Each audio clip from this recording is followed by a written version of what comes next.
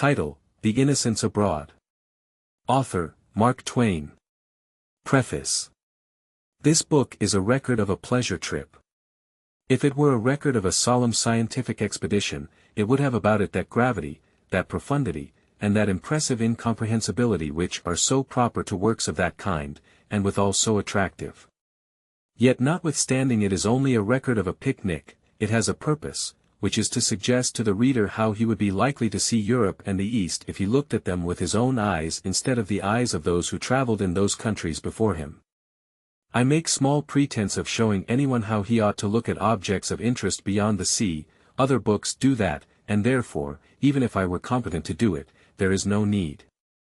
I offer no apologies for any departures from the usual style of travel writing that may be charged against me, for I think I have seen with impartial eyes, and I am sure I have written at least honestly, whether wisely or not. In this volume I have used portions of letters which I wrote for the Daily Alta California, of San Francisco, the proprietors of that journal having waived their rights and given me the necessary permission. I have also inserted portions of several letters written for the New York Tribune and the New York Herald. The author. San Francisco. Chapter 1.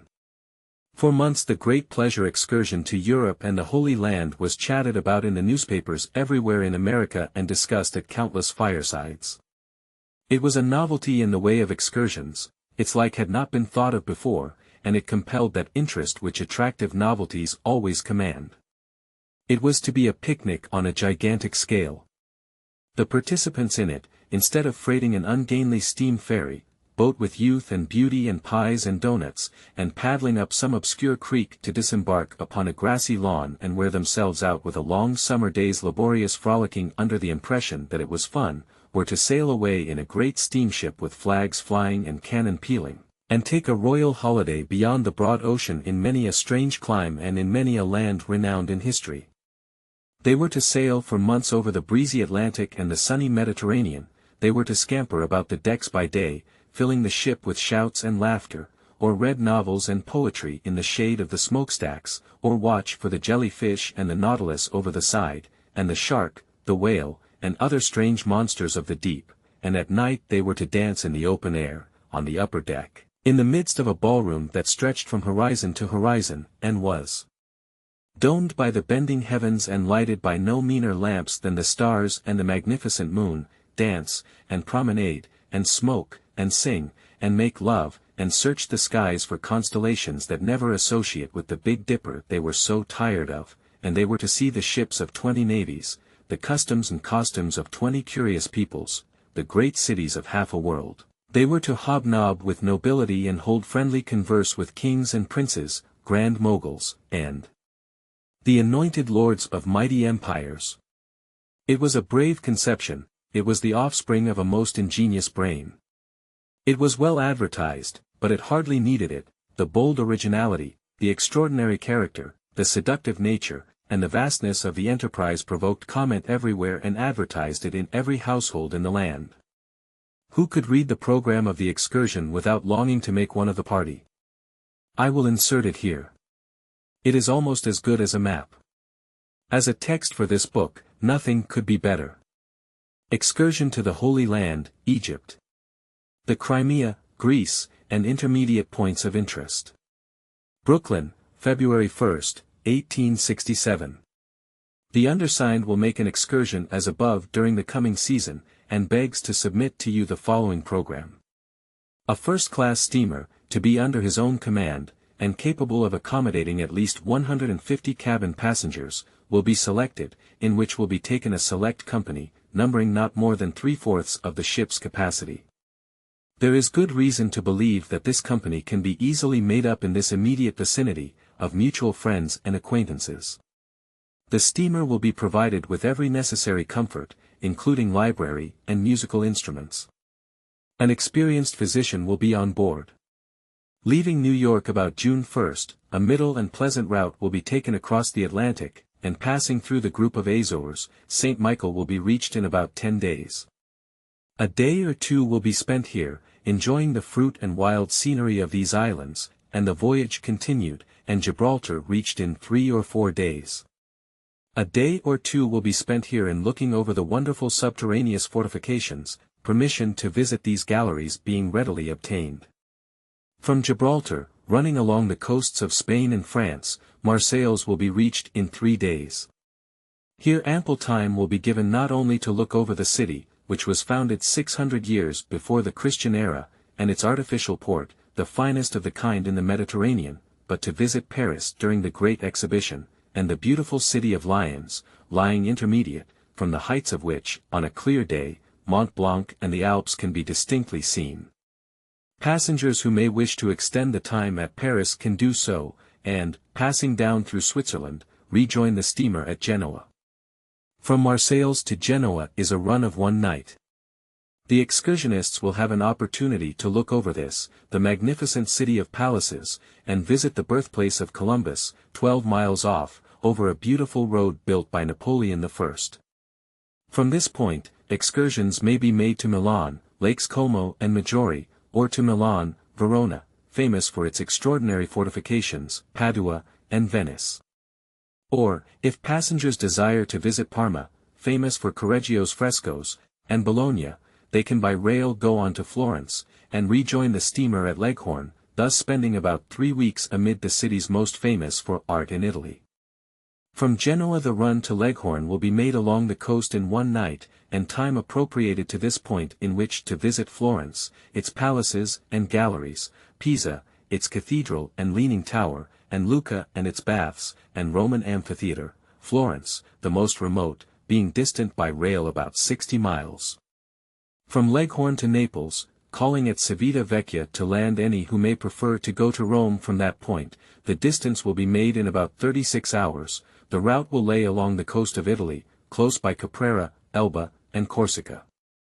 Arrangements have been made to take on board at Leghorn a pilot for Caprera, and, if practicable, a call will be made there to visit the home of Garibaldi.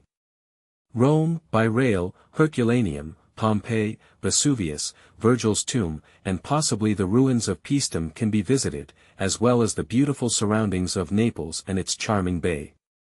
The next point of interest will be Palermo, the most beautiful city of Sicily, which will be reached in 1 night from Naples. A day will be spent here, and leaving in the evening, the course will be taken towards Athens. Skirting along the north coast of Sicily, passing through the group of Aeolian Isles, in sight of Stromboli and Vulcania, both active volcanoes, through the Straits of Messina, with Scylla on the one hand and Charybdis on the other, along the east coast of Sicily, and in sight of Mount Etna, along the south coast of Italy, the west and south coast of Greece, in sight of ancient Crete, up Athens Gulf, and into the Piraeus. Athens will be reached in 2.5 or 3 days.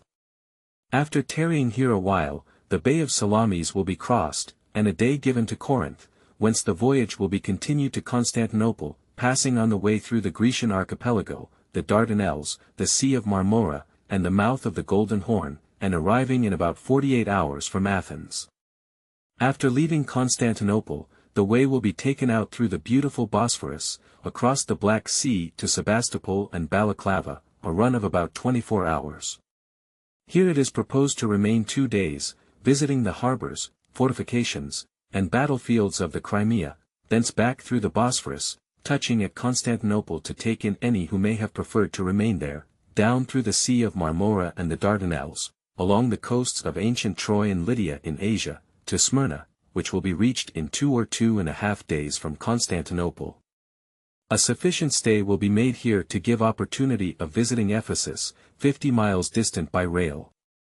From Smyrna towards the Holy Land the course will lay through the Grecian archipelago, close by the Isle of Patmos, along the coast of Asia, ancient Pamphylia, and the Isle of Cyprus. Beirut will be reached in 3 days. At Beirut time will be given to visit Damascus, after which the steamer will proceed to Joppa.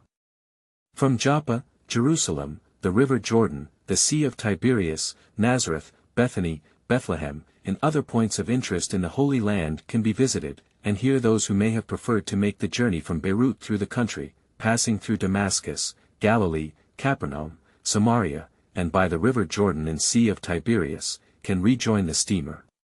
Leaving Joppa, the next point of interest to visit will be Alexandria, which will be reached in 24 hours.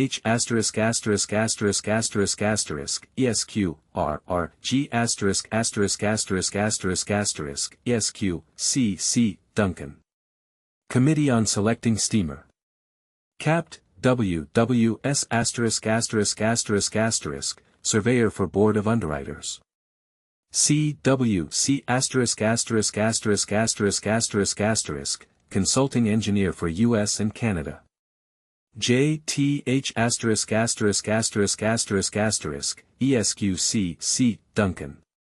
P.S. The very beautiful and substantial sidewheel steamship Quaker City has been chartered for the occasion, and will leave New York June 8. Letters have been issued by the government commending the party to courtesies abroad. What was there lacking about that program to make it perfectly irresistible? Nothing that any finite mind could discover. Paris, England, Scotland, Switzerland, Italy, Garibaldi. The Grecian Archipelago. Vesuvius. Constantinople. Smyrna. The Holy Land. Egypt and our friends the Bermudians. People in Europe desiring to join the excursion, contagious sickness to be avoided, boating at the expense of the ship, physician on board, the circuit of the globe to be made if the passengers unanimously desired it, the company to be rigidly selected by a pitiless committee on applications, the vessel to be as rigidly selected by as pitiless a committee on selecting steamer. Human nature could not withstand these bewildering temptations.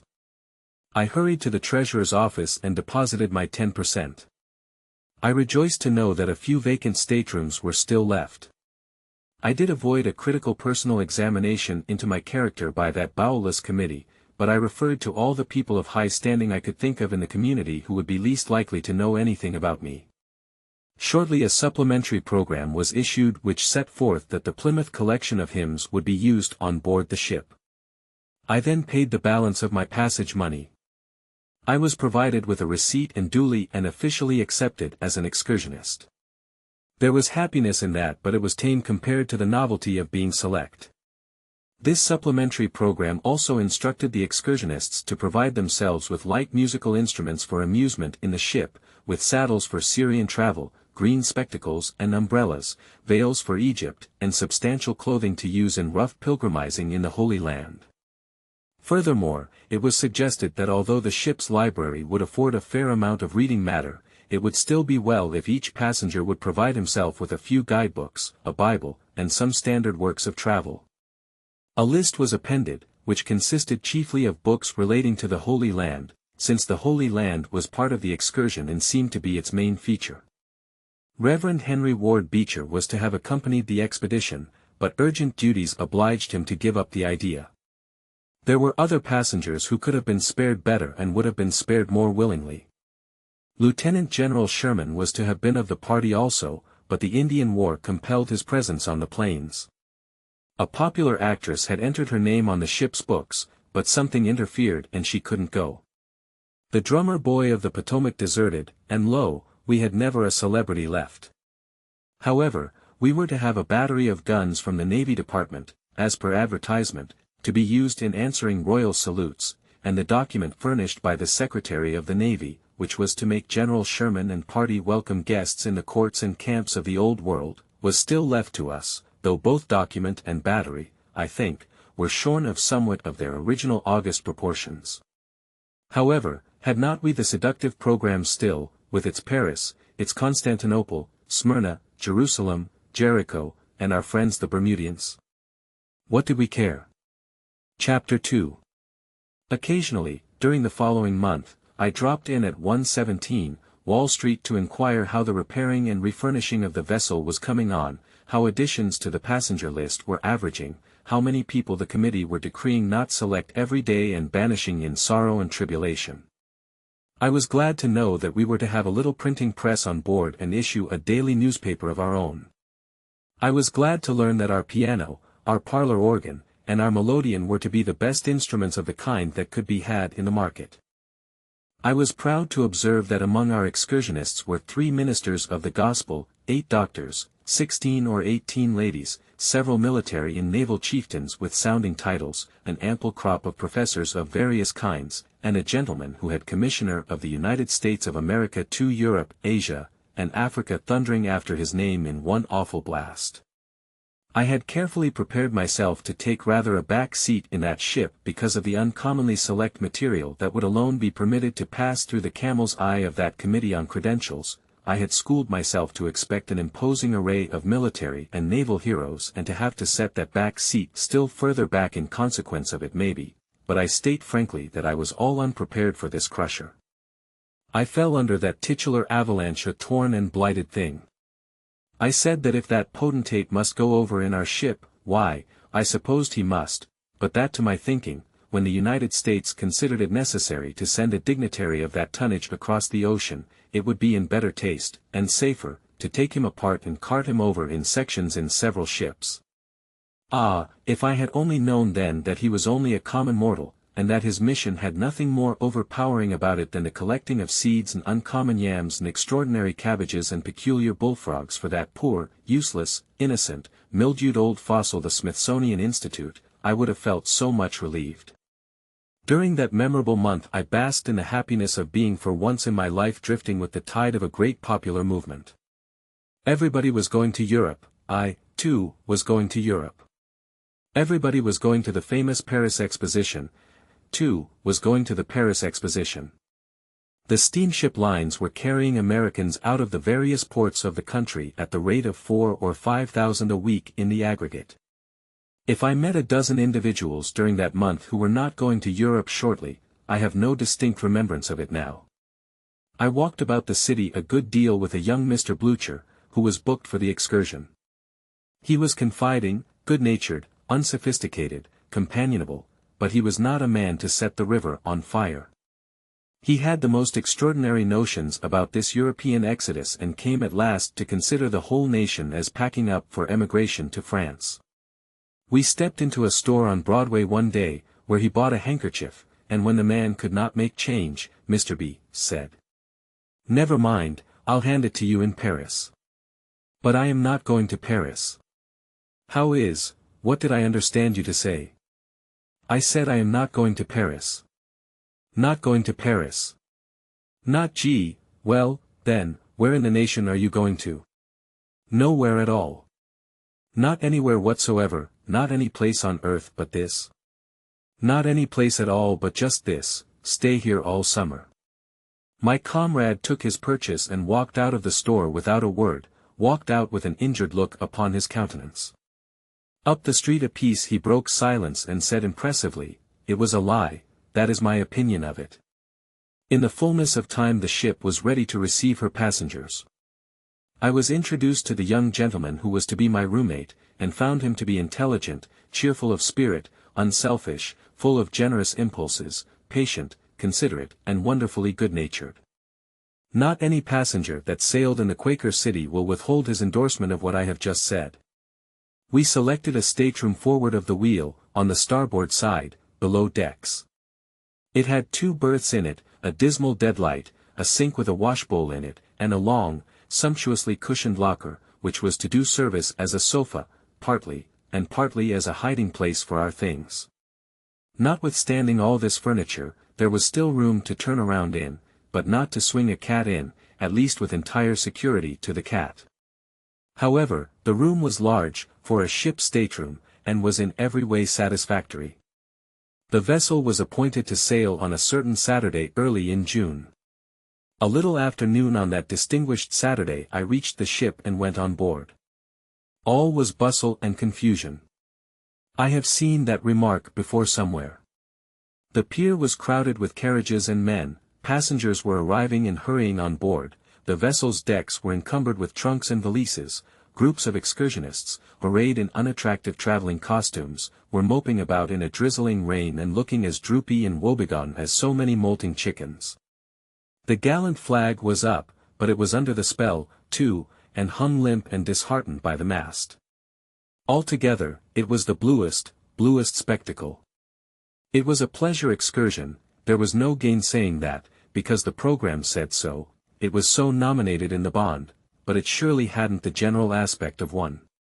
Finally, above the banging, and rumbling, and shouting, and hissing of steam rang the order to cast off, a sudden rush to the gangways, a scampering ashore of visitors, a revolution of the wheels, and we were off, the picnic was begun. 2 very mild cheers went up from the dripping crowd on the pier, we answered them gently from the slippery decks, the flag made an effort to wave, and failed, the battery of guns spake not, the ammunition was out. We steamed down to the foot of the harbor and came to anchor. It was still raining. And not only raining, but storming. Outside we could see, ourselves, that there was a tremendous sea on. We must lie still, in the calm harbor, till the storm should abate. Our passengers hailed from 15 states, only a few of them had ever been to sea before, manifestly it would not do to pit them against a full-blown tempest until they had got their sea legs on. Toward evening the 2 steam tugs that had accompanied us with a rollicking champagne party of young New Yorkers on board who wished to bid farewell to one of our number in due and ancient form departed, and we were alone on the deep. On deep 5 fathoms, and anchored fast to the bottom. And out in the solemn rain, at that. This was pleasuring with a vengeance. It was an appropriate relief when the gong sounded for prayer meeting. The first Saturday night of any other pleasure excursion might have been devoted to whist and dancing, but I submit it to the unprejudiced mind if it would have been in good taste for us to engage in such frivolities, considering what we had gone through and the frame of mind we were in. We would have shown at a wake, but not at anything more festive. However, there is always a cheering influence about the sea, and in my berth that night, rocked by the measured swell of the waves and lulled by the murmur of the distant surf, I soon passed tranquilly out of all consciousness of the dreary experiences of the day and damaging premonitions of the future. Chapter 3. All day Sunday at anchor. The storm had gone down a great deal, but the sea had not. It was still piling its frothy hills high in air outside, as we could plainly see with the glasses. We could not properly begin a pleasure excursion on Sunday, we could not offer untried stomachs to so pitiless a sea as that.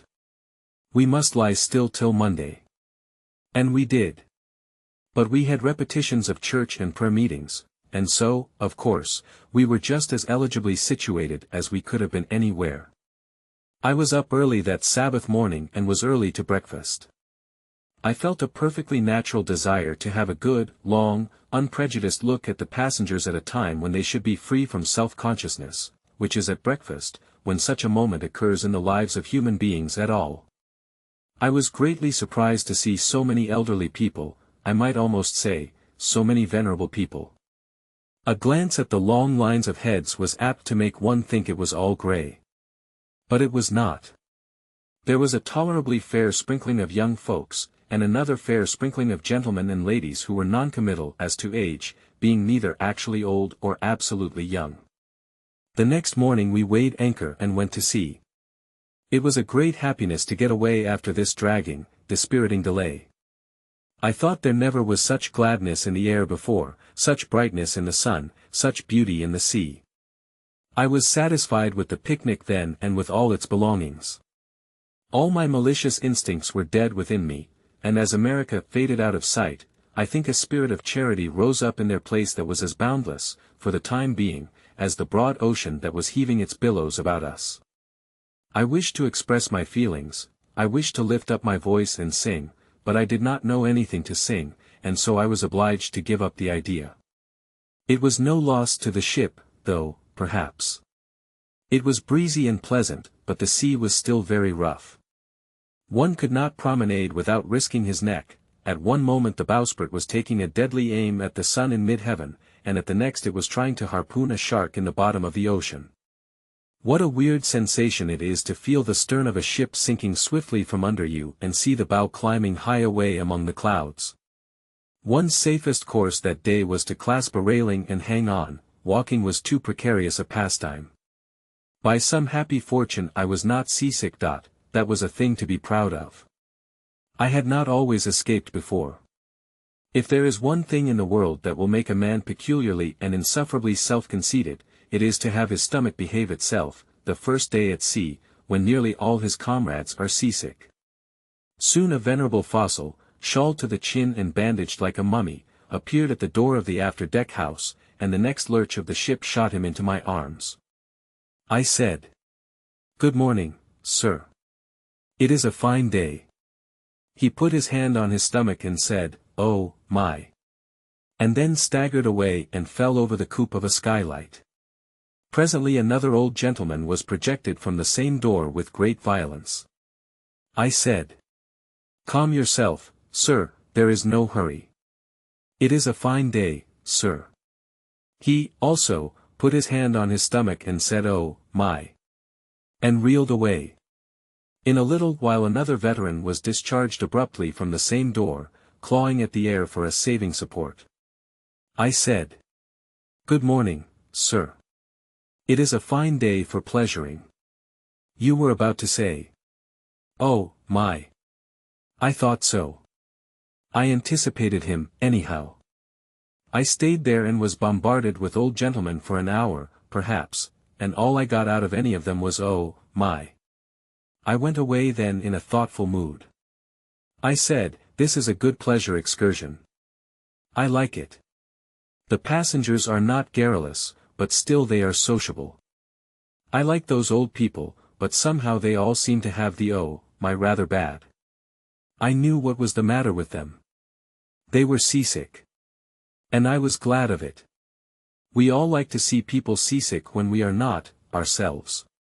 Playing whist by the cabin lamps when it is storming outside is pleasant, walking the quarterdeck in the moonlight is pleasant, smoking in the breezy foretop is pleasant when one is not afraid to go up there, but these are all feeble and commonplace compared with the joy of seeing people suffering the miseries of seasickness. I picked up a good deal of information during the afternoon. At one time I was climbing up the quarterdeck when the vessel's stem was in the sky. I was smoking a cigar and feeling passably comfortable. Somebody ejaculated. "Come, now, that won't answer. Read the sign up there, N.O. smoking abaft the wheel." It was Captain Duncan, chief of the expedition. I went forward, of course. I saw a long spyglass lying on a desk in one of the upper-deck staterooms back of the pilot house and reached after it. There was a ship in the distance. Hands off. Come out of that. I came out of that.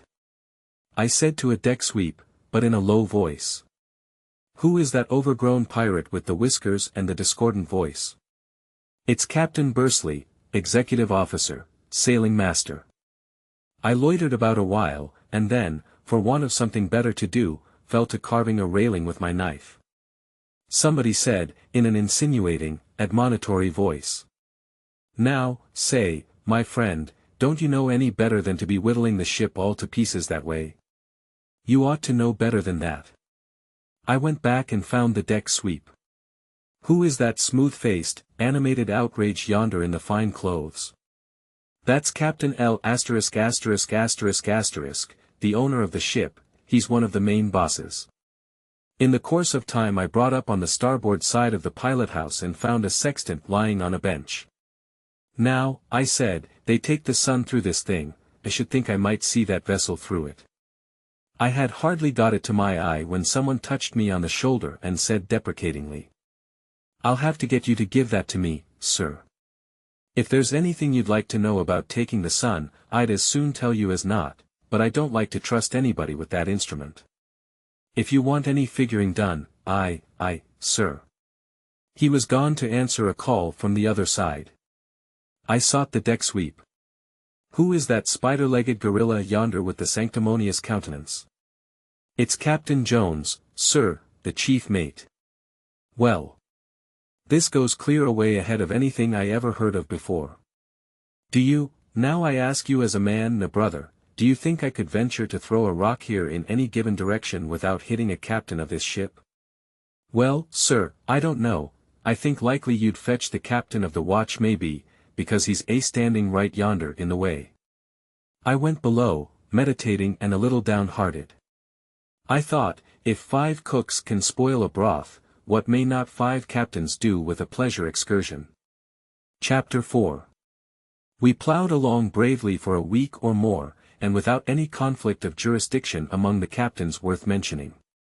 The passengers soon learned to accommodate themselves to their new circumstances, and life in the ship became nearly as systematically monotonous as the routine of a barrack. I do not mean that it was dull, for it was not entirely so by any means, but there was a good deal of sameness about it. As is always the fashion at sea, the passengers shortly began to pick up sailor terms, a sign that they were beginning to feel at home. 6:30 was no longer 6:30 to these pilgrims from New England, the South, and the Mississippi Valley. It was 7 bells, 8, 12, and 4 o'clock were 8 bells. The captain did not take the longitude at 9 o'clock, but at 2 bells. They spoke glibly of the after cabin, the forward cabin, port and starboard and the forecastle. At 7 bells the first gong rang. At 8 there was breakfast, for such as were not too seasick to eat it. After that all the well people walked arm in arm up and down the long promenade deck, enjoying the fine summer mornings, and the seasick ones crawled out and propped themselves up in the lee of the paddle boxes and ate their dismal tea and toast, and looked wretched. From 11 o'clock until luncheon, and from luncheon until dinner at 6 in the evening, the employments and amusements were various.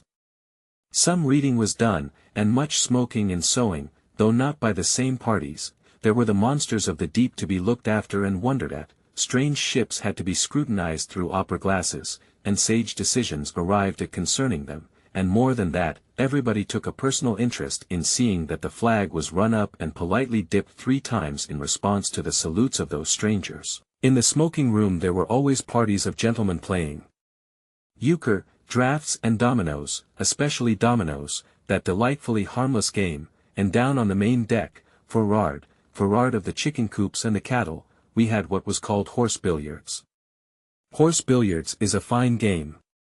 It affords good, active exercise, hilarity, and consuming excitement.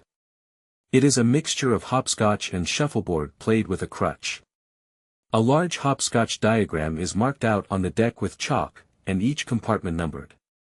You stand off 3 or 4 steps, with some broad wooden discs before you on the deck, and these you send forward with a vigorous thrust of a long crutch. If a disc stops on a chalk line, it does not count anything. If it stops in division number 7, it counts 7, in 5, it counts 5, and so on. The game is 100, and 4 can play at a time. That game would be very simple played on a stationary floor, but with us, to play it well required science. We had to allow for the reeling of the ship to the right or the left. Very often one made calculations for a heel to the right and the ship did not go that way.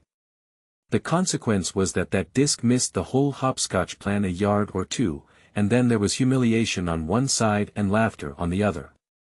When it rained the passengers had to stay in the house, of course, or at least the cabins, and amuse themselves with games, reading, looking out of the windows at the very familiar billows, and talking gossip. By 7 o'clock in the evening, dinner was about over, an hour's promenade on the upper deck followed, then the gong sounded and a large majority of the party repaired to the after cabin, upper, a handsome saloon 50 or 60 feet long, for prayers. The unregenerate called this saloon the synagogue. The devotions consisted only of 2 hymns from the Plymouth collection and a short prayer, and seldom occupied more than 15 minutes. The hymns were accompanied by parlor organ music when the sea was smooth enough to allow a performer to sit at the instrument without being lashed to his chair. After prayers the synagogue shortly took the semblance of a writing school. The like of that picture was never seen in a ship before. Behind the long dining tables on either side of the saloon, and scattered from one end to the other of the latter, some 20 or 30 gentlemen and ladies sat them down under the swaying lamps and for 2 or 3 hours wrote diligently in their journals. Alas! That journals so voluminously begun should come to so lame and impotent a conclusion as most of them did. I doubt if there is a single pilgrim of all that host but can show 100 fair pages of journal concerning the first 20 days voyaging in the Quaker city, and I am morally certain that not 10 of the party can show 20 pages of journal for the succeeding 20,000 miles of voyaging. At certain periods it becomes the dearest ambition of a man to keep a faithful record of his performances in a book, and he dashes at this work with an enthusiasm that imposes on him the notion that keeping a journal is the veriest pastime in the world, and the pleasantest. But if he only lives 21 days, he will find out that only those rare natures that are made up of pluck, endurance, devotion to duty for duty's sake, and invincible determination may hope to venture upon so tremendous an enterprise as the keeping of a journal and not sustain a shameful defeat. One of our favorite youths, Jack, a splendid young fellow with a head full of good sense, and a pair of legs that were a wonder to look upon in the way of length and straightness and slimness, used to report progress every morning in the most glowing and spirited way, and say, "Oh, I'm coming along bully." He was a little given to slang in his happier moods. I wrote 10 pages in my journal last night, and you know I wrote 9 the night before and 12 the night before that. Why, it's only fun. What do you find to put in it, Jack? Oh, everything. Latitude and longitude, noon every day, and how many miles we made last 24 hours, and all the domino games I beat and horse billiards, and whales and sharks and porpoises, and the text of the sermon Sundays, because that'll tell at home, you know, and the ships we saluted and what nation they were, and which way the wind was, and whether there was a heavy sea, and what sail we carried, though we don't ever carry any, principally, going against a head wind always, wonder what is the reason of that, and how many lies Moult has told, oh, everything. I've got everything down. My father told me to keep that journal. Father wouldn't take $1,000 for it when I get it done. No, Jack, it will be worth more than $1,000, when you get it done. Do you? No, but do you think it will, though? Yes, it will be worth at least as much as $1,000, when you get it done. Maybe more. Well, I about half think so, myself. It ain't no slouch of a journal. But it shortly became a most lamentable slouch of a journal. One night in Paris, after a hard day's toil in sightseeing, I said, "Now I'll go and stroll around the cafes a while, Jack, and give you a chance to write up your journal, old fellow." His countenance lost its fire. He said, "Well, no, you needn't mind. I think I won't run that journal anymore. It is awful tedious. Do you know, I reckon I'm as much as 4,000 pages behindhand. I haven't got any France in it at all. First I thought I'd leave France out and start fresh. But that wouldn't do, would it? The governor would say, 'Hello, here, didn't see anything in France?' That cat wouldn't fight, you know. First I thought I'd copy France out of the guidebook, like old Badger in the forward cabin, who's writing a book, but there's more than 300 pages of it. Oh, I don't think a journal's any use, do you? They're only a bother, ain't they? Yes, a journal that is incomplete isn't of much use, but a journal properly kept is worth $1,000, when you've got it done. 1,000, well, I should think so. I wouldn't finish it for $1,000,000. His experience was only the experience of the majority of that industrious night school in the cabin. If you wish to inflict a heartless and malignant punishment upon a young person, pledge him to keep a journal a year. A good many expedients were resorted to keep the excursionists amused and satisfied. A club was formed, of all the passengers, which met in the writing school after prayers and read aloud about the countries we were approaching and discussed the information so obtained. Several times the photographer of the expedition brought out his transparent pictures and gave us a handsome magic lantern exhibition. His views were nearly all of foreign scenes, but there were 1 or 2 home pictures among them. He advertised that he would open his performance in the after cabin at 2 bells, 9 p.m., and show the passengers where they shall eventually arrive, which was all very well, but by a funny accident the first picture that flamed out upon the canvas was a view of Greenwood Cemetery.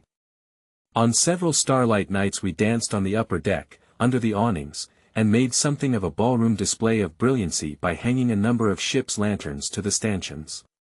Our music consisted of the well-mixed strains of a melodeon which was a little asthmatic and apt to catch its breath where it ought to come out strong, a clarinet which was a little unreliable on the high keys and rather melancholy on the low ones, and a disreputable accordion that had a leak somewhere and breathed louder than it squawked. A more elegant term does not occur to me just now. However, the dancing was infinitely worse than the music. When the ship rolled to starboard the whole platoon of dancers came charging down to starboard with it, and brought up in mass at the rail, and when it rolled to port they went floundering down to port with the same unanimity of sentiment. Waltzers spun around precariously for a matter of 15 seconds and then went scurrying down to the rail as if they meant to go overboard. The Virginia reel, as performed on board the Quaker City, had more genuine reel about it than any reel I ever saw before, and was as full of interest to the spectator as it was full of desperate chances and hairbreadth escapes to the participant. We gave up dancing, finally. We celebrated a lady's birthday anniversary with toasts, speeches, a poem, and so forth. We also had a mock trial. No ship ever went to sea that hadn't a mock trial on board. The purser was accused of stealing an overcoat from stateroom number 10. A judge was appointed, also clerks, a crier of the court, constables, sheriffs, counsel for the state and for the defendant, witnesses were subpoenaed, and a jury impaneled after much challenging. The witnesses were stupid and unreliable and contradictory, as witnesses always are. The counsel were eloquent, argumentative, and vindicatively abusive of each other, as was characteristic and proper. The case was at last submitted and duly finished by the judge with an absurd decision and a ridiculous sentence. The acting of charades was tried on several evenings by the young gentlemen and ladies, in the cabins, and proved the most distinguished success of all the amusement experiments. An attempt was made to organize a debating club, but it was a failure. There was no oratorical talent in the ship. We all enjoyed ourselves, I think I can safely say that, but it was in a rather quiet way. We very, very seldom played the piano, we played the flute and the clarinet together, and made good music, too, what there was of it, but we always played the same old tune. It was a very pretty tune. How well I remember it, I wonder when I shall ever get rid of it. We never played either the melodeon or the organ except at devotions, but I am too fast. Young Albert did no part of a tune something about oh something or other how sweet it is to know that he's his what's his name, I do not remember the exact title of it, but it was very plaintive and full of sentiment. Albert played that pretty much all the time until we contracted with him to restrain himself. But nobody ever sang by moonlight on the upper deck, and the congregational singing at church and prayers was not of a superior order of architecture. I put up with it as long as I could and then joined in and tried to improve it, but this encouraged young George to join in too, and that made a failure of it, because George's voice was just turning, and when he was singing a dismal sort of bass it was apt to fly off the handle and startle everybody with a most discordant cackle on the upper notes. George didn't know the tunes either, which was also a drawback to his performances. I said, "Come, now, George, don't improvise. It looks too egotistical. It will provoke remark. Just stick to Coronation, like the others. It is a good tune, you can't improve it any, just offhand, in this way. Why, I'm not trying to improve it, and I am singing like the others, just as it is in the notes." And he honestly thought he was, too, and so he had no one to blame but himself when his voice caught on the center occasionally and gave him the lockjaw. There were those among the unregenerate who attributed the unceasing headwinds to our distressing choir music. There were those who said openly that it was taking chances enough to have such ghastly music going on, even when it was at its best, and that to exaggerate the crime by letting George help was simply flying in the face of Providence. These said that the choir would keep up their lacerating attempts at melody until they would bring down a storm some day that would sink the ship. There were even grumblers at the prayers. The executive officer said the pilgrims had no charity. There they are, down there every night at 8 bells, praying for fair winds, when they know as well as I do that this is the only ship going east this time of the year, but there's 1,000 coming west. What's a fair wind for us is a head wind to them. The Almighty's blowing a fair wind for 1,000 vessels, and this tribe wants him to turn it clear around so as to accommodate one, and she a steamship at that. It ain't good sense, it ain't good reason, it ain't good Christianity, it ain't common human charity. Avast with such nonsense. Chapter 5, Taking it by and large, as the sailors say. We had a pleasant 10 days' run from New York to the Azores Islands, not a fast run, for the distance is only 2,400 miles, but a right pleasant one in the main.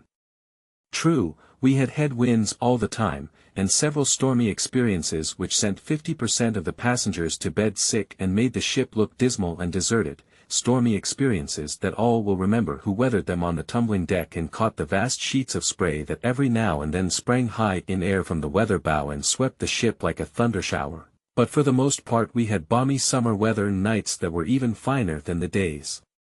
We had the phenomenon of a full moon located just in the same spot in the heavens at the same hour every night.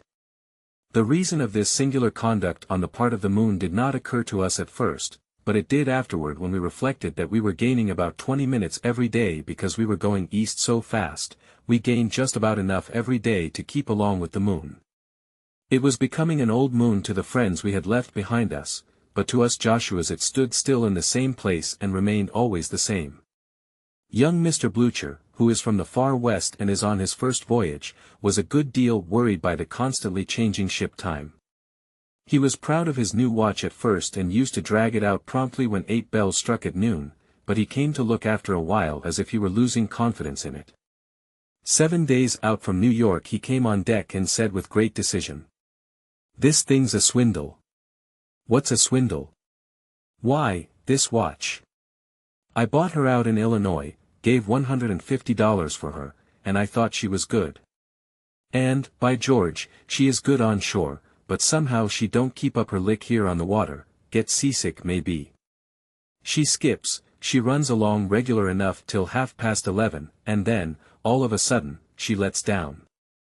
I've set that old regulator up faster and faster, till I've shoved it clear around, but it don't do any good. She just distances every watch in the ship, and clatters along in a way that's astonishing till it is noon, but the mate bells always gets in about 10 minutes ahead of her anyway. I don't know what to do with her now. She's doing all she can, she's going her best gait, but it won't save her. Now, don't you know, there ain't a watch in the ship that's making better time than she is, but what does it signify? When you hear them 8 bells you'll find her just about 10 minutes short of her score sure. The ship was gaining a full hour every 3 days, and this fellow was trying to make his watch go fast enough to keep up to her.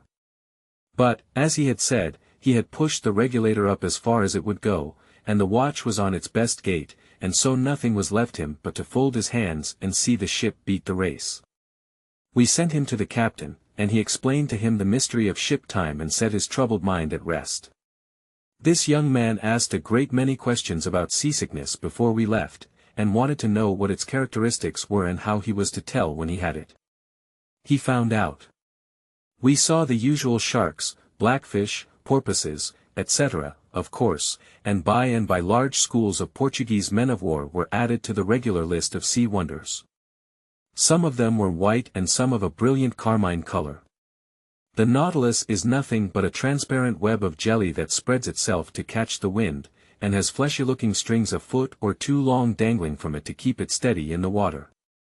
It is an accomplished sailor and has good sailor judgment.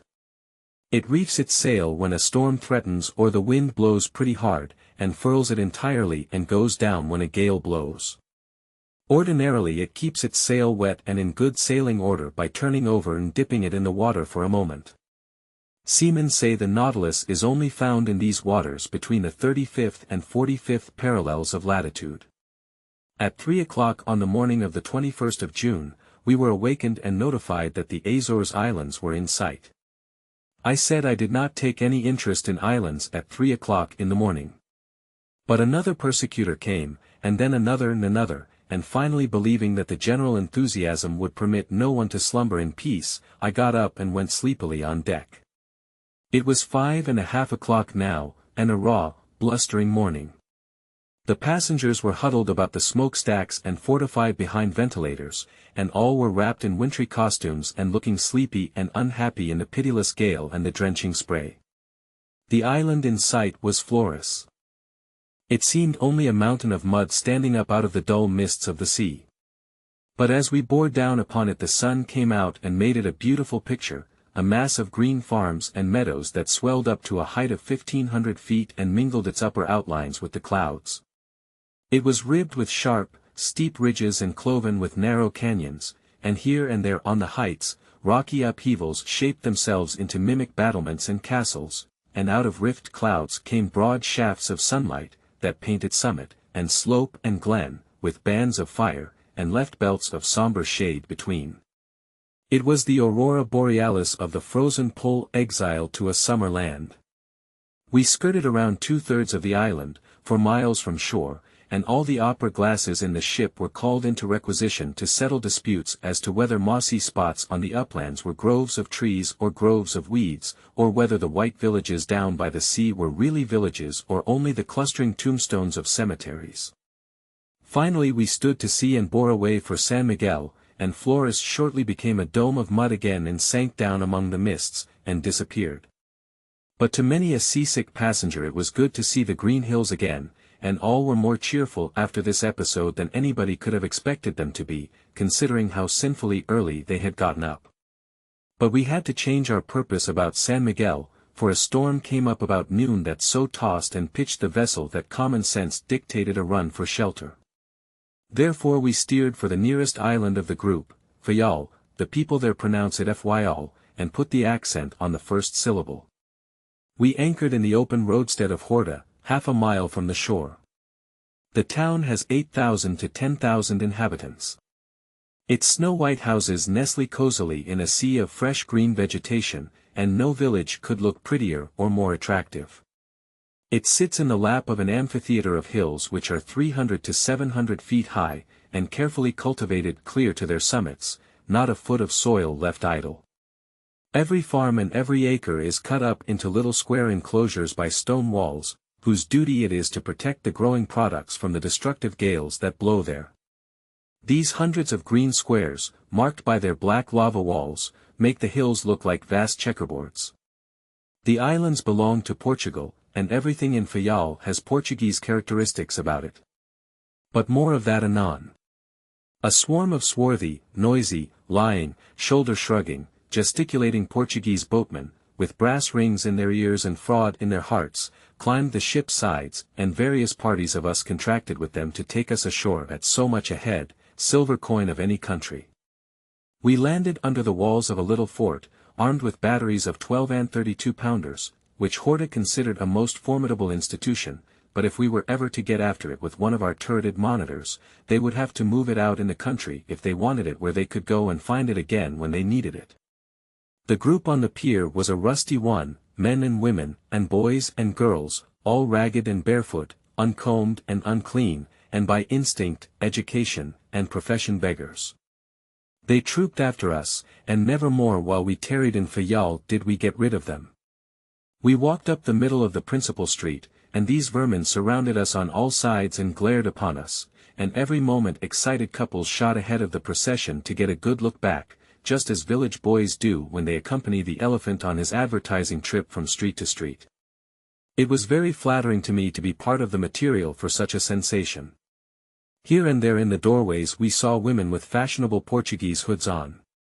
This hood is of thick blue cloth, attached to a cloak of the same stuff, and is a marvel of ugliness. It stands up high and spreads far abroad, and is unfathomably deep.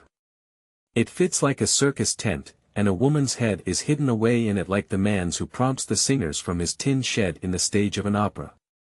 There is no particle of trimming about this monstrous capote, as they call it. It is just a plain, ugly dead blue mass of sail, and a woman can't go within 8 points of the wind with one of them on, she has to go before the wind or not at all. The general style of the capote is the same in all the islands, and will remain so for the next 10,000 years, but each island shapes its capotes just enough differently from the others to enable an observer to tell at a glance what particular island a lady hails from. The Portuguese pennies, or reis, pronounced reis, are prodigious. It takes 1,000 reis to make $1, and all financial estimates are made in reis. We did not know this until after we had found it out through Blucher. Blucher said he was so happy and so grateful to be on solid land once more that he wanted to give a feast, said he had heard it was a cheap land, and he was bound to have a grand banquet. He invited 9 of us, and we ate an excellent dinner at the principal hotel. In the midst of the jollity produced by good cigars, good wine, and passable anecdotes, the landlord presented his bill. Blucher glanced at it and his countenance fell. He took another look to assure himself that his senses had not deceived him and then read the items aloud, in a faltering voice, while the roses in his cheeks turned to ashes. 10 dinners, at 600 reis, 6,000 reis. Ruin and desolation. 25 cigars, at 100 reis, 2,500 reis. Oh, my sainted mother! 11 bottles of wine, at 1,200 reis, 13,200 reis. Be with us all. Total, 21,700 reis. The suffering Moses. There ain't money enough in the ship to pay that bill. Go, leave me to my misery, boys, I am a ruined community. I think it was the blankiest looking party I ever saw. Nobody could say a word. It was as if every soul had been stricken dumb. Wine glasses descended slowly to the table, their contents untasted. Cigars dropped unnoticed from nerveless fingers. Each man sought his neighbor's eye, but found in it no ray of hope, no encouragement. At last the fearful silence was broken. The shadow of a desperate resolve settled upon Blucher's countenance like a cloud, and he rose up and said, "Landlord, this is a low, mean swindle, and I'll never, never stand it. Here's $150, sir, and it's all you'll get. I'll swim in blood before I'll pay a cent more." Our spirits rose and the landlord's fell, at least we thought so. He was confused, at any rate, notwithstanding he had not understood a word that had been said. He glanced from the little pile of gold pieces to Blucher several times and then went out. He must have visited an American, for when he returned, he brought back his bill translated into a language that a Christian could understand, thus. 10 dinners, 6,000 reis, or $6. 25 cigars, 2,500 reis, or 2.50. 11 bottles wine, 13,200 reis, or 13.20. Total 21,700 reis, or $21.70. Happiness reigned once more in Blucher's dinner party. More refreshments were ordered. Chapter 6. I think the Azores must be very little known in America. Out of our whole ship's company there was not a solitary individual who knew anything whatever about them. Some of the party, well read concerning most other lands, had no other information about the Azores than that they were a group of 9 or 10 small islands far out in the Atlantic, something more than halfway between New York and Gibraltar. That was all. These considerations move me to put in a paragraph of dry facts just here. The community is eminently Portuguese, that is to say, it is slow, poor, shiftless, sleepy, and lazy. There is a civil governor, appointed by the King of Portugal, and also a military governor, who can assume supreme control and suspend the civil government at his pleasure. The islands contain a population of about 200,000, almost entirely Portuguese. Everything is staid and settled, for the country was 100 years old when Columbus discovered America. The principal crop is corn, and they raise it and grind it just as their great-great-great-grandfathers did. They plow with a board slightly shod with iron, their trifling little harrows are drawn by men and women, small windmills grind the corn, 10 bushels a day, and there is one assistant superintendent to feed the mill and a general superintendent to stand by and keep him from going to sleep. When the wind changes they hitch on some donkeys and actually turn the whole upper half of the mill around until the sails are in proper position, instead of fixing the concern so that the sails could be moved instead of the mill. Oxen tread the wheat from the ear, after the fashion prevalent in the time of Methuselah. There is not a wheelbarrow in the land, they carry everything on their heads, or on donkeys, or in a wicker-bodied cart, whose wheels are solid blocks of wood and whose axles turn with the wheel. There is not a modern plough in the islands or a threshing machine. All attempts to introduce them have failed. The good Catholic Portuguese crossed himself and prayed God to shield him from all blasphemous desire to know more than his father did before him. The climate is mild, they never have snow or ice, and I saw no chimneys in the town. The donkeys and the men, women, and children of a family all eat and sleep in the same room, and are unclean, are ravaged by vermin, and are truly happy. The people lie, and cheat the stranger, and are desperately ignorant, and have hardly any reverence for their dead. The latter trait shows how little better they are than the donkeys they eat and sleep with. The only well-dressed Portuguese in the camp are the half a dozen well-to-do families, the Jesuit priests, and the soldiers of the little garrison. The wages of a laborer are 20 to 24 cents a day, and those of a good mechanic about twice as much. They count it in reis at 1,000 to the dollar, and this makes them rich and contented. Fine grapes used to grow in the islands, and an excellent wine was made and exported. But a disease killed all the vines 15 years ago, and since that time no wine has been made. The islands being wholly of volcanic origin, the soil is necessarily very rich. Nearly every foot of ground is under cultivation, and 2 or 3 crops a year of each article are produced, but nothing is exported save a few oranges, chiefly to England. Nobody comes here, and nobody goes away. News is a thing unknown in Fayal. A thirst for it is a passion equally unknown. A Portuguese of average intelligence inquired if our civil war was over. Because, he said, somebody had told him it was, or at least it ran in his mind that somebody had told him something like that. And when a passenger gave an officer of the garrison copies of the Tribune, the Herald, and Times, he was surprised to find later news in them from Lisbon than he had just received by the little monthly steamer. He was told that it came by cable. He said he knew they had tried to lay a cable 10 years ago, but it had been in his mind somehow that they hadn't succeeded. It is in communities like this that Jesuit humbuggery flourishes. We visited a Jesuit cathedral nearly 200 years old and found in it a piece of the veritable cross upon which our Savior was crucified. It was polished and hard, and in as excellent a state of preservation as if the dread tragedy on Calvary had occurred yesterday instead of 18 centuries ago. But these confiding people believe in that piece of wood unhesitatingly.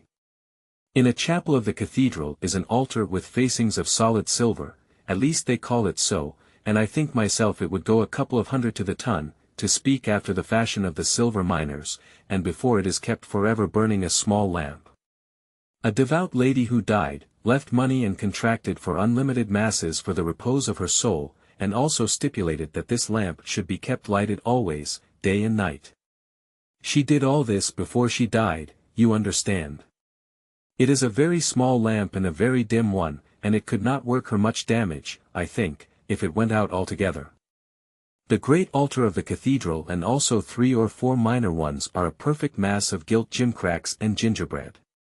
And they have a swarm of rusty, dusty, battered apostles standing around the filigree work, some on one leg and some with one eye out but a gamey look in the other, and some with 2 or 3 fingers gone, and some with not enough nose left to blow, all of them crippled and discouraged, and fitter subjects for the hospital than the cathedral. The walls of the chancel are of porcelain, all pictured over with figures of almost life-size, very elegantly wrought and dressed in the fanciful costumes of 2 centuries ago.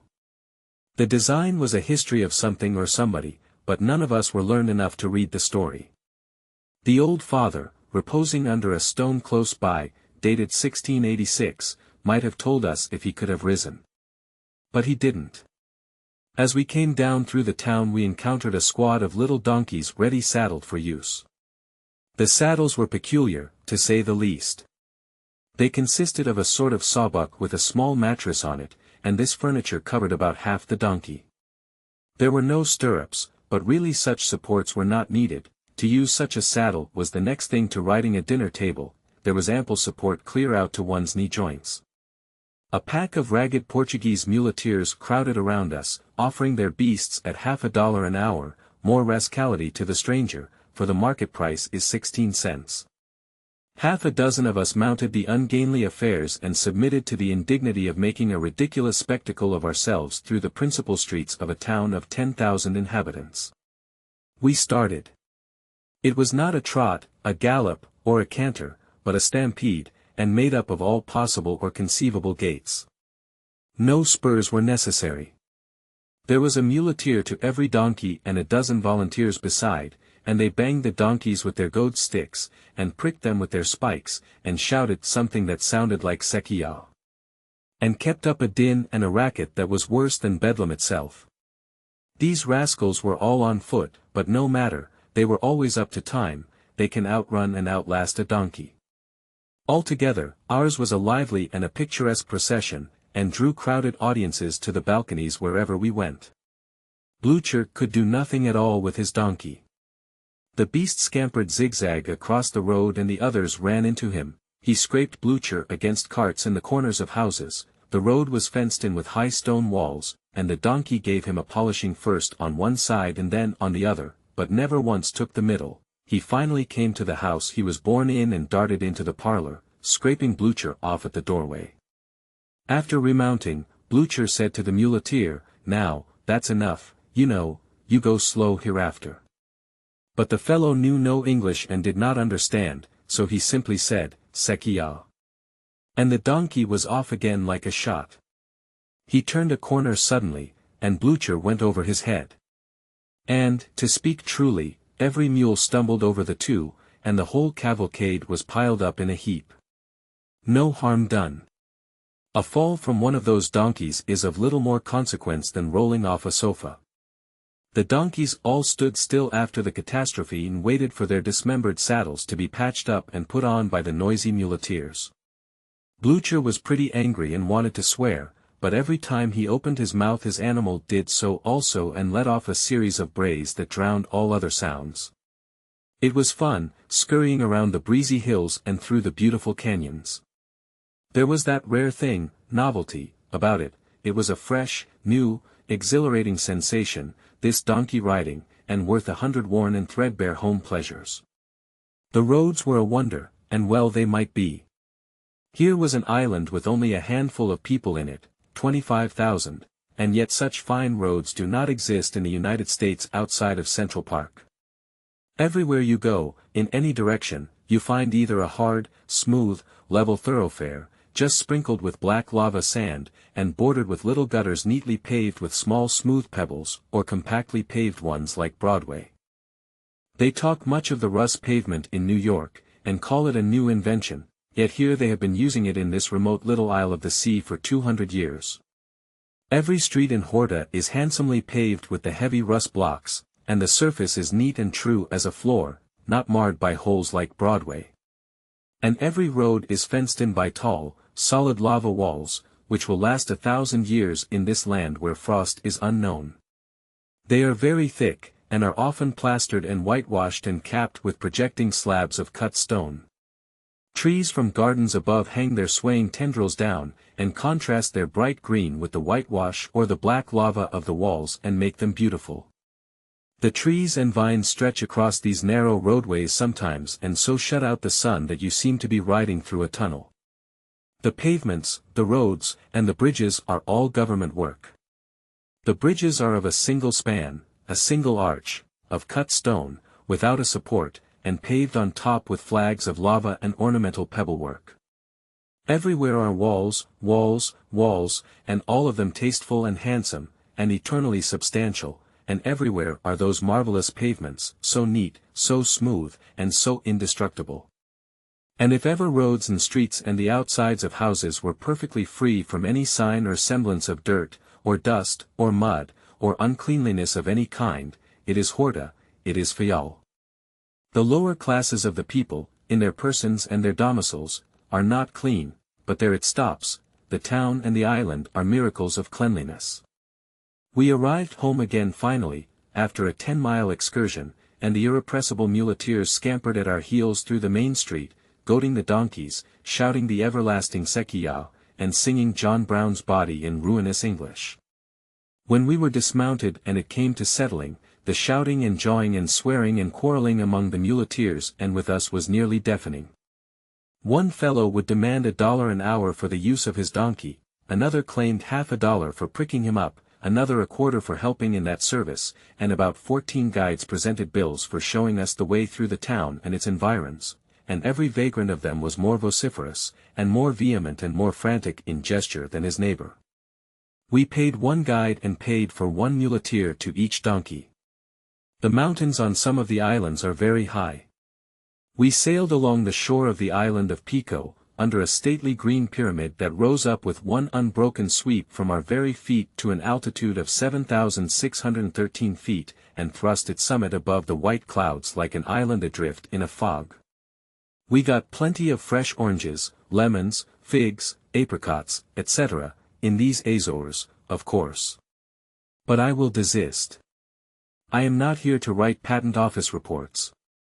We are on our way to Gibraltar, and shall reach there 5 or 6 days out from the Azores. Chapter 7. A week of buffeting a tempestuous and relentless sea, a week of seasickness and deserted cabins, of lonely quarterdecks drenched with spray so ambitious that it even coated the smokestacks thick with a white crust of salt to their very tops, a week of shivering in the shelter of the lifeboats and deckhouses by day and blowing suffocating clouds and boisterously performing at dominoes in the smoking room at night. And the last night of the 7 was the stormiest of all. There was no thunder, no noise but the pounding bows of the ship, the keen whistling of the gale through the cordage, and the rush of the seething waters.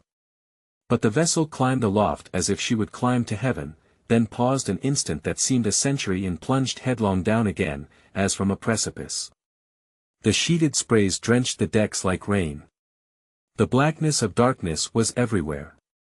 At long intervals a flash of lightning clove it with a quivering line of fire that revealed a heaving world of water where was nothing before, kindled the dusky cordage to glittering silver, and lit up the faces of the men with a ghastly luster.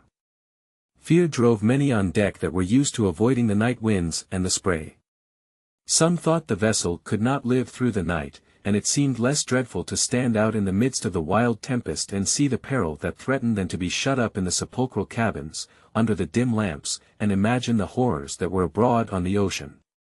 And once out, once where they could see the ship struggling in the strong grasp of the storm, once where they could hear the shriek of the winds and face the driving spray and look out upon the majestic picture the lightnings disclosed, they were prisoners to a fierce fascination they could not resist, and so remained.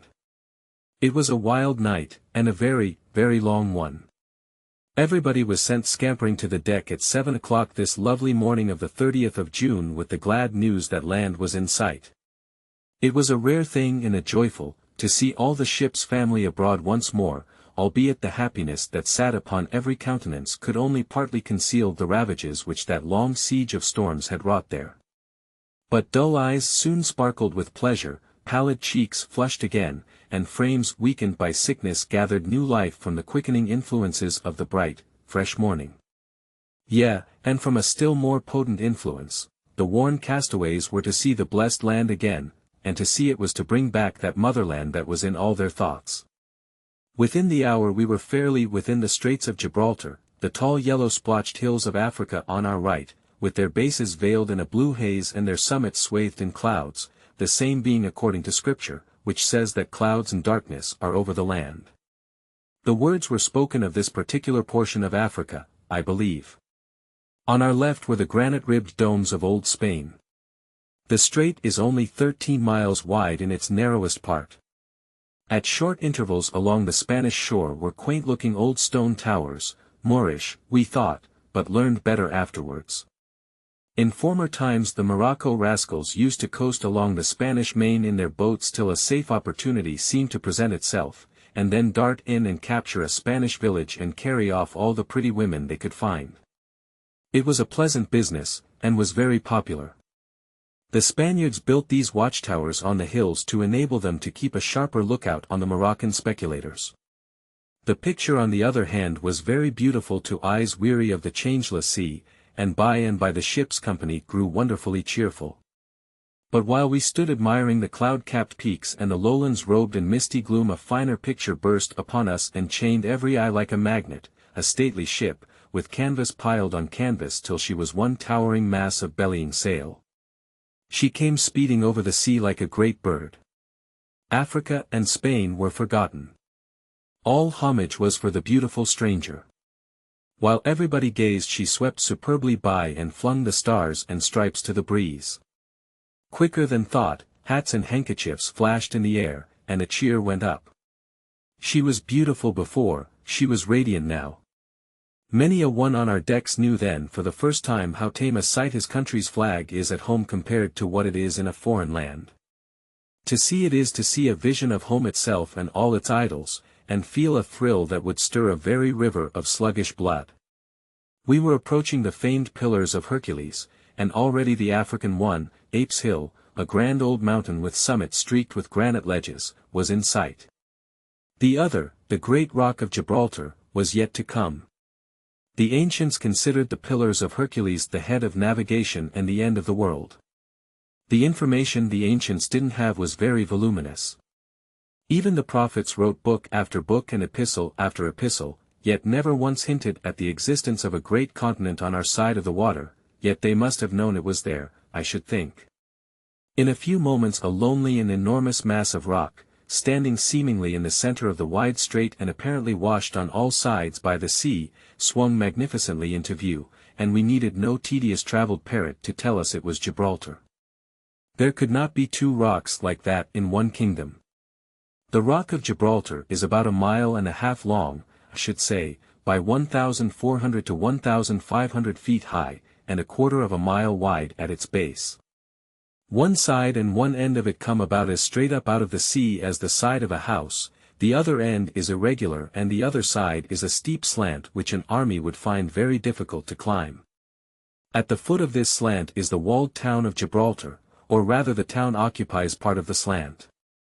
Everywhere, on hillside, in the precipice, by the sea, on the heights, everywhere you choose to look, Gibraltar is clad with masonry and bristling with guns. It makes a striking and lively picture from whatsoever point you contemplate it. It is pushed out into the sea on the end of a flat, narrow strip of land, and is suggestive of a gob of mud on the end of a shingle. A few hundred yards of this flat ground at its base belongs to the English, and then, extending across the strip from the Atlantic to the Mediterranean, a distance of 1/4 of a mile, comes the neutral ground, a space 200 or 300 yards wide, which is free to both parties. Are you going through Spain to Paris? That question was bandied about the ship day and night from Fayal to Gibraltar, and I thought I never could get so tired of hearing any one combination of words again, or more tired of answering, I don't know. At the last moment 6 or 7 had sufficient decision of character to make up their minds to go, and did go, and I felt a sense of relief at once. It was forever too late now, and I could make up my mind at my leisure not to go. I must have a prodigious quantity of mind, it takes me as much as a week sometimes to make it up. But behold how annoyances repeat themselves. We had no sooner gotten rid of the Spain distress than the Gibraltar guide started another, a tiresome repetition of a legend that had nothing very astonishing about it. Even in the first place, that high hill yonder is called the Queen's Chair. It is because one of the queens of Spain placed her chair there when the French and Spanish troops were besieging Gibraltar, and said she would never move from the spot till the English flag was lowered from the fortresses. If the English hadn't been gallant enough to lower the flag for a few hours one day, she'd have had to break her oath or die up there. We rode on asses and mules up the steep, narrow streets and entered the subterranean galleries the English have blasted out in the rock. These galleries are like spacious railway tunnels, and at short intervals in them great guns frown out upon sea and town through portholes 500 or 600 feet above the ocean. There is a mile or so of this subterranean work, and it must have cost a vast deal of money and labor. The gallery guns command the peninsula and the harbors of both oceans, but they might as well not be there, I should think, for an army could hardly climb the perpendicular wall of the rock anyhow. Those lofty portholes afford superb views of the sea, though. At one place, where a jutting crag was hollowed out into a great chamber whose furniture was huge cannon and whose windows were portholes, a glimpse was caught of a hill not far away, and a soldier said, "That high hill yonder is called the Queen's Chair. It is because a Queen of Spain placed her chair there once when the French and Spanish troops were besieging Gibraltar, and said she would never move from the spot till the English flag was lowered from the fortresses. If the English hadn't been gallant enough to lower the flag for a few hours one day, she'd have had to break her oath or die up there." On the topmost pinnacle of Gibraltar we halted a good while, and no doubt the mules were tired. They had a right to be. The military road was good, but rather steep, and there was a good deal of it. The view from the narrow ledge was magnificent. From it vessels seeming like the tiniest little toy boats were turned into noble ships by the telescopes, and other vessels that were 50 miles away and even 60, they said, and invisible to the naked eye, could be clearly distinguished through those same telescopes. Below, on one side, we looked down upon an endless mass of batteries and on the other straight down to the sea. While I was resting ever so comfortably on a rampart, and cooling my baking head in the delicious breeze, an officious guide belonging to another party came up and said, "Senor, that high hill yonder is called the Queen's Chair. Sir, I am a helpless orphan in a foreign land. Have pity on me. Don't inflict that most infernal old legend on me any more today." There, I had used strong language after promising I would never do so again, but the provocation was more than human nature could bear. If you had been bored so, when you had the noble panorama of Spain, Africa and the blue Mediterranean spread abroad at your feet, and wanted to gaze and enjoy and surfeit yourself in its beauty in silence, you might have even burst into stronger language than I did. Gibraltar has stood several protracted sieges, one of them of nearly 4 years' duration. It failed, and the English only captured it by stratagem. The wonder is that anybody should ever dream of trying so impossible a project as the taking it by assault, and yet it has been tried more than once. The Moors held the place 1200 years ago, and a staunch old castle of theirs of that date still frowns from the middle of the town, with moss-grown battlements and sides well scarred by shots fired in battles and sieges that are forgotten now. A secret chamber in the rock behind it was discovered some time ago, which contained a sword of exquisite workmanship, and some quaint old armor of a fashion that antiquaries are not acquainted with, though it is supposed to be Roman. Roman armor and Roman relics of various kinds have been found in a cave in the sea extremity of Gibraltar. History says Rome held this part of the country about the Christian era, and these things seem to confirm the statement. In that cave also are found human bones, crusted with a very thick, stony coating, and wise men have ventured to say that those men not only lived before the flood, but as much as 10,000 years before it. It may be true, it looks reasonable enough, but as long as those parties can't vote anymore, the matter can be of no great public interest. In this cave likewise are found skeletons and fossils of animals that exist in every part of Africa, yet within memory and tradition have never existed in any portion of Spain save this lone peak of Gibraltar. So the theory is that the channel between Gibraltar and Africa was once dry land, and that the low, neutral neck between Gibraltar and the Spanish hills behind it was once ocean, and of course that these African animals, being over at Gibraltar, after rock, perhaps, there is plenty there, got closed out when the great change occurred. The hills in Africa, across the channel, are full of apes, and there are now and always have been apes on the rock of Gibraltar, but not elsewhere in Spain. The subject is an interesting one.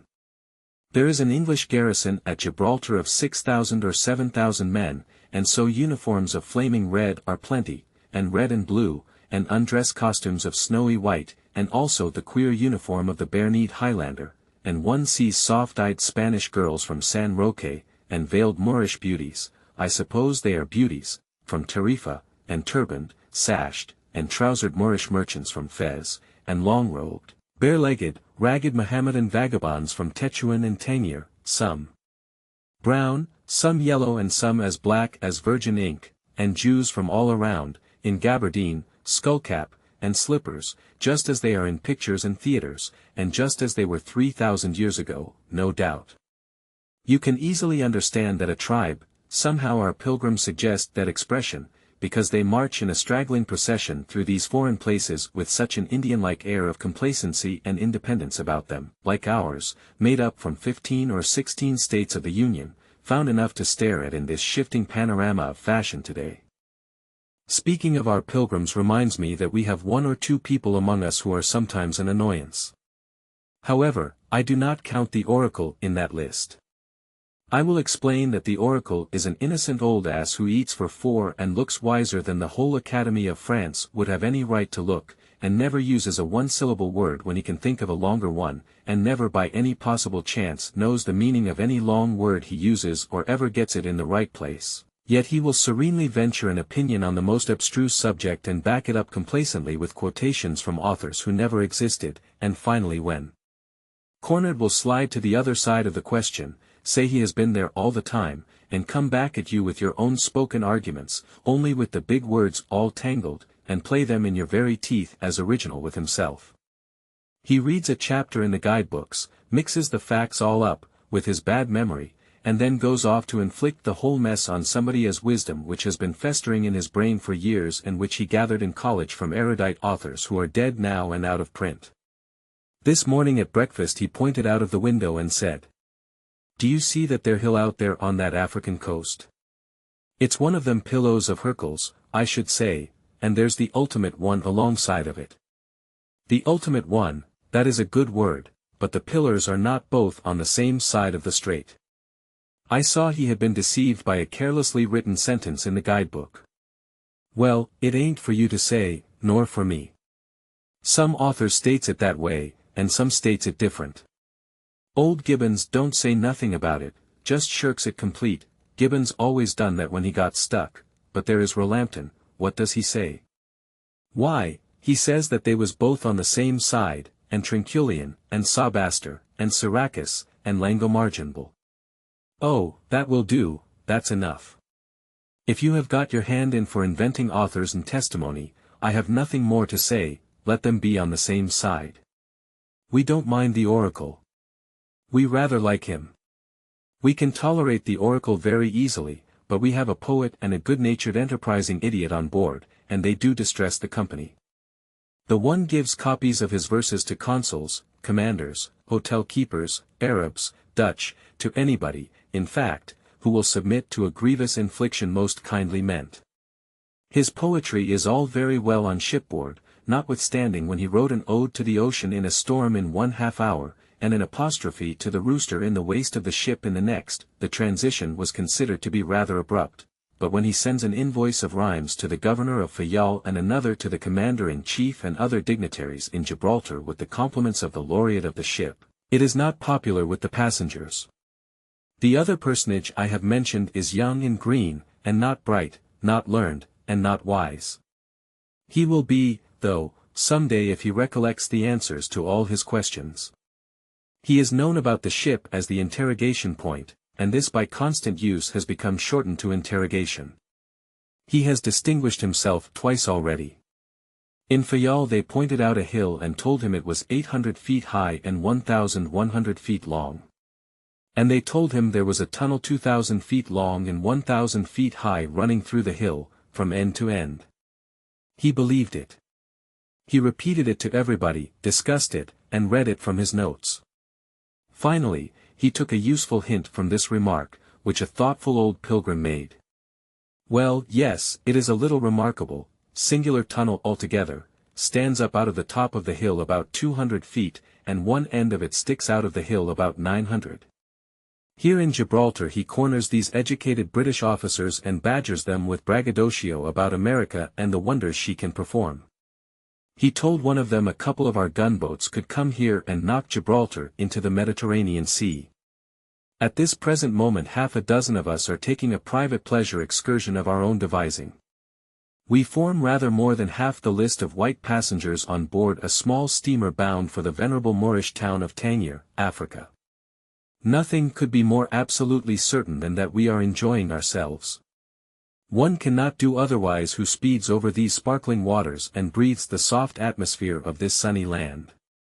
Care cannot assail us here. We are out of its jurisdiction.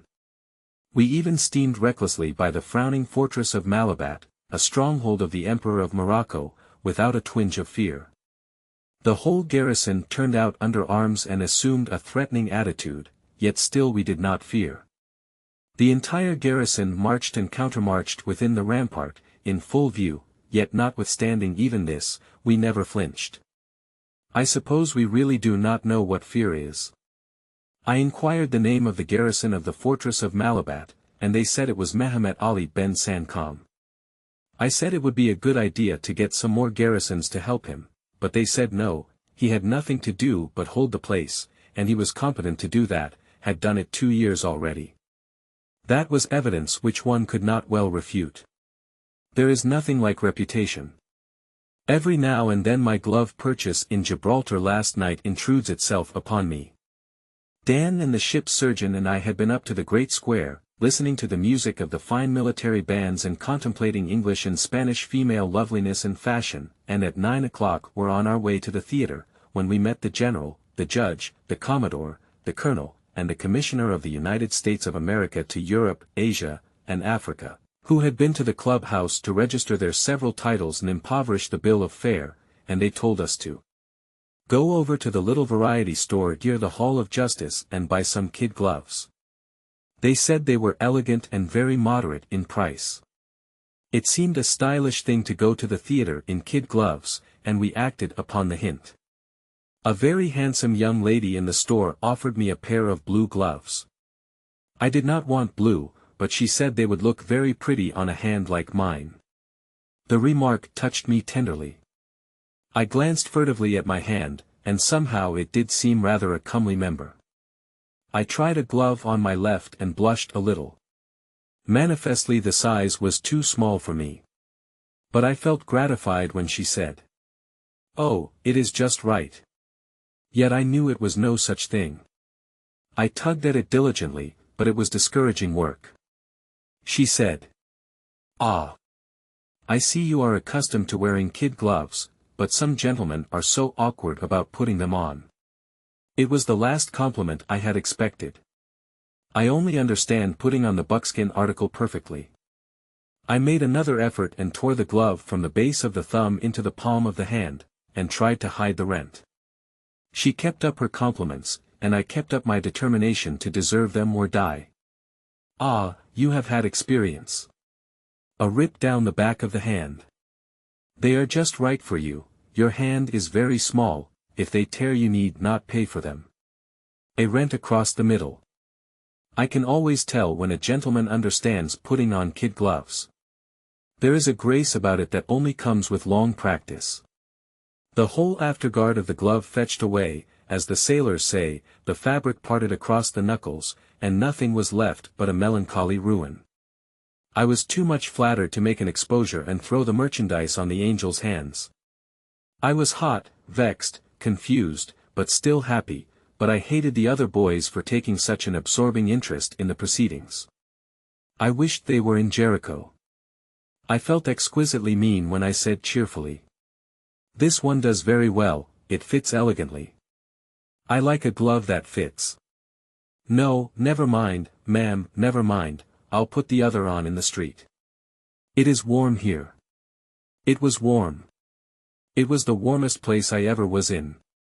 I paid the bill, and as I passed out with a fascinating bow I thought I detected a light in the woman's eye that was gently ironical, and when I looked back from the street and she was laughing all to herself about something or other, I said to myself with withering sarcasm, "Oh, certainly, you know how to put on kid gloves, don't you?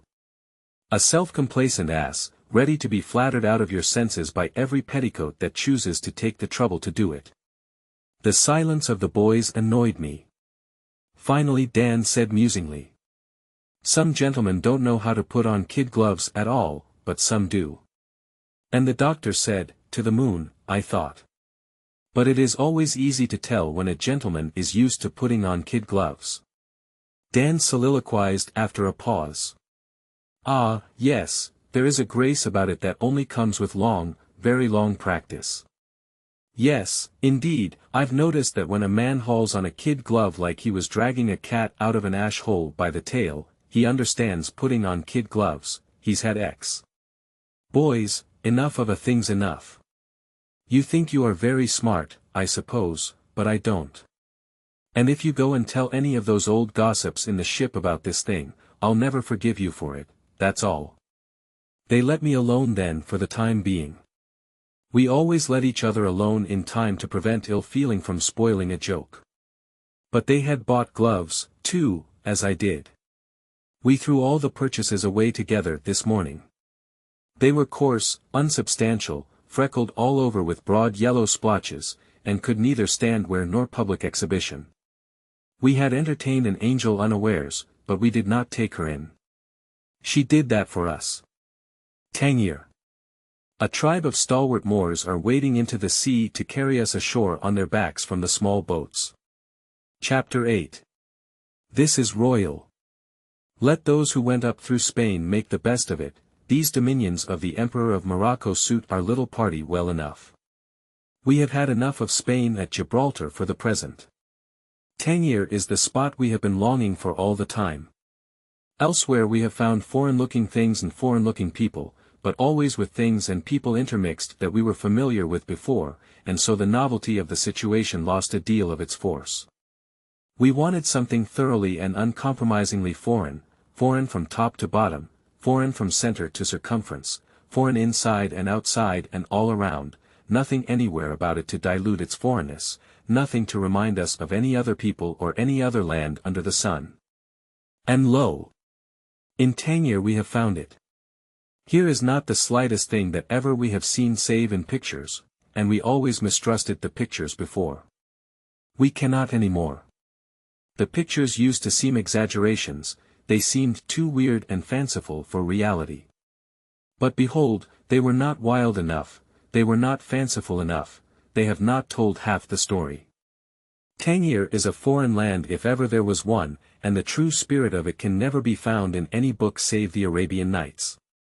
Here are no white men visible, yet swarms of humanity are all about us. Here is a packed and jammed city enclosed in a massive stone wall which is more than 1,000 years old.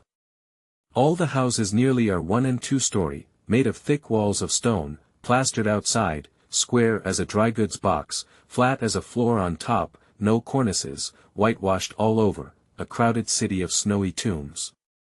And the doors are arched with the peculiar arch we see in Moorish pictures, the floors are laid in varicolored diamond flags, in tessellated, many-colored porcelain squares wrought in the furnaces of Fez, in red tiles and broad bricks that time cannot wear, there is no furniture in the rooms, of Jewish dwellings, save divans, what there is in Moorish ones no man may know, within their sacred walls no Christian dog can enter.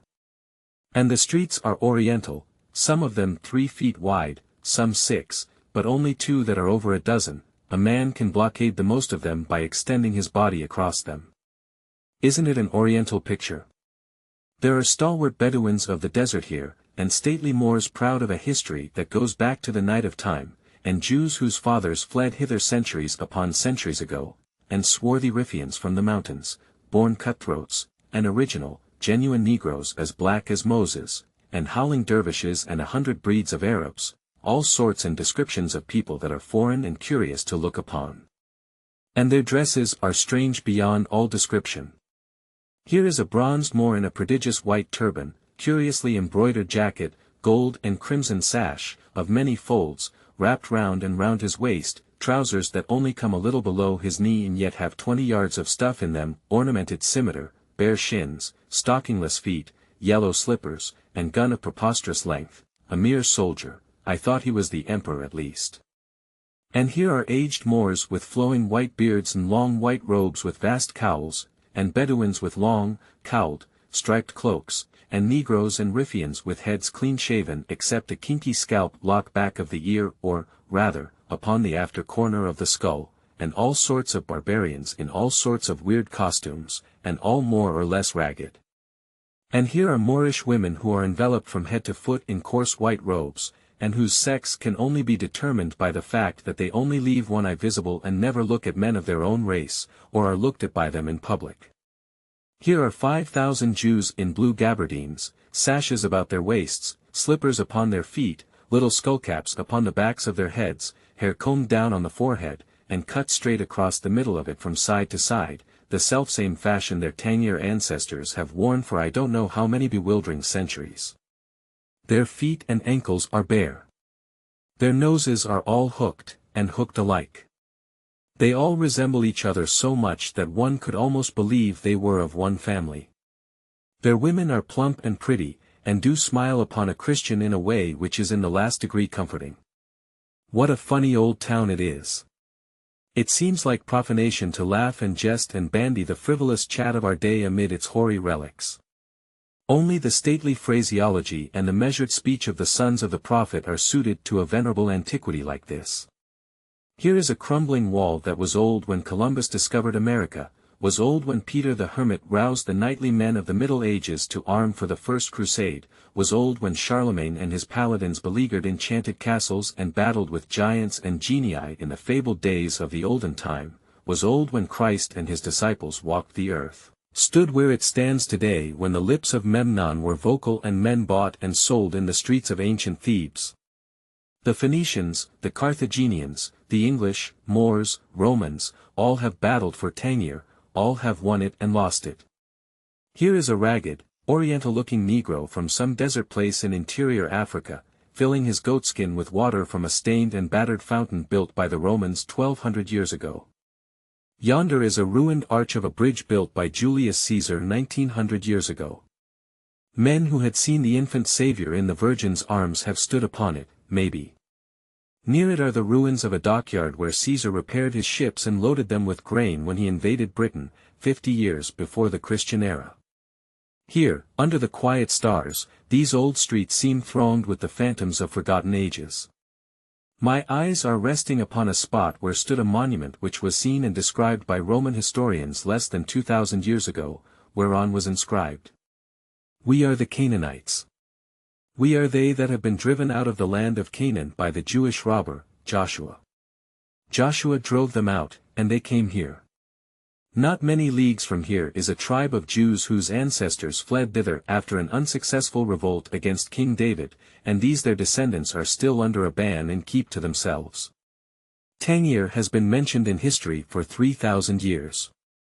And it was a town, though a queer one, when Hercules, clad in his lion's skin, landed here, 4,000 years ago.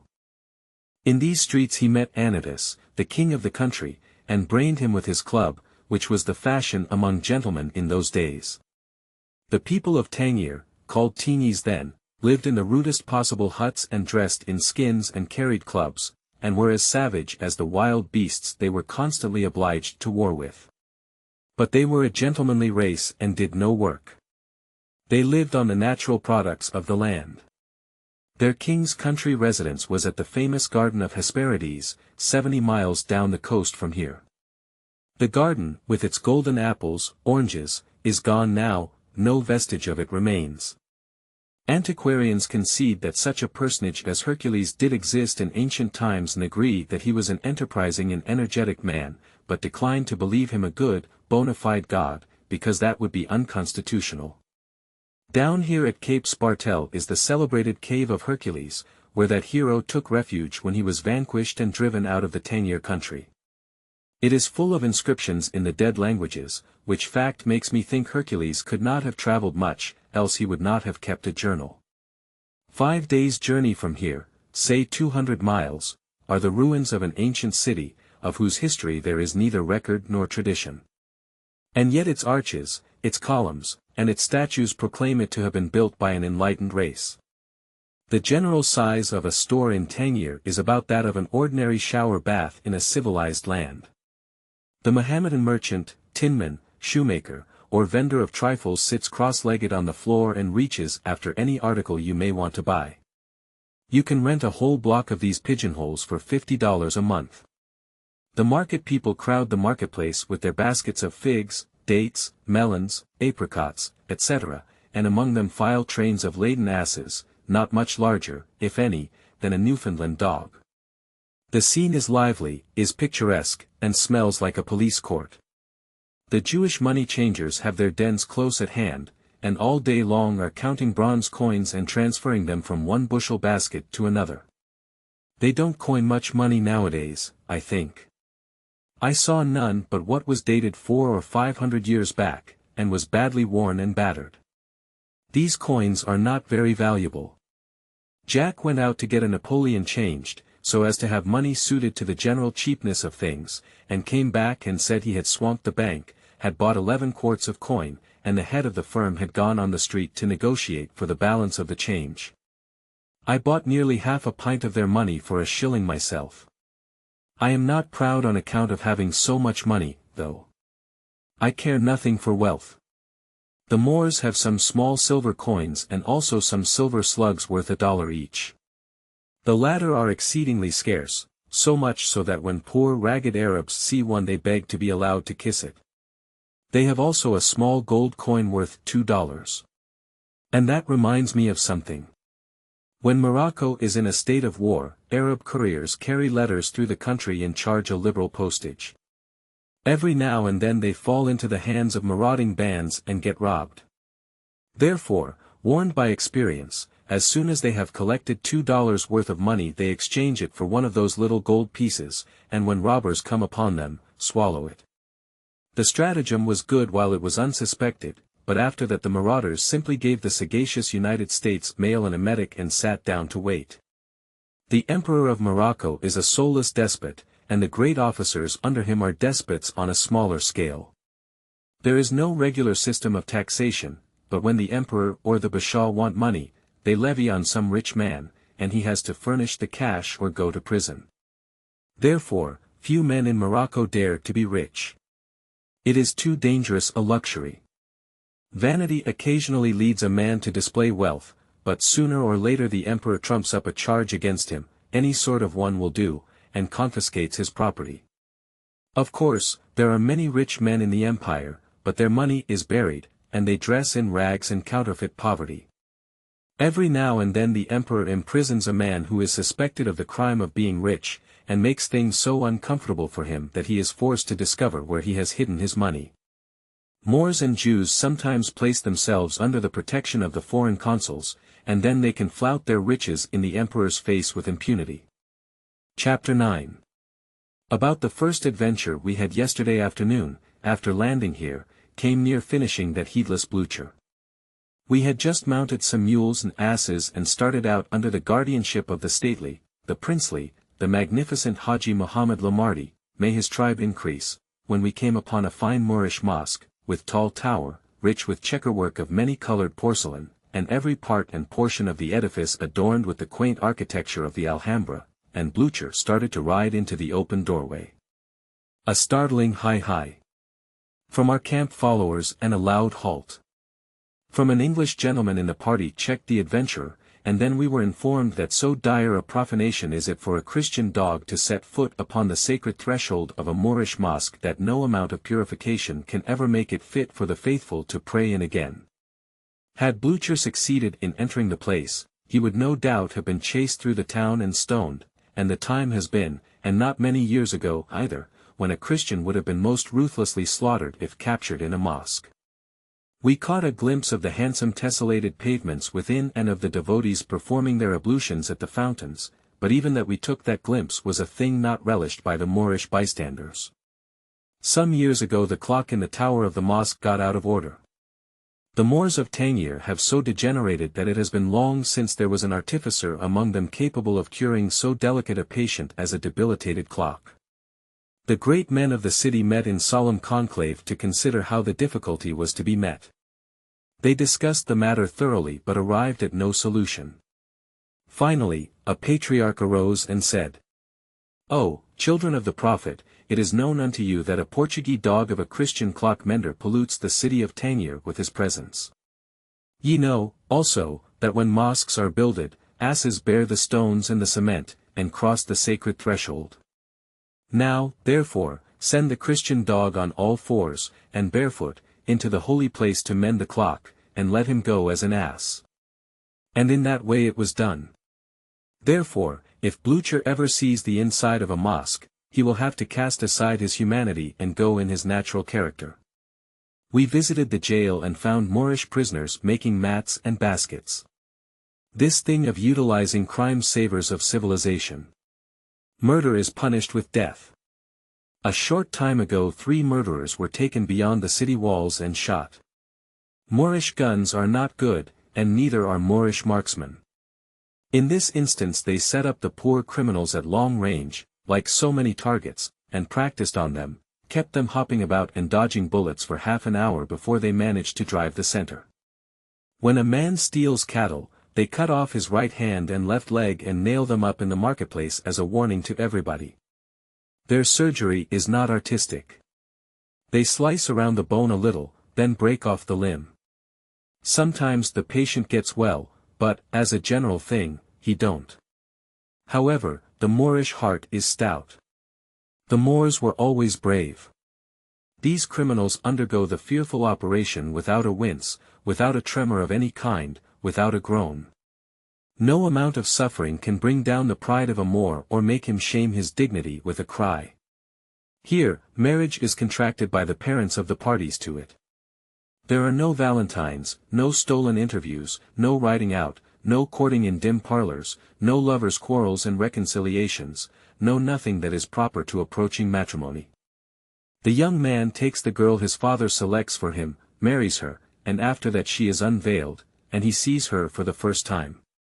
If after due acquaintance she suits him, he retains her, but if he suspects her purity, he bundles her back to her father, if he finds her diseased, the same, or if, after just and reasonable time is allowed her, she neglects to bear children, back she goes to the home of her childhood. Mohammedans here who can afford it keep a good many wives on hand. They are called wives, though I believe the Quran only allows 4 genuine wives, the rest are concubines.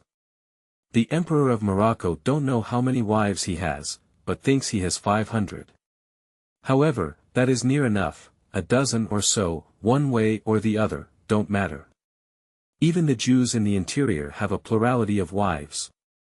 I have caught a glimpse of the faces of several Moorish women, for they are only human, and will expose their faces for the admiration of a Christian dog when no male Moor is by, and I am full of veneration for the wisdom that leads them to cover up such atrocious ugliness. They carry their children at their backs, in a sack, like other savages the world over. Many of the Negroes are held in slavery by the Moors. But the moment a female slave becomes her master's concubine her bonds are broken, and as soon as a male slave can read the first chapter of the Quran, which contains the creed, he can no longer be held in bondage. They have 3 Sundays a week in Tangier. The Mohammedans comes on Friday, the Jews on Saturday, and that of the Christian consuls on Sunday. The Jews are the most radical. The Moor goes to his mosque about noon on his Sabbath, as on any other day, removes his shoes at the door, performs his ablutions, makes his salams, pressing his forehead to the pavement time and again, says his prayers, and goes back to his work. But the Jew shuts up shop, will not touch copper or bronze money at all, soils his fingers with nothing meaner than silver and gold, attends the synagogue devoutly, will not cook or have anything to do with fire, and religiously refrains from embarking in any enterprise. The Moor who has made a pilgrimage to Mecca is entitled to high distinction. Men call him Haji, and he is thenceforward a great personage. Hundreds of Moors come to Tangier every year and embark for Mecca. They go part of the way in English steamers, and the $10 or $12 they pay for passage is about all the trip costs. They take with them a quantity of food, and when the commissary department fails they skirmish, as Jack terms it in his sinful, slangy way. From the time they leave till they get home again, they never wash either on land or sea. They are usually gone from 5 to 7 months, and as they do not change their clothes during all that time, they are totally unfit for the drawing room when they get back. Many of them have to rake and scrape a long time to gather together the $10 their steamer passage costs, and when one of them gets back he is a bankrupt forever after. Few Moors can ever build up their fortunes again in one short lifetime after so reckless an outlay. In order to confine the dignity of Haji to gentlemen of patrician blood and possessions, the emperor decreed that no man should make the pilgrimage save bloated aristocrats who were worth $100 in specie. But behold how iniquity can circumvent the law. For a consideration, the Jewish money changer lends the pilgrim $100 long enough for him to swear himself through, and then receives it back before the ship sails out of the harbor. Spain is the only nation the Moors fear. The reason is that Spain sends her heaviest ships of war and her loudest guns to astonish these Muslims, while America and other nations send only a little contemptible tub of a gunboat occasionally. The Moors, like other savages, learn by what they see, not what they hear or read. We have great fleets in the Mediterranean, but they seldom touch at African ports. The Moors have a small opinion of England, France, and America, and put their representatives to a deal of red tape circumlocution before they grant them their common rights, let alone a favor. But the moment the Spanish minister makes a demand, it is acceded to at once, whether it be just or not. Spain chastised the Moors 5 or 6 years ago, about a disputed piece of property opposite Gibraltar, and captured the city of Tetuan. She compromised on an augmentation of her territory, $20 million indemnity in money, and peace. And then she gave up the city. But she never gave it up until the Spanish soldiers had eaten up all the cats. They would not compromise as long as the cats held out. Spaniards are very fond of cats. On the contrary, the Moors reverence cats as something sacred. So the Spaniards touched them on a tender point that time. Their unfeline conduct in eating up all the Tetuan cats aroused a hatred toward them in the breasts of the Moors, to which even the driving them out of Spain was tame and passionless. Moors and Spaniards are foes forever now. France had a minister here once who embittered the nation against him in the most innocent way. He killed a couple of battalions of cats, Tangier is full of them, and made a parlor carpet out of their hides. He made his carpet in circles, first a circle of old grey tomcats, with their tails all pointing toward the center, then a circle of yellow cats, next a circle of black cats and a circle of white ones, then a circle of all sorts of cats, and, finally, a centerpiece of assorted kittens. It was very beautiful, but the Moors curse his memory to this day.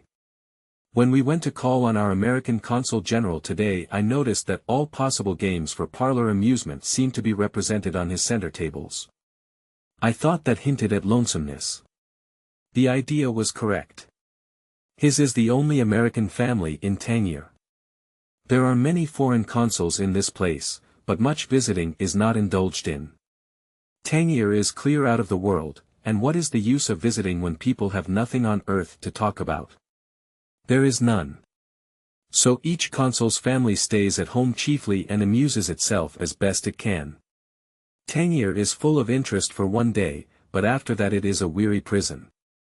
The Consul General has been here 5 years, and has got enough of it to do him for a century, and is going home shortly. His family seize upon their letters and papers when the mail arrives, read them over and over again for 2 days or 3, talk them over and over again for 2 or 3 more till they wear them out, and after that for days together they eat and drink and sleep, and ride out over the same old road, and see the same old tiresome things that even decades of centuries have scarcely changed, and say never a single word. They have literally nothing whatever to talk about. The arrival of an American man-of-war is a godsend to them. O solitude, where are the charms which sages have seen in thy face? It is the completest exile that I can conceive of. I would seriously recommend to the government of the United States that when a man commits a crime so heinous that the law provides no adequate punishment for it, they make him Consul General to Tangier. I am glad to have seen Tangier, the second oldest town in the world. But I am ready to bid it goodbye, I believe. We shall go hence to Gibraltar this evening or in the morning, and doubtless the Quaker City will sail from that port within the next 48 hours. Chapter 10. We passed the 4th of July on board the Quaker City, in mid-ocean. It was in all respects a characteristic Mediterranean day, faultlessly beautiful.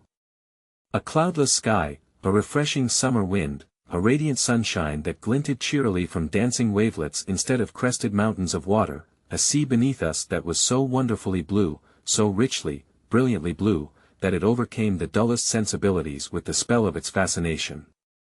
They even have fine sunsets on the Mediterranean, a thing that is certainly rare in most quarters of the globe. The evening we sailed away from Gibraltar, that hard-featured rock was swimming in a creamy mist so rich, so soft, so enchantingly vague and dreamy, that even the oracle, that serene, that inspired, that overpowering humbug, scorned the dinner gong and tarried to worship. He said, "Well, that's gorgies, ain't it? They don't have none of them things in our parts, do they? I consider that them effects is on account of the superior refragability, as you may say, of the sun's dynamic combination with the lymphatic forces of the perihelion of Jupiter. What should you think?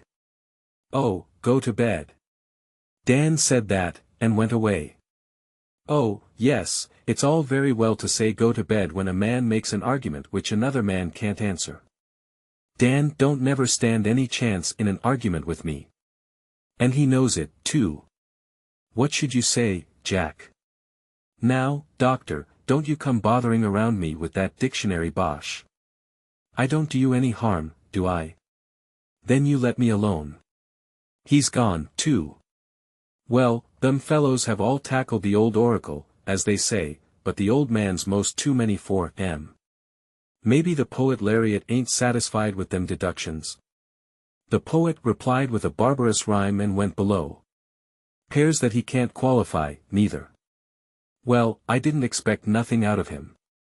I never see one of them poets yet that knowed anything. He'll go down now and grind out about 4 reams of the awfulest slush about that old rock and give it to a consul, or a pilot, or a nigger, or anybody he comes across first which he can impose on. Pity but somebody'd take that poor old lunatic and dig all that poetry rubbish out of him. Why can't a man put his intellect onto things that some value? Gibbons, and Hippocrates, and Sarcophagus, and all them old ancient philosophers was down on poets. Doctor, I said, you are going to invent authorities now and I'll leave you, too. I always enjoy your conversation, notwithstanding the luxuriance of your syllables, when the philosophy you offer rests on your own responsibility, but when you begin to soar, when you begin to support it with the evidence of authorities who are the creations of your own fancy, I lose confidence. That was the way to flatter the doctor. He considered it a sort of acknowledgment on my part of a fear to argue with him. He was always persecuting the passengers with abstruse propositions framed in language that no man could understand, and they endured the exquisite torture a minute or 2 and then abandoned the field. A triumph like this, over half a dozen antagonists was sufficient for one day. From that time forward he would patrol the decks beaming blandly upon all comers, and so tranquilly, blissfully happy. But I digress. The thunder of our 2 brave cannon announced the 4th of July, at daylight, to all who were awake. But many of us got our information at a later hour, from the almanac. All the flags were sent aloft except half a dozen that were needed to decorate portions of the ship below, and in a short time the vessel assumed a holiday appearance. During the morning, meetings were held and all manner of committees set to work on the celebration ceremonies. In the afternoon the ship's company assembled aft, on deck, under the awnings. The flute, the asthmatic melodeon, and the consumptive clarinet crippled the Star-Spangled Banner, the choir chased it to cover, and George came in with a peculiarly lacerating screech on the final note and slaughtered it. Nobody mourned. We carried out the corpse on 3 cheers. That joke was not intentional and I do not endorse it, and then the president, thrown behind a cable locker with a national flag spread over it, announced the reader, who rose up and read that same old Declaration of Independence which we have all listened to so often without paying any attention to what it said, and after that the president piped the orator of the day to quarters and he made that same old speech about our national greatness which we so religiously believe and so fervently applaud. Now came the choir into court again, with the complaining instruments, and assaulted Hail Columbia, and when victory hung wavering in the scale, George returned with his dreadful wild goose stop turned on and the choir won, of course. A minister pronounced the benediction, and the patriotic little gathering disbanded. The 4th of July was safe, as far as the Mediterranean was concerned. At dinner in the evening, a well-written original poem was recited with spirit by one of the ship's captains, and 13 regular toasts were washed down with several baskets of champagne. The speeches were bad, execrable almost without exception. In fact, without any exception but one. Captain Duncan made a good speech. He made the only good speech of the evening. He said, "Ladies and gentlemen, may we all live to a green old age and be prosperous and happy. Steward, bring up another basket of champagne." It was regarded as a very able effort. The festivities, so to speak, closed with another of those miraculous balls on the promenade deck. We were not used to dancing on an even keel, though, and it was only a questionable success. But take it all together, it was a bright, cheerful, pleasant 4th. Toward nightfall the next evening, we steamed into the great artificial harbor of this noble city of Marseilles, and saw the dying sunlight gild its clustering spires and ramparts, and flood its leagues of environing verdure with a mellow radiance that touched with an added charm the white villas that flecked the landscape far and near. Copyright secured according to law.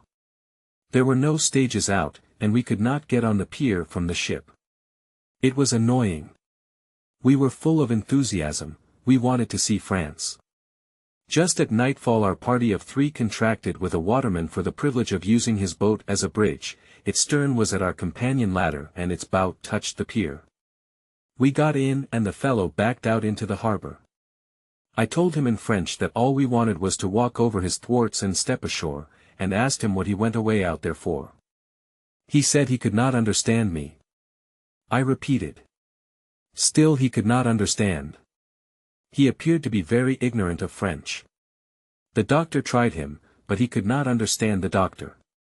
I asked this boatman to explain his conduct, which he did, and then I couldn't understand him. Dan said, "Oh, go to the pier, you old fool, that's where we want to go." We reasoned calmly with Dan that it was useless to speak to this foreigner in English, that he had better let us conduct this business in the French language and not let the stranger see how uncultivated he was.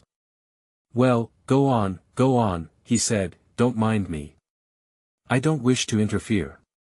Only, if you go on telling him in your kind of French, he never will find out where we want to go to.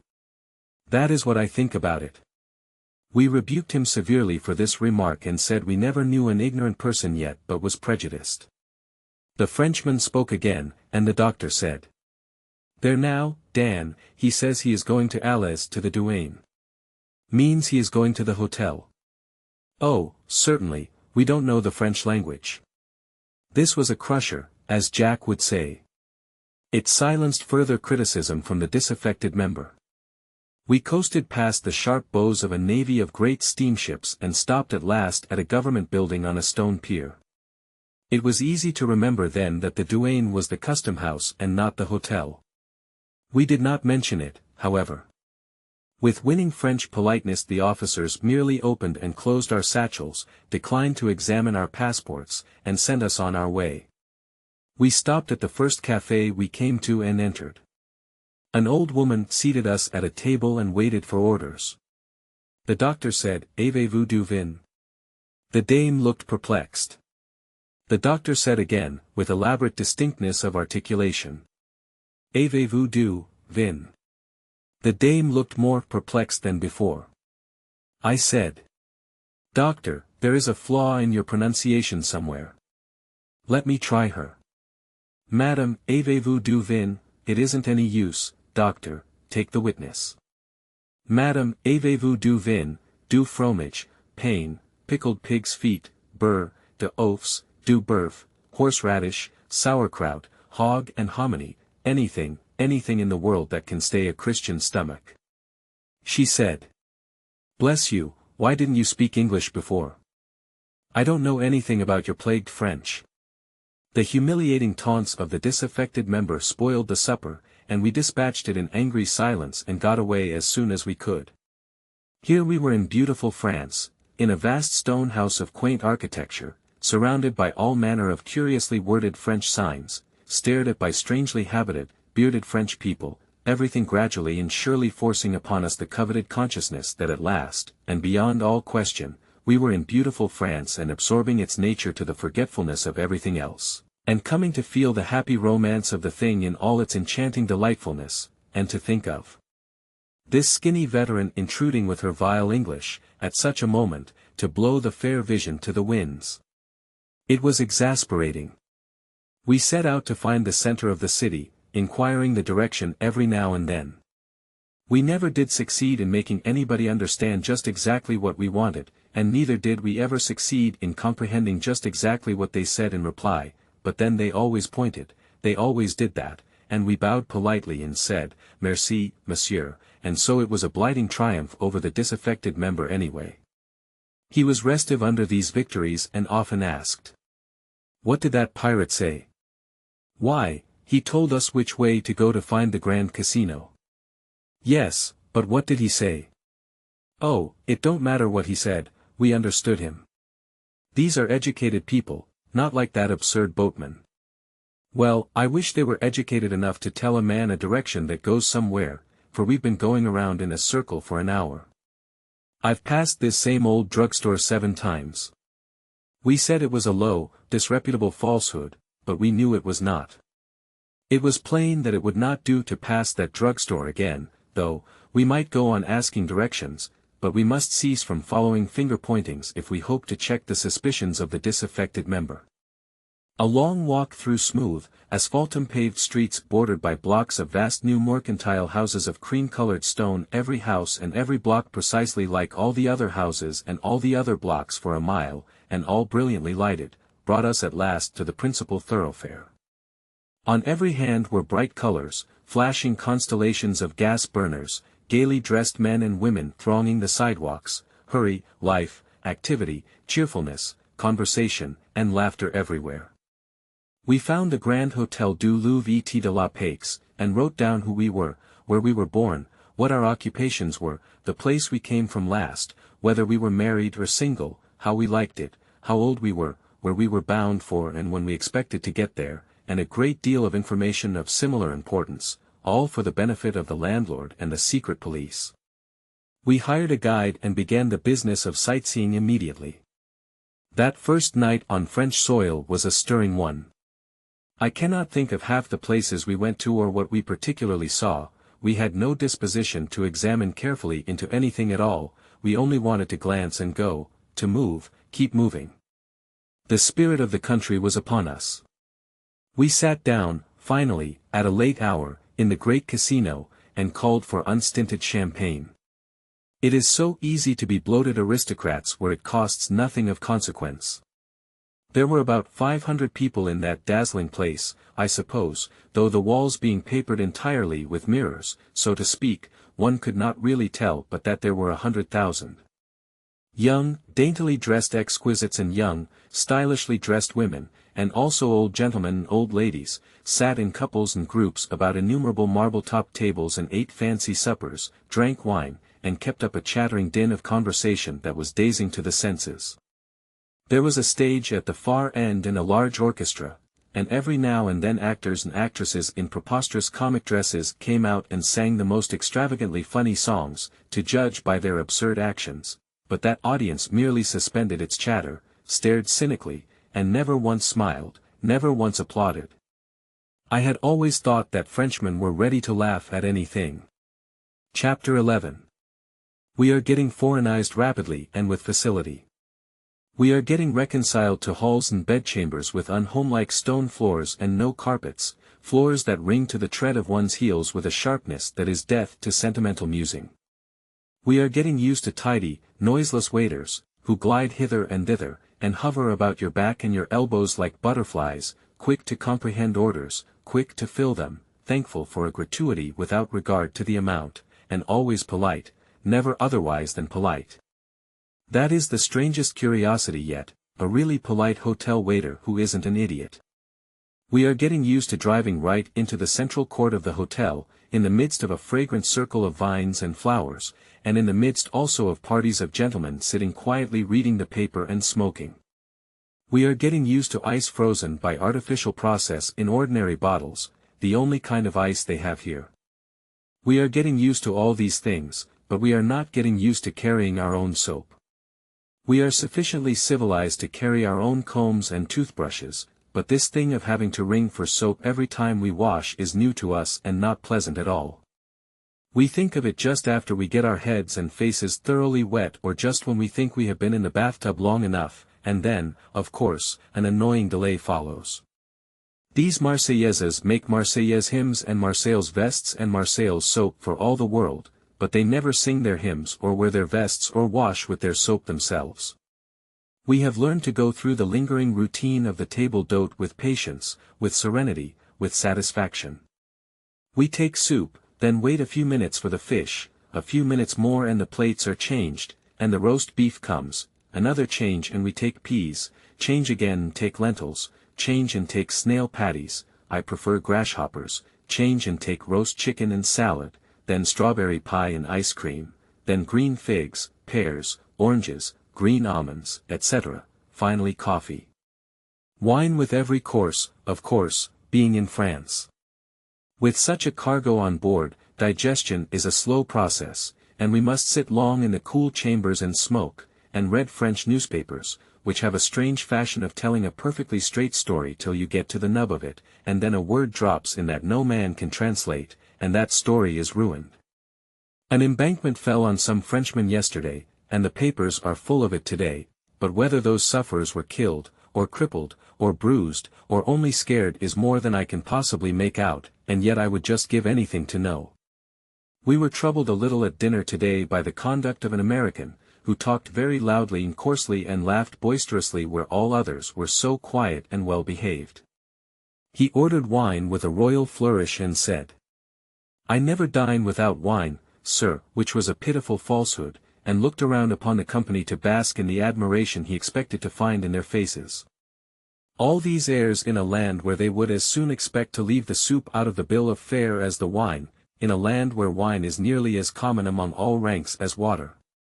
This fellow said, "I am a free-born sovereign, sir, an American, sir, and I want everybody to know it." He did not mention that he was a lineal descendant of Balaam's ass, but everybody knew that without his telling it.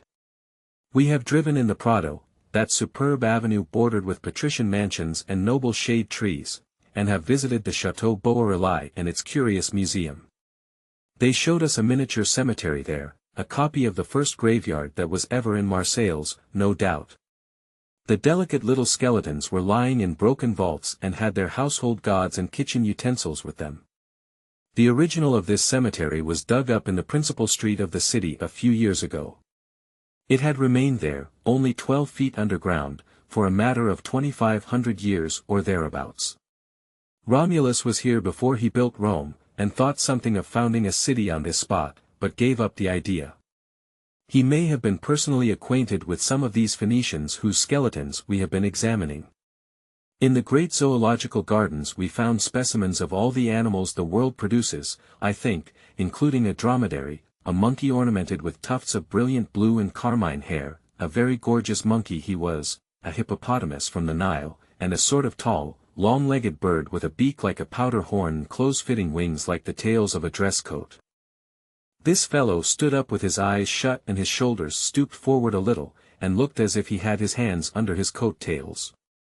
Such tranquil stupidity, such supernatural gravity, such self-righteousness, and such ineffable self-complacency as were in the countenance and attitude of that grey-bodied, dark-winged, bald-headed, and preposterously uncomely bird. He was so ungainly, so pimply about the head, so scaly about the legs, yet so serene, so unspeakably satisfied. He was the most comical-looking creature that can be imagined. It was good to hear Dan and the doctor laugh. Such natural and such enjoyable laughter had not been heard among our excursionists since our ship sailed away from America. This bird was a godsend to us, and I should be an ingrate if I forgot to make honorable mention of him in these pages. Ours was a pleasure excursion, therefore we stayed with that bird an hour and made the most of him. We stirred him up occasionally, but he only unclosed an eye and slowly closed it again, abating no jot of his stately piety of demeanor or his tremendous seriousness. He only seemed to say, "Defile not heaven's anointed with unsanctified hands." We did not know his name, and so we called him the Pilgrim. Dan said, "All he wants now is a Plymouth collection." The boon companion of the colossal elephant was a common cat. This cat had a fashion of climbing up the elephant's hind legs and roosting on his back. She would sit up there, with her paws curved under her breast, and sleep in the sun half the afternoon. It used to annoy the elephant at first, and he would reach up and take her down, but she would go aft and climb up again. She persisted until she finally conquered the elephant's prejudices, and now they are inseparable friends. The cat plays about her comrade's 4 feet or his trunk often, until dogs approach, and then she goes aloft out of danger. The elephant has annihilated several dogs lately that pressed his companion too closely. We hired a sailboat and a guide and made an excursion to one of the small islands in the harbor to visit the Castle d'If. This ancient fortress has a melancholy history. It has been used as a prison for political offenders for 200 or 300 years, and its dungeon walls are scarred with the rudely carved names of many and many a captive who fretted his life away here and left no record of himself but these sad epitaphs wrought with his own hands. How thick the names were! And their long-departed owners seemed to throng the gloomy cells and corridors with their phantom shapes. We loitered through dungeon after dungeon, away down into the living rock below the level of the sea, it seemed. Names everywhere, some plebeian, some noble, some even princely. Plebeian, prince, and noble had one solicitude in common: they would not be forgotten.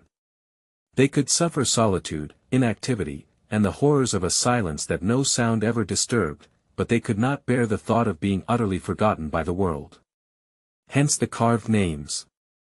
In one cell, where a little light penetrated, a man had lived 27 years without seeing the face of a human being, lived in filth and wretchedness, with no companionship but his own thoughts, and they were sorrowful enough and hopeless enough, no doubt.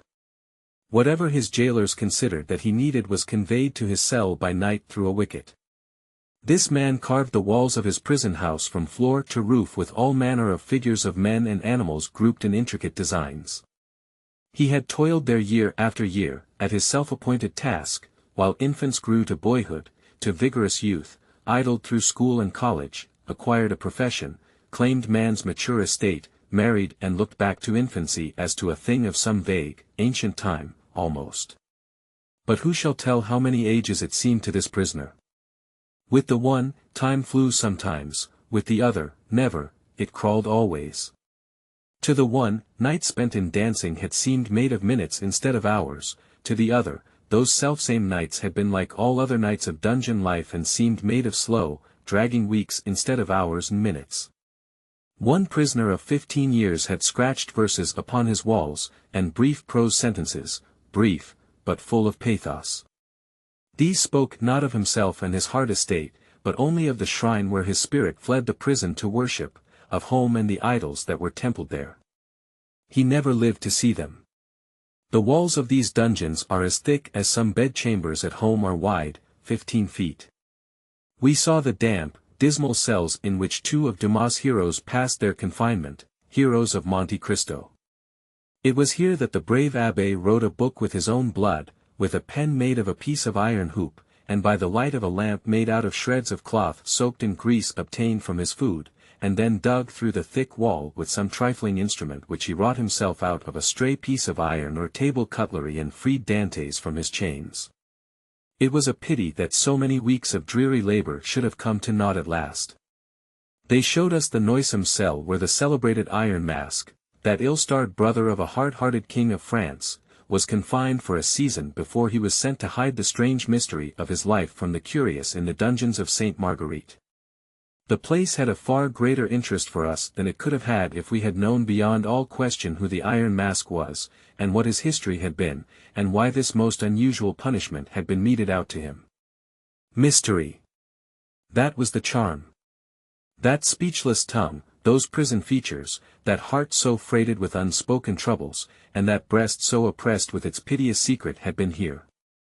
These dank walls had known the man whose dollar a story is a sealed book forever. There was fascination in the spot. Chapter 12. We have come 500 miles by rail through the heart of France. What a bewitching land it is! What a garden! Surely the leagues of bright green lawns are swept and brushed and watered every day and their grasses trimmed by the barber. Surely the hedges are shaped and measured and their symmetry preserved by the most architectural of gardeners. Surely the long straight rows of stately poplars that divide the beautiful landscape like the squares of a checkerboard are set with line and plummet, and their uniform height determined with a spirit level. Surely the straight, smooth, pure white turnpikes are jack-planed and sandpapered every day. How else are these marvels of symmetry, cleanliness, and order attained? It is wonderful. There are no unsightly stone walls and never a fence of any kind. There is no dirt, no decay, no rubbish anywhere, nothing that even hints at untidiness, nothing that ever suggests neglect. All is orderly and beautiful, everything is charming to the eye. We had such glimpses of the Rhone gliding along between its grassy banks, of cozy cottages buried in flowers and shrubbery, of quaint old red-tiled villages with mossy medieval cathedrals looming out of their midst, of wooded hills with ivy-grown towers and turrets of feudal castles projecting above the foliage, such glimpses of paradise, it seemed to us, such visions of fabled fairyland. We knew then what the poet meant when he sang of, "Thy cornfields green, and sunny vines, O pleasant land of France." And it is a pleasant land. No word describes it so felicitously as that one. They say there is no word for home in the French language. Well, considering that they have the article itself in such an attractive aspect, they ought to manage to get along without the word. Let us not waste too much pity on homeless France. I have observed that Frenchmen abroad seldom wholly give up the idea of going back to France some time or other. I am not surprised at it now. We are not infatuated with these French railway cars, though. We took first-class passage, not because we wished to attract attention by doing a thing which is uncommon in Europe but because we could make our journey quicker by so doing. It is hard to make railroading pleasant in any country. It is too tedious. Stagecoaching is infinitely more delightful. Once I crossed the plains and deserts and mountains of the West in a stagecoach, from the Missouri line to California, and since then all my pleasure trips must be measured to that rare holiday frolic. 2,000 miles of ceaseless rush and rattle and clatter, by night and by day, and never a weary moment, never a lapse of interest. The first 700 miles a level continent, its grassy carpet greener and softer and smoother than any sea and figured with designs fitted to its magnitude, the shadows of the clouds. Here were no scenes but summer scenes, and no disposition inspired by them but to lie at full length on the mail sacks in the grateful breeze and dreamily smoke the pipe of peace, what other, where all was repose and contentment. In cool mornings, before the sun was fairly up, it was worth a lifetime of city toiling and moiling to perch in the foretop with the driver and see the 6 mustangs scamper under the sharp snapping of the whip that never touched them, to scan the blue distances of a world that knew no lords but us. To cleave the wind with uncovered head and feel the sluggish pulses rousing to the spirit of a speed that pretended to the resistless rush of a typhoon.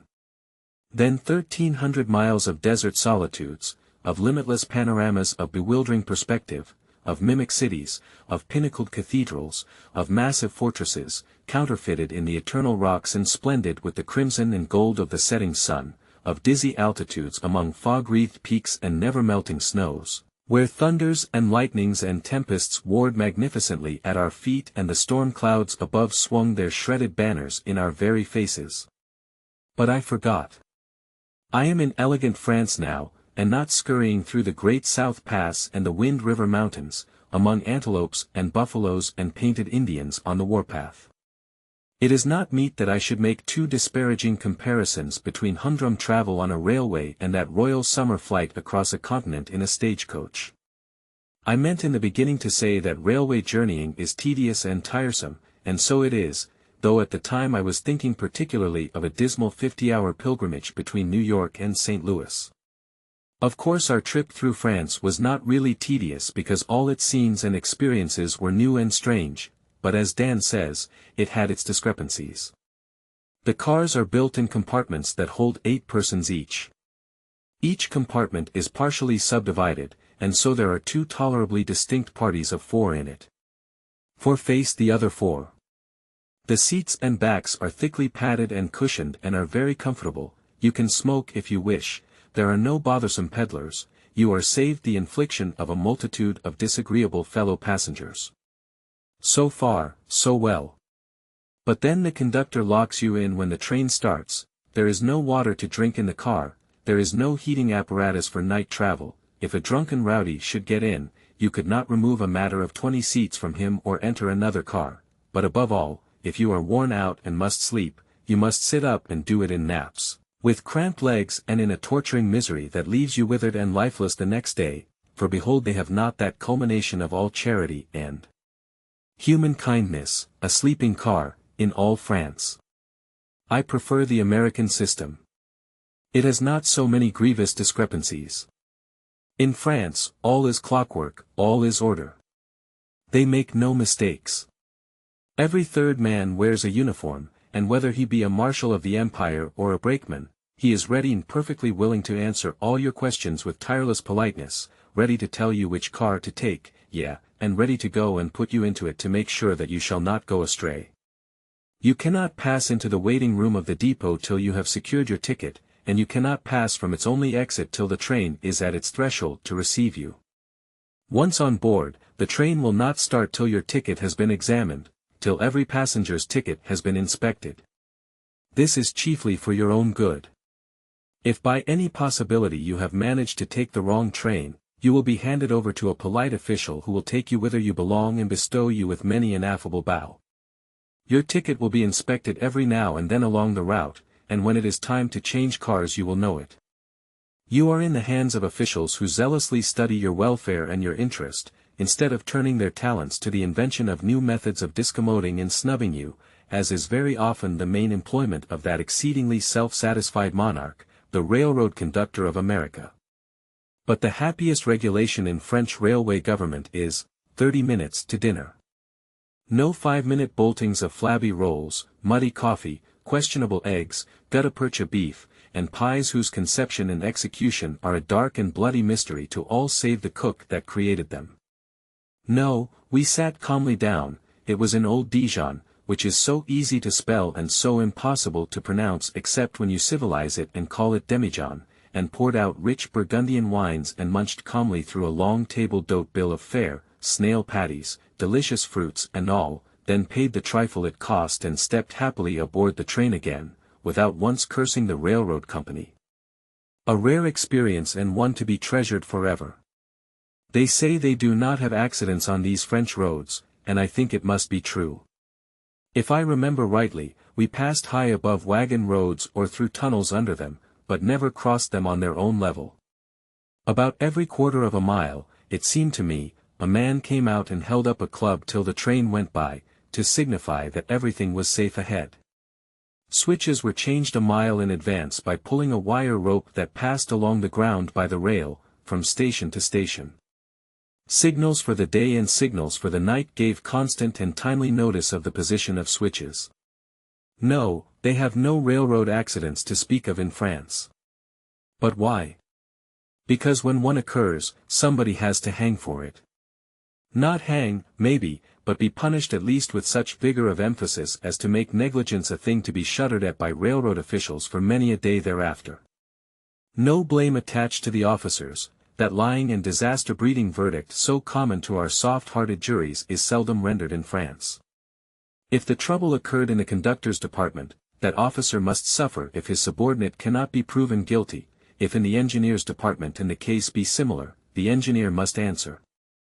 The old travelers, those delightful parrots who have been here before and know more about the country than Louis Napoleon knows now or ever will know, tell us these things, and we believe them because they are pleasant things to believe and because they are plausible and savor of the rigid subjection to law and order which we behold about us everywhere.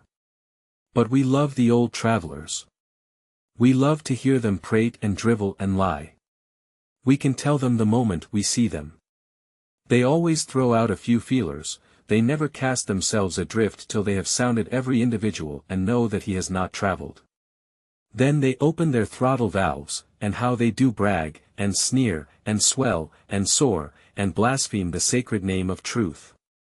Their central idea, their grand aim, is to subjugate you, keep you down, make you feel insignificant and humble in the blaze of their cosmopolitan glory. They will not let you know anything. They sneer at your most inoffensive suggestions, they laugh unfeelingly at your treasured dreams of foreign lands, they brand the statements of your traveled aunts and uncles as the stupidest absurdities, they deride your most trusted authors and demolish the fair images they have set up for your willing worship with the pitiless ferocity of the fanatic iconoclast. But still I love the old travelers. I love them for their witless platitudes, for their supernatural ability to bore, for their delightful asinine vanity, for their luxuriant fertility of imagination, for their startling, their brilliant, their overwhelming mendacity. By Lyons and the Saône, where we saw the Lady of Lyons and thought little of her comeliness, by Villa Franca, Tonnerre, Venerable Sens, Melun, Fontainebleau, and scores of other beautiful cities, we swept, always noting the absence of hog wallows, broken fences, cow lots, unpainted houses, and mud, and always noting, as well, the presence of cleanliness, grace, taste in adorning and beautifying, even to the disposition of a tree or the turning of a hedge, the marvel of roads in perfect repair.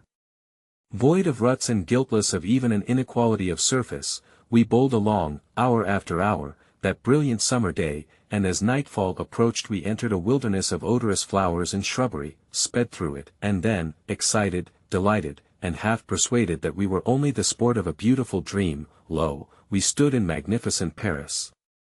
What excellent order they kept about that vast depot! There was no frantic crowding and jostling, no shouting and swearing, and no swaggering intrusion of services by rowdy hackmen. These latter gentry stood outside, stood quietly by their long line of vehicles and said never a word. A kind of hackman general seemed to have the whole matter of transportation in his hands. He politely received the passengers and ushered them to the kind of conveyance they wanted, and told the driver where to deliver them.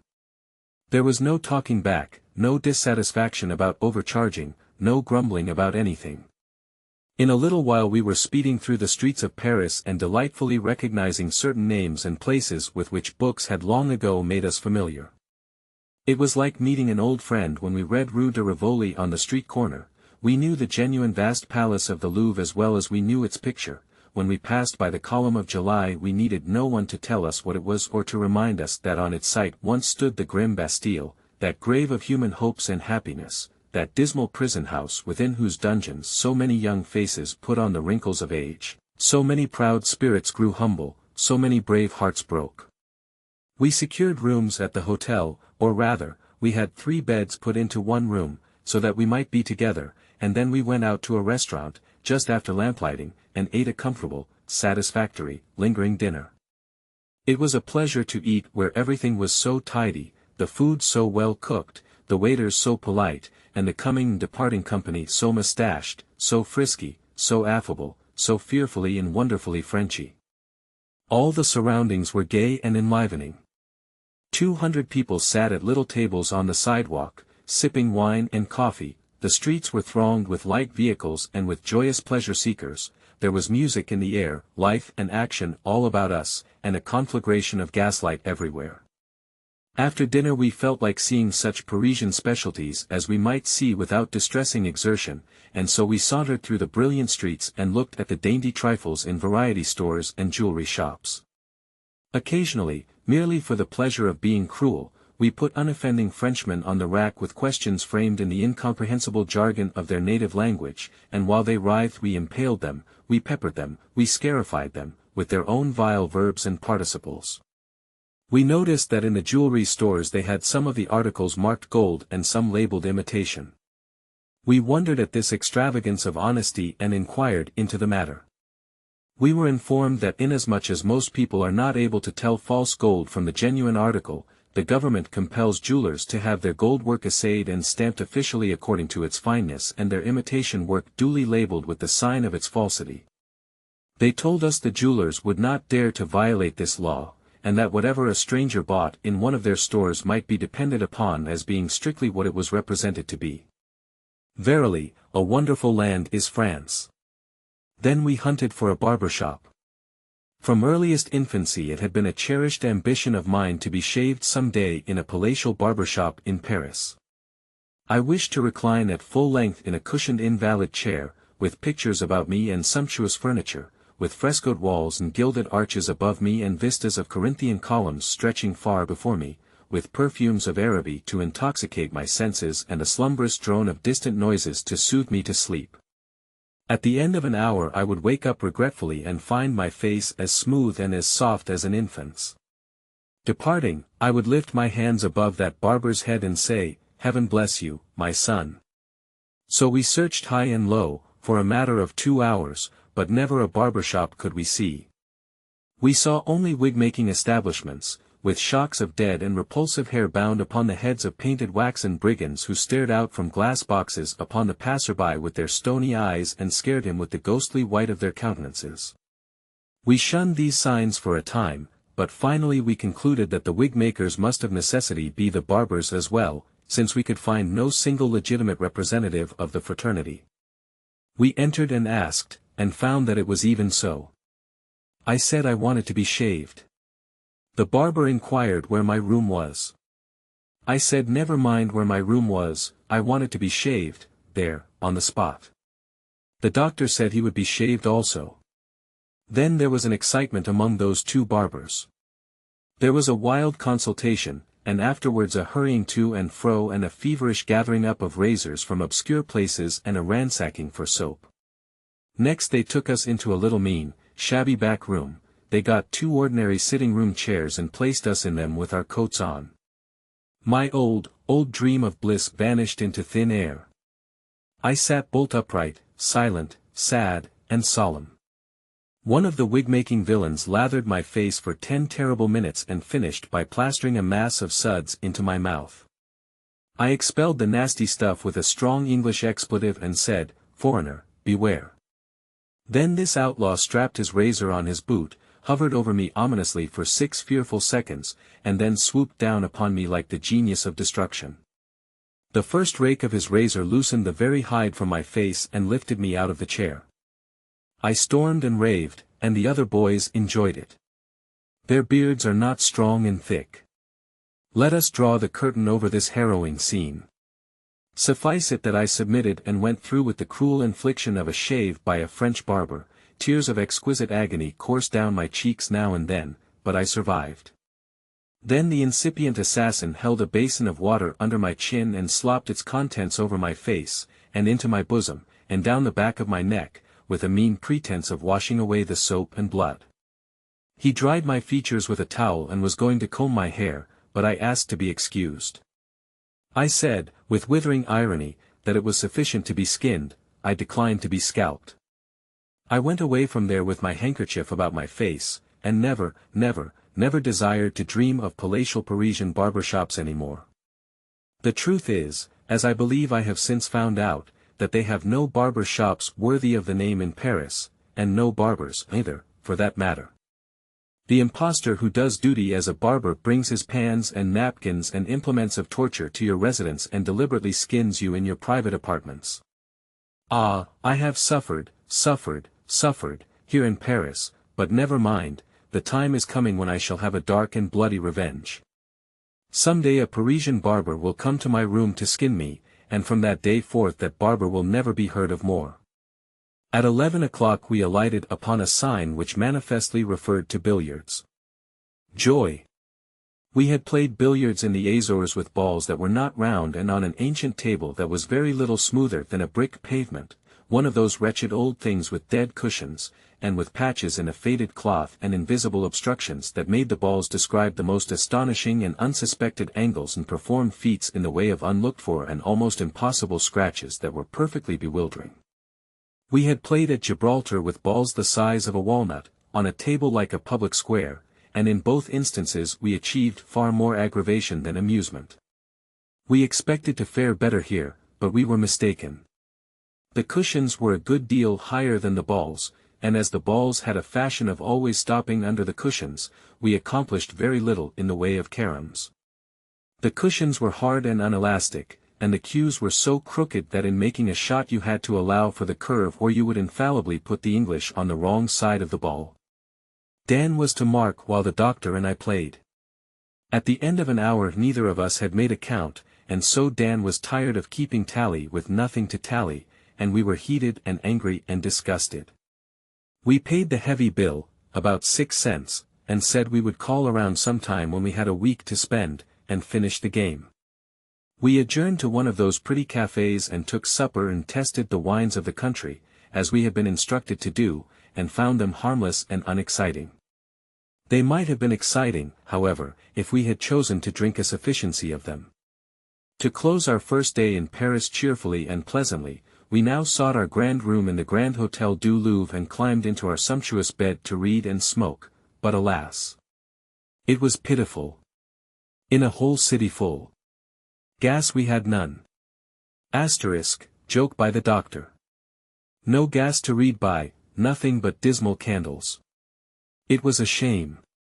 We tried to map out excursions for the morrow, we puzzled over French guides to Paris, we talked disjointedly in a vain endeavor to make head or tail of the wild chaos of the day's sights and experiences, we subsided to indolent smoking, we gaped and yawned and stretched, then feebly wondered if we were really and truly in renowned Paris, and drifted drowsily away into that vast mysterious void which men call sleep.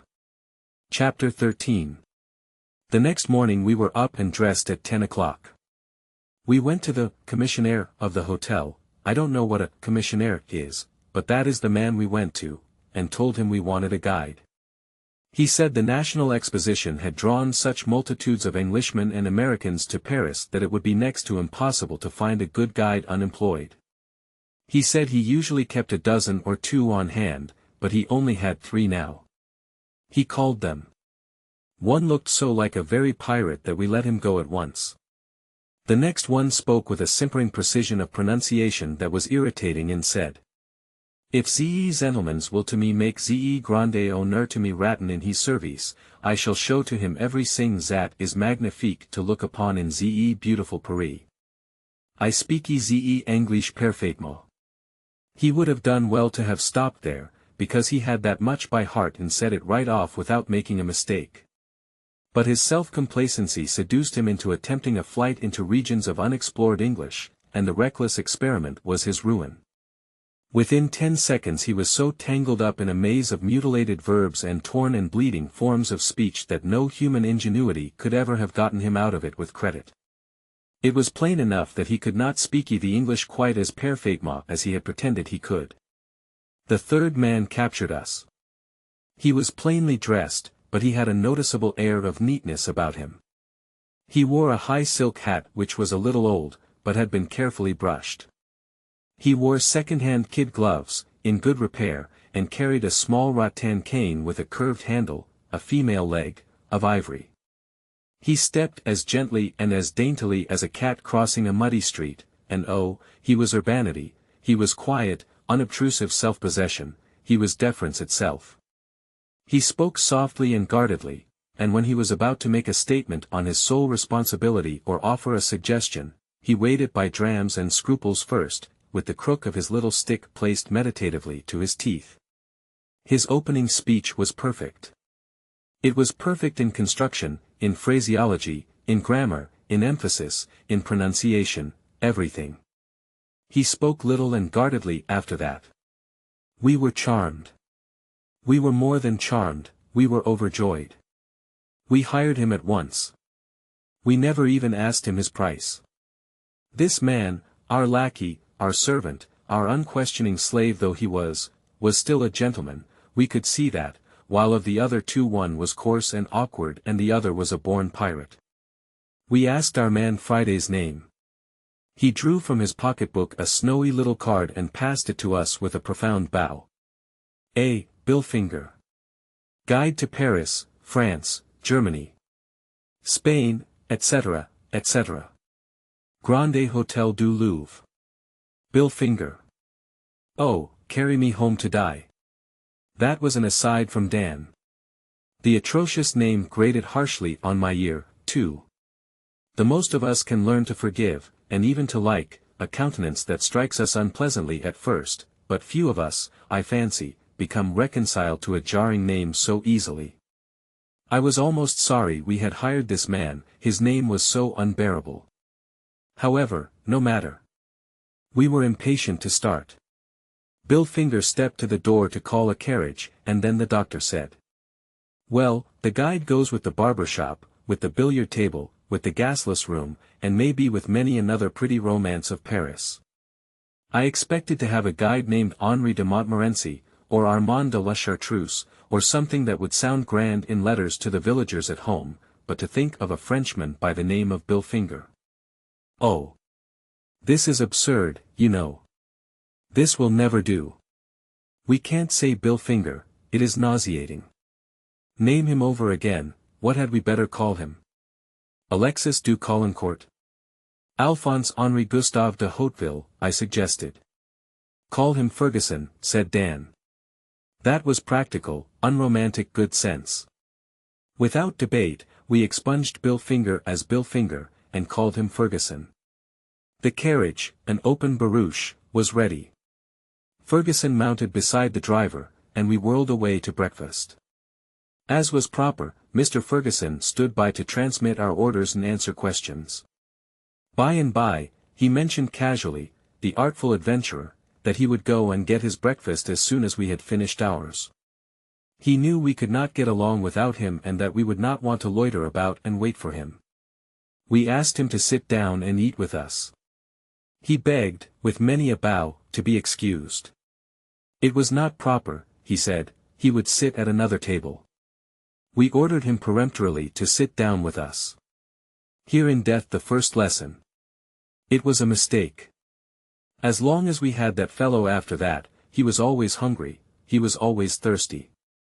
He came early, he stayed late, he could not pass a restaurant, he looked with a lecherous eye upon every wine shop. Suggestions to stop, excuses to eat and to drink, were forever on his lips. We tried all we could to fill him so full that he would have no room to spare for a fortnight, but it was a failure. He did not hold enough to smother the cravings of his superhuman appetite. He had another discrepancy about him. He was always wanting us to buy things.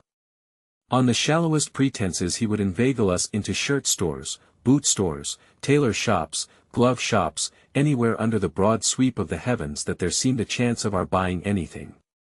Anyone could have guessed that the shopkeepers paid him a percentage on the sales, but in our blessed innocence we didn't until this feature of his conduct grew unbearably prominent.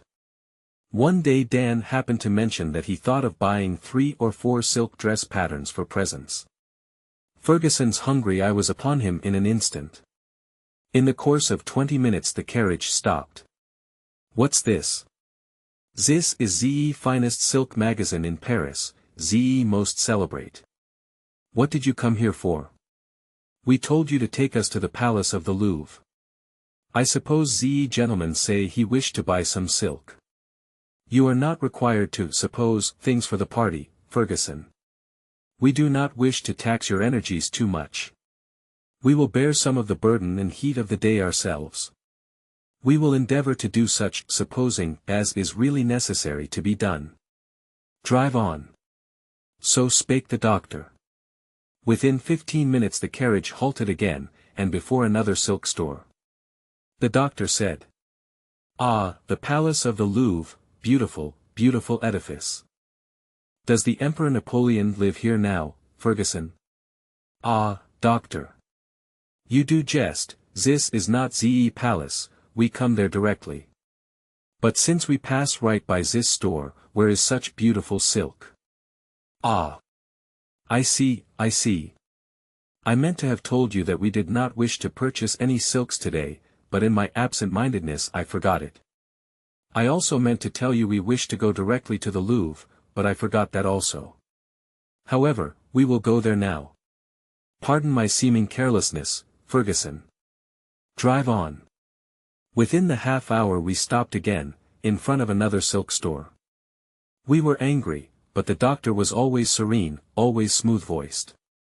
He said, "At last. How imposing the Louvre is, and yet how small. How exquisitely fashioned. How charmingly situated, venerable, venerable pile. Pardon, doctor, this is not the Louvre, it is. What is it? I have the idea, it come to me in a moment, that the silk in this magazine. That we did not wish to buy any silks today, and I also intended to tell you that we yearn to go immediately to the palace of the Louvre, but enjoying the happiness of seeing you devour for breakfast this morning has so filled me with pleasurable emotions that I neglect the commonest interests of the time. However, we will proceed now to the Louvre, Ferguson. But, doctor, excitedly, it will take not a minute, not but one small minute.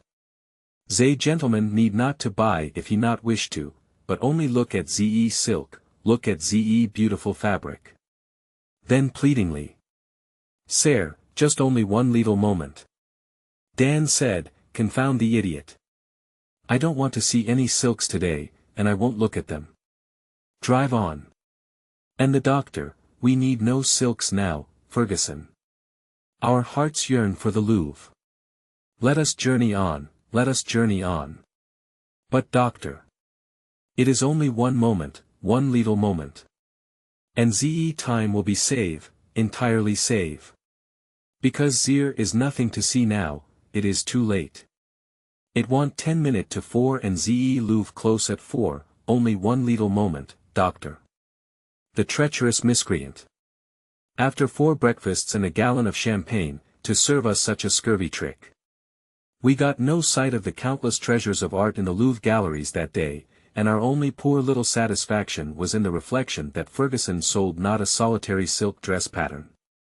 I am writing this chapter partly for the satisfaction of abusing that accomplished knave Billfinger, and partly to show whosoever shall read this how Americans fare at the hands of the Paris guides and what sort of people Paris guides are. It need not be supposed that we were a stupider or an easier prey than our countrymen generally are, for we were not. The guides deceive and defraud every American who goes to Paris for the first time and sees its sights alone or in company with others as little experienced as himself. I shall visit Paris again someday, and then let the guides beware. I shall go in my war paint, I shall carry my tomahawk along. I think we have lost but little time in Paris. We have gone to bed every night tired out. Of course we visited the renowned International Exposition. All the world did that. We went there on our 3rd day in Paris, and we stayed there nearly 2 hours. That was our first and last visit. To tell the truth, we saw at a glance that one would have to spend weeks, even months, in that monstrous establishment to get an intelligible idea of it. It was a wonderful show, but the moving masses of people of all nations we saw there were a still more wonderful show.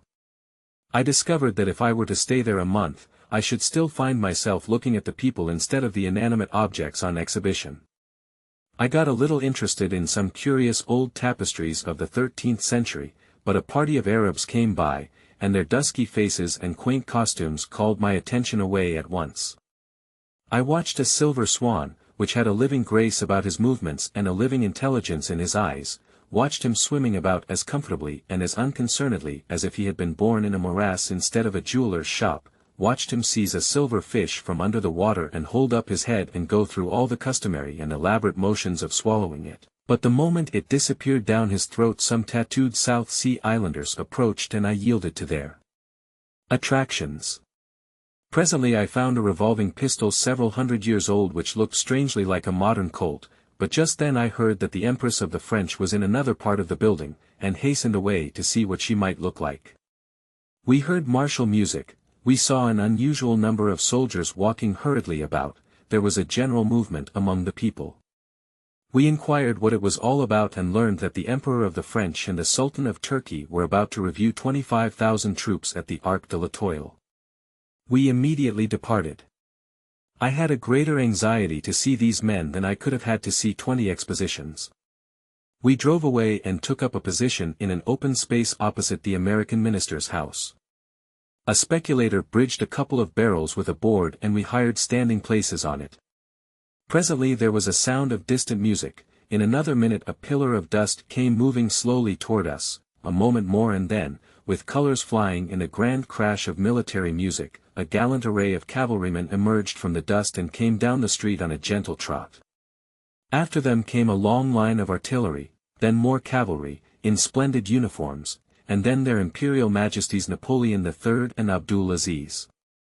The vast concourse of people swung their hats and shouted, the windows and housetops in the wide vicinity burst into a snowstorm of waving handkerchiefs, and the wavers of the same mingled their cheers with those of the masses below. It was a stirring spectacle. But the two central figures claimed all my attention. Was ever such a contrast set up before a multitude till then? Napoleon in military uniform, a long-bodied, short-legged man, fiercely mustached, old, wrinkled, with eyes half closed, and such a deep, crafty, scheming expression about them, Napoleon, bowing ever so gently to the loud plaudits, and watching everything and everybody with his cat eyes from under his depressed hat brim, as if to discover any sign that those cheers were not heartfelt and cordial.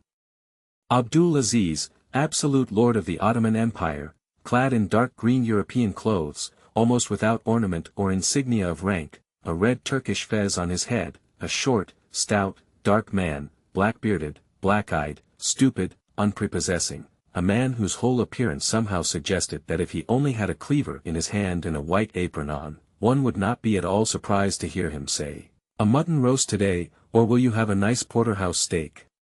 Napoleon III, the representative of the highest modern civilization, progress, and refinement, Abdul Aziz, the representative of a people by nature and training filthy, brutish, ignorant, unprogressive, superstitious, and a government whose three graces are tyranny, rapacity, blood. Here in brilliant Paris, under this majestic arch of triumph, the first century greets the 19th. Napoleon III, Emperor of France. Surrounded by shouting thousands, by military pomp, by the splendors of his capital city, and companioned by kings and princes, this is the man who was sneered at and reviled and called bastard, yet who was dreaming of a crown and an empire all the while, who was driven into exile, but carried his dreams with him, who associated with the common herd in America and ran foot races for a wager, but still sat upon a throne in fancy, who braved every danger to go to his dying mother, and grieved that she could not be spared to see him cast aside his plebeian vestments for the purple of royalty, who kept his faithful watch and walked his weary beat a common policeman of London, but dreamed the while of a coming night when he should tread the long-drawn corridors of the Tuileries, who made the miserable fiasco of Strasbourg, saw his poor, shabby eagle, forgetful of its lesson, refuse to perch upon his shoulder, delivered his carefully prepared, sententious burst of eloquence upon unsympathetic ears, found himself a prisoner, the butt of small wits, a mark for the pitiless ridicule of all the world, yet went on dreaming of coronations and splendid pageants as before, who lay a forgotten captive in the dungeons of Ham, and still schemed and planned and pondered over future glory and future power, President of France at last. A coup d'état, and surrounded by applauding armies, welcomed by the thunders of cannon, he mounts a throne and waves before an astounded world the scepter of a mighty empire. Who talks of the marvels of fiction? Who speaks of the wonders of romance? Who prates of the tame achievements of Aladdin and the Magi of Arabia? Abdulaziz, Sultan of Turkey, Lord of the Ottoman Empire. Born to a throne, weak, stupid, ignorant, almost, as his meanest slave, chief of a vast royalty, yet the puppet of his premier and the obedient child of a tyrannical mother, a man who sits upon a throne, the beck of whose finger moves navies and armies, who holds in his hands the power of life and death over millions, yet who sleeps, eats, idles with his 800 concubines, and when he is surfeited with eating and sleeping and idling, and would rouse up and take the reins of government and threaten to be a sultan, is charmed from his purpose by wary Fuad Pasha with a pretty plan for a new palace or a new ship, charmed away with a new toy, like any other restless child, a man who sees his people robbed and oppressed by soulless tax-gatherers, but speaks no word to save them, who believes in gnomes and genii and the wild fables of the Arabian Nights, but has small regard for the mighty magicians of today, and is nervous in the presence of their mysterious railroads and steamboats and telegraphs, who would see undone in Egypt all that great Mehemet Ali achieved, and would prefer rather to forget than emulate him, a man who found his great empire a blot upon the earth, a degraded, poverty-stricken, miserable, infamous agglomeration of ignorance, crime, and brutality, and will idle away the allotted days of his trivial life and then pass to the dust and the worms and leave it so. Napoleon has augmented the commercial prosperity of France in 10 years to such a degree that figures can hardly compute it. He has rebuilt Paris and has partly rebuilt every city in the state. He condemns a whole street at a time, assesses the damages, pays them, and rebuilds superbly. Then speculators buy up the ground and sell, but the original owner is given the first choice by the government at a stated price before the speculator is permitted to purchase. But above all things, he has taken the sole control of the Empire of France into his hands and made it a tolerably free land, for people who will not attempt to go too far in meddling with government affairs. No country offers greater security to life and property than France, and one has all the freedom he wants, but no license to interfere with anybody or make anyone uncomfortable. As for the Sultan, one could set a trap anywhere and catch a dozen abler men in a night. The band struck up, and the brilliant adventurer, Napoleon III, the genius of energy, persistence, enterprise, and the feeble Abdulaziz, the genius of ignorance, bigotry, and indolence, prepared for the forward march. We saw the splendid review, we saw the white-moustached old Crimean soldier, Canrobert, Marshal of France, we saw everything, and then we went home satisfied. Chapter 14. We went to see the Cathedral of Notre Dame. We had heard of it before. It surprises me sometimes to think how much we do know and how intelligent we are. We recognized the brown old Gothic pile in a moment, it was like the pictures. We stood at a little distance and changed from one point of observation to another and gazed long at its lofty square towers and its rich front, clustered thick with stony, mutilated saints who have been looking calmly down from their perches for ages. The Patriarch of Jerusalem stood under them in the old days of chivalry and romance, and preached the Third Crusade, more than 600 years ago, and since that day they have stood there and looked quietly down upon the most thrilling scenes, the grandest pageants, the most extraordinary spectacles that have grieved or delighted Paris. These battered and broken-nosed old fellows saw many and many a cavalcade of mail-clad knights come marching home from Holy Land. They heard the bells above them toll the signal for the St. Bartholomew's massacre, and they saw the slaughter that followed. Later they saw the reign of terror, the carnage of the revolution, the overthrow of a king, the coronation of two Napoleons, the christening of the young prince that lords it over a regiment of servants in the Tuileries today, and they may possibly continue to stand there until they see the Napoleon dynasty swept away and the banners of a great republic floating above its ruins. I wish these old parties could speak. They could tell a tale worth the listening to. They say that a pagan temple stood where Notre Dame now stands, in the old Roman days, 18 or 20 centuries ago, remains of it are still preserved in Paris, and that a Christian church took its place about AD 300, another took the place of that in AD 500, and that the foundations of the present cathedral were laid about AD 1100. The ground ought to be measurably sacred by this time, one would think. One portion of this noble old edifice is suggestive of the quaint fashions of ancient times. It was built by Jean Sans Père, Duke of Burgundy, to set his conscience at rest. He had assassinated the Duke of Orleans. Alas! Those good old times are gone when a murderer could wipe the stain from his name and soothe his troubles to sleep simply by getting out his bricks and mortar and building an addition to a church. The portals of the Great Western Front are bisected by square pillars. They took the central one away in 1852, on the occasion of Thanksgivings for the reinstitution of the presidential power, but precious soon they had occasion to reconsider that motion and put it back again. And they did. We loitered through the grand aisles for an hour or two, staring up at the rich stained-glass windows embellished with blue and yellow and crimson saints and martyrs, and trying to admire the numberless great pictures in the chapels, and then we were admitted to the sacristy and shown the magnificent robes which the Pope wore when he crowned Napoleon I, a wagon-load of solid gold and silver utensils used in the great public processions and ceremonies of the Church, some nails of the true cross, a fragment of the cross itself, a part of the crown of thorns. We had already seen a large piece of the true cross in a church in the Azores, but no nails. They showed us likewise the bloody robe which that Archbishop of Paris wore who exposed his sacred person and braved the wrath of the insurgents of 1848, to mount the barricades and hold aloft the olive branch of peace in the hope of stopping the slaughter.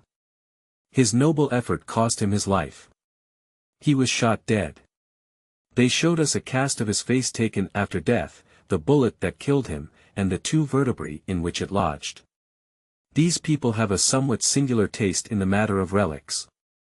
Ferguson told us that the silver cross which the good Archbishop wore at his girdle was seized and thrown into the Seine, where it lay embedded in the mud for 15 years, and then an angel appeared to a priest and told him where to dive for it. He did dive for it and got it, and now it is there on exhibition at Notre Dame, to be inspected by anybody who feels an interest in inanimate objects of miraculous intervention. Next we went to visit the morgue, that horrible receptacle for the dead who die mysteriously and leave the manner of their taking off a dismal secret. We stood before a grating and looked through into a room which was hung all about with the clothing of dead men, coarse blouses, water-soaked, the delicate garments of women and children, patrician vestments, hacked and stabbed and stained with red, a hat that was crushed and bloody. On a slanting stone lay a drowned man, naked, swollen, purple, clasping the fragment of a broken bush with a grip which death had so petrified that human strength could not unloose it, mute witness of the last despairing effort to save the life that was doomed beyond all help. A stream of water trickled ceaselessly over the hideous face. We knew that the body and the clothing were there for identification by friends, but still we wondered if anybody could love that repulsive object or grieve for its loss. We grew meditative and wondered if, some 40 years ago, when the mother of that ghastly thing was dandling it upon her knee, and kissing it and petting it and displaying it with satisfied pride to the passers-by, a prophetic vision of this dread ending ever flitted through her brain. I half feared that the mother, or the wife or a brother of the dead man might come while we stood there, but nothing of the kind occurred. Men and women came, and some looked eagerly in and pressed their faces against the bars, others glanced carelessly at the body and turned away with a disappointed look. People, I thought, who live upon strong excitements and who attend the exhibitions of the morgue regularly, just as other people go to see theatrical spectacles every night. When one of these looked in and passed on, I could not help thinking, now this don't afford you any satisfaction, a party with his head shot off is what you need. One night we went to the celebrated Jardin Mobile, but only stayed a little while.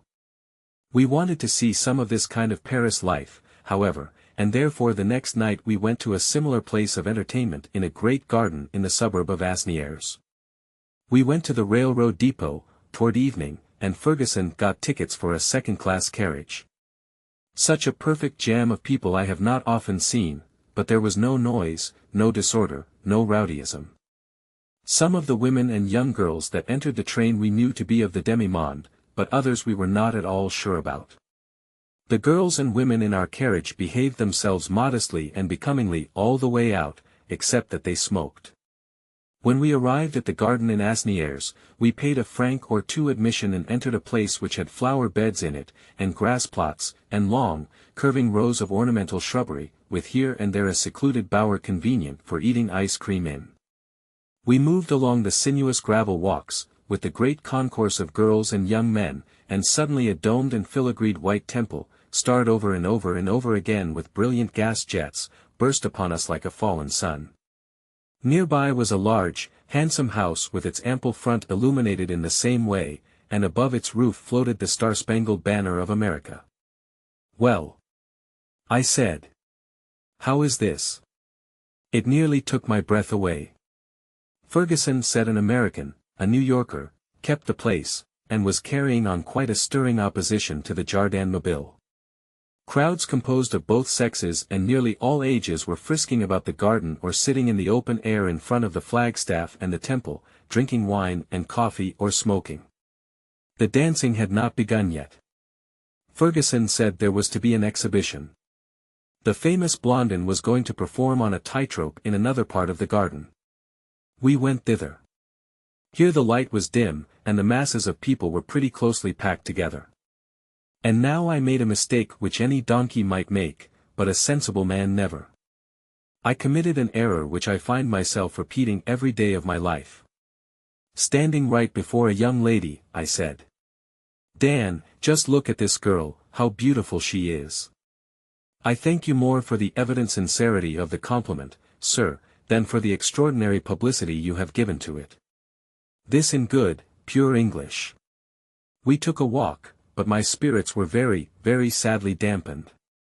I did not feel right comfortable for some time afterward. Why will people be so stupid as to suppose themselves the only foreigners among a crowd of 10,000 persons? But Blondin came out shortly. He appeared on a stretched cable, far away above the sea of tossing hats and handkerchiefs, and in the glare of the hundreds of rockets that whizzed heavenward by him he looked like a wee insect. He balanced his pole and walked the length of his rope, 200 or 300 feet, he came back and got a man and carried him across, he returned to the center and danced a jig, next he performed some gymnastic and balancing feats too perilous to afford a pleasant spectacle, and he finished by fastening to his person 1,000 Roman candles, Catherine wheels, serpents and rockets of all manner of brilliant colors, setting them on fire all at once and walking and waltzing across his rope again. In a blinding blaze of glory that lit up the garden and the people's faces like a great conflagration at midnight. The dance had begun, and we adjourned to the temple. Within it was a drinking saloon, and all around it was a broad circular platform for the dancers. I backed up against the wall of the temple, and waited. 20 sets formed, the music struck up, and then, I placed my hands before my face for very shame. But I looked through my fingers. They were dancing the renowned can-can. A handsome girl in the set before me tripped forward lightly to meet the opposite gentleman, tripped back again, grasped her dresses vigorously on both sides with her hands, raised them pretty high, danced an extraordinary jig that had more activity and exposure about it than any jig I ever saw before, and then, drawing her clothes still higher, she advanced gaily to the center and launched a vicious kick full at her vis-a-vis that must infallibly have removed his nose if he had been 7 feet high. It was a mercy he was only 6. That is the can-can. The idea of it is to dance as wildly, as noisily, as furiously as you can, expose yourself as much as possible if you are a woman, and kick as high as you can, no matter which sex you belong to. There is no word of exaggeration in this. Any of the staid, respectable, aged people who were there that night can testify to the truth of that statement. There were a good many such people present. I suppose French morality is not of that straight-laced description which is shocked at trifles. I moved aside and took a general view of the can-can. Shouts, laughter, furious music, a bewildering chaos of darting and intermingling forms, stormy jerking and snatching of gay dresses, bobbing beads, flying arms, lightning flashes of white-stockinged calves and dainty slippers in the air, and then a grand final rush, riot, a terrific hubbub, and a wild stampede. Heavens! Nothing like it has been seen on earth since trembling Tam O'Shanter saw the devil and the witches at their orgies that stormy night in Alloway's old haunted kirk. We visited the Louvre, at a time when we had no silk purchases in view, and looked at its miles of paintings by the old masters. Some of them were beautiful, but at the same time they carried such evidences about them of the cringing spirit of those great men that we found small pleasure in examining them. Their nauseous adulation of princely patrons was more prominent to me and chained my attention more surely than the charms of color and expression which are claimed to be in the pictures. Gratitude for kindnesses is well, but it seems to me that some of those artists carried it so far that it ceased to be gratitude and became worship. If there is a plausible excuse for the worship of men, then by all means let us forgive Rubens and his brethren. But I will drop the subject, lest I say something about the old masters that might as well be left unsaid. Of course we drove in the Bois de Boulogne, that limitless park, with its forests, its lakes, its cascades, and its broad avenues. There were thousands upon thousands of vehicles abroad, and the scene was full of life and gaiety. There were very common hacks, with father and mother and all the children in them, conspicuous little open carriages with celebrated ladies of questionable reputation in them, there were dukes and duchesses abroad, with gorgeous footmen perched behind, and equally gorgeous outriders perched on each of the 6 horses, there were blue and silver, and green and gold, and pink and black, and all sorts and descriptions of stunning and startling liveries out, and I almost yearned to be a flunkey myself, for the sake of the fine clothes. But presently the emperor came along and he outshone them all.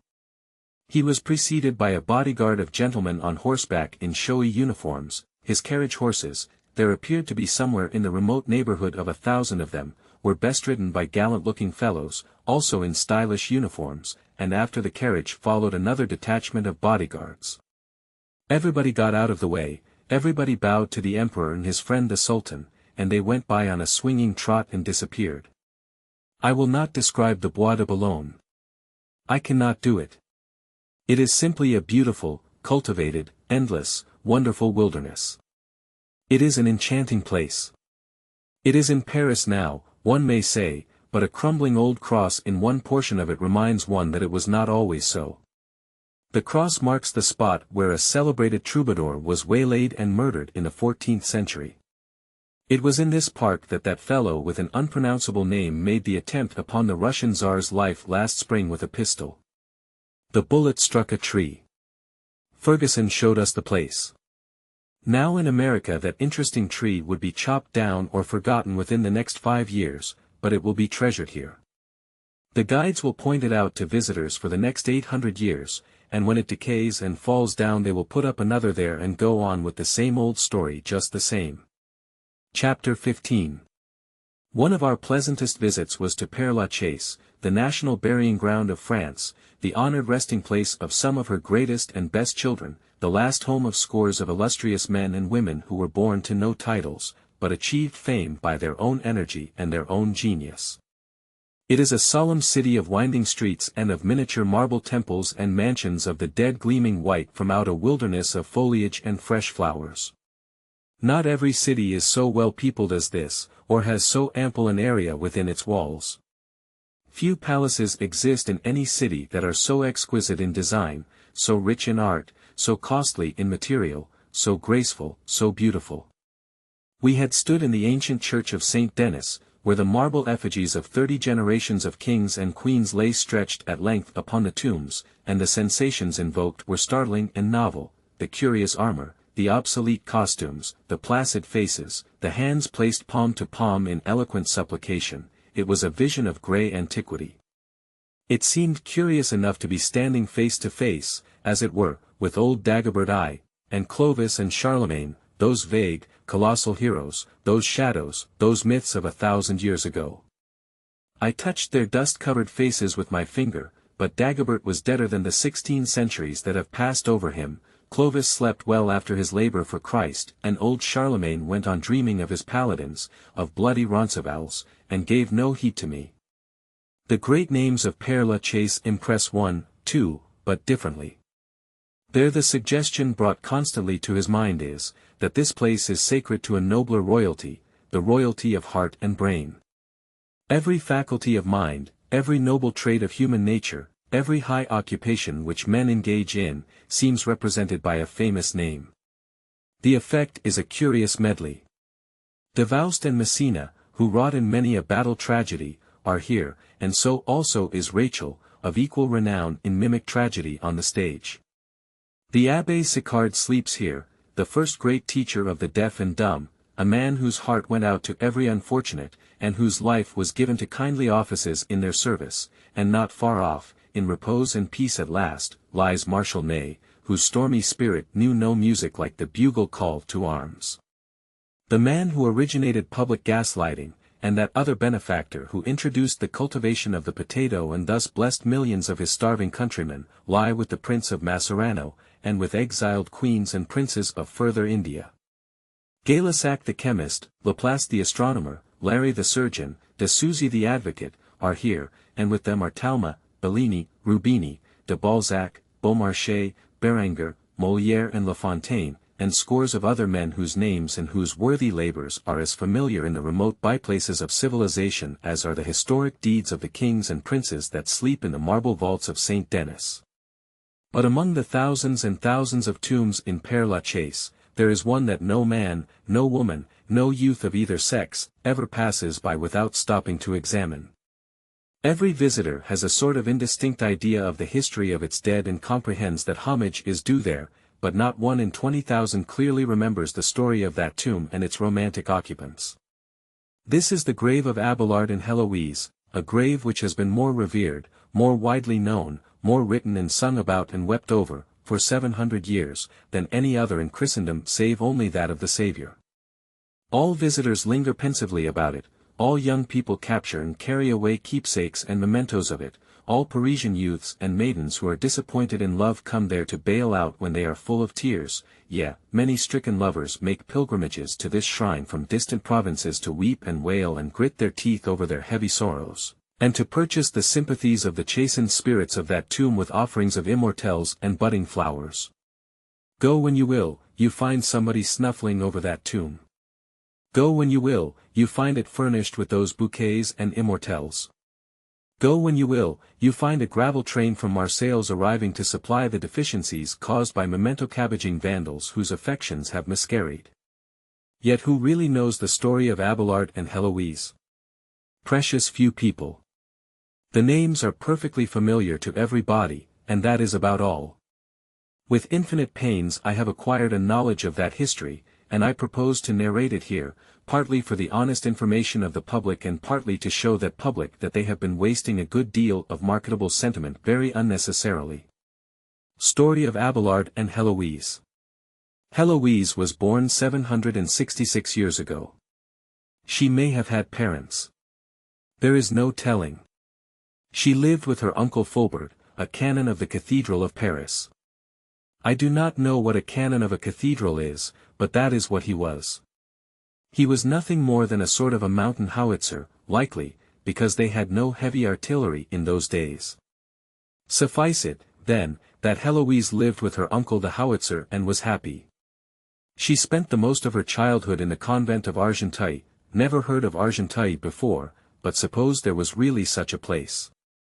She then returned to her uncle, the old gun, or son of a gun, as the case may be, and he taught her to write and speak Latin, which was the language of literature and polite society at that period. Just at this time, Pierre Abelard, who had already made himself widely famous as a rhetorician, came to found a school of rhetoric in Paris. The originality of his principles, his eloquence, and his great physical strength and beauty created a profound sensation. He saw Heloise, and was captivated by her blooming youth, her beauty, and her charming disposition. He wrote to her, she answered. He wrote again, she answered again. He was now in love. He longed to know her, to speak to her face to face. His school was near Fulbert's house. He asked Fulbert to allow him to call. The good old Swivel saw here a rare opportunity. His niece, whom he so much loved, would absorb knowledge from this man, and it would not cost him a cent. Such was Fulbert, penurious. Fulbert's first name is not mentioned by any author, which is unfortunate. However, George W. Fulbert will answer for him as well as any other. We will let him go at that. He asked Abelard to teach her. Abelard was glad enough of the opportunity. He came often and stayed long. A letter of his shows in its very first sentence that he came under that friendly roof like a cold-hearted villain as he was, with the deliberate intention of debauching a confiding, innocent girl. This is the letter. I cannot cease to be astonished at the simplicity of Fulbert. I was as much surprised as if he had placed a lamb in the power of a hungry wolf.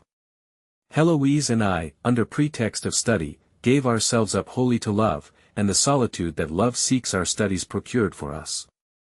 Books were open before us, but we spoke oftener of love than philosophy, and kisses came more readily from our lips than words. And so, exulting over an honorable confidence which to his degraded instinct was a ludicrous simplicity, this unmanly Abelard seduced the niece of the man whose guest he was. Paris found it out. Fulbert was told of it, told often, but refused to believe it. He could not comprehend how a man could be so depraved as to use the sacred protection and security of hospitality as a means for the commission of such a crime as that. But when he heard the rowdies in the streets singing the love songs of Abelard to Heloise, the case was too plain. Love songs come not properly within the teachings of rhetoric and philosophy. He drove Abelard from his house. Abelard returned secretly and carried Heloise away to Palais, in Brittany, his native country. Here, shortly afterward, she bore a son, who, from his rare beauty, was surnamed Astrolabe, William G. The girl's flight enraged Fulbert, and he longed for vengeance, but feared to strike lest retaliation visit Heloise, for he still loved her tenderly. At length Abelard offered to marry Heloise, but on a shameful condition, that the marriage should be kept secret from the world, to the end that, while her good name remained a wreck, as before, his priestly reputation might be kept untarnished. It was like that miscreant. Fulbert saw his opportunity and consented. He would see the parties married, and then violate the confidence of the man who had taught him that trick. He would divulge the secret and so remove somewhat of the obloquy that attached to his niece's fame. But the niece suspected his scheme. She refused the marriage at first. She said Fulbert would betray the secret to save her, and besides, she did not wish to drag down a lover who was so gifted, so honored by the world, and who had such a splendid career before him. It was noble, self-sacrificing love, and characteristic of the pure-souled Heloise, but it was not good sense. But she was overruled, and the private marriage took place. Now for Fulbert. The heart so wounded should be healed at last, the proud spirit so tortured should find rest again, the humbled head should be lifted up once more. He proclaimed the marriage in the high places of the city and rejoiced that dishonor had departed from his house. But lo! Abelard denied the marriage. Heloise denied it. The people, knowing the former circumstances, might have believed Fulbert had only Abelard denied it, but when the person chiefly interested, the girl herself, denied it, they laughed, despairing Fulbert to scorn. The poor canon of the Cathedral of Paris was spiked again. The last hope of repairing the wrong that had been done his house was gone. What next? Human nature suggested revenge. He compassed it. The historian says, ruffians, hired by Fulbert, fell upon Abelard by night, and inflicted upon him a terrible and nameless mutilation. I am seeking the last resting place of those ruffians. When I find it I shall shed some tears on it, and stack up some bouquets and immortelles, and cart away from it some gravel whereby to remember that howsoever blotted by crime their lives may have been, these ruffians did one just deed, at any rate, albeit it was not warranted by the strict letter of the law. Heloise entered a convent and gave goodbye to the world and its pleasures for all time. For 12 years she never heard of Abelard, never even heard his name mentioned. She had become prioress of Argenteuil and led a life of complete seclusion. She happened one day to see a letter written by him, in which he narrated his own history. She cried over it and wrote him. He answered, addressing her as his sister in Christ. They continued to correspond, she in the unweighed language of unwavering affection, he in the chilly phraseology of the polished rhetorician. She poured out her heart in passionate, disjointed sentences, he replied with finished essays, divided deliberately into heads and subheads, premises and argument. She showered upon him the tenderest epithets that love could devise, He addressed her from the North Pole of his frozen heart as the spouse of Christ. The abandoned villain. On account of her too easy government of her nuns, some disreputable irregularities were discovered among them, and the abbot of St. Denis broke up her establishment. Abelard was the official head of the monastery of St. Gildas Delaware Ruiz, at that time, and when he heard of her homeless condition a sentiment of pity was aroused in his breast. It is a wonder the unfamiliar emotion did not blow his head off, and he placed her and her troop in the little oratory of the Paraclete, a religious establishment which he had founded. She had many privations and sufferings to undergo at first, but her worth and her gentle disposition won influential friends for her, and she built up a wealthy and flourishing nunnery. She became a great favorite with the heads of the church, and also the people, though she seldom appeared in public. She rapidly advanced in esteem, in good report, and in usefulness, and Abelard as rapidly lost ground. The Pope so honored her that he made her the head of her order. Abelard, a man of splendid talents, and ranking as the first debater of his time, became timid, irresolute, and distrustful of his powers. He only needed a great misfortune to topple him from the high position he held in the world of intellectual excellence, and it came. Urged by kings and princes to meet the subtle Saint Bernard in debate and crush him, he stood up in the presence of a royal and illustrious assemblage, and when his antagonist had finished he looked about him and stammered a commencement, but his courage failed him, the cunning of his tongue was gone, with his speech unspoken, he trembled and sat down, a disgraced and vanquished champion. He died a nobody, and was buried at Cluny, A.D. 1144.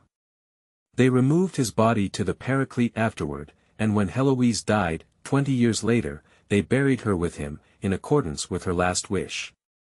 He died at the ripe age of 64, and she at 63. After the bodies had remained entombed 300 years, they were removed once more. They were removed again in 1800, and finally, 17 years afterward, they were taken up and transferred to Père Lachaise, where they will remain in peace and quiet until it comes time for them to get up and move again. History is silent concerning the last acts of the mountain howitzer. Let the world say what it will about him, I, at least, shall always respect the memory and sorrow for the abused trust and the broken heart and the troubled spirit of the old smoothbore. Rest and repose be his.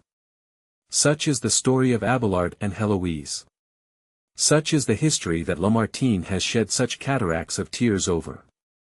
But that man never could come within the influence of a subject in the least pathetic without overflowing his banks. He ought to be damned, or levied, I should more properly say. Such is the history, not as it is usually told, but as it is when stripped of the nauseous sentimentality that would enshrine for our loving worship a dastardly seducer like Pierre Abelard.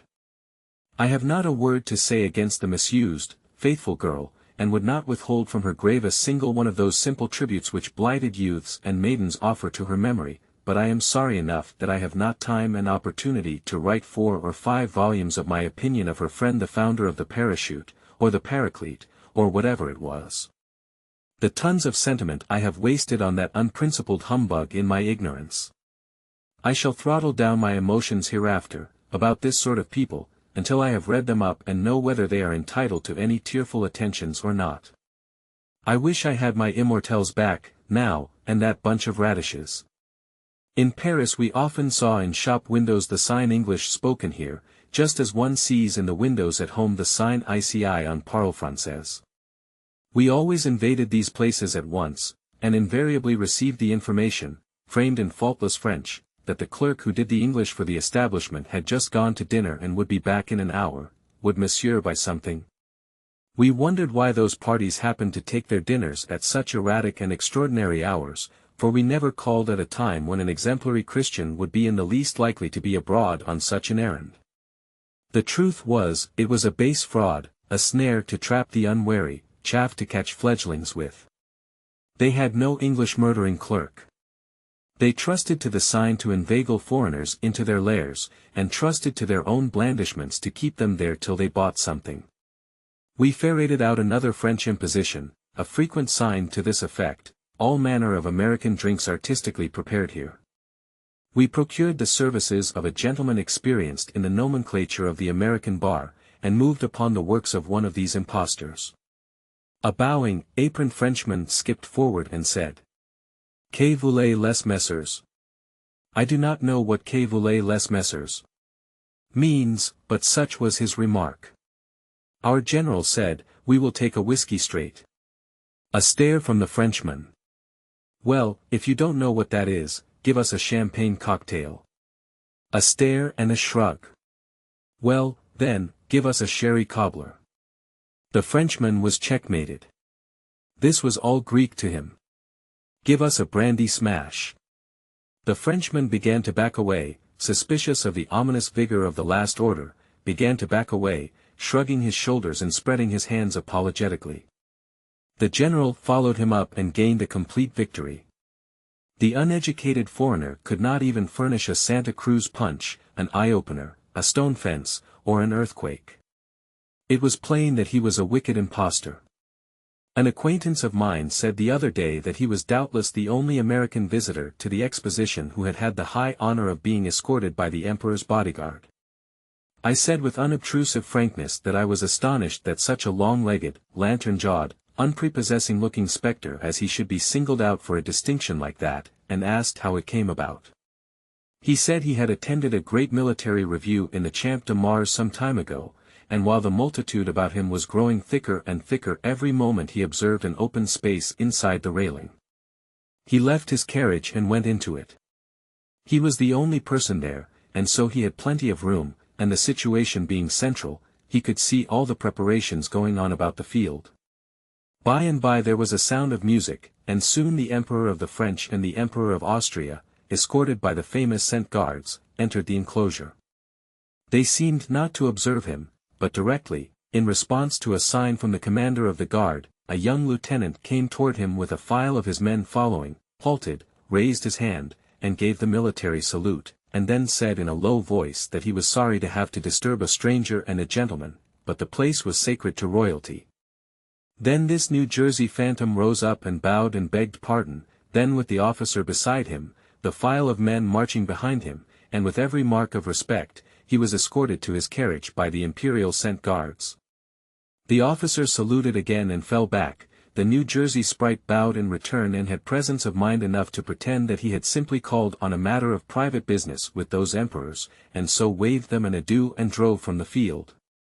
Imagine a poor Frenchman ignorantly intruding upon a public rostrum sacred to some sixpenny dignitary in America. The police would scare him to death first with a storm of their elegant blasphemy, and then pull him to pieces getting him away from there. We are measurably superior to the French in some things, but they are immeasurably our betters in others. Enough of Paris for the present. We have done our whole duty by it. We have seen the Tuileries, the Napoleon Column, the Madeleine, that wonder of wonders, the tomb of Napoleon, all the great churches and museums, libraries, imperial palaces, and sculpture and picture galleries, the Pantheon, Jardin des Plantes, the opera, the circus, the legislative body, the billiard rooms, the barbers, the grisettes. Ah, the grisettes! I had almost forgotten. They are another romantic fraud. They were, if you let the books of travel tell it, always so beautiful, so neat and trim, so graceful, so naive and trusting, so gentle, so winning, so faithful to their shop duties, so irresistible to buyers in their prattling importunity, so devoted to their poverty-stricken students of the Latin Quarter, so light-hearted and happy on their Sunday picnics in the suburbs, and oh, so charmingly, so delightfully immoral. Stuff! For 3 or 4 days I was constantly saying, "Quick, Ferguson! Is that a grisette?" And he always said, "No." He comprehended at last that I wanted to see a grisette. Then he showed me dozens of them. They were like nearly all the French women I ever saw, homely. They had large hands, large feet, large mouths, they had pug noses as a general thing, and mustaches that not even good breeding could overlook, they combed their hair straight back without parting, they were ill-shaped, they were not winning, they were not graceful, I knew by their looks that they ate garlic and onions, and lastly and finally, to my thinking it would be base flattery to call them immoral. Aroint thee, wench! I sorrow for the vagabond student of the Latin Quarter now, even more than formerly I envied him. Thus topples to earth another idol of my infancy. We have seen everything, and tomorrow we go to Versailles. We shall see Paris only for a little while as we come back to take up our line of march for the ship, and so I may as well bid the beautiful city a regretful farewell. We shall travel many thousands of miles after we leave here and visit many great cities, but we shall find none so enchanting as this. Some of our party have gone to England, intending to take a roundabout course and rejoin the vessel at Leghorn or Naples several weeks hence. We came near going to Geneva, but have concluded to return to Marseilles and go up through Italy from Genoa. I will conclude this chapter with a remark that I am sincerely proud to be able to make, and glad, as well, that my comrades cordially endorse it, to wit, by far the handsomest women we have seen in France were born and reared in America. I feel now like a man who has redeemed a failing reputation and shed luster upon a dim escutcheon, by a single just deed done at the 11th hour. Let the curtain fall, to slow music. Chapter 16. Versailles.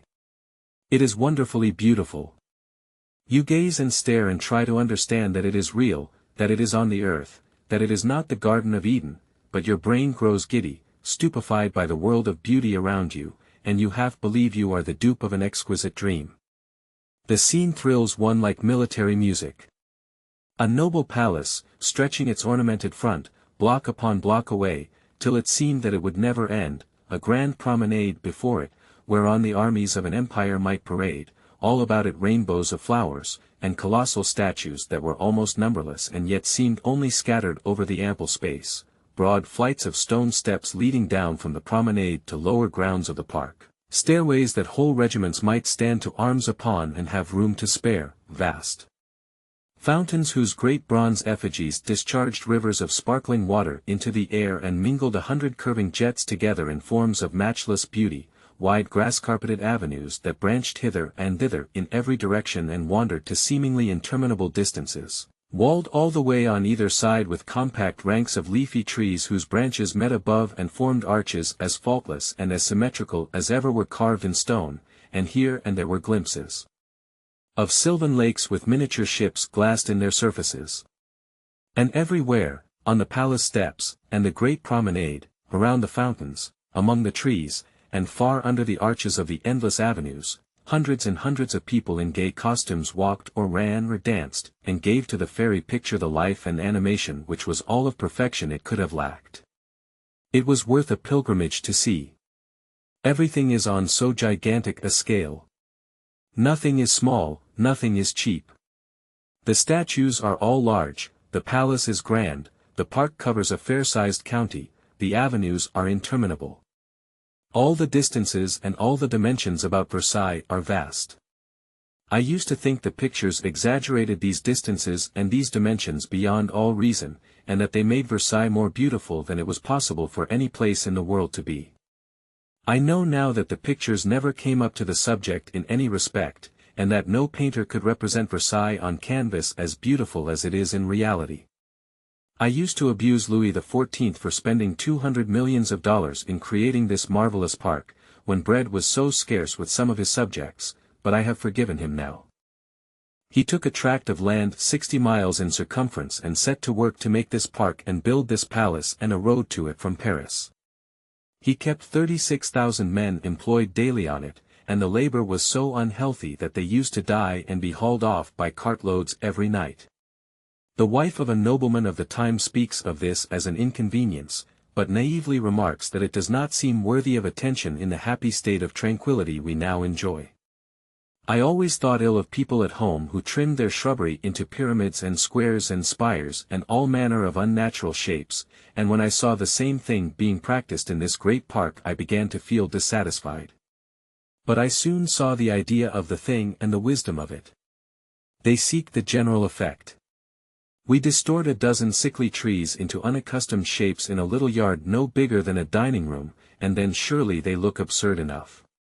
But here they take 200,000 tall forest trees and set them in a double row, allow no sign of leaf or branch to grow on the trunk lower down than 6 feet above the ground, from that point the boughs begin to project, and very gradually they extend outward further and further till they meet overhead, and a faultless tunnel of foliage is formed. The arch is mathematically precise. The effect is then very fine. They make trees take 50 different shapes, and so these quaint effects are infinitely varied and picturesque. The trees in no two avenues are shaped alike, and consequently the eye is not fatigued with anything in the nature of monotonous uniformity. I will drop this subject now, leaving it to others to determine how these people manage to make endless ranks of lofty forest trees grow to just a certain thickness of trunk, say 1 2/3 feet, how they make them spring to precisely the same height for miles, how they make them grow so close together, how they compel one huge limb to spring from the same identical spot on each tree and form the main sweep of the arch, and how all these things are kept exactly in the same condition and in the same exquisite shapeliness and symmetry month after month and year after year, for I have tried to reason out the problem and have failed.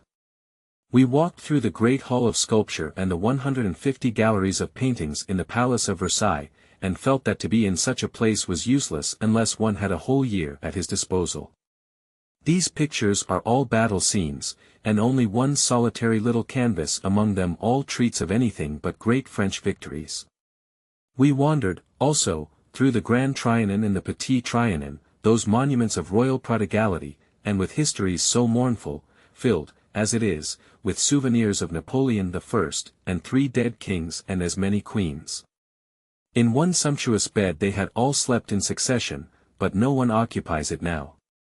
In a large dining room stood the table at which Louis XIV and his mistress Madame Maintenon, and after them Louis XV, and Pompadour, had sat at their meals naked and unattended, for the table stood upon a trapdoor, which descended with it to regions below when it was necessary to replenish its dishes.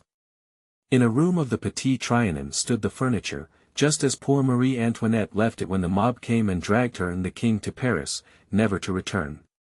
Near at hand, in the stables, were prodigious carriages that showed no color but gold, carriages used by former kings of France on state occasions, and never used now save when a kingly head is to be crowned or an imperial infant christened. And with them were some curious sleighs, whose bodies were shaped like lions, swans, tigers, etc., vehicles that had once been handsome with pictured designs and fine workmanship, but were dusty and decaying now. They had their history. When Louis XIV had finished the Grand Trianon, he told Maintenon he had created a paradise for her, and asked if she could think of anything now to wish for. He said he wished the Trianon to be perfection, nothing less. She said she could think of but one thing, it was summer, and it was balmy France, yet she would like well to sleigh ride in the leafy avenues of Versailles.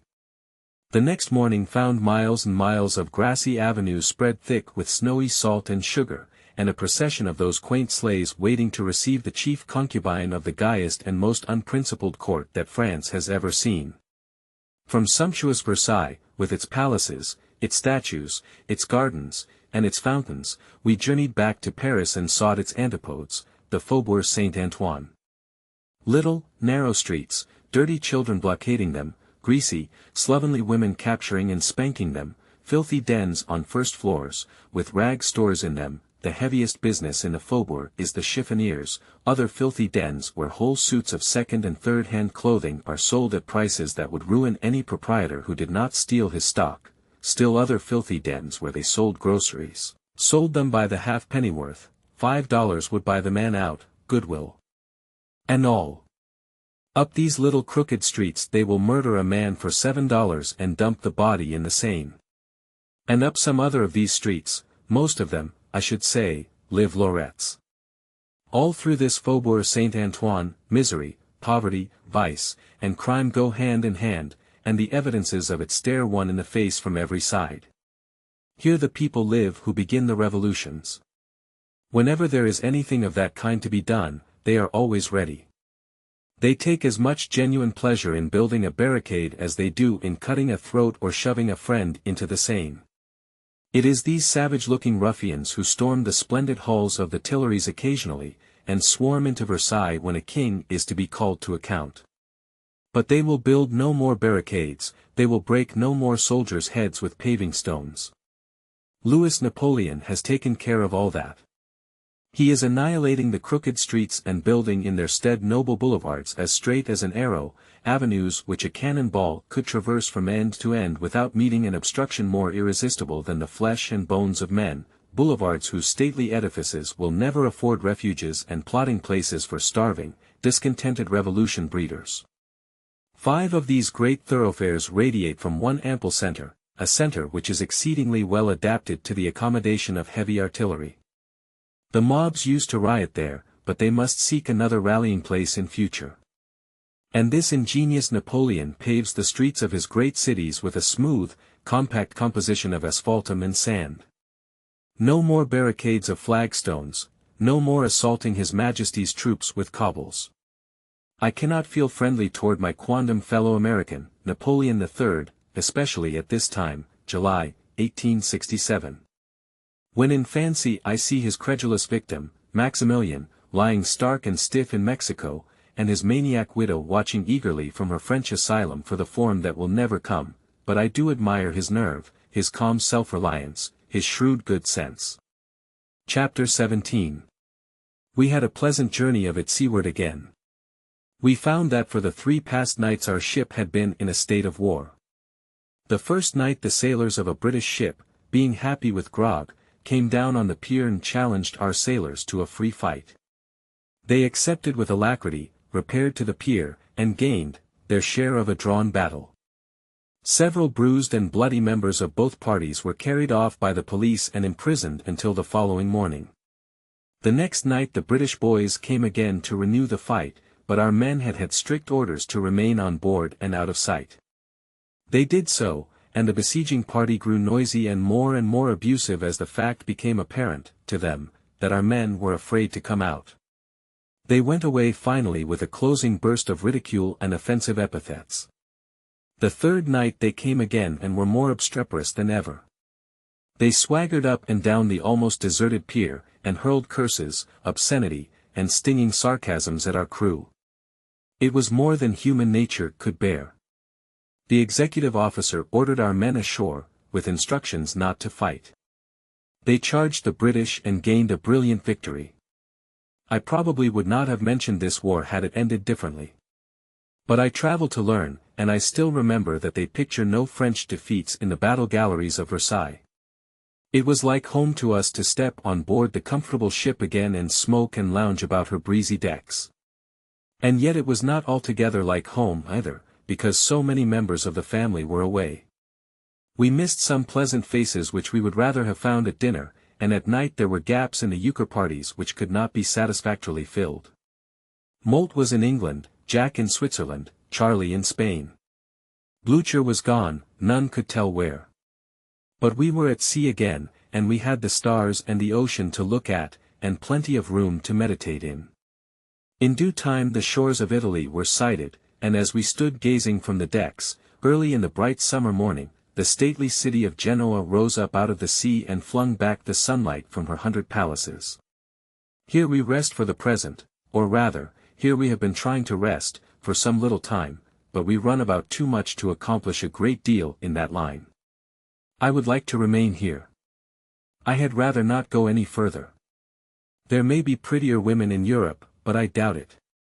The population of Genoa is 120,000, 2/3 of these are women, I think, and at least 2/3 of the women are beautiful. They are as dressy and as tasteful and as graceful as they could possibly be without being angels. However, angels are not very dressy, I believe. At least the angels in pictures are not, they wear nothing but wings. But these Genoese women do look so charming. Most of the young demoiselles are robed in a cloud of white from head to foot, though many trick themselves out more elaborately. 9/10 of them wear nothing on their heads but a filmy sort of veil, which falls down their backs like a white mist. They are very fair, and many of them have blue eyes, but black and dreamy dark brown ones are met with oftenest. The ladies and gentlemen of Genoa have a pleasant fashion of promenading in a large park on the top of a hill in the center of the city, from 6 till 9 in the evening, and then eating ices in a neighboring garden an hour or two longer. We went to the park on Sunday evening. 2,000 persons were present, chiefly young ladies and gentlemen. The gentlemen were dressed in the very latest Paris fashions, and the robes of the ladies glinted among the trees like so many snowflakes. The multitude moved round and round the park in a great procession. The bands played, and so did the fountains, the moon and the gas lamps lit up the scene, and altogether it was a brilliant and an animated picture. I scanned every female face that passed, and it seemed to me that all were handsome. I never saw such a freshet of loveliness before.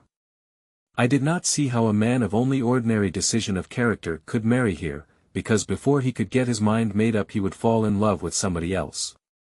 Never smoke any Italian tobacco. Never do it on any account.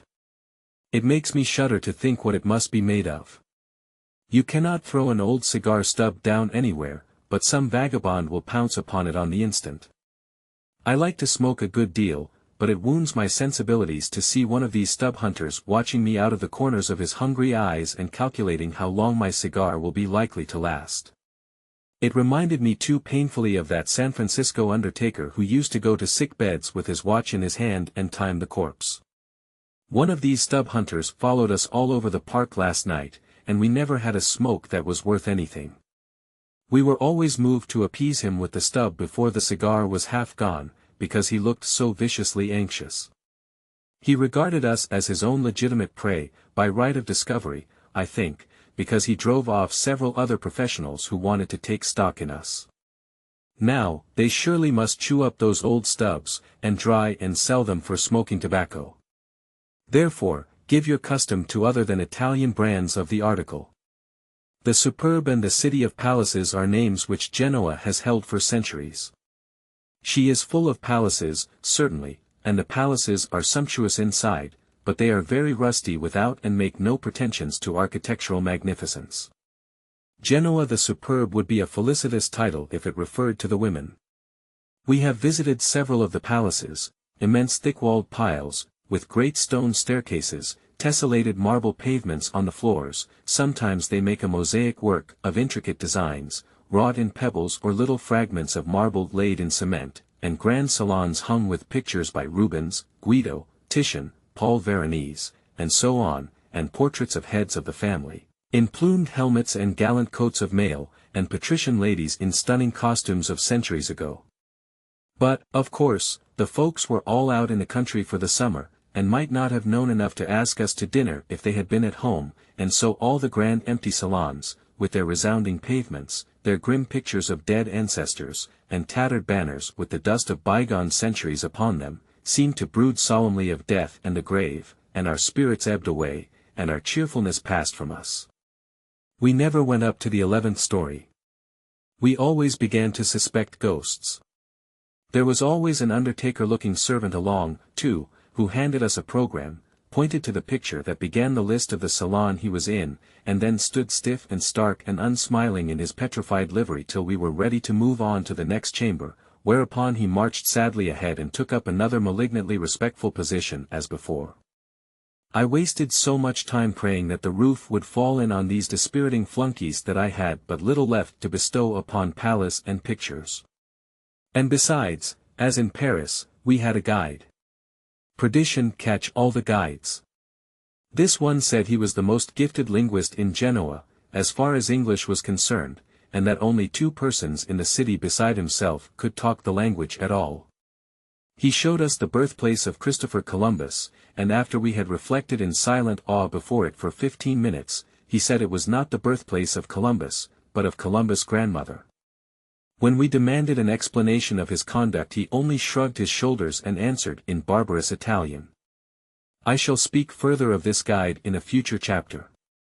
All the information we got out of him we shall be able to carry along with us, I think. I have not been to church so often in a long time as I have in the last few weeks. The people in these old lands seem to make churches their specialty. Especially does this seem to be the case with the citizens of Genoa. I think there is a church every 300 or 400 yards all over town. The streets are sprinkled from end to end with shovel-hatted, long-robed, well-fed priests, and the church bells by dozens are pealing all the day long, nearly. Every now and then one comes across a friar of orders grey, with shaven head, long, coarse robe, rope girdle and beads, and with feet cased in sandals or entirely bare. These worthies suffer in the flesh and do penance all their lives, I suppose, but they look like consummate famine breeders. They are all fat and serene. The old Cathedral of San Lorenzo is about as notable a building as we have found in Genoa. It is vast, and has colonnades of noble pillars, and a great organ, and the customary pomp of gilded mouldings, pictures, frescoed ceilings, and so forth. I cannot describe it, of course, it would require a good many pages to do that. But it is a curious place. They said that half of it, from the front door halfway down to the altar, was a Jewish synagogue before the Savior was born, and that no alteration had been made in it since that time. We doubted the statement, but did it reluctantly. We would much rather have believed it. The place looked in too perfect repair to be so ancient. The main point of interest about the cathedral is the little chapel of St. John the Baptist. They only allow women to enter it on one day in the year, on account of the animosity they still cherish against the sex because of the murder of the saint to gratify a caprice of Herodias. In this chapel is a marble chest, in which, they told us, were the ashes of St. John, and around it was wound a chain, which, they said, had confined him when he was in prison. We did not desire to disbelieve these statements, and yet we could not feel certain that they were correct, partly because we could have broken that chain, and so could St. John, and partly because we had seen St. John's ashes before, in another church. We could not bring ourselves to think St. John had two sets of ashes. They also showed us a portrait of the Madonna which was painted by St. Luke, and it did not look half as old and smoky as some of the pictures by Rubens. We could not help admiring the apostle's modesty in never once mentioning in his writings that he could paint. But isn't this relic matter a little overdone? We find a piece of the true cross in every old church we go into, and some of the nails that held it together. I would not like to be positive, but I think we have seen as much as a keg of these nails. Then there is the crown of thorns. They have part of one in Sainte-Chapelle, in Paris, and part of one also in Notre Dame. And as for bones of Saint Denis, I feel certain we have seen enough of them to duplicate him if necessary. I only meant to write about the churches, but I keep wandering from the subject. I could say that the Church of the Annunciation is a wilderness of beautiful columns, of statues, gilded mouldings, and pictures almost countless, but that would give no one an entirely perfect idea of the thing, and so where is the use? One family built the whole edifice, and have got money left. There is where the mystery lies. We had an idea at first that only a mint could have survived the expense. These people here live in the heaviest, highest, broadest, darkest, solidest houses one can imagine. Each one might laugh a siege to scorn. 100 feet front and 100 high is about the style, and you go up 3 flights of stairs before you begin to come upon signs of occupancy. Everything is stone, and stone of the heaviest, floors, stairways, mantels, benches, everything. The walls are 4 to 5 feet thick. The streets generally are 4 or 5 to 8 feet wide and as crooked as a corkscrew. You go along one of these gloomy cracks, and look up and behold the sky like a mere ribbon of light, far above your head, where the tops of the tall houses on either side of the street bend almost together. You feel as if you were at the bottom of some tremendous abyss, with all the world far above you. You wind in and out and here and there, in the most mysterious way, and have no more idea of the points of the compass than if you were a blind man. You can never persuade yourself that these are actually streets, and the frowning, dingy, monstrous houses dwellings, till you see one of these beautiful, prettily dressed women emerge from them, see her emerge from a dark, dreary-looking den that looks dungeon all over, from the ground away halfway up to heaven. And then you wonder that such a charming moth could come from such a forbidding shell as that. The streets are wisely made narrow and the houses heavy and thick and stony, in order that the people may be cool in this roasting climate. And they are cool, and stay so. And while I think of it, the men wear hats and have very dark complexions, but the women wear no headgear but a flimsy veil like a gossamer's web, and yet are exceedingly fair as a general thing. Singular, isn't it? The huge palaces of Genoa are each supposed to be occupied by one family, but they could accommodate 100, I should think. They are relics of the grandeur of Genoa's palmy days, the days when she was a great commercial and maritime power several centuries ago. These houses, solid marble palaces though they be, are in many cases of a dull pinkish color, outside, and from pavement to eaves are pictured with Genoese battle scenes, with monstrous Jupiters and Cupids, and with familiar illustrations from Grecian mythology. Where the paint has yielded to age and exposure and is peeling off in flakes and patches, the effect is not happy. A noseless Cupid or a Jupiter with an eye out or a Venus with a fly blister on her breast, are not attractive features in a picture. Some of these painted walls reminded me somewhat of the tall van, plastered with fanciful bills and posters, that follows the bandwagon of a circus about a country village. I have not read or heard that the outsides of the houses of any other European city are frescoed in this way. I cannot conceive of such a thing as Genoa in ruins.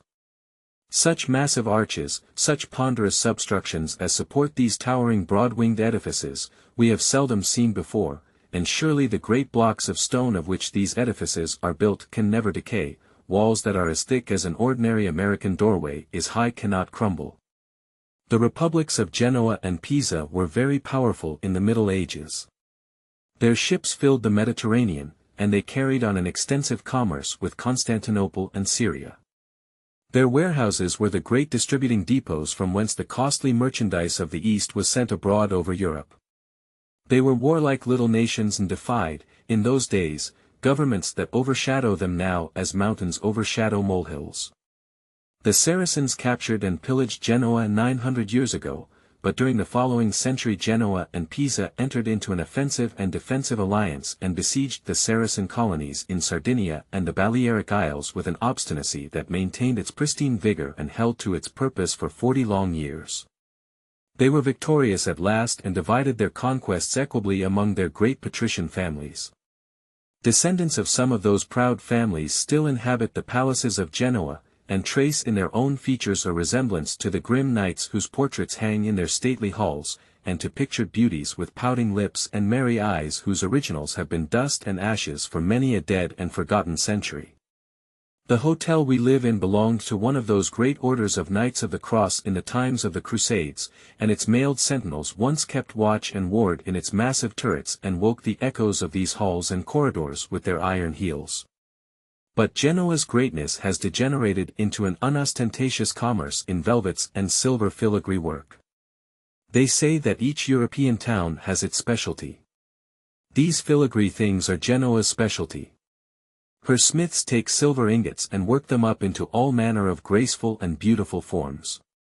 They make bunches of flowers, from flakes and wires of silver, that counterfeit the delicate creations the frost weaves upon a windowpane, and we were shown a miniature silver temple whose fluted columns, whose Corinthian capitals and rich entablatures, whose spire, statues, bells, and ornate lavishness of sculpture were wrought in polished silver, and with such matchless art that every detail was a fascinating study and the finished edifice a wonder of beauty.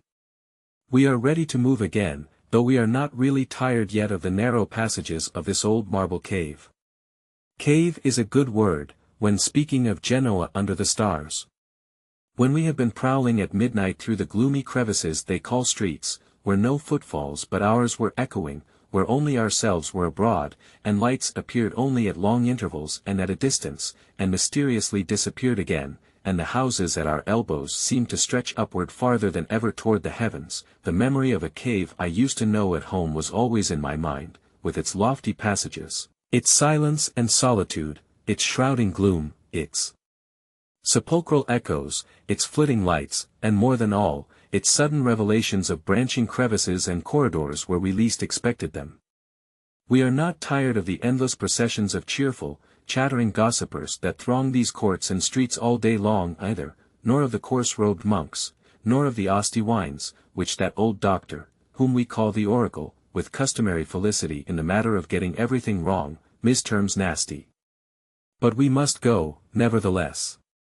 Our last sight was the cemetery, a burial place intended to accommodate 60,000 bodies, and we shall continue to remember it after we shall have forgotten the palaces.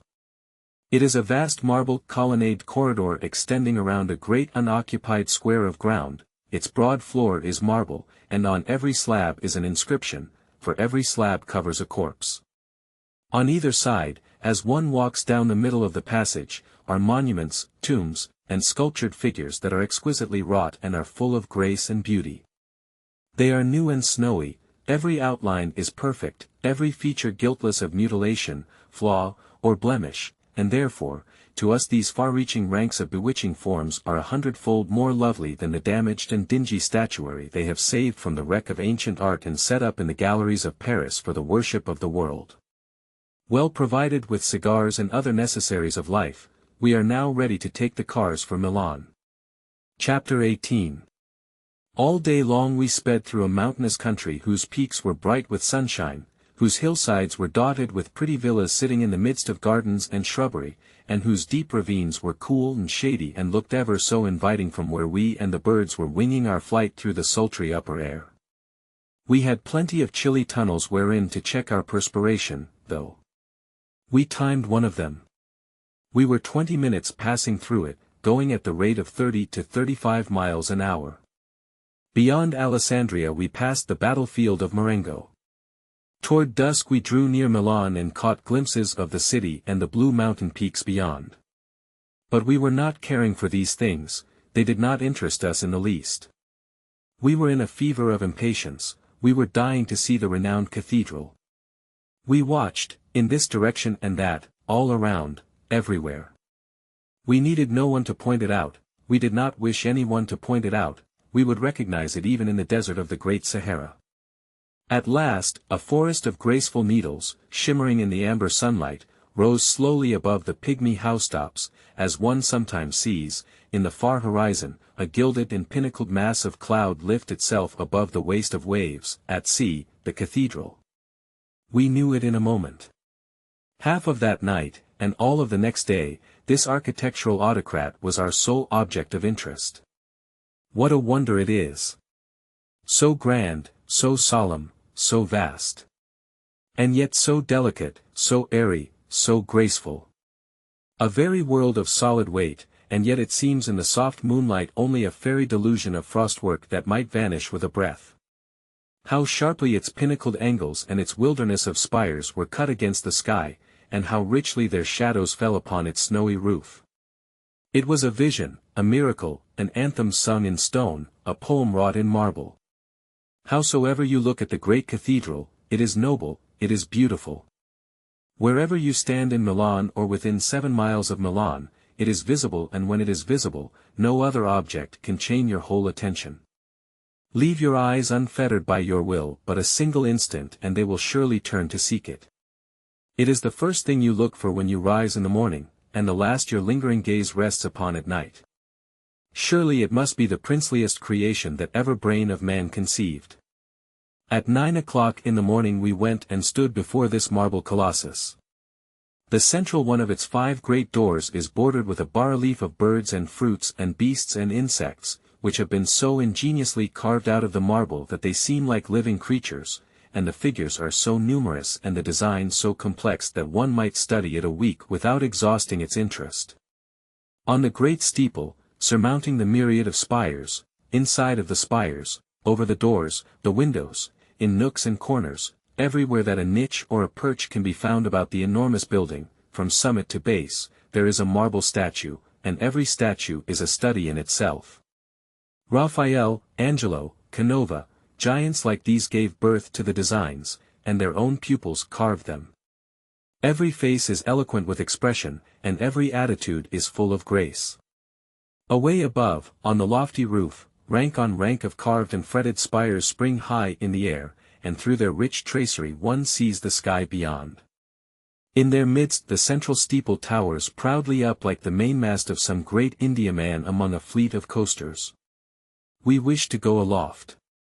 The sacristan showed us a marble stairway, of course it was marble, and of the purest and whitest, there is no other stone, no brick, no wood, among its building materials, and told us to go up 182 steps and stop till he came.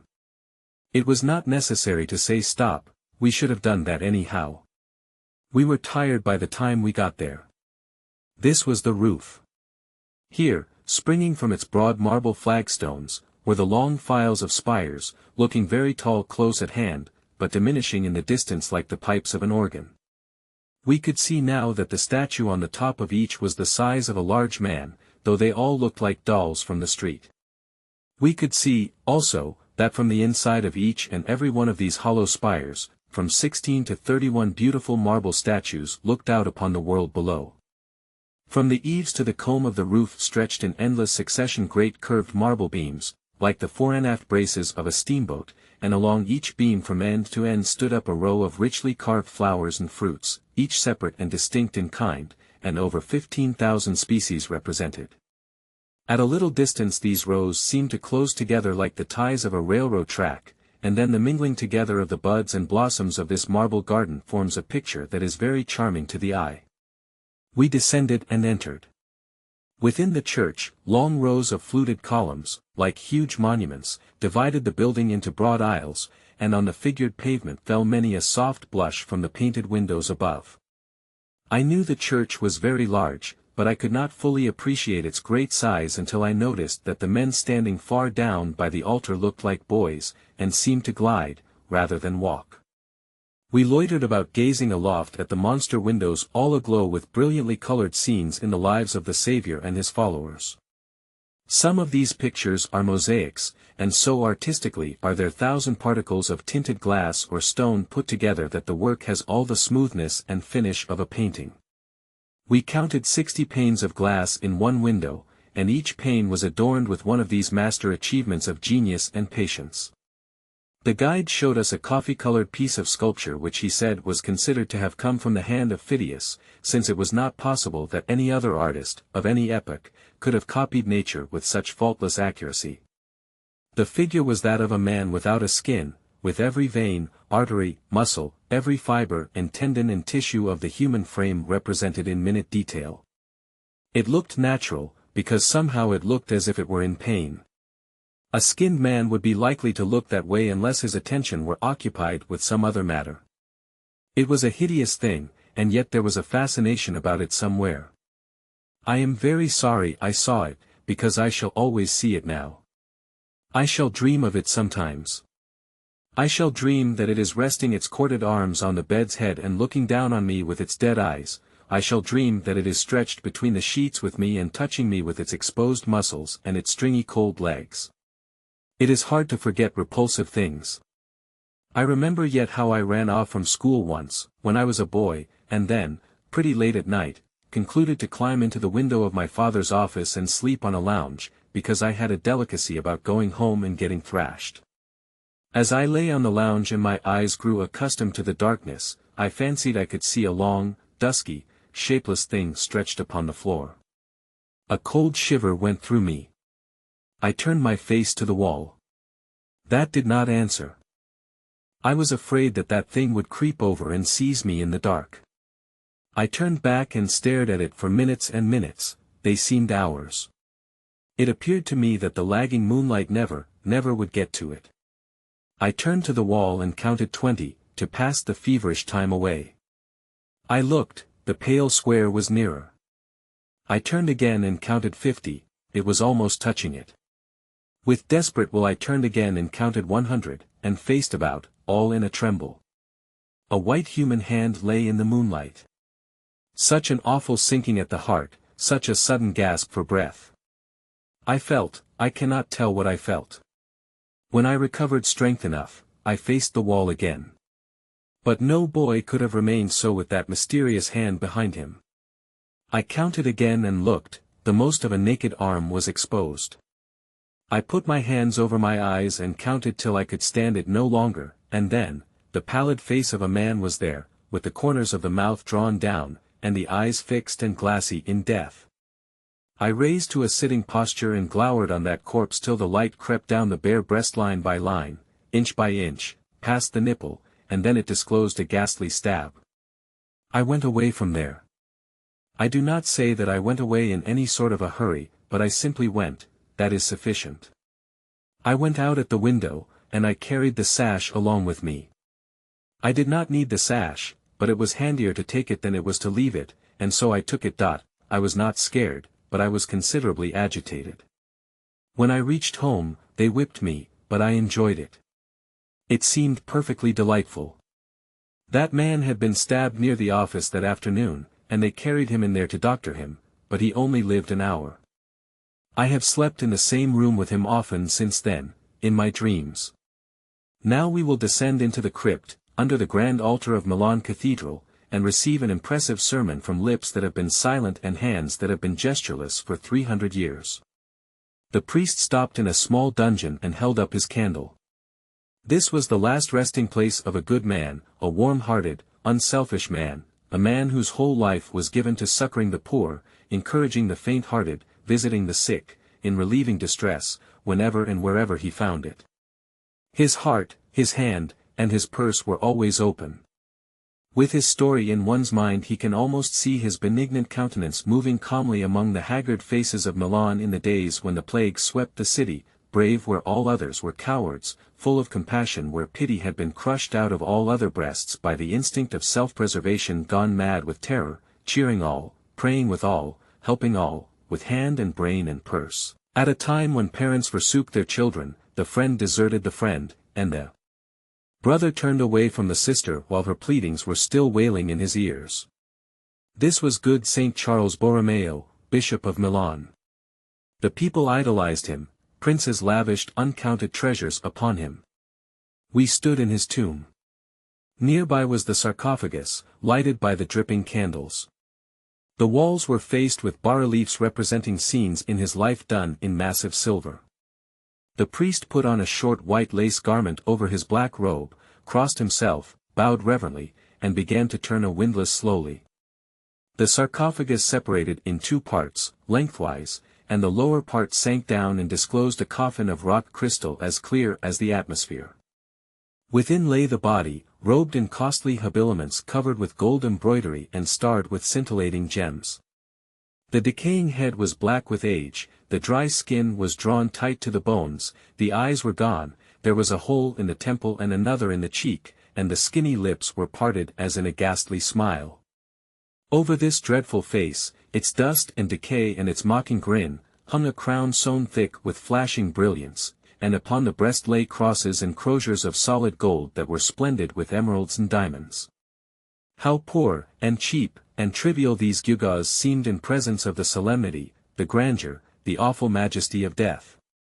Think of Milton, Shakespeare, Washington, standing before a reverent world tricked out in the glass beads, the brass earrings and tin trumpery of the savages of the plains. Dead Bartolomeo preached his pregnant sermon, and its burden was, "You that worship the vanities of earth, you that long for worldly honor, worldly wealth, worldly fame, behold their worth." To us it seemed that so good a man, so kind a heart, so simple a nature, deserved rest and peace in a grave sacred from the intrusion of prying eyes, and believed that he himself would have preferred to have it so, but peradventure our wisdom was at fault in this regard. As we came out upon the floor of the church again, another priest volunteered to show us the treasures of the church. What, more?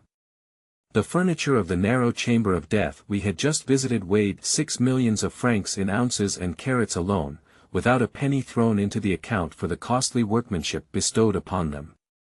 But we followed into a large room filled with tall wooden presses like wardrobes. He threw them open, and behold, the cargoes of crude bullion of the assay offices of Nevada faded out of my memory. There were virgins and bishops there, above their natural size, made of solid silver, each worth, by weight, from 800,000 to 2 millions of francs, and bearing gemmed books in their hands worth 80,000. There were bas-reliefs that weighed 600 pounds, carved in solid silver, croziers and crosses, and candlesticks 6 and 8 feet high, all of virgin gold, and brilliant with precious stones, and beside these were all manner of cups and vases, and such things. Rich in proportion. It was an Aladdin's palace. The treasures here, by simple weight, without counting workmanship, were valued at 50 millions of francs. If I could get the custody of them for a while, I fear me the market price of silver bishops would advance shortly, on account of their exceeding scarcity in the Cathedral of Milan. The priests showed us 2 of St. Paul's fingers, and 1 of St. Peter's, a bone of Judas Iscariot, it was black, and also bones of all the other disciples, a handkerchief in which the Saviour had left the impression of his face. Among the most precious of the relics were a stone from the Holy Sepulchre, part of the crown of thorns. They have a whole one at Notre Dame, a fragment of the purple robe worn by the Saviour, a nail from the cross, and a picture of the Virgin and Child painted by the veritable hand of St. Luke. This is the second of St. Luke's virgins we have seen. Once a year all these holy relics are carried in procession through the streets of Milan. I like to revel in the driest details of the great cathedral. The building is 500 feet long by 180 wide, and the principal steeple is in the neighborhood of 400 feet high. It has 7,148 marble statues, and will have upwards of 3,000 more when it is finished. In addition it has 1,500 bas-reliefs. It has 136 spires, 21 more are to be added. Each spire is surmounted by a statue 6.5 feet high. Everything about the church is marble, and all from the same quarry. It was bequeathed to the archbishopric for this purpose centuries ago. So nothing but the mere workmanship costs, still that is expensive. The bill foots up 684 millions of francs thus far, considerably over 100 millions of dollars, and it is estimated that it will take 120 years yet to finish the cathedral. It looks complete, but is far from being so. We saw a new statue put in its niche yesterday, alongside of one which had been standing these 400 years, they said. There are 4 staircases leading up to the main steeple, each of which cost $100,000, with the 408 statues which adorn them. Marco Campioni was the architect who designed the wonderful structure more than 500 years ago, and it took him 46 years to work out the plan and get it ready to hand over to the builders. He is dead now. The building was begun a little less than 500 years ago, and the third generation hence will not see it completed. The building looks best by moonlight, because the older portions of it, being stained with age, contrast unpleasantly with the newer and whiter portions. It seems somewhat too broad for its height, but maybe familiarity with it might dissipate this impression. They say that the Cathedral of Milan is second only to St. Peter's at Rome. I cannot understand how it can be second to anything made by human hands. We bid it goodbye, now, possibly for all time. How surely, in some future day, when the memory of it shall have lost its vividness, shall we half believe we have seen it in a wonderful dream, but never with waking eyes. Chapter 19. Do you wish so oat can be? That was what the guide asked when we were looking up at the bronze horses on the Arch of Peace. It meant, do you wish to go up there? I give it as a specimen of guide English. These are the people that make life a burthen to the tourist. Their tongues are never still. They talk forever and forever, and that is the kind of billingsgate they use. Inspiration itself could hardly comprehend them. If they would only show you a masterpiece of art, or a venerable tomb, or a prison house, or a battlefield, hallowed by touching memories or historical reminiscences, or grand traditions, and then step aside and hold still for 10 minutes and let you think, it would not be so bad. But they interrupt every dream, every pleasant train of thought, with their tiresome cackling. Sometimes when I have been standing before some cherished old idol of mine that I remembered years and years ago in pictures in the geography at school, I have thought I would give a whole world if the human parrot at my side would suddenly perish where he stood and leave me to gaze, and ponder, and worship. No, we did not wish so oat can be. We wished to go to La Scala, the largest theatre in the world, I think they call it. We did so. It was a large place. 7 separate and distinct masses of humanity, 6 great circles and a monster parquet. We wished to go to the Ambrosian Library, and we did that also. We saw a manuscript of Virgil, with annotations in the handwriting of Petrarch, the gentleman who loved another man's Laura, and lavished upon her all through life a love which was a clear waste of the raw material. It was sound sentiment, but bad judgment. It brought both parties fame, and created a fountain of commiseration for them in sentimental breasts that is running yet. But who says a word in behalf of poor Mr. Laura? I do not know his other name. Who glorifies him? Who bedews him with tears? Who writes poetry about him? Nobody. How do you suppose he liked the state of things that has given the world so much pleasure? How did he enjoy having another man following his wife everywhere and making her name a familiar word in every garlic-exterminating mouth in Italy with his sonnets to her preempted eyebrows. They got fame and sympathy, he got neither. This is a peculiarly felicitous instance of what is called poetical justice. It is all very fine, but it does not chime with my notions of right. It is too one-sided, too ungenerous. Let the world go on fretting about Laura and Petrarch if it will, but as for me, my tears and my lamentations shall be lavished upon the unsung defendant.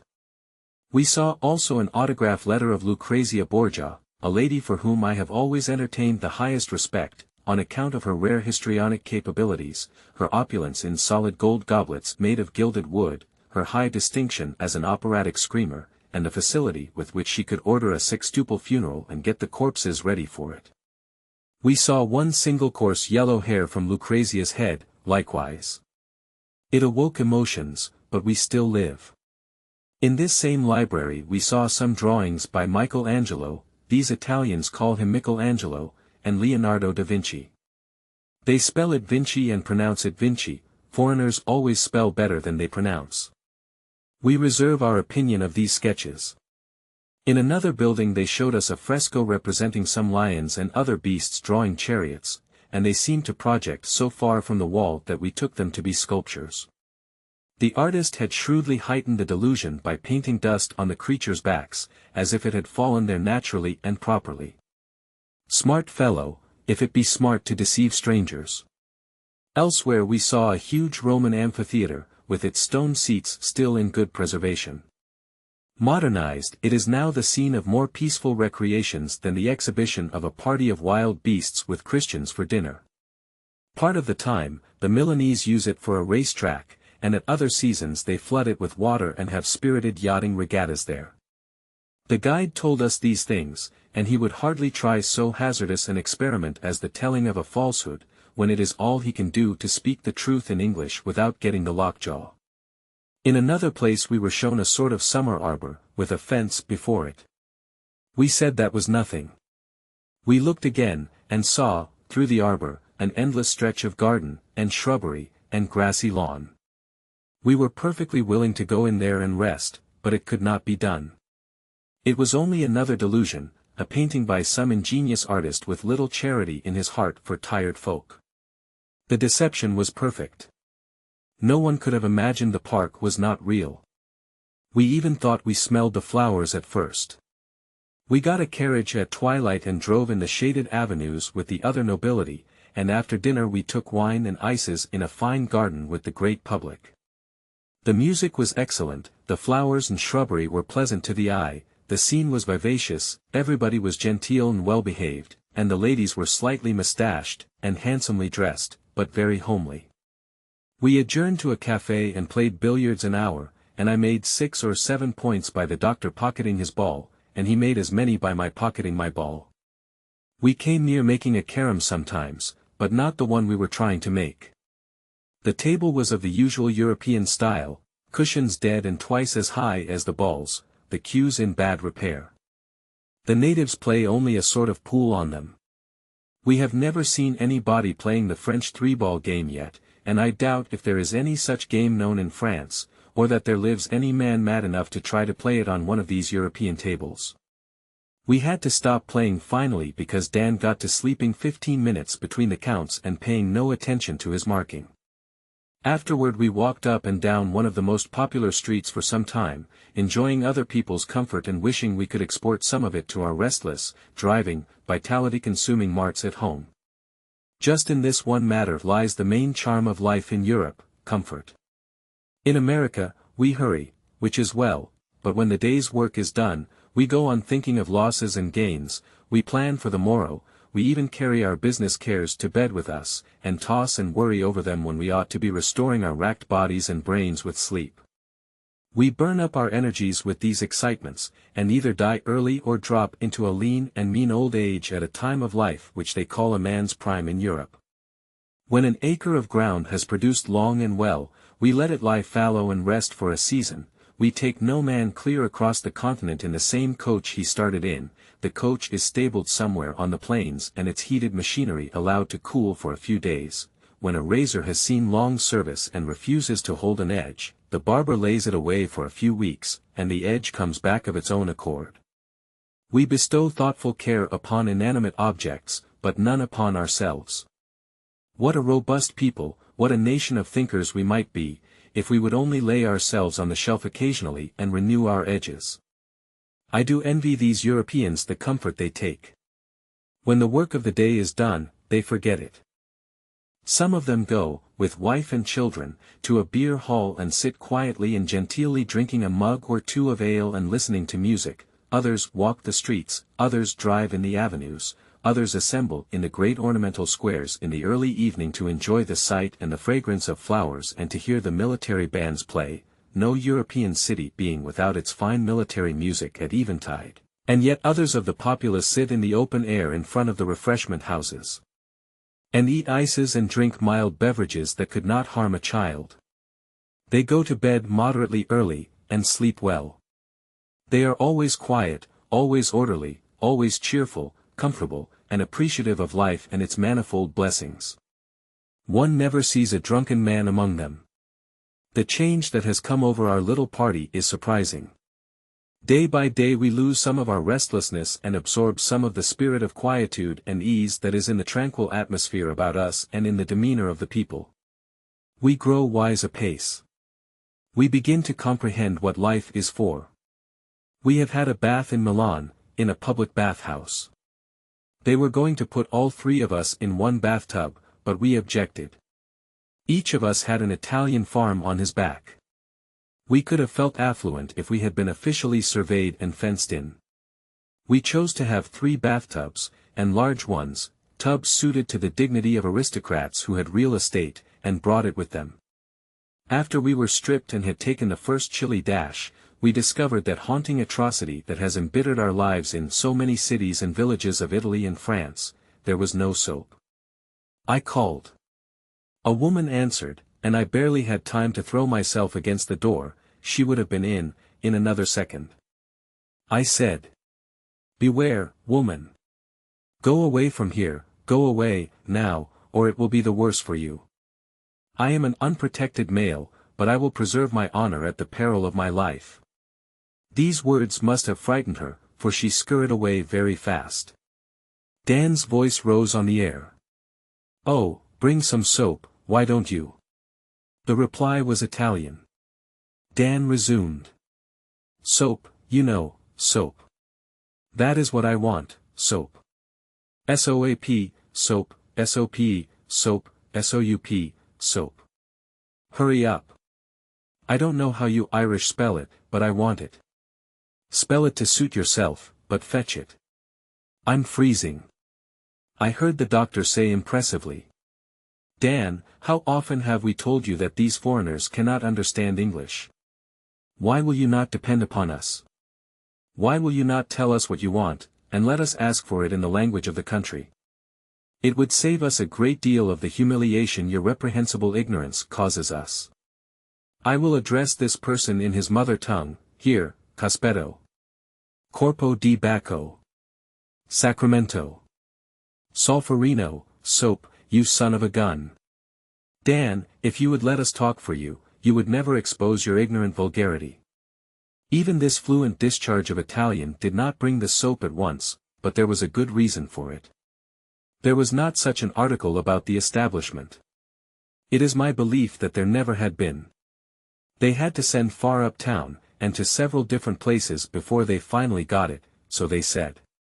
We had to wait 20 or 30 minutes.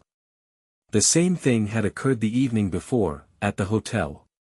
I think I have divined the reason for this state of things at last. The English know how to travel comfortably, and they carry soap with them. Other foreigners do not use the article. At every hotel we stop at we always have to send out for soap, at the last moment, when we are grooming ourselves for dinner, and they put it in the bill along with the candles and other nonsense. In Marseilles they make half the fancy toilet soap we consume in America, but the Marseillais only have a vague theoretical idea of its use, which they have obtained from books of travel. just as they have acquired an uncertain notion of clean shirts, and the peculiarities of the gorilla, and other curious matters. This reminds me of poor Blucher's note to the landlord in Paris. Paris, le 7 juillet. Monsieur le landlord, sir, pourquoi don't you met as some savon in your bedchambers? Est-ce que vous pensez I will steal it? La nuit passée you charged me pour deux chandelles when I only had one, here vous avez charged me avec glacé when I had none at all, tout les jours you're coming some fresh game or other on me, mais vous ne pouvez pas play this savon dodge on me twice. Savon is a necessary de la vie to any body but a Frenchman, ain't jelori or de cet hotel or make trouble. You hear me. Allons. Blucher. I remonstrated against the sending of this note, because it was so mixed up that the landlord would never be able to make head or tail of it, but Blucher said he guessed the old man could read the French of it and average the rest. Blucher's French is bad enough, but it is not much worse than the English one finds in advertisements all over Italy every day. For instance, observe the printed card of the hotel we shall probably stop at on the shores of Lake Como. Notice. This hotel, which the best it is in Italy and most superb, is handsome, locate on the best situation of the lake, with the most splendid view near the Villas Melzi, to the King of Belgium, and Cerbaloni. This hotel have recently enlarged, do offer all commodities on moderate price, at the strangers gentlemen who wish spend the seasons on the lake come. How is that, for a specimen? In the hotel is a handsome little chapel where an English clergyman is employed to preach to such of the guests of the house as hail from England and America, and this fact is also set forth in barbarous English in the same advertisement. Wouldn't you have supposed that the adventurous linguist who framed the card would have known enough to submit it to that clergyman before he sent it to the printer? Here in Milan, in an ancient tumble-down ruin of a church, is the mournful wreck of the most celebrated painting in the world, The Last Supper, by Leonardo da Vinci. We are not infallible judges of pictures, but of course we went there to see this wonderful painting, once so beautiful, always so worshipped by masters in art, and forever to be famous in song and story. And the first thing that occurred was the infliction on us of a placard fairly reeking with wretched English. Take a morsel of it. Bartholomew, that is the first figure on the left-hand side at the Spectator, uncertain and doubtful about what he thinks to have heard, and upon which he wants to be assured by himself at Christ and by no others. Good, isn't it? And then Peter is described as argumenting in a threatening and angrily condition at Judas Iscariot. This paragraph recalls the picture. The Last Supper is painted on the dilapidated wall of what was a little chapel attached to the main church in ancient times, I suppose. It is battered and scarred in every direction, and stained and discolored by time, and Napoleon's horses kicked the legs off most the disciples when they, the horses, not the disciples, were stabled there more than half a century ago. I recognized the old picture in a moment, the Saviour with bowed head seated at the center of a long, rough table with scattering fruits and dishes upon it, and 6 disciples on either side in their long robes, talking to each other, the picture from which all engravings and all copies have been made for 3 centuries. Perhaps no living man has ever known an attempt to paint the Lord's Supper differently. The world seems to have become settled in the belief, long ago, that it is not possible for human genius to outdo this creation of Da Vinci's. I suppose painters will go on copying it as long as any of the original is left visible to the eye. There were a dozen easels in the room, and as many artists transferring the great picture to their canvases. 50 proofs of steel engravings and lithographs were scattered around, too. And as usual, I could not help noticing how superior the copies were to the original, that is, to my inexperienced eye. Wherever you find a Raphael, a Rubens, a Michelangelo, a Carracci, or a Da Vinci, and we see them every day, you find artists copying them, and the copies are always the handsomest. Maybe the originals were handsome when they were new, but they are not now. The colors are dimmed with age, the countenances are scaled and marred, and nearly all expression is gone from them, the hair is a dead blur upon the wall, and there is no life in the eyes. Only the attitudes are certain. People come here from all parts of the world, and glorify this masterpiece. They stand entranced before it with bated breath and parted lips, and when they speak, it is only in the catchy ejaculations of rapture. Oh, wonderful! Such expression! Such grace of attitude! Such dignity! Such faultless drawing! Such matchless coloring! Such feeling! What delicacy of touch! What sublimity of conception! A vision! A vision!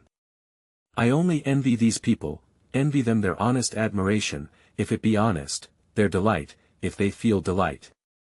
I harbor no animosity toward any of them. But at the same time the thought will intrude itself upon me, how can they see what is not visible? What would you think of a man who looked at some decayed, blind, toothless, pockmarked Cleopatra, and said, "What matchless beauty! What soul! What expression!" What would you think of a man who gazed upon a dingy, foggy sunset, and said, "What sublimity! What feeling! What richness of coloring!" What would you think of a man who stared in ecstasy upon a desert of stumps and said, "Oh, my soul, my beating heart, what a noble forest is here"? You would think that those men had an astonishing talent for seeing things that had already passed away. It was what I thought when I stood before the Last Supper and heard men apostrophizing wonders, and beauties and perfections which had faded out of the picture and gone, 100 years before they were born. We can imagine the beauty that was once in an aged face, we can imagine the forest if we see the stumps, but we cannot absolutely see these things when they are not there. I am willing to believe that the eye of the practiced artist can rest upon the Last Supper and renew a luster where only a hint of it is left, supply a tint that has faded away, restore an expression that is gone, patch, and color, and add, to the dull canvas until at last its figures shall stand before him aglow with the life, the feeling, the freshness, with all the noble beauty that was theirs when first they came from the hand of the Master. But I cannot work this miracle. Can those other uninspired visitors do it, or do they only happily imagine they do? After reading so much about it, I am satisfied that the Last Supper was a very miracle of art once. But it was 300 years ago. It vexes me to hear people talk so glibly of feeling, expression, tone, and those other easily acquired and inexpensive technicalities of art that make such a fine show in conversations concerning pictures. There is not one man in 7,500 that can tell what a pictured face is intended to express. There is not one man in 500 that can go into a courtroom and be sure that he will not mistake some harmless innocent of a juryman for the black-hearted assassin on trial. Yet such people talk of character and presume to interpret expression in pictures. There is an old story that Matthews, the actor, was once lauding the ability of the human face to express the passions and emotions hidden in the breast. He said the countenance could disclose what was passing in the heart plainer than the tongue could. Now, he said, observe my face, what does it express? Despair. Bah, it expresses peaceful resignation. What does this express? Rage. Stuff. It means terror. This. Imbecility. Fool. It is smothered ferocity. Now this. Joy. Oh, perdition. Any ass can see it means insanity. Expression.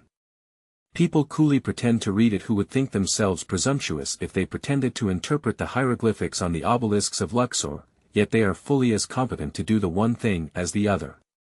I have heard two very intelligent critics speak of Murillo's Immaculate Conception, now in the museum at Seville, within the past few days. One said, "Oh, the Virgin's face is full of the ecstasy of a joy that is complete, that leaves nothing more to be desired on earth." The other said, "Ah, that wonderful face is so humble, so pleading, it says as plainly as words could say it, I fear, I tremble, I am unworthy. But thy will be done, sustain thou thy servant." The reader can see the picture in any drawing room, it can be easily recognized, the Virgin, the only young and really beautiful Virgin that was ever painted by one of the old masters, some of us think, stands in the crescent of the new moon, with a multitude of cherubs hovering about her, and more coming, her hands are crossed upon her breast, and upon her uplifted countenance falls a glory out of the heavens. The reader may amuse himself, if he chooses, in trying to determine which of these gentlemen read the Virgin's expression aright, or if either of them did it. Anyone who is acquainted with the old masters will comprehend how much the Last Supper is damaged when I say that the spectator cannot really tell, now, whether the disciples are Hebrews or Italians. These ancient painters never succeeded in denationalizing themselves. The Italian artists painted Italian virgins, the Dutch painted Dutch virgins, the virgins of the French painters were French women. None of them ever put into the face of the Madonna that indescribable something which proclaims the Jewess, whether you find her in New York, in Constantinople, in Paris, Jerusalem, or in the Empire of Morocco. I saw in the Sandwich Islands, once, a picture copied by a talented German artist from an engraving in one of the American illustrated papers. It was an allegory, representing Mr. Davis in the act of signing a secession act or some such document.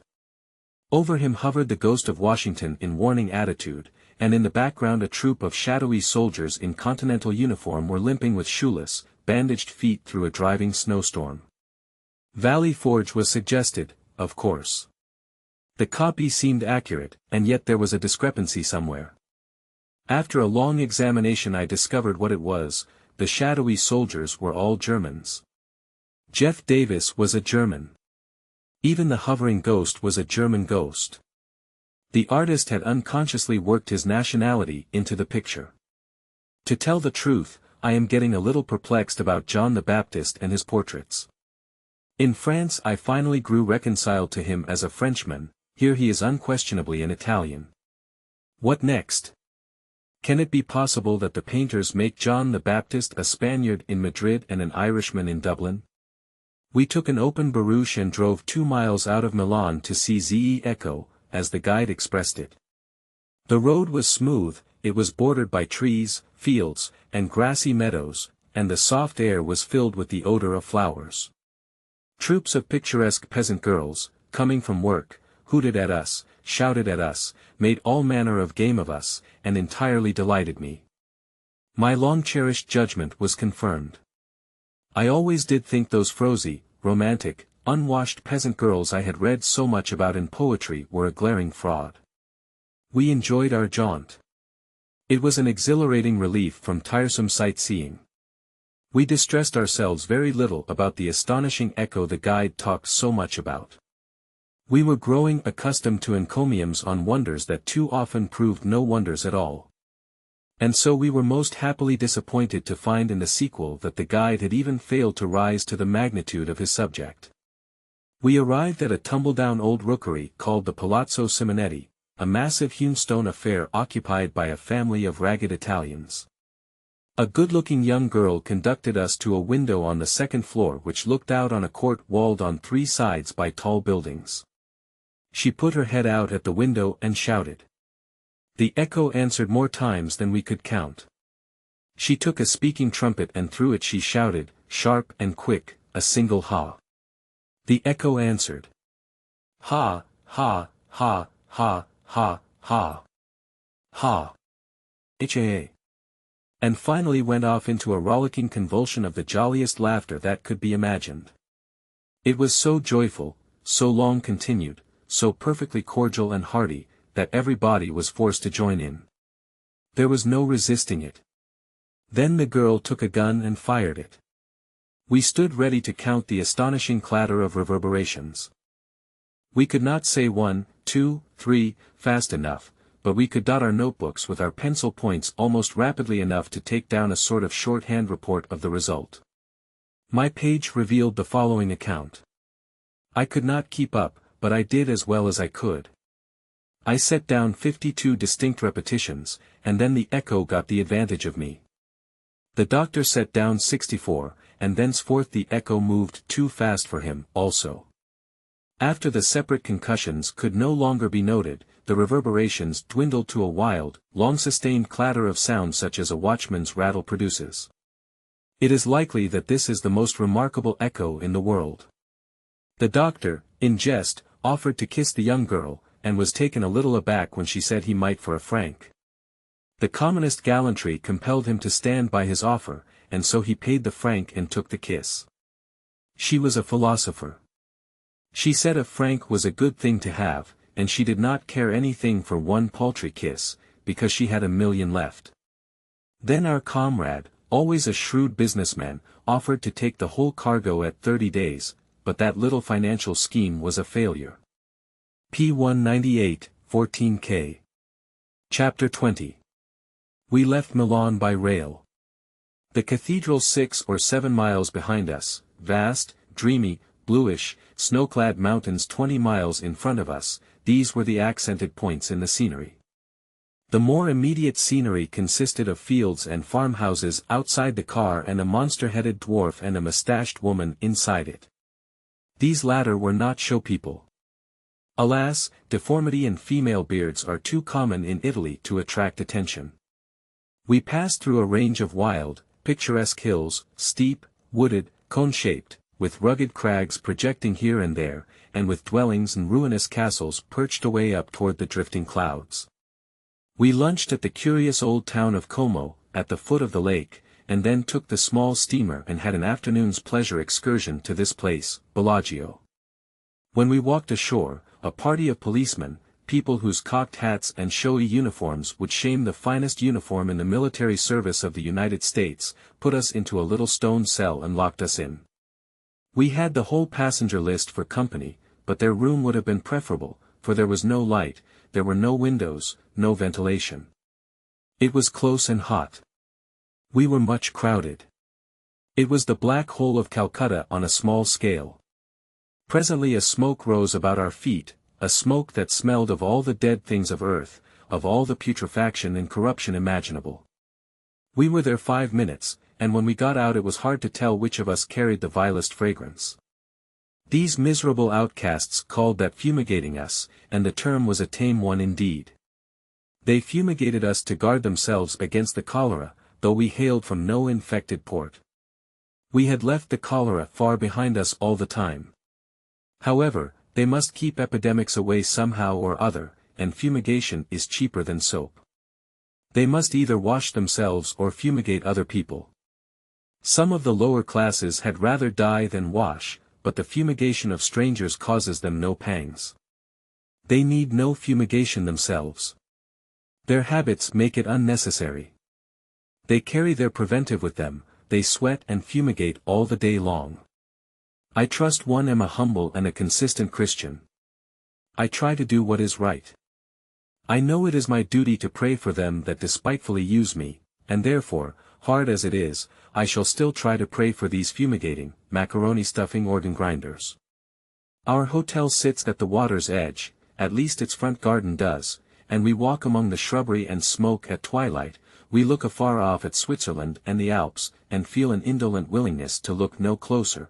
We go down the steps and swim in the lake. We take a shapely little boat and sail abroad among the reflections of the stars, lie on the thwarts and listen to the distant laughter, the singing, the soft melody of flutes and guitars that comes floating across the water from pleasuring gondolas. We close the evening with exasperating billiards on one of those same old execrable tables. A midnight luncheon in our ample bedchamber, a final smoke in its contracted veranda facing the water, the gardens, and the mountains, a summing up of the day's events. Then to bed, with drowsy brains harassed with a mad panorama that mixes up pictures of France, of Italy, of the ship, of the ocean, of home, in grotesque and bewildering disorder.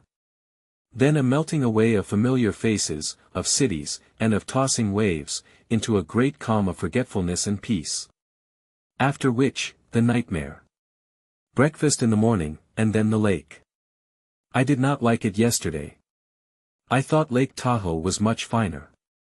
I have to confess now, however, that my judgment erred somewhat, though not extravagantly. I always had an idea that Como was a vast basin of water, like Tahoe, shut in by great mountains. Well, the border of huge mountains is here, but the lake itself is not a basin. It is as crooked as any brook, and only from 1/4 to 2/3 as wide as the Mississippi. There is not a yard of low ground on either side of it, nothing but endless chains of mountains that spring abruptly from the water's edge and tower to altitudes varying from 1,000 to 2,000 feet. Their craggy sides are clothed with vegetation, and white specks of houses peep out from the luxuriant foliage everywhere. they are even perched upon jutting and picturesque pinnacles 1,000 feet above your head. Again, for miles along the shores, handsome country seats, surrounded by gardens and groves, sit fairly in the water, sometimes in nooks carved by nature out of the vine-hung precipices, and with no ingress or egress save by boats. Some have great broad stone staircases leading down to the water, with heavy stone balustrades ornamented with statuary and fancifully adorned with creeping vines and bright-colored flowers, for all the world like a drop curtain in a theatre, and lacking nothing but long-waisted, high-heeled women and plumed gallants in silken tights coming down to go serenading in the splendid gondola in waiting. A great feature of Como's attractiveness is the multitude of pretty houses and gardens that cluster upon its shores and on its mountain sides. They look so snug and so homelike, and at eventide and everything seems to slumber, and the music of the vesper bells comes stealing over the water. One almost believes that nowhere else than on the Lake of Como can there be found such a paradise of tranquil repose. From my window here in Bellagio, I have a view of the other side of the lake now, which is as beautiful as a picture. A scarred and wrinkled precipice rises to a height of 1,800 feet, on a tiny bench halfway up its vast wall, sits a little snowflake of a church, no bigger than a martin box, apparently. Skirting the base of the cliff are 100 orange groves and gardens, flecked with glimpses of the white dwellings that are buried in them. In front, 3 or 4 gondolas lie idle upon the water, and in the burnished mirror of the lake, mountain, chapel, houses, groves and boats are counterfeited. So brightly and so clearly that one scarce knows where the reality leaves off and the reflection begins. The surroundings of this picture are fine. A mile away, a grove-plumed promontory juts far into the lake and glasses its palace in the blue depths. In midstream a boat is cutting the shining surface and leaving a long track behind, like a ray of light. The mountains beyond are veiled in a dreamy purple haze. Far in the opposite direction a tumbled mass of domes and verdant slopes and valleys bars the lake, and here indeed does distance lend enchantment to the view, for on this broad canvas, sun and clouds and the richest of atmospheres have blended 1,000 tints together, and over its surface the filmy lights and shadows drift, hour after hour, and glorify it with a beauty that seems reflected out of heaven itself. Beyond all question, this is the most voluptuous scene we have yet looked upon. Last night the scenery was striking and picturesque. On the other side crags and trees and snowy houses were reflected in the lake with a wonderful distinctness, and streams of light from many a distant window shot far abroad over the still waters. On this side, near at hand, great mansions, white with moonlight, glared out from the midst of masses of foliage that lay black and shapeless in the shadows that fell from the cliff above, and down in the margin of the lake every feature of the weird vision was faithfully repeated. Today we have idled through a wonder of a garden attached to a ducal estate, but enough of description is enough, I judge. I suspect that this was the same place the gardener's son deceived the Lady of Lyons with, but I do not know. You may have heard of the passage somewhere. A deep vale, shut out by alpine hills from the rude world, near a clear lake margined by fruits of gold, and whispering myrtles, glassing softest skies, cloudless, save with rare and roseate shadows. A palace, lifting to eternal heaven its marbled walls. From out a glossy bower of coolest foliage musical with birds. That is all very well, except the clear part of the lake. It certainly is clearer than a great many lakes, but how dull its waters are compared with the wonderful transparence of Lake Tahoe. I speak of the north shore of Tahoe, where one can count the scales on a trout at a depth of 180 feet. I have tried to get this statement off at par here, but with no success, so I have been obliged to negotiate it at 50% discount. At this rate I find some takers, perhaps the reader will receive it on the same terms, 90 feet instead of 180. But let it be remembered that those are forced terms, sheriff's sale prices. As far as I am privately concerned, I abate not a jot of the original assertion that in those strangely magnifying waters one may count the scales on a trout of the large kind, at a depth of 180 feet, may see every pebble on the bottom, might even count a paper of drapins. People talk of the transparent waters of the Mexican Bay of Acapulco, but in my own experience I know they cannot compare with those I am speaking of. I have fished for trout, in Tahoe, and at a measured depth of 84 feet I have seen them put their noses to the bait and I could see their gills open and shut. I could hardly have seen the trout themselves at that distance in the open air. As I go back in spirit and recall that noble sea, reposing among the snow peaks 6,000 feet above the ocean, the conviction comes strong upon me again that Como would only seem a bedizened little courtier in that august presence. Sorrow and misfortune overtake the legislature that still from year to year permits Tahoe to retain its unmusical cognomen. Tahoe. It suggests no crystal waters, no picturesque shores, no sublimity. Tahoe for a sea in the clouds, a sea that has character and asserts it in solemn calms at times in savage storms, a sea whose royal seclusion is guarded by a cordon of sentinel peaks that lift their frosty fronts 9,000 feet above the level world, a sea whose every aspect is impressive, whose belongings are all beautiful, whose lonely majesty types the deity. Tahoe means grasshoppers. It means grasshopper soup. It is Indian, and suggestive of Indians. They say it is Paiute, possibly it is Digger.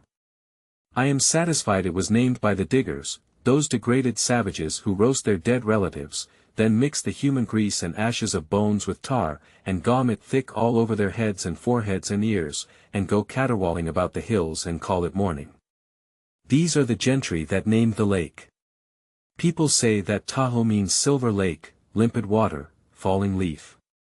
Bosh. It means grasshopper soup, the favorite dish of the Digger tribe, and of the Paiutes as well. It isn't worthwhile, in these practical times, for people to talk about Indian poetry, there never was any in them, except in the Fenimore Cooper Indians. But they are an extinct tribe that never existed. I know the noble red man. I have camped with the Indians, I have been on the warpath with them, taken part in the chase with them, for grasshoppers, helped them steal cattle, I have roamed with them, scalped them, had them for breakfast. I would gladly eat the whole race if I had a chance.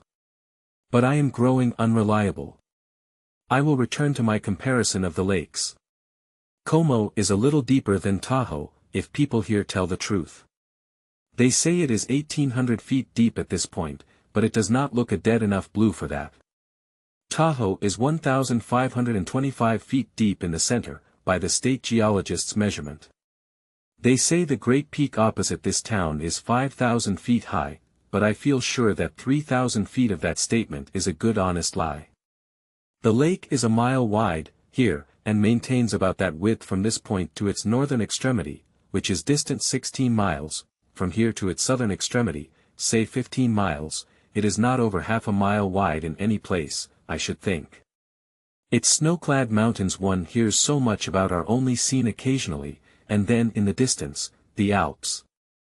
Tahoe is from 10 to 18 miles wide, and its mountains shut it in like a wall. Their summits are never free from snow the year round. One thing about it is very strange, it never has even a skim of ice upon its surface, although lakes in the same range of mountains, lying in a lower and warmer temperature, freeze over in winter. It is cheerful to meet a shipmate in these out-of-the-way places and compare notes with him. We have found one of ours here, an old soldier of the war, who is seeking bloodless adventures and rest from his campaigns in these sunny lands. Colonel J. Heron Foster, editor of a Pittsburgh journal, and a most estimable gentleman. As these sheets are being prepared for the press, I am pained to learn of his decease shortly after his return home, Mt. Chapter 21. We voyaged by steamer down the Lago di Lecco, through wild mountain scenery, and by hamlets and villas, and disembarked at the town of Lecco.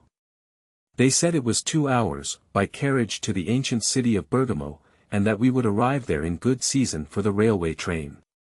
We got an open barouche and a wild, boisterous driver, and set out. It was delightful. We had a fast team and a perfectly smooth road. There were towering cliffs on our left, and the pretty Lago di Lecco on our right, and every now and then it rained on us. Just before starting, the driver picked up, in the street, a stump of a cigar an inch long, and put it in his mouth. When he had carried it thus about an hour, I thought it would be only Christian charity to give him a light. I handed him my cigar, which I had just lit, and he put it in his mouth and returned his stump to his pocket. I never saw a more sociable man.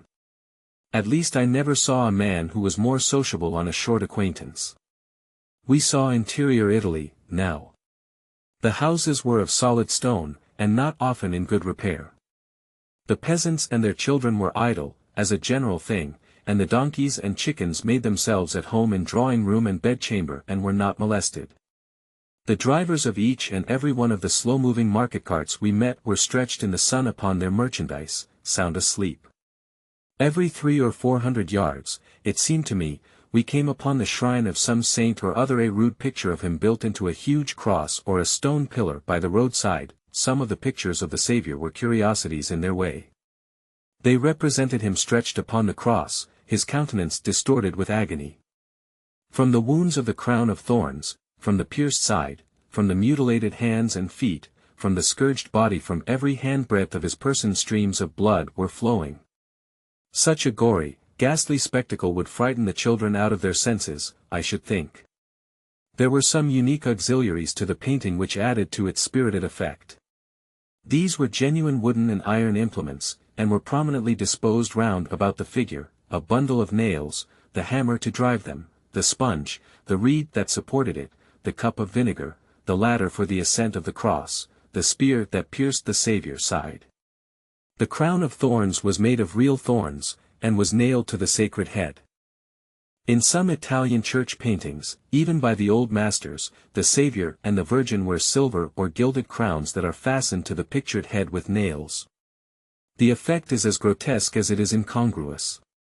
Here and there, on the fronts of roadside inns, we found huge, coarse frescoes of suffering martyrs like those in the shrines.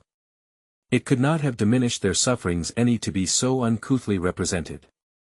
We were in the heart and home of priestcraft, of a happy, cheerful, contented ignorance, superstition, degradation, poverty, indolence, and everlasting unaspiring worthlessness.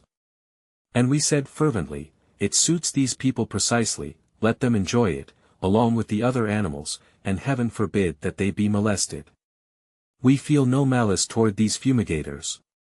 We passed through the strangest, funniest, undreamt of old towns, wedded to the customs and steeped in the dreams of the elder ages, and perfectly unaware that the world turns round. And perfectly indifferent, too, as to whether it turns around or stands still.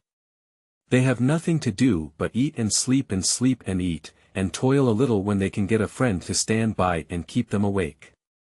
They are not paid for thinking, they are not paid to fret about the world's concerns. They were not respectable people, they were not worthy people, they were not learned and wise and brilliant people, but in their breasts, all their stupid lives long, resteth a peace that passeth understanding. How can men, calling themselves men, consent to be so degraded and happy? We whisked by many a grey old medieval castle, clad thick with ivy that swung its green banners down from towers and turrets where once some old crusader's flag had floated. The driver pointed to one of these ancient fortresses, and said, I translate. Do you see that great iron hook that projects from the wall just under the highest window in the ruined tower? We said we could not see it at such a distance, but had no doubt it was there. Well, he said, there is a legend connected with that iron hook. Nearly 700 years ago, that castle was the property of the noble Count Luigi Gennaro Guido Alfonso di Genova. What was his other name? Said Dan. He had no other name. The name I have spoken was all the name he had. He was the son of poor but honest parents. That is all right, never mind the particulars, go on with the legend. The legend. Well, then, all the world, at that time, was in a wild excitement about the Holy Sepulchre. All the great feudal lords in Europe were pledging their lands and pawning their plate to fit out men-at-arms so that they might join the grand armies of Christendom and win renown in the holy wars. The Count Luigi raised money, like the rest, and one mild September morning, armed with battle-axe, portcullis and thundering culverin, he rode through the greaves and bucklers of his dungeon keep with as gallant a troop of Christian bandits as ever stepped in Italy. He had his sword, Excalibur, with him. His beautiful countess and her young daughter waved him a tearful adieu from the battering rams and buttresses of the fortress, and he galloped away with a happy heart. He made a raid on a neighboring baron and completed his outfit with the booty secured. He then razed the castle to the ground, massacred the family and moved on.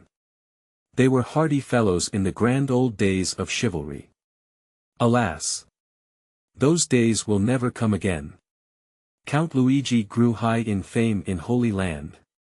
He plunged into the carnage of 100 battles, but his good Excalibur always brought him out alive, albeit often sorely wounded. His face became browned by exposure to the Syrian sun in long marches, he suffered hunger and thirst, he pined in prisons, he languished in loathsome plague hospitals. And many a time he thought of his loved ones at home, and wondered if all was well with them. But his heart said, "Peace, is not thy brother watching over thy household?" Asterisk asterisk asterisk asterisk asterisk asterisk asterisk. 42 years waxed and waned, the good fight was won, Godfrey reigned in Jerusalem, the Christian hosts reared the banner of the cross above the Holy Sepulchre. Twilight was approaching.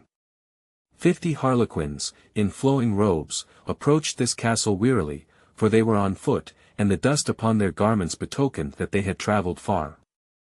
They overtook a peasant, and asked him if it were likely they could get food and a hospitable bed there, for love of Christian charity, and if perchance, a moral parlour entertainment might meet with generous countenance, for, said they, this exhibition hath no feature that could offend the most fastidious taste. Marry, quoth the peasant, and, it please your worships, ye had better journey many a good rood hence with your juggling circus than trust your bones in yonder castle. How now, sirrah? Exclaimed the chief monk, explain thy ribald speech, or by Our Lady it shall go hard with thee. Peace, good mountebank, I did but utter the truth that was in my heart. San Paolo be my witness that did ye but find the stout Count Leonardo in his cups, sheer from the castle's topmost battlements would he hurl ye all. Alack-a-day, the good Lord Luigi reigns not here in these sad times. The good Lord Luigi? Ay, none other, please your worship. In his day, the poor rejoiced in plenty, in the rich he did oppress, taxes were not known, the fathers of the church waxed fat upon his bounty, travellers went and came, with none to interfere, and whosoever would, might tarry in his halls in cordial welcome, and eat his bread and drink his wine, withal. But woe is me! Some 42 years agone the good Count rode hence to fight for Holy Cross, and many a year hath flown since word or token have we had of him. Men say his bones lie bleaching in the fields of Palestine. And now? Now! God a mercy, the cruel Leonardo lords it in the castle. He wrings taxes from the poor, he robs all travellers that journey by his gates, he spends his days in feuds and murders, and his nights in revel and debauch, he roasts the fathers of the church upon his kitchen spits, and enjoyeth the same, calling it pastime. These 30 years Luigi's countess hath not been seen by any in all this land, and many whisper that she pines in the dungeons of the castle for that she will not wed with Leonardo, saying her dear lord still liveth and that she will die ere she prove false to him. They whisper likewise that her daughter is a prisoner as well. Nay, good jugglers, seek ye refreshment otherwheres. 'Twere better that ye perished in a Christian way than that ye plunged from off yon dizzy tower. Give ye good day. God keep ye, gentle knave, farewell. But heedless of the peasant's warning, the players moved straightway toward the castle. Word was brought to Count Leonardo that a company of mountebanks besought his hospitality. 'Tis well. Dispose of them in the customary manner. Yet stay. I have need of them. Let them come hither. Later, cast them from the battlements, or how many priests have ye on hand? The day's results are meagre, good my lord. An abbot and a dozen beggarly friars is all we have. Hell and furies!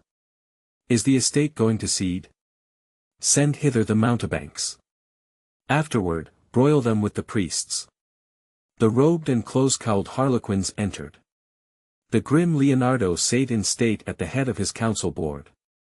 Ranged up and down the hall on either hand stood near 100 men-at-arms. Ha, villains! Quoth the count, what can ye do to earn the hospitality ye crave? Dread lord and mighty, crowded audiences have greeted our humble efforts with rapturous applause. Among our body count we the versatile and talented Ugolino, the justly celebrated Rodolfo, the gifted and accomplished Roderigo, the management have spared neither pains nor expense. 'Sdeath! What can you do? Curb thy prating tongue. Good my lord, in acrobatic feats, in practice with the dumbbells, in balancing and ground and lofty tumbling are we versed, and sith your highness asketh me, I venture here to publish that in the truly marvellous and entertaining Zampillaria station. Gag him. Throttle him. Body of Bacchus. Am I a dog that I am to be assailed with polysyllabled blasphemy like to this? But hold. Lucretia, Isabel, stand forth. Sirrah, behold this dame, this weeping wench. The first I marry, within the hour, the other shall dry her tears or feed the vultures. Thou and thy vagabonds shall crown the wedding with thy merrymakings. Fetch hither the priest. The dame sprang toward the chief player. Oh, save me! She cried, save me from a fate far worse than death. Behold these sad eyes, these sunken cheeks, this withered frame. See thou the wreck this fiend hath made, and let thy heart be moved with pity. Look upon this damosel, note her wasted form, her halting step, her bloomless cheeks where youth should blush and happiness exult in smiles. Hear us and have compassion. This monster was my husband's brother. He who should have been our shield against all harm, hath kept us shut within the noisome caverns of his dungeon keep for lo these 30 years. And for what crime? None other than that I would not belie my troth, root out my strong love for him who marches with the legions of the cross in Holy Land, for oh, he is not dead, and wed with him. Save us, oh, save thy persecuted suppliants. She flung herself at his feet and clasped his knees. Ha, ha, ha! Shouted the brutal Leonardo. Priest, to thy work. And he dragged the weeping dame from her refuge. Say, once for all, will you be mine, for by my halidome, that breath that uttereth thy refusal shall be thy last on earth. Enivar. Then die. And the sword leaped from its scabbard. Quicker than thought, quicker than the lightning's flash, 50 monkish habits disappeared, and 50 knights in splendid armor stood revealed.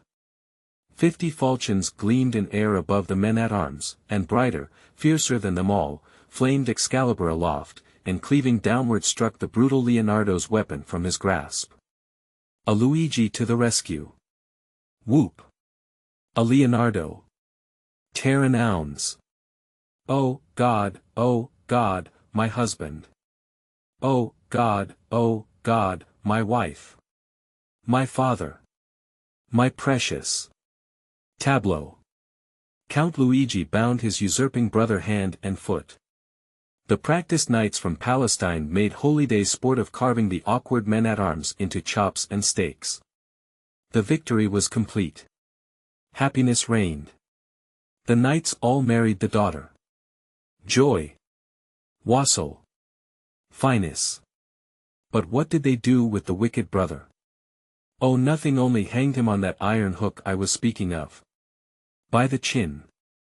As how? Passed it up through his gills into his mouth. Leave him there. Couple of years. Is he dead? 650 years ago, or such a matter. Splendid legend, splendid lie, drive on. We reached the quaint old fortified city of Bergamo, the renowned in history, some 3/4 of an hour before the train was ready to start. The place has 30 or 40,000 inhabitants and is remarkable for being the birthplace of Harlequin. When we discovered that legend of our driver took to itself a new interest in our eyes. Rested and refreshed, we took the rail happy and contented. I shall not tarry to speak of the handsome Lago di Gardi, its stately castle that holds in its stony bosom the secrets of an age so remote that even tradition goeth not back to it, the imposing mountain scenery that ennobles the landscape thereabouts, nor yet of ancient Padua or haughty Verona, nor of their Montagues and Capulets, their famous balconies and tombs of Juliet and Romeo et al., but hurry straight to the ancient city of the sea, the widowed bride of the Adriatic. It was a long, long ride. But toward evening, as we sat silent and hardly conscious of where we were, subdued into that meditative calm that comes so surely after a conversational storm, someone shouted. Venice. And sure enough, afloat on the placid sea a league away, lay a great city, with its towers and domes and steeples drowsing in a golden mist of sunset. Chapter 22.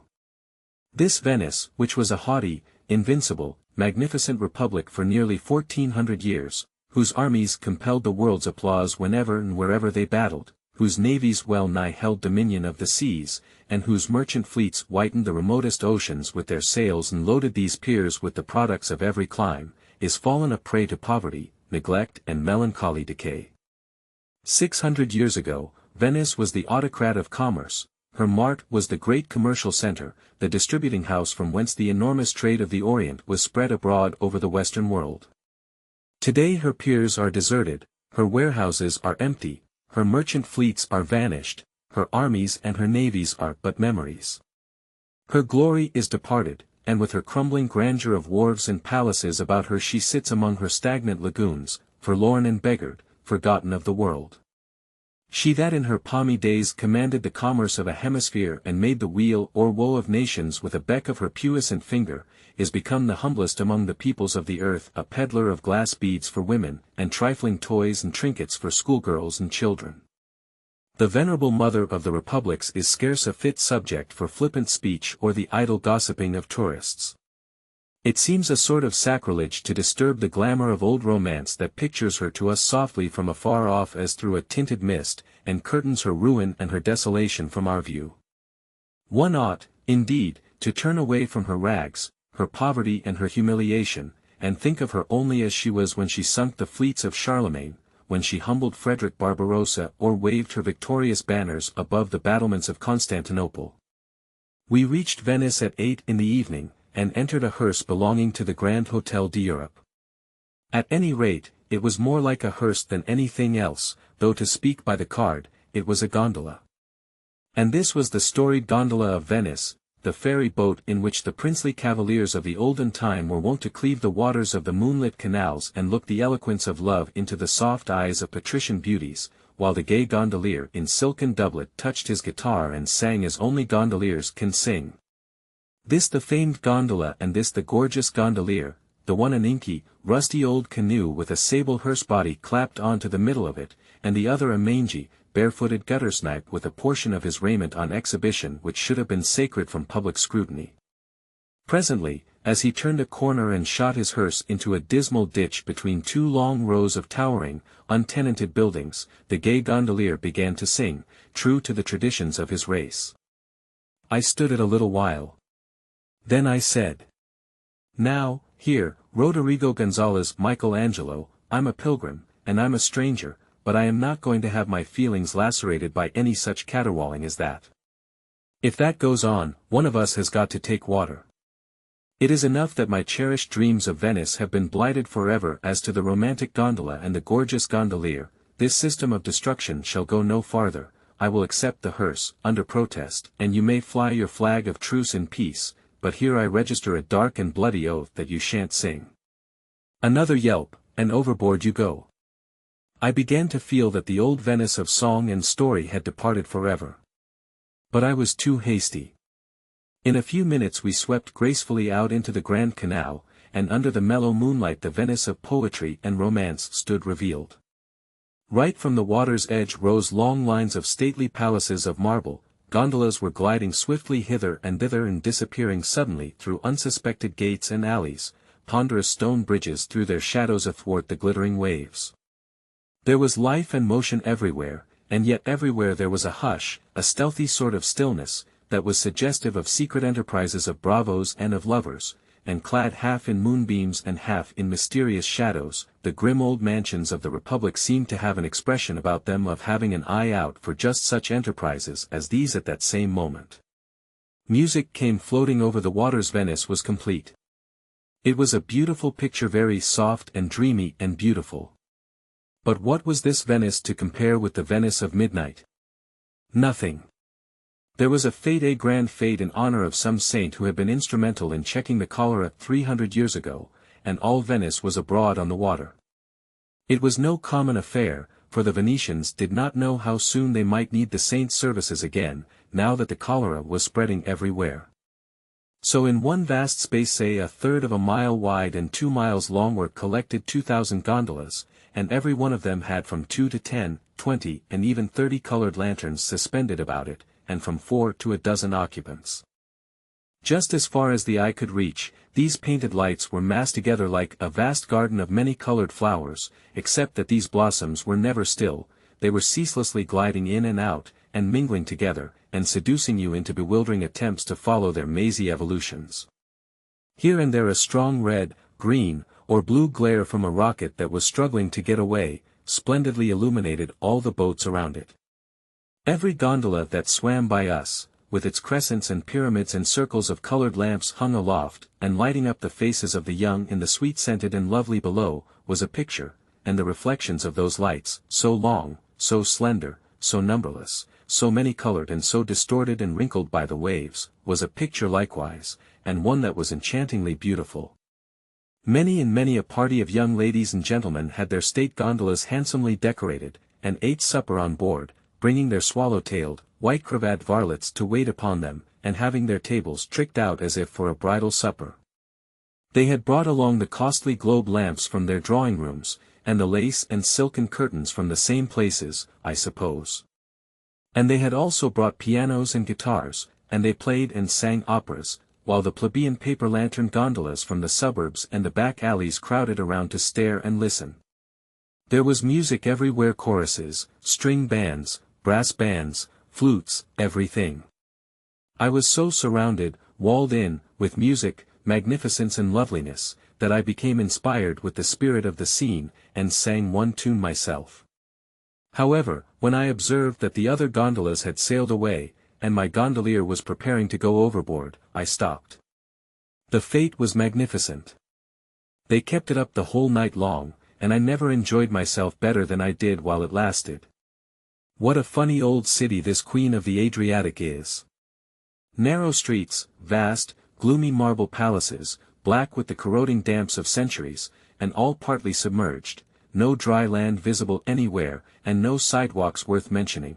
If you want to go to church, to the theater, or to the restaurant, you must call a gondola. It must be a paradise for cripples, for verily a man has no use for legs here. For a day or two the place looked so like an overflowed Arkansas town, because of its currentless waters laving the very doorsteps of all the houses, and the cluster of boats made fast under the windows, or skimming in and out of the alleys and byways, that I could not get rid of the impression that there was nothing the matter here but a spring freshet, and that the river would fall in a few weeks and leave a dirty high-water mark on the houses, and the streets full of mud and rubbish. In the glare of day, there is little poetry about Venice, but under the charitable moon her stained palaces are white again, their battered sculptures are hidden in shadows, and the old city seems crowned once more with the grandeur that was hers 500 years ago. It is easy, then, in fancy, to people these silent canals with plumed gallants and fair ladies with shylocks in gabardine and sandals, venturing loans upon the rich argosies of Venetian commerce with Othellos and Desdemonas, with Iagos and Rodrigos, with noble fleets and victorious legions returning from the wars.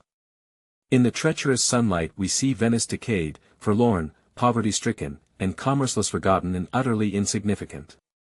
But in the moonlight, her 14 centuries of greatness fling their glories about her, and once more is she the princeliest among the nations of the earth. There is a glorious city in the sea. The sea is in the broad, the narrow streets. Ebbing and flowing, and the salt sea weed clings to the marble of her palaces. No track of men, no footsteps to and fro, lead to her gates. The path lies o'er the sea, invisible, and from the land we went, as to a floating city steering in, and gliding up her streets, as in a dream. So smoothly, silently by many a dome, mosque-like, and many a stately portico. The statues ranged along an azure sky.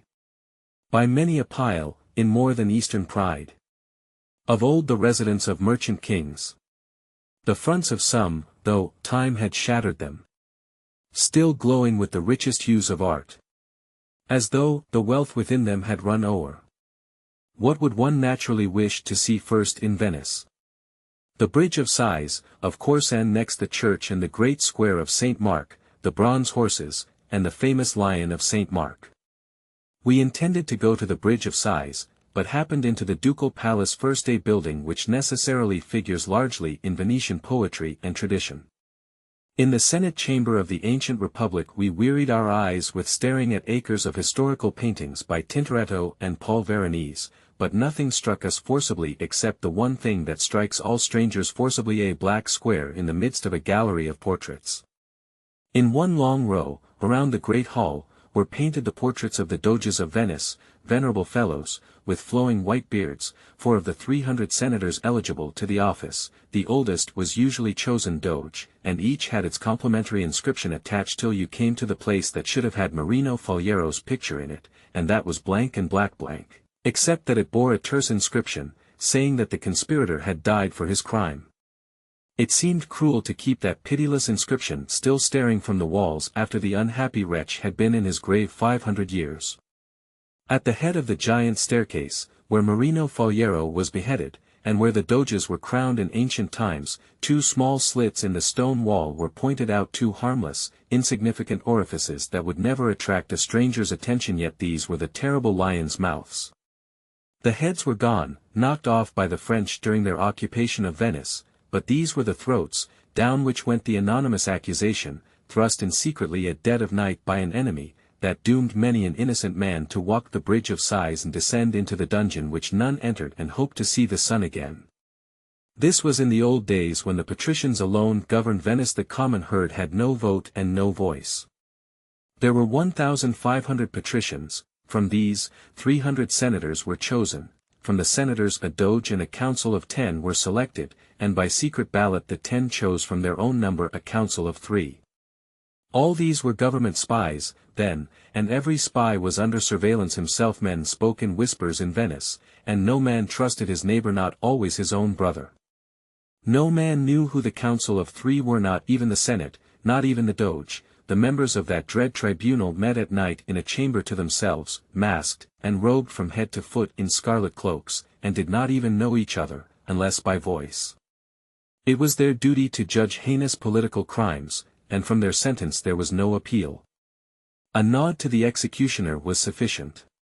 The doomed man was marched down a hall and out at a doorway into the covered Bridge of Sighs, through it and into the dungeon and unto his death. At no time in his transit was he visible to any save his conductor.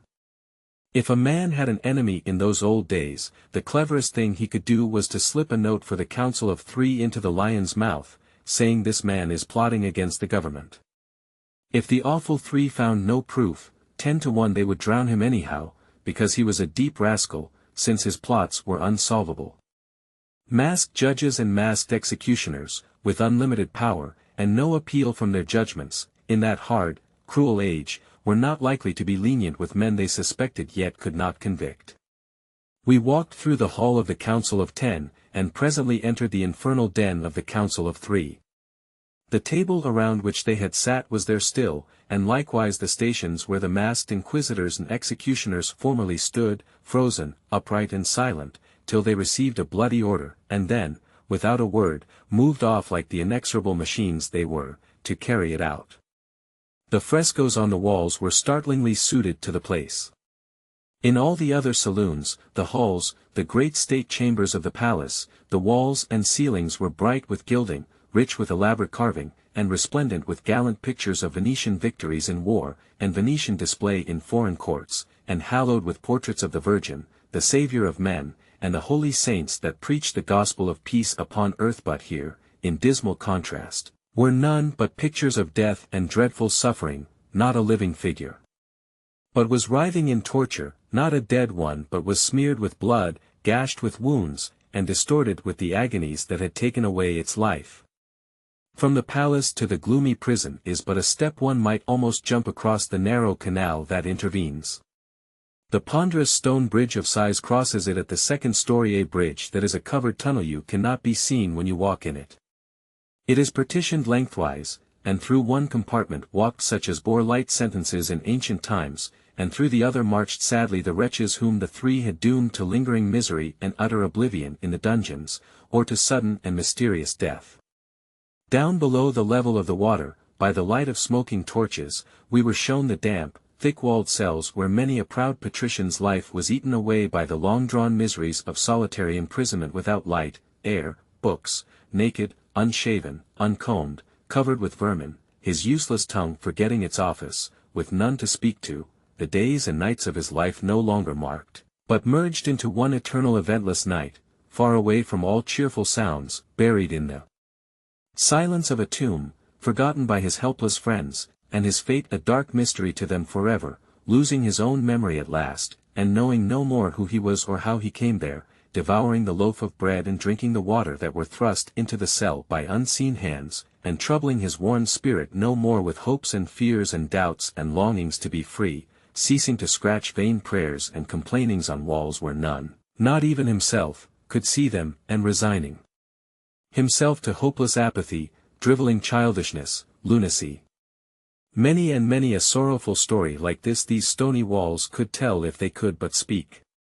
In a little narrow corridor, nearby, they showed us where many a prisoner, after lying in the dungeons until he was forgotten by all save his persecutors, was brought by masked executioners and garrote, or sewed up in a sack, passed through a little window to a boat, at dead of night, and taken to some remote spot and drowned.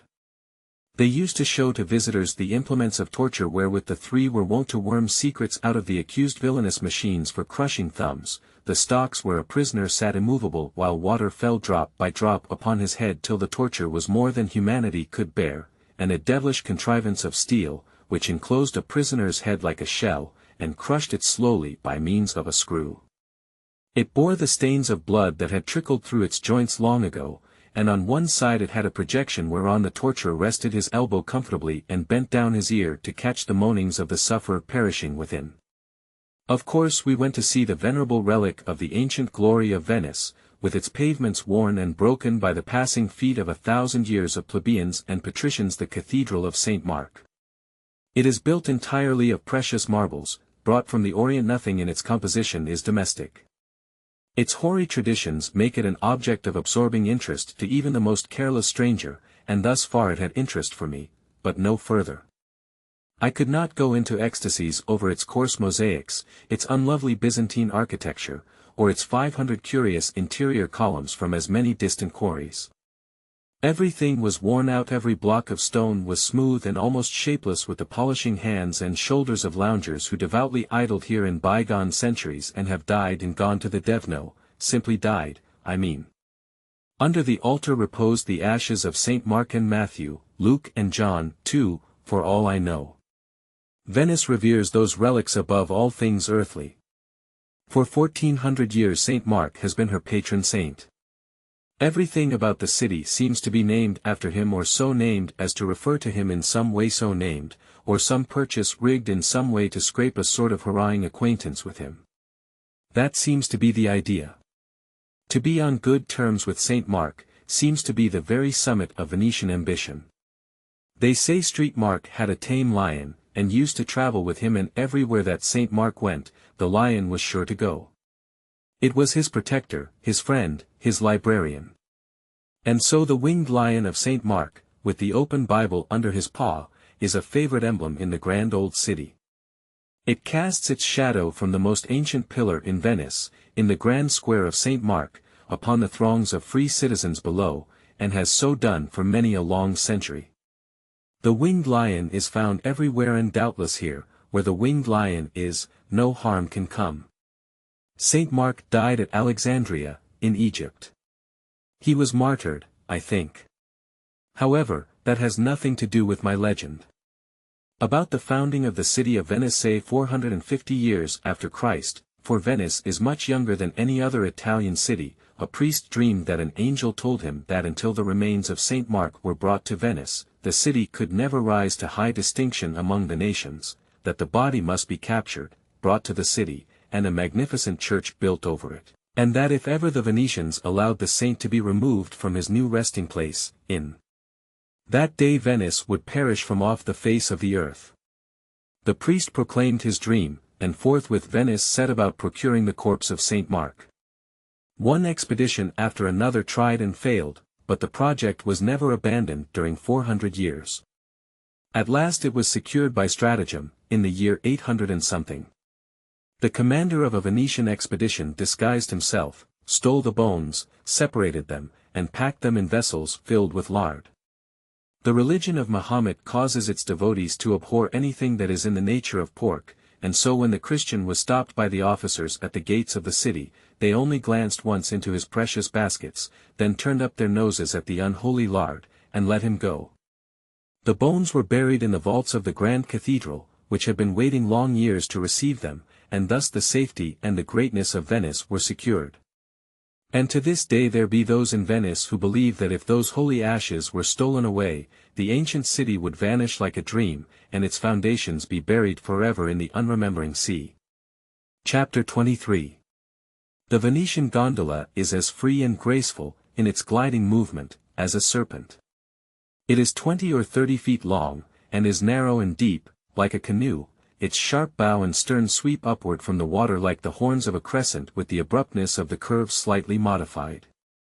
The bow is ornamented with a steel comb with a battle-axe attachment which threatens to cut passing boats in two occasionally, but never does. The gondola is painted black because in the zenith of Venetian magnificence the gondolas became too gorgeous altogether, and the Senate decreed that all such display must cease, and a solemn, unembellished black be substituted. If the truth were known, it would doubtless appear that rich plebeians grew too prominent in their affectation of patrician show on the Grand Canal, and required a wholesome snubbing. Reverence for the hallowed past and its traditions keeps the dismal fashion in force now that the compulsion exists no longer. So let it remain. It is the color of mourning. Venice mourns. The stern of the boat is decked over and the gondolier stands there. He uses a single or a long blade, of course, for he stands nearly erect. A wooden peg, 1.5 feet high, with two slight crooks or curves in one side of it and one in the other, projects above the starboard gunwale. Against that peg the gondolier takes a purchase with his oar, changing it at intervals to the other side of the peg or dropping it into another of the crooks, as the steering of the craft may demand, and how in the world he can back and fill, shoot straight ahead, or flirt suddenly around a corner, and make the oar stay in those insignificant notches, is a problem to me and a never-diminishing matter of interest. I am afraid I study the gondolier's marvelous skill more than I do the sculptured palaces we glide among. He cuts a corner so closely, now and then, or misses another gondola by such an imperceptible hairbreadth that I feel myself scritching, as the children say, just as one does when a buggy wheel grazes his elbow. But he makes all his calculations with the nicest precision, and goes darting in and out among a Broadway confusion of busy craft with the easy confidence of the educated hackman.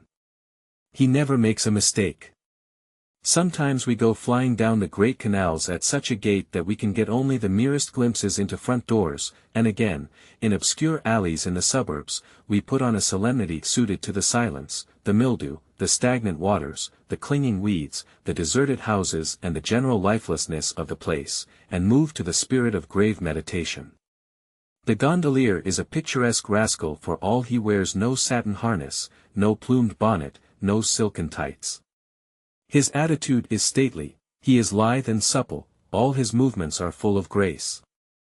When his long canoe, and his fine figure, towering from its high perch on the stern, are cut against the evening sky, they make a picture that is very novel and striking to a foreign eye. We sit in the cushioned carriage body of a cabin, with the curtains drawn, and smoke, or read, or look out upon the passing boats, the houses, the bridges, the people, and enjoy ourselves much more than we could in a buggy jolting over our cobblestone pavements at home. This is the gentlest, pleasantest locomotion we have ever known. But it seems queer, ever so queer, to see a boat doing duty as a private carriage. We see business men come to the front door, step into a gondola, instead of a street car, and go off downtown to the counting room. We see visiting young ladies stand on the stoop, and laugh, and kiss goodbye, and flirt their fans and say, "Come soon now, you've been just as mean as ever you can be, mother's dying to see you, and we've moved into the new house, oh such a love of a place, so convenient to the post office and the church, and the Young Men's Christian Association, and we do have such fishing, and such carrying on, and such swimming matches in the backyard, oh, you must come no distance at all, and if you Go down through by St. Mark's and the Bridge of Sighs, and cut through the alley and come up by the church of Santa Maria dei Frari, and into the Grand Canal. There isn't a bit of current now. Do come, Sally Maria, bye-bye. And then the little humbug trips down the steps, jumps into the gondola, says, under her breath, disagreeable old thing, I hope she won't. Goes skimming away, round the corner, and the other girl slams the street door and says, well, that infliction's over, anyway, but I suppose I've got to go and see her tiresome stuck-up thing. Human nature appears to be just the same, all over the world. We see the diffident young man, mild of mustache, affluent of hair, indigent of brain, elegant of costume, drive up to her father's mansion, tell his hackman to bail out and wait, start fearfully up the steps and meet the old gentleman right on the threshold, hear him ask what street the new British Bank is in as if that were what he came for, and then bounce into his boat and scurry away with his coward heart in his boots. See him come sneaking around the corner again, directly, with a crack of the curtain open toward the old gentleman's disappearing gondola, and out scampers his Susan with a flock of little Italian endearments fluttering from her lips, and goes to drive with him in the watery avenues down toward the Rialto. We see the ladies go out shopping, in the most natural way, and flit from street to street and from store to store, just in the good old fashion, except that they leave the gondola, instead of a private carriage, waiting at the curbstone a couple of hours for them, waiting while they make the nice young clerks pull down tons and tons of silks and velvets and more antiques and those things, and then they buy a paper of pins and go paddling away to confer the rest of their disastrous patronage on some other firm. And they always have their purchases sent home just in the good old way. Human nature is very much the same all over the world, and it is so like my dear native home to see a Venetian lady go into a store and buy 10 cents worth of blue ribbon and have it sent home in a scow. Ah, it is these little touches of nature that move one to tears in these far-off foreign lands. We see little girls and boys go out in gondolas with their nurses, for an airing. We see staid families, with prayer book and beads, enter the gondola dressed in their Sunday best, and float away to church. And at midnight we see the theatre break up and discharge its swarm of hilarious youth and beauty, we hear the cries of the hackman gondoliers, and behold the struggling crowd jump aboard, and the black multitude of boats go skimming down the moonlit avenues, we see them separate here and there, and disappear up divergent streets, we hear the faint sounds of laughter and of shouted farewells floating up out of the distance, and then, the strange pageant being gone, we have lonely stretches of glittering water, of stately buildings, of blotting shadows, of weird stone faces creeping into the moonlight, of deserted bridges, of motionless boats at anchor. And over all broods that mysterious stillness, that stealthy quiet, that befits so well this old dreaming Venice. We have been pretty much everywhere in our gondola. We have bought beads and photographs in the stores, and wax matches in the great square of St. Mark. The last remark suggests a digression. Everybody goes to this vast square in the evening. The military bands play in the center of it, and countless couples of ladies and gentlemen promenade up and down on either side, and platoons of them are constantly drifting away toward the old cathedral, and by the venerable column with the winged lion of St. Mark on its top, and out to where the boats lie moored, and other platoons are as constantly arriving from the gondolas and joining the great throng. Between the promenaders and the sidewalks are seated hundreds and hundreds of people at small tables, smoking and taking granita, a first cousin to ice cream. Winky face on the sidewalks are more employing themselves in the same way. The shops in the first floor of the tall rows of buildings that wall in three sides of the square are brilliantly lighted, the air is filled with music and merry voices, and altogether the scene is as bright and spirited and full of cheerfulness as any man could desire. We enjoy it thoroughly. Very many of the young women are exceedingly pretty and dress with rare good taste. We are gradually and laboriously learning the ill manners of staring them unflinchingly in the face, not because such conduct is agreeable to us, but because it is the custom of the country and they say the girls like it. We wish to learn all the curious, outlandish ways of all the different countries, so that we can show off and astonish people when we get home. We wish to excite the envy of our untraveled friends with our strange foreign fashions which we can't shake off. All our passengers are paying strict attention to this thing, with the end in view which I have mentioned. The gentle reader will never know what a consummate ass he can become, until he goes abroad. I speak now, of course, in the supposition that the gentle reader has not been abroad, and therefore is not already a consummate ass. If the case be otherwise, I beg his pardon and extend to him the cordial hand of fellowship and call him brother. I shall always delight to meet an ass after my own heart when I shall have finished my travels.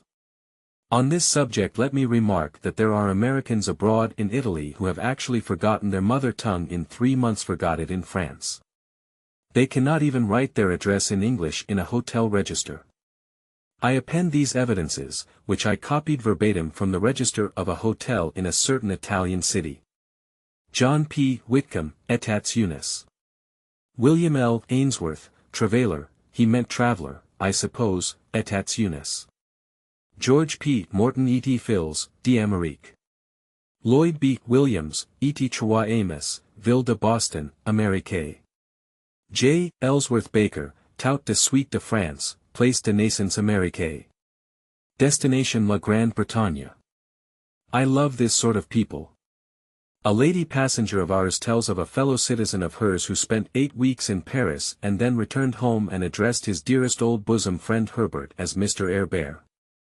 He apologized, though, and said, "'Pon my soul it is aggravating, but I can't help it, I have got so used to speaking nothing but French, my dear Herbert, damn there it goes again, got so used to French pronunciation that I can't get rid of it, it is positively annoying, I assure you." This entertaining idiot, whose name was Gordon, allowed himself to be hailed 3 times in the street before he paid any attention, and then begged 1,000 pardons and said he had grown so accustomed to hearing himself addressed as Monsieur Gorardong, with a roll to the R, that he had forgotten the legitimate sound of his name. He wore a rose in his buttonhole, he gave the French salutation 2 flips of the hand in front of the face, he called Paris Paris in ordinary English conversation, he carried envelopes bearing foreign postmarks protruding from his breast pocket, he cultivated a mustache and imperial, and did what else he could to suggest to the beholder his pet fancy that he resembled Louis Napoleon, and in a spirit of thankfulness which is entirely unaccountable, considering the slim foundation there was for it, he praised his Maker that he was as he was, and went on enjoying his little life just the same as if he really had been deliberately designed and erected by the great architect of the universe. Think of our Whitcombs, and our Ainsworths and our Williamses writing themselves down in dilapidated French in foreign hotel registers. We laugh at Englishmen, when we are at home, for sticking so sturdily to their national ways and customs, but we look back upon it from abroad very forgivingly.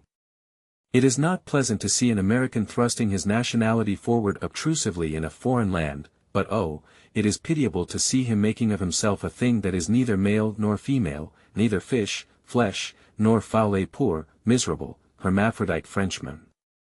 Among a long list of churches, art galleries, and such things, visited by us in Venice, I shall mention only one, the Church of Santa Maria dei Frari. It is about 500 years old, I believe, and stands on 1,200,000 piles. In it lie the body of Canova and the heart of Titian, under magnificent monuments. Titian died at the age of almost 100 years. A plague which swept away 50,000 lives was raging at the time, and there is notable evidence of the reverence in which the great painter was held, in the fact that to him alone the state permitted a public funeral in all that season of terror and death. In this church, also, is a monument to the Doge Foscari, whose name a once resident of Venice, Lord Byron, has made permanently famous. The monument to the Doge Giovanni Pesaro, in this church, is a curiosity in the way of mortuary adornment.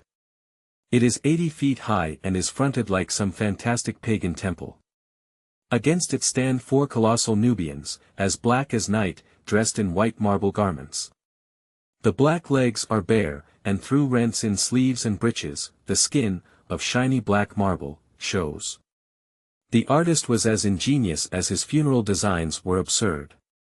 There are 2 bronze skeletons bearing scrolls, and 2 great dragons uphold the sarcophagus.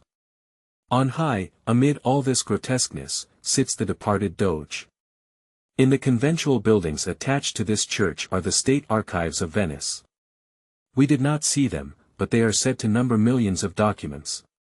They are the records of centuries of the most watchful, observant and suspicious government that ever existed, in which everything was written down and nothing spoken out.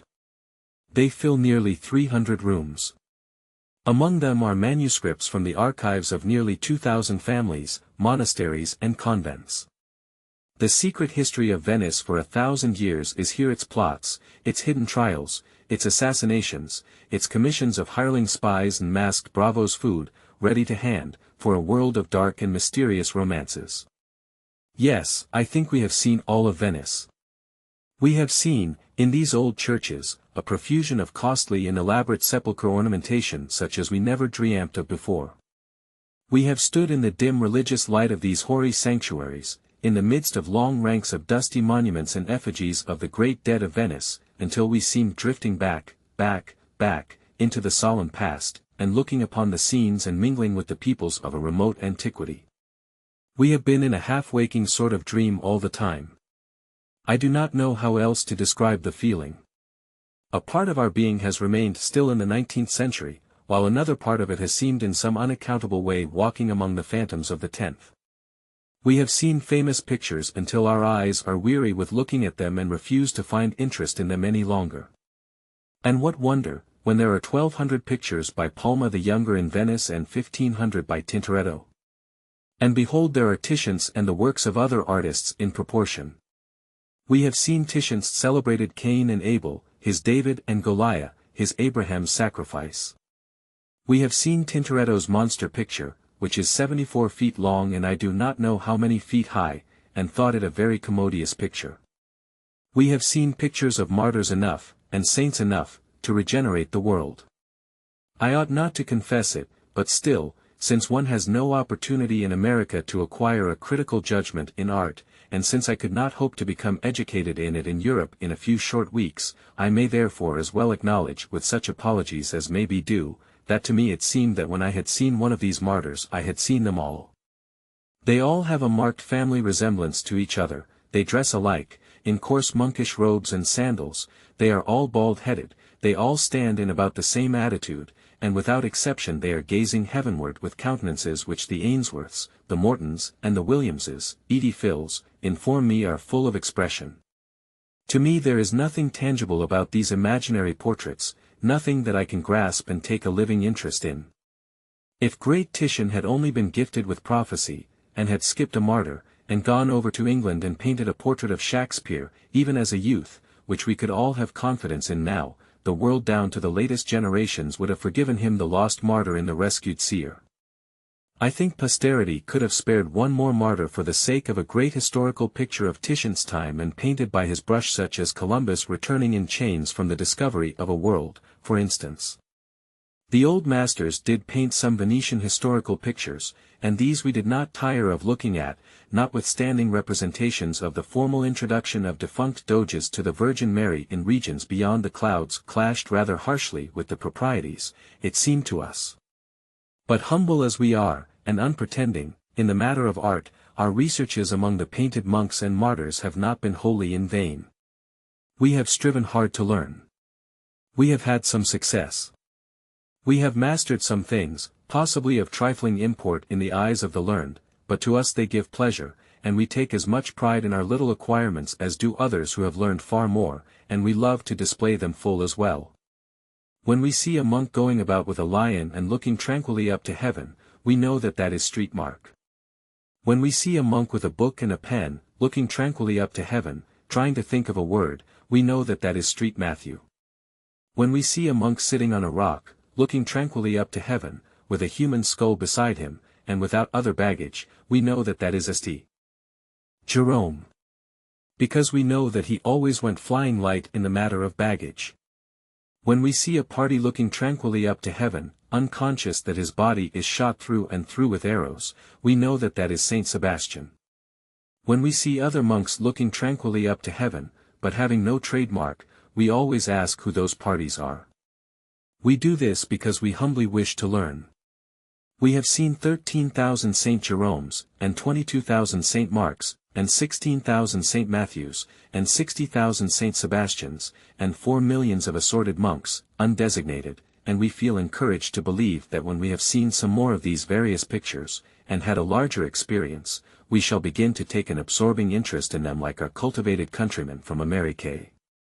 Now it does give me real pain to speak in this almost unappreciative way of the old masters and their martyrs, because good friends of mine in the ship, friends who do thoroughly and conscientiously appreciate them and are in every way competent to discriminate between good pictures and inferior ones, have urged me for my own sake not to make public the fact that I lack this appreciation and this critical discrimination myself. I believe that what I have written and may still write about pictures will give them pain, and I am honestly sorry for it. I even promised that I would hide my uncouth sentiments in my own breast. But alas! I never could keep a promise. I do not blame myself for this weakness, because the fault must lie in my physical organization.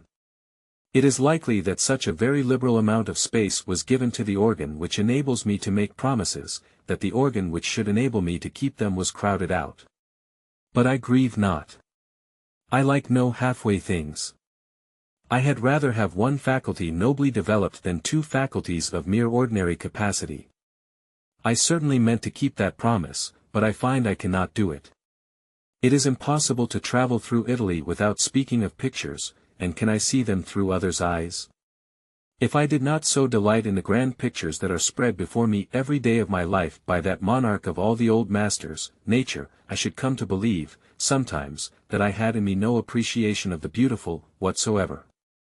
It seems to me that whenever I glory to think that for once I have discovered an ancient painting that is beautiful and worthy of all praise, the pleasure it gives me is an infallible proof that it is not a beautiful picture and not in any wise worthy of commendation. This very thing has occurred more times than I can mention, in Venice. In every single instance the guide has crushed out my swelling enthusiasm with the remark: "It is nothing, it is of the Renaissance." I did not know what in the mischief the Renaissance was, and so always I had to simply say, "Ah! So it is, I had not observed it before."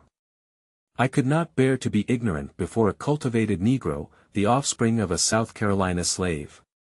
But it occurred too often for even my self-complacency, did that exasperating "it is nothing, it is of the Renaissance." I said at last, "Who is this Renaissance?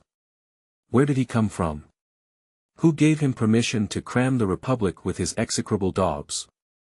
We learned, then, that Renaissance was not a man, that Renaissance was a term used to signify what was at best but an imperfect rejuvenation of art. The guide said that after Titian's time and the time of the other great names we had grown so familiar with, high art declined, then it partially rose again, an inferior sort of painters sprang up, and these shabby pictures were the work of their hands. Then I said, in my heat, that I wished to goodness high art had declined 500 years sooner. The Renaissance pictures suit me very well, though sooth to say at school were too much given to painting real men and did not indulge enough in martyrs. The guide I have spoken of is the only one we have had yet who knew anything. He was born in South Carolina, of slave parents. They came to Venice while he was an infant.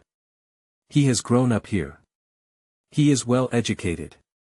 He reads, writes, and speaks English, Italian, Spanish, and French, with perfect facility, is a worshipper of art and thoroughly conversant with it, knows the history of Venice by heart and never tires of talking of her illustrious career. He dresses better than any of us, I think, and is daintily polite. Negroes are deemed as good as white people, in Venice, and so this man feels no desire to go back to his native land. His judgment is correct. I have had another shave. I was writing in our front room this afternoon and trying hard to keep my attention on my work and refrain from looking out upon the canal. I was resisting the soft influences of the climate as well as I could, and endeavoring to overcome the desire to be indolent and happy. The boys sent for a barber. They asked me if I would be shaved. I reminded them of my tortures in Genoa, Milan, Como, of my declaration that I would suffer no more on Italian soil. I said, "Not any for me, if you please." I wrote on. The barber began on the doctor. I heard him say, "Dan, this is the easiest shave I have had since we left the ship." He said again, presently, "Why, Dan, a man could go to sleep with this man shaving him." Dan took the chair. Then he said, "Why, this is Titian." This is one of the old masters. I wrote on. Directly Dan said. Doctor, it is perfect luxury. The ship's barber isn't anything to him. My rough beard we distressing me beyond measure. The barber was rolling up his apparatus. The temptation was too strong. I said. Hold on, please. Shave me also. I sat down in the chair and closed my eyes. The barber soaped my face, and then took his razor and gave me a rake that well nigh threw me into convulsions. I jumped out of the chair. Dan and the doctor were both wiping blood off their faces and laughing. I said it was a mean, disgraceful fraud. They said that the misery of this shave had gone so far beyond anything they had ever experienced before, that they could not bear the idea of losing such a chance of hearing a cordial opinion from me on the subject. It was shameful. But there was no help for it. The skinning was begun and had to be finished. The tears flowed with every rake, and so did the fervent execrations. The barber grew confused, and brought blood every time. I think the boys enjoyed it better than anything they have seen or heard since they left home. We have seen the Campanile, and Byron's house and Balbi's the geographer, and the palaces of all the ancient dukes and doges of Venice, and we have seen their effeminate descendants airing their nobility in fashionable French attire in the grand square of St. Mark, and eating ices and drinking cheap wines, instead of wearing gallant coats of mail and destroying fleets and armies as their great ancestors did in the days of Venetian glory. We have seen no bravos with poisoned stilettos, no masks, no wild carnival, but we have seen the ancient pride of Venice, the grim bronze horses that figure in 1,000 legends. Venice may well cherish them, for they are the only horses she ever had. It is said there are hundreds of people in this curious city who never have seen a living horse in their lives. It is entirely true, no doubt. And so, having satisfied ourselves, we depart tomorrow, and leave the venerable Queen of the Republics to summon her vanished ships, and marshal her shadowy armies, and know again in dreams the pride of her old renown. Chapter 14. Some of the Quaker City's passengers had arrived in Venice from Switzerland and other lands before we left there, and others were expected every day. We heard of no casualties among them, and no sickness. We were a little fatigued with sightseeing, and so we rattled through a good deal of country by rail without caring to stop. I took few notes. I find no mention of Bologna in my memorandum book, except that we arrived there in good season, but saw none of the sausages for which the place is so justly celebrated. Pistoia awoke but a passing interest. Florence pleased us for a while. I think we appreciated the great figure of David in the Grand Square, and the sculptured group they call the Rape of the Sabines. We wandered through the endless collections of paintings and statues of the Pitti and Uffizi galleries, of course. I make that statement in self-defense, there let it stop. I could not rest under the imputation that I visited Florence and did not traverse its weary miles of picture galleries. We tried indolently to recollect something about the Guelphs and Ghibellines and the other historical cutthroats whose quarrels and assassinations make up so large a share of Florentine history, but the subject was not attractive. We had been robbed of all the fine mountain scenery on our little journey by a system of railroading that had 3 miles of tunnel to 100 yards of daylight, and we were not inclined to be sociable with Florence. We had seen the spot, outside the city somewhere, where these people had allowed the bones of Galileo to rest in unconsecrated ground for an age because his great discovery that the world turned around was regarded as a damning heresy by the Church, and we know that long after the world had accepted his theory and raised his name high in the list of its great men, they had still let him rot there. That we had lived to see his dust in honored sepulture in the church of Santa Croce we owed to a society of literati, and not to Florence or her rulers. We saw Dante's tomb in that church, also, but we were glad to know that his body was not in it, that the ungrateful city that had exiled him and persecuted him would give much to have it there, but need not hope to ever secure that high honor to herself. Medicis are good enough for Florence. Let her plant Medicis and build grand monuments over them to testify how gratefully she was wont to lick the hand that scourged her. Magnanimous Florence. Her jewelry marts are filled with artists in mosaic. Florentine mosaics are the choicest in all the world. Florence loves to have that said. Florence is proud of it. Florence would foster this specialty of hers. She is grateful to the artists that bring to her this high credit and fill her coffers with foreign money, and so she encourages them with pensions. With pensions. Think of the lavishness of it. She knows that people who piece together the beautiful trifles die early, because the labor is so confining, and so exhausting to hand and brain, and so she has decreed that all these people who reach the age of 60 shall have a pension after that. I have not heard that any of them have called for their dividends yet. One man did fight along till he was 60, and started after his pension, but it appeared that there had been a mistake of a year in his family record, and so he gave it up and died.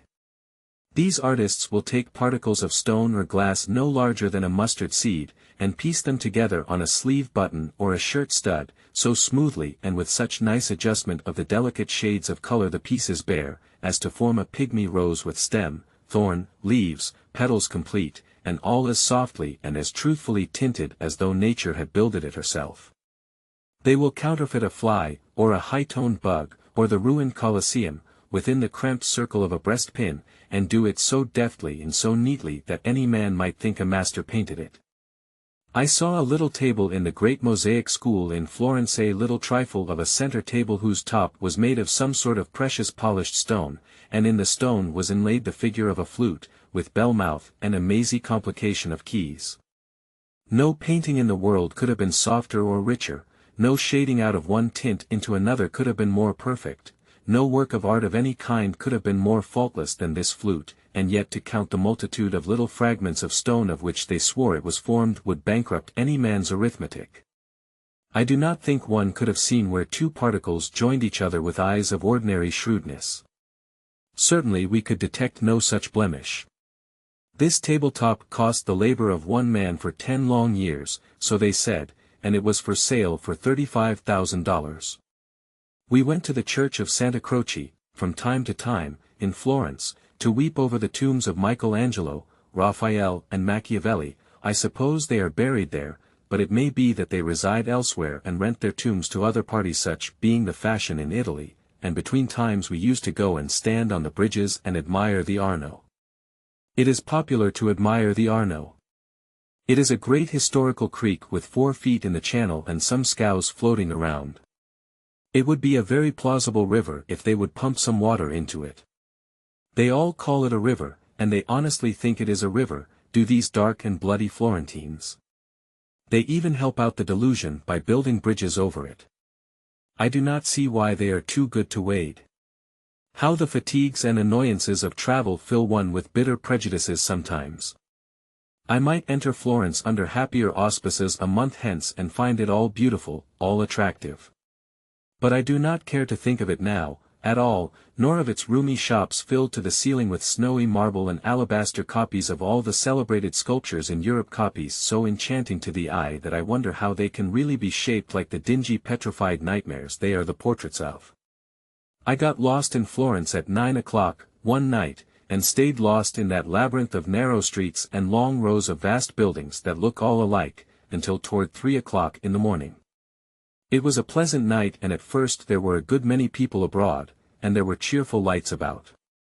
Later, I grew accustomed to prowling about mysterious drifts and tunnels and astonishing and interesting myself with coming around corners expecting to find the hotel staring me in the face, and not finding it doing anything of the kind. Later still, I felt tired. I soon felt remarkably tired. But there was no one abroad, now not even a policeman. I walked till I was out of all patience, and very hot and thirsty. At last, somewhere after 1 o'clock, I came unexpectedly to one of the city gates. I knew then that I was very far from the hotel. The soldiers thought I wanted to leave the city, and they sprang up and barred the way with their muskets. I said, "Hotel d'Europe." It was all the Italian I knew, and I was not certain whether that was Italian or French. The soldiers looked stupidly at each other and at me, and shook their heads and took me into custody. I said I wanted to go home. They did not understand me. They took me into the guardhouse and searched me, but they found no sedition on me. They found a small piece of soap, we carry soap with us, now, and I made them a present of it, seeing that they regarded it as a curiosity. I continued to say Hotel d'Europe, and they continued to shake their heads, until at last a young soldier nodding in the corner roused up and said something. He said he knew where the hotel was, I suppose, for the officer of the guard sent him away with me. We walked 100 or 150 miles, it appeared to me, and then he got lost. He turned this way and that, and finally gave it up and signified that he was going to spend the remainder of the morning trying to find the city gate again. At that moment it struck me that there was something familiar about the house over the way. It was the hotel. It was a happy thing for me that there happened to be a soldier there that knew even as much as he did, for they say that the policy of the government is to change the soldiery from one place to another constantly and from country to city, so that they cannot become acquainted with the people and grow lax in their duties and enter into plots and conspiracies with friends. My experiences of Florence were chiefly unpleasant. I will change the subject. At Pisa we climbed up to the top of the strangest structure the world has any knowledge of, the Leaning Tower. As everyone knows, it is in the neighborhood of 180 feet high, and I beg to observe that 180 feet reach to about the height of 4 ordinary 3-story buildings piled one on top of the other, and is a very considerable altitude for a tower of uniform thickness to aspire to, even when it stands upright, yet this one leans more than 13 feet out of the perpendicular. It is 700 years old, but neither history or tradition say whether it was built as it is, purposely, or whether one of its sides has settled. There is no record that it ever stood straight up. It is built of marble. It is an airy and a beautiful structure, and each of its 8 stories is encircled by fluted columns, some of marble and some of granite, with Corinthian capitals that were handsome when they were new. It is a bell tower, and in its top hangs a chime of ancient bells. The winding staircase within is dark, but one always knows which side of the tower he is on because of his naturally gravitating from one side to the other of the staircase with the rise or dip of the tower. Some of the stone steps are foot-worn only on one end, others only on the other end, others only in the middle. To look down into the tower from the top is like looking down into a tilted well. A rope that hangs from the center of the top touches the wall before it reaches the bottom. Standing on the summit, one does not feel altogether comfortable when he looks down from the high side, but to crawl on your breast to the verge on the lower side and try to stretch your neck out far enough to see the base of the tower, makes your flesh creep, and convinces you for a single moment, in spite of all your philosophy, that the building is falling. You handle yourself very carefully, all the time, under the silly impression that if it is not falling, your trifling weight will start it unless you are particular not to bear down on it. The Duomo, close at hand, is one of the finest cathedrals in Europe. It is 800 years old. Its grandeur has outlived the high commercial prosperity and the political importance that made it a necessity, or rather a possibility. Surrounded by poverty, decay and ruin, it conveys to us a more tangible impression of the former greatness of Pisa than books could give us. The baptistry, which is a few years older than the Leaning Tower, is a stately rotunda, of huge dimensions, and was a costly structure. In it hangs the lamp whose measured swing suggested to Galileo the pendulum. It looked an insignificant thing to have conferred upon the world of science and mechanics such a mighty extension of their dominions as it has. Pondering, in its suggestive presence, I seemed to see a crazy universe of swinging discs, the toiling children of this sedate parent. He appeared to have an intelligent expression about him of knowing that he was not a lamp at all, that he was a pendulum disguised, for prodigious and inscrutable purposes of his own deep devising, and not a common pendulum either, but the old original patriarchal pendulum, the Abraham pendulum of the world. This baptistry is endowed with the most pleasing echo of all the echoes we have read of. The guide sounded 2 sonorous notes, about half an octave apart, the echo answered with the most enchanting, the most melodious, the richest blending of sweet sounds that one can imagine. It was like a long-drawn chord of a church organ, infinitely softened by distance. I may be extravagant in this matter, but if this be the case my ear is to blame, not my pen. I am describing a memory, and one that will remain long with me. The peculiar devotional spirit of the olden time, which placed a higher confidence in outward forms of worship than in the watchful guarding of the heart against sinful thoughts and the hands against sinful deeds, and which believed in the protecting virtues of inanimate objects made holy by contact with holy things, is illustrated in a striking manner in one of the cemeteries of Pisa. The tombs are set in soil brought in ships from the Holy Land ages ago. To be buried in such ground was regarded by the ancient Pisans as being more potent for salvation than many masses purchased of the church and the vowing of many candles to the Virgin. Pisa is believed to be about 3,000 years old. It was one of the 12 great cities of ancient Etruria, that commonwealth which has left so many monuments in testimony of its extraordinary advancement, and so little history of itself that is tangible and comprehensible. A Pisan antiquarian gave me an ancient tear jug which he averred was full 4,000 years old. It was found among the ruins of one of the oldest of the Etruscan cities. He said it came from a tomb, and was used by some bereaved family in that remote age when even the pyramids of Egypt were young, Damascus a village, Abraham a prattling infant in ancient Troy not yet, dreamt of, to receive the tears wept for some lost idol of a household. It spoke to us in a language of its own, and with a pathos more tender than any words might bring, its mute eloquence swept down the long roll of the centuries with its tale of a vacant chair, a familiar footstep missed from the threshold, a pleasant voice gone from the chorus, a vanished form, a tale which is always so new to us, so startling, so terrible, so benumbing to the senses, and behold how threadbare and old it is. No shrewdly worded history could have brought the myths and shadows of that old dreamy age before us clothed with human flesh and warmed with human sympathies so vividly as did this poor little unsentient vessel of pottery. Pisa was a republic in the Middle Ages, with a government of her own, armies and navies of her own and a great commerce. She was a warlike power, and inscribed upon her banners many a brilliant fight with Genoese and Turks. It is said that the city once numbered a population of 400,000, but her scepter has passed from her grasp. Now, her ships and her armies are gone, her commerce is dead. Her battle flags bear the mold and the dust of centuries, her marts are deserted, she has shrunken far within her crumbling walls, and her great population has diminished to 20,000 souls. She has but one thing left to boast of, and that is not much, viz., she is the second city of Tuscany. We reached Leghorn in time to see all we wished to see of it long before the city gates were closed for the evening, and then came on board the ship. We felt as though we had been away from home an age. We never entirely appreciated, before, what a very pleasant den our stateroom is, nor how jolly it is to sit at dinner in one's own seat in one's own cabin, and hold familiar conversation with friends in one's own language. Oh, the rare happiness of comprehending every single word that is said, and knowing that every word one says in return will be understood as well.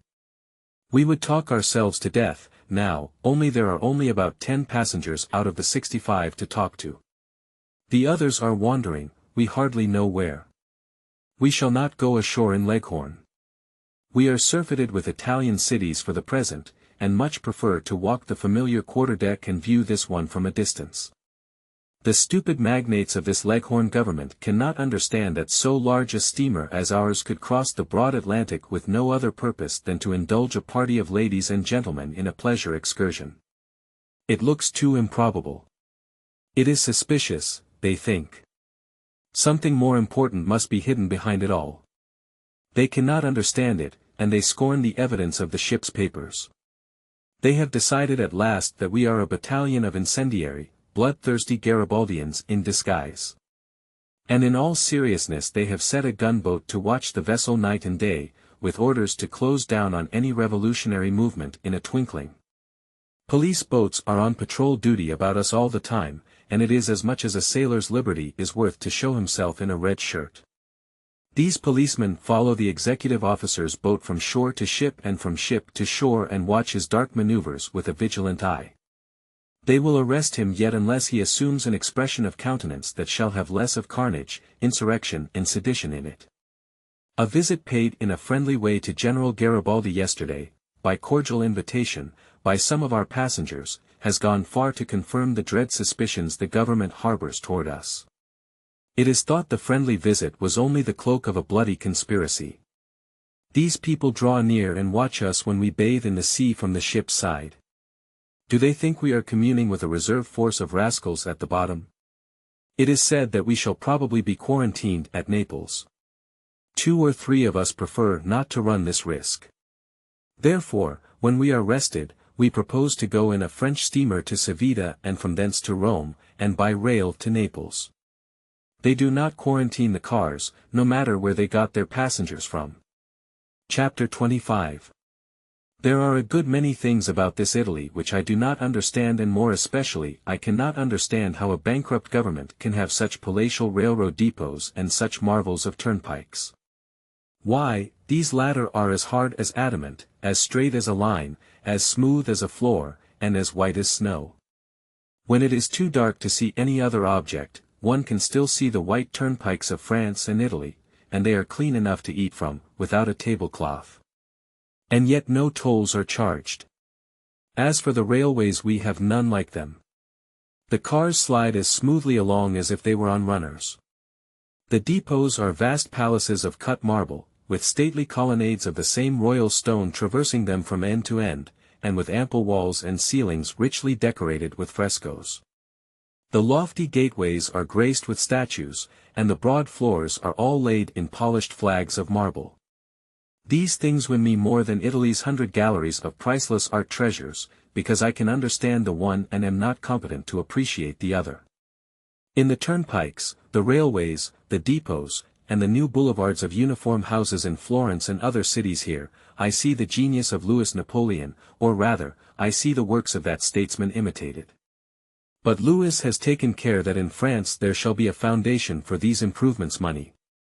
He has always the wherewithal to back up his projects, they strengthen France and never weaken her. Her material prosperity is genuine. But here the case is different. This country is bankrupt. There is no real foundation for these great works. The prosperity they would seem to indicate is a pretense. There is no money in the treasury, and so they enfeeble her instead of strengthening. Italy has achieved the dearest wish of her heart and become an independent state, and in so doing she has drawn an elephant in the political lottery. She has nothing to feed it on. Inexperienced in government, she plunged into all manner of useless expenditure, and swamped her treasury almost in a day. She squandered millions of francs on a navy which she did not need, and the first time she took her new toy into action she got it knocked higher than Gilderoy's kite, to use the language of the pilgrims. But it is an ill wind that blows nobody good. A year ago, when Italy saw utter ruin staring her in the face and her greenbacks hardly worth the paper they were printed on, her parliament ventured upon a coup de main that would have appalled the stoutest of her statesmen under less desperate circumstances.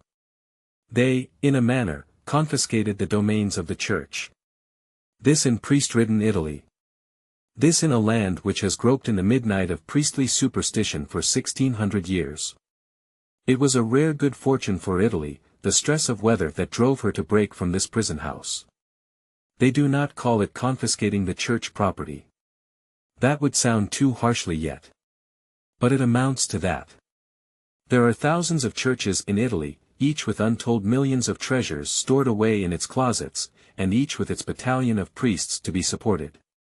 And then there are the estates of the church, league on league of the richest lands and the noblest forests in all Italy, all yielding immense revenues to the church, and none paying a cent in taxes to the state. In some great districts the church owns all the property, lands, watercourses, woods, mills and factories. They buy, they sell, they manufacture, and since they pay no taxes, who can hope to compete with them? Well, the government has seized all this in effect, and will yet seize it in rigid and unpoetical reality, no doubt. Something must be done to feed a starving treasury, and there is no other resource in all Italy, none but the riches of the church. So the government intends to take to itself a great portion of the revenues arising from priestly farms, factories, etc., and also intends to take possession of the churches and carry them on, after its own fashion and upon its own responsibility. In a few instances it will leave the establishments of great pet churches undisturbed, but in all others only a handful of priests will be retained to preach and pray, a few will be pensioned, and the balance turned adrift. Pray glance at some of these churches and their embellishments, and see whether the government is doing a righteous thing or not. In Venice, today, a city of 100,000 inhabitants, there are 1,200 priests. Heaven only knows how many there were before the Parliament reduced their numbers. There was the great Jesuit church. Under the old regime it required 60 priests to engineer it. The government does it with 5, now, and the others are discharged from service. All about that church wretchedness and poverty abound. At its door a dozen hats and bonnets were doffed to us, as many heads were humbly bowed, and as many hands extended, appealing for pennies, appealing with foreign words we could not understand, but appealing mutely, with sad eyes, and sunken cheeks, and ragged raiment, that no words were needed to translate. Then we passed within the great doors, and it seemed that the riches of the world were before us.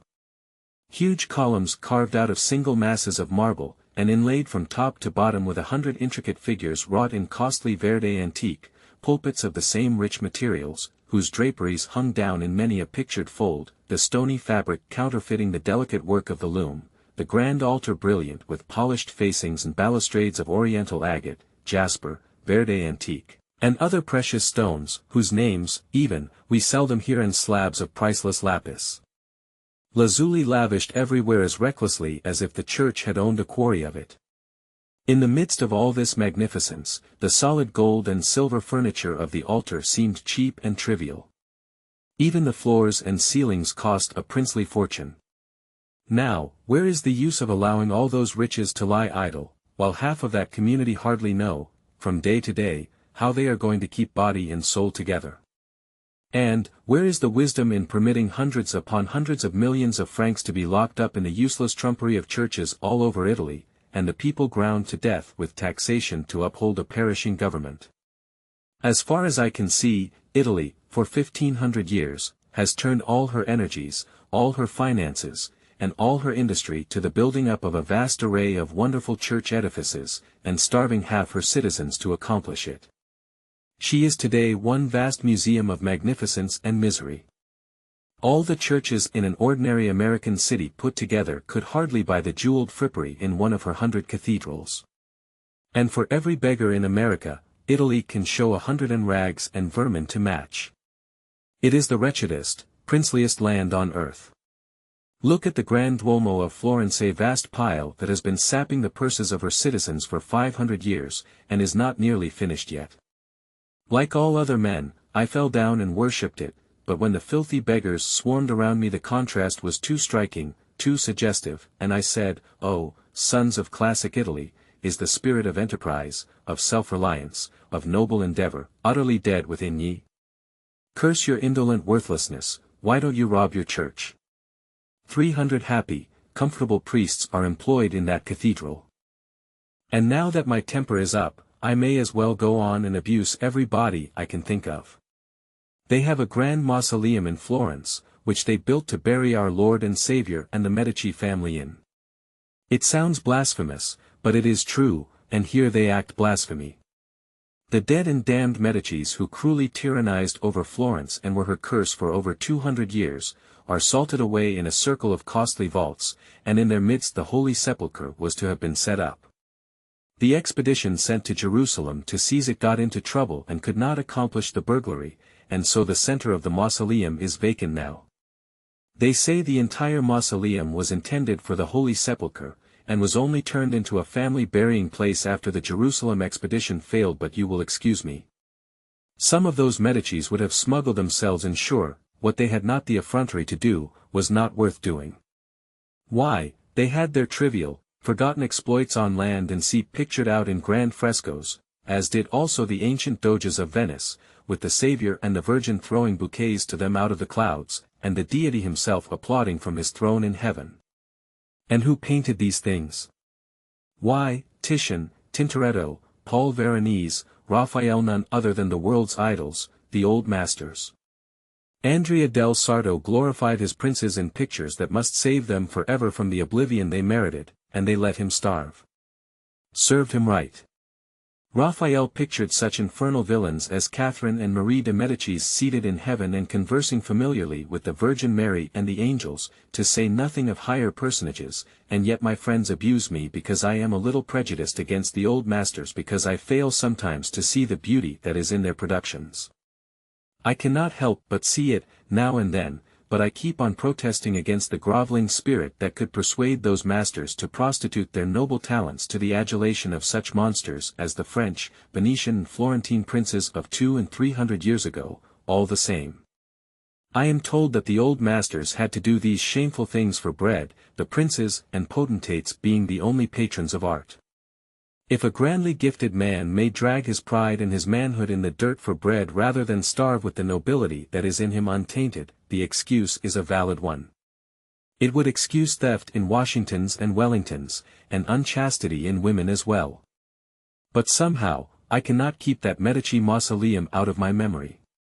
It is as large as a church, its pavement is rich enough for the pavement of a king's palace, its great dome is gorgeous with frescoes, its walls are made of what? Marble, plaster, wood, paper. No. Red porphyry verde antique jasper oriental agate alabaster mother of pearl chalcedony red coral lapis lazuli. All the vast walls are made wholly of these precious stones, worked in and together in elaborate pattern and figures, and polished till they glow like great mirrors with the pictured splendors reflected from the dome overhead. And before a statue of one of those dead Medicis reposes a crown that blazes with diamonds and emeralds enough to buy a ship of the line, almost. These are the things the government has its evil eye upon, and a happy thing it will be for Italy when they melt away in the public treasury. And now. However, another beggar approaches. I will go out and destroy him, and then come back and write another chapter of vituperation. Having eaten the friendless orphan, having driven away his comrades, having grown calm and reflective at length, I now feel in a kindlier mood. I feel that after talking so freely about the priests and the churches, justice demands that if I know anything good about either I ought to say it. I have heard of many things that redound to the credit of the priesthood, but the most notable matter that occurs to me now is the devotion one of the mendicant orders showed during the prevalence of the cholera last year. I speak of the Dominican friars, men who wear a coarse, heavy brown robe and a cowl, in this hot climate, and go barefoot. They live on alms altogether, I believe. They must unquestionably love their religion, to suffer so much for it. When the cholera was raging in Naples, when the people were dying by hundreds and hundreds every day, when every concern for the public welfare was swallowed up in selfish private interest, and every citizen made the taking care of himself his sole object, these men banded themselves together and went about nursing the sick and burying the dead. Their noble efforts cost many of them their lives. They laid them down cheerfully, and well they might. Creeds mathematically precise, and hair-splitting niceties of doctrine, are absolutely necessary for the salvation of some kinds of souls, but surely the charity, the purity, the unselfishness that are in the hearts of men like these would save their souls though they were bankrupt in the true religion which is ours. One of these fat barefooted rascals came here to Civita Vecchia with us in the little French steamer. There were only half a dozen of us in the cabin. He belonged in the steerage. He was the life of the ship, the bloody-minded son of the Inquisition. He and the leader of the marine band of a French man-of-war played on the piano and sang opera turnabout, they sang duets together, they rigged impromptu theatrical costumes and gave us extravagant farces and pantomimes. We got along first-rate with the friar, and were excessively conversational, albeit he could not understand what we said, and certainly he never uttered a word that we could guess the meaning of. This Civita Vecchia is the finest nest of dirt, vermin and ignorance we have found yet, except that African perdition they call Tangier, which is just like it. The people here live in alleys 2 yards wide, which have a smell about them which is peculiar but not entertaining. It is well the alleys are not wider, because they hold as much smell now as a person can stand, and of course, if they were wider they would hold more, and then the people would die. These alleys are paved with stone, and carpeted with deceased cats, and decayed rags, and decomposed vegetable tops, and remnants of old boots, all soaked with dishwater, and the people sit around on stools and enjoy it. They are indolent, as a general thing, and yet have few pastimes. They work 2 or 3 hours at a time, but not hard, and then they knock off and catch flies. This does not require any talent, because they only have to grab. If they do not get the one they are after, they get another. It is all the same to them. They have no partialities. Whichever one they get is the one they want. They have other kinds of insects, but it does not make them arrogant. They are very quiet, unpretending people. They have more of these kind of things than other communities, but they do not boast. They are very uncleanly, these people, in face, in person, and dress. When they see anybody with a clean shirt on, it arouses their scorn. The women wash clothes, half the day, at the public tanks in the streets, but they are probably somebody else's. Or maybe they keep one set to wear and another to wash, because they never put on any that have ever been washed. When they get done washing, they sit in the alleys and nurse their cubs. They nurse one ash cat at a time, and the others scratch their backs against the doorpost and are happy. All this country belongs to the Papal States. They do not appear to have any schools here, and only one billiard table. Their education is at a very low stage. One portion of the men go into the military, another into the priesthood, and the rest into the shoemaking business. They keep up the passport system here, but so they do in Turkey. This shows that the Papal States are as far advanced as Turkey. This fact will be alone sufficient to silence the tongues of malignant calumniators. I had to get my passport vised for Rome and Florence, and then they would not let me come ashore here until a policeman had examined it on the wharf and sent me a permit. They did not even dare to let me take my passport in my hands for 12 hours, I looked so formidable. They judged it best to let me cool down. They thought I wanted to take the town, likely. Little did they know me. I wouldn't have it. They examined my baggage at the depot. They took one of my ablest jokes and read it over carefully twice and then read it backwards. But it was too deep for them. They passed it around, and everybody speculated on it a while, but it mastered them all. It was no common joke. At length a veteran officer spelled it over deliberately and shook his head 3 or 4 times and said that in his opinion it was seditious. That was the first time I felt alarmed. I immediately said I would explain the document, and they crowded around. And so I explained and explained and explained, and they took notes of all I said, but the more I explained the more they could not understand it, and when they desisted at last, I could not even understand it myself. They said they believed it was an incendiary document, leveled at the government. I declared solemnly that it was not, but they only shook their heads and would not be satisfied. Then they consulted a good while, and finally they confiscated it. I was very sorry for this, because I had worked a long time on that joke, and took a good deal of pride in it, and now I suppose I shall never see it any more. I suppose it will be sent up and filed away among the criminal archives of Rome, and will always be regarded as a mysterious infernal machine which would have blown up like a mine and scattered the good Pope all around, but for a miraculous providential interference. And I suppose that all the time I am in Rome the police will dog me about from place to place because they think I am a dangerous character. It is fearfully hot in Civita Vecchia. The streets are made very narrow and the houses built very solid and heavy and high, as a protection against the heat. This is the first Italian town I have seen which does not appear to have a patron saint. I suppose no saint but the one that went up in the chariot of fire could stand the climate. There is nothing here to see.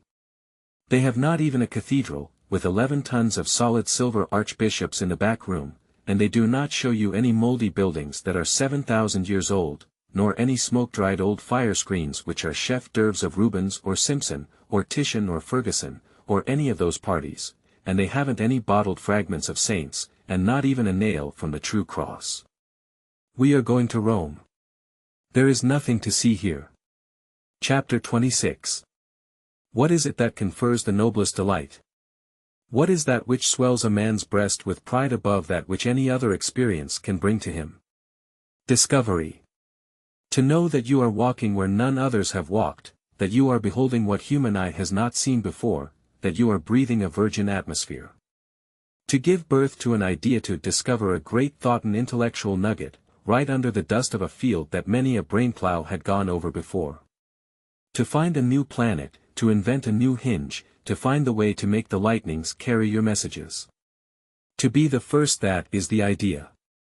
To do something, say something, see something, before anybody else. These are the things that confer a pleasure compared with which other pleasures are tame and commonplace, other ecstasies cheap and trivial.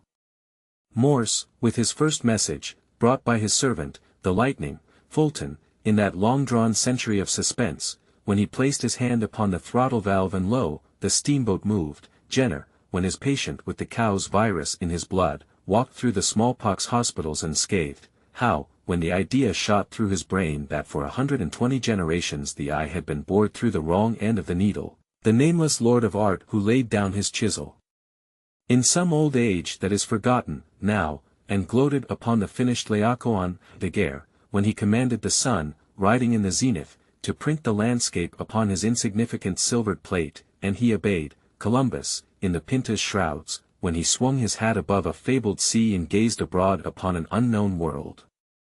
These are the men who have really lived, who have actually comprehended what pleasure is, who have crowded long lifetimes of ecstasy into a single moment. What is there in Rome for me to see that others have not seen before me? What is there for me to touch that others have not touched? What is there for me to feel, to learn, to hear, to know, that shall thrill me before it pass to others? What can I discover? Nothing. Nothing whatsoever. One charm of travel dies here. But if I were only a Roman, if, added to my own, I could be gifted with modern Roman sloth, modern Roman superstition, and modern Roman boundlessness of ignorance, what bewildering worlds of unsuspected wonders I would discover. Ah, if I were only a habitant of the Campagna 25 miles from Rome. Then I would travel. I would go to America, and see, and learn, and return to the Campagna and stand before my countrymen an illustrious discoverer. I would say, I saw there a country which has no overshadowing mother church, and yet the people survive. I saw a government which never was protected by foreign soldiers at a cost greater than that required to carry on the government itself. I saw common men and common women who could read. I even saw small children of common country people reading from books. If I dared think you would believe it, I would say they could write, also. In the cities I saw people drinking a delicious beverage made of chalk and water, but never once saw goats driven through their Broadway or their Pennsylvania Avenue or their Montgomery Street and milked at the doors of the houses. I saw real glass windows in the houses of even the commonest people. Some of the houses are not of stone, nor yet of bricks. I solemnly swear they are made of wood. Houses there will take fire and burn, sometimes actually burn entirely down, and not leave a single vestige behind. I could state that for a truth, upon my deathbed. And as a proof that the circumstance is not rare, I aver that they have a thing which they call a fire engine, which vomits forth great streams of water, and is kept always in readiness, by night and by day, to rush to houses that are burning. You would think one engine would be sufficient, but some great cities have 100, they keep men hired, and pay them by the month to do nothing but put out fires. For a certain sum of money other men will ensure that your house shall not burn down, and if it burns they will pay you for it. There are hundreds and thousands of schools, and anybody may go and learn to be wise, like a priest. In that singular country if a rich man dies a sinner, he is damned, he cannot buy salvation with money for masses. There is really not much use in being rich, there. Not much use as far as the other world is concerned, but much, very much use, as concerns this, because there, if a man be rich, he is very greatly honored, and can become a legislator, a governor, a general, a senator, no matter how ignorant an ass he is, just as in our beloved Italy the nobles hold all the great places, even though sometimes they are born noble idiots. There, if a man be rich, they give him costly presents, they ask him to feasts, they invite him to drink complicated beverages, but if he be poor and in debt, they require him to do that which they term to settle. The women put on a different dress almost every day, the dress is usually fine, but absurd in shape, the very shape and fashion of it changes twice in 100 years, and did I but covet to be called an extravagant falsifier, I would say it changed even oftener. Hair does not grow upon the American women's heads, it is made for them by cunning workmen in the shops, and is curled and frizzled into scandalous and ungodly forms. Some persons wear eyes of glass which they see through with facility perhaps, else they would not use them, and in the mouths of some are teeth made by the sacrilegious hand of man. The dress of the men is laughably grotesque. They carry no musket in ordinary life, nor no long-pointed pole, they wear no wide green-lined cloak, they wear no peaked black felt hat, no leathern gaiters reaching to the knee, no goatskin breeches with the hair side out, no hobnailed shoes, no prodigious spurs.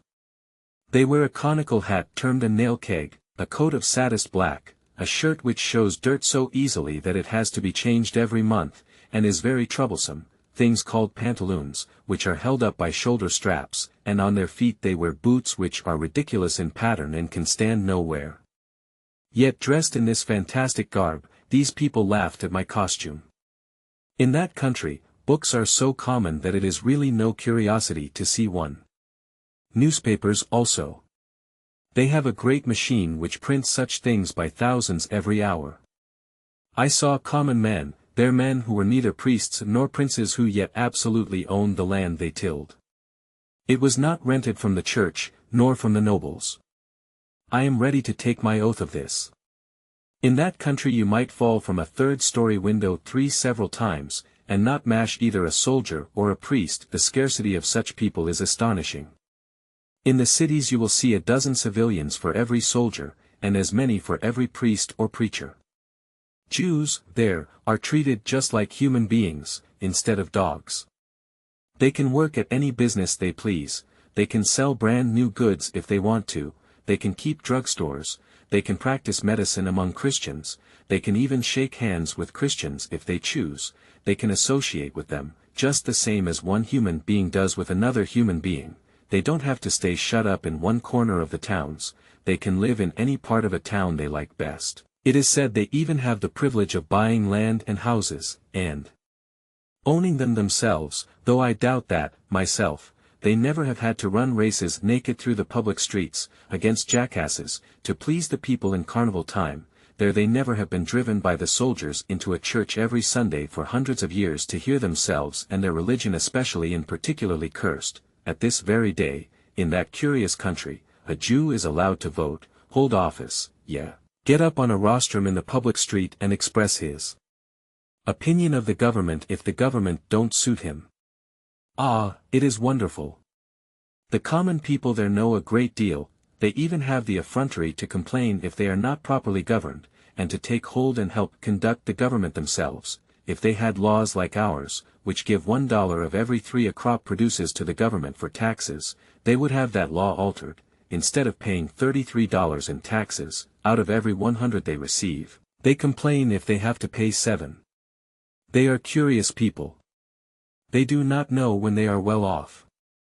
Mendicant priests do not prowl among them with baskets begging for the church and eating up their substance. One hardly ever sees a minister of the gospel going around there in his bare feet, with a basket, begging for subsistence. In that country the preachers are not like our mendicant orders of friars, they have 2 or 3 suits of clothing, and they wash sometimes. In that land are mountains far higher than the Alban mountains, the vast Roman Campagna, 100 miles long and full 40 broad, is really small compared to the United States of America. The Tiber, that celebrated river of ours, which stretches its mighty course almost 200 miles, and which a lad can scarcely throw a stone across at Rome, is not so long, nor yet so wide, as the American Mississippi nor yet the Ohio, nor even the Hudson. In America the people are absolutely wiser and know much more than their grandfathers did. They do not plow with a sharpened stick, nor yet with a 3-cornered block of wood that merely scratches the top of the ground.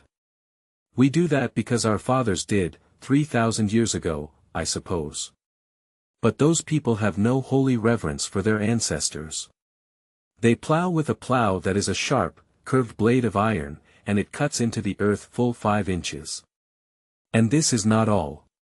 They cut their grain with a horrid machine that mows down whole fields in a day. If I dared, I would say that sometimes they use a blasphemous plow that works by fire and vapor and tears up an acre of ground in a single hour, but I see by your looks that you do not believe the things I am telling you.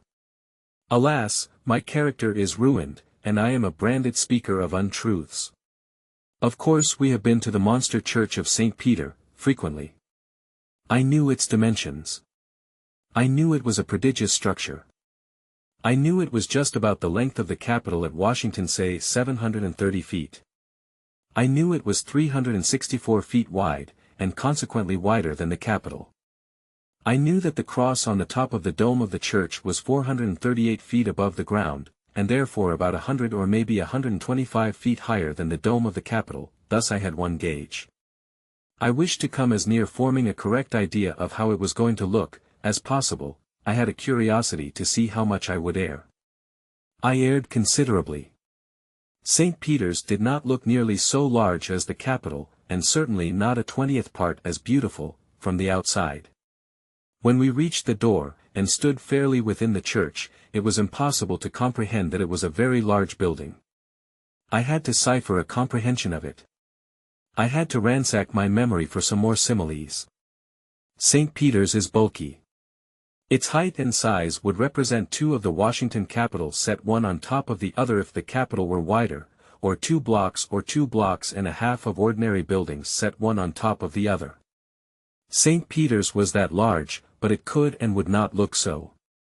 The trouble was that everything in it and about it was on such a scale of uniform vastness that there were no contrasts to judge by, none but the people, and I had not noticed them. They were insects. The statues of children holding vases of holy water were immense, according to the tables of figures, but so was everything else around them. The mosaic pictures in the dome were huge, and were made of thousands and thousands of cubes of glass as large as the end of my little finger, but those pictures looked smooth, and gaudy of color, and in good proportion to the dome. Evidently they would not answer to measure by. Away down toward the far end of the church, I thought it was really clear at the far end, but discovered afterward that it was in the center, under the dome, stood the thing they call the baldacchino, a great bronze pyramidal framework like that which upholds a mosquito bar. It only looked like a considerably magnified bedstead, nothing more. Yet I knew it was a good deal more than half as high as Niagara Falls. It was overshadowed by a dome so mighty that its own height was snubbed. The 4 great square piers or pillars that stand equidistant from each other in the church, and support the roof, I could not work up to their real dimensions by any method of comparison. I knew that the faces of each were about the width of a very large dwelling house front, 50 or 60 feet, and that they were twice as high as an ordinary 3-story dwelling, but still they looked small. I tried all the different ways I could think of to compel myself to understand how large St. Peter's was, but with small success. The mosaic portrait of an apostle who was writing with a pen 6 feet long seemed only an ordinary apostle. But the people attracted my attention after a while. To stand in the door of St. Peter's and look at men down toward its further extremity, 2 blocks away, has a diminishing effect on them. Surrounded by the prodigious pictures and statues, and lost in the vast spaces, they look very much smaller than they would if they stood 2 blocks away in the open air. I averaged a man as he passed me and watched him as he drifted far down by the baldacchino, and beyond watched him dwindle to an insignificant schoolboy, and then, in the midst of the silent throng of human pygmies gliding about him, I lost him. The church had lately been decorated, on the occasion of a great ceremony in honor of St. Peter, and men were engaged, now, in removing the flowers and gilt paper from the walls and pillars. As no ladders could reach the great heights, the men swung themselves down from balustrades and the capitals of pilasters by ropes, to do this work. The upper gallery which encircles the inner sweep of the dome is 240 feet above the floor of the church. Very few steeples in America could reach up to it. Visitors always go up there to look down into the church because one gets the best idea of some of the heights and distances from that point. While we stood on the floor, one of the workmen swung loose from that gallery at the end of a long rope. I had not supposed, before, that a man could look so much like a spider. He was insignificant in size, and his rope seemed only a thread. Seeing that he took up so little space, I could believe the story, then, that 10,000 troops went to St. Peter's, once, to hear Mass, and their commanding officer came afterward, and not finding them, supposed they had not yet arrived. But they were in the church, nevertheless they were in one of the transepts. Nearly 50,000 persons assembled in St. Peter's to hear the publishing of the dogma of the Immaculate Conception. It is estimated that the floor of the church affords standing room for a large number of people. I have forgotten the exact figures. But it is no matter, it is near enough. They have 12 small pillars, in St. Peter's, which came from Solomon's temple. They have, also, which was far more interesting to me, a piece of the true cross, and some nails, and a part of the crown of thorns. Of course we ascended to the summit of the dome, and of course we also went up into the gilt copper ball which is above it. There was room there for 12 persons, with a little crowding, and it was as close and hot as an oven. Some of those people who are so fond of writing their names in prominent places had been there before us, 1 million or 2, I should think. From the dome of St. Peter's one can see every notable object in Rome, from the castle of St. Angelo to the Colosseum. He can discern the 7 hills upon which Rome is built. He can see the Tiber, and the locality of the bridge which Horatius kept in the brave days of old when Lars Porsena attempted to cross it with his invading host. He can see the spot where the Horatii and the Curatii fought their famous battle. He can see the broad green Campagna, stretching away toward the mountains, with its scattered arches and broken aqueducts of the olden time, so picturesque in their grey ruin, and so daintily festooned with vines. He can see the Alban mountains, the Apennines, the Sabine hills, and the blue Mediterranean. He can see a panorama that is varied, extensive, beautiful to the eye, and more illustrious in history than any other in Europe. About his feet is spread the remnant of a city that once had a population of 4 million souls, and among its massed edifices stand the ruins of temples, columns, and triumphal arches that knew the Caesars, and the noonday of Roman splendor, and close by them, in unimpaired strength, is a drain of arched and heavy masonry that belonged to that older city which stood here before Romulus and Remus were born or Rome thought of. The Appian Way is here yet, and looking much as it did, perhaps, when the triumphal processions of the emperors moved over it in other days, bringing fettered princes from the confines of the earth. We cannot see the long array of chariots and mail-clad men laden with the spoils of conquest, but we can imagine the pageant, after a fashion. We look out upon many objects of interest from the dome of St. Peter's, and last of all, almost at our feet, our eyes rest upon the building which was once the Inquisition. How times changed, between the older ages and the new! Some 17 or 18 centuries ago, the ignorant men of Rome were wont to put Christians in the arena of the Colosseum yonder, and turn the wild beasts in upon them for a show. It was for a lesson as well. It was to teach the people to abhor and fear the new doctrine the followers of Christ were teaching. The beasts tore the victims limb from limb and made poor mangled corpses of them in the twinkling of an eye. But when the Christians came into power, when the Holy Mother Church became mistress of the barbarians, she taught them the error of their ways by no such means. No, she put them in this pleasant Inquisition and pointed to the blessed Redeemer, who was so gentle and so merciful toward all men, and they urged the barbarians to love him, and they did all they could to persuade them to love and honor him, first by twisting their thumbs out of joint with a screw, then by nipping their flesh with pincers, red-hot ones, because they are the most comfortable in cold weather, then by skinning them alive a little, and finally by roasting them in public. They always convinced those barbarians. The true religion, properly administered, as the good Mother Church used to administer it, is very, very soothing. It is wonderfully persuasive, also. There is a great difference between feeding parties to wild beasts and stirring up their finer feelings in an inquisition. One is the system of degraded barbarians, the other of enlightened, civilized people. It is a great pity the playful Inquisition is no more. I prefer not to describe St. Peter's. It has been done before. The ashes of Peter, the disciple of the Savior, repose in a crypt under the baldacchino. We stood reverently in that place, so did we also in the Mamertine prison, where he was confined, where he converted the soldiers, and where tradition says he caused a spring of water to flow in order that he might baptize them. But when they showed us the print of Peter's face in the hard stone of the prison wall and said he made that by falling up against it, we doubted. And when, also, the monk at the church of San Sebastian showed us a paving stone with 2 great footprints in it and said that Peter's feet made those, we lacked confidence again. Such things do not impress one.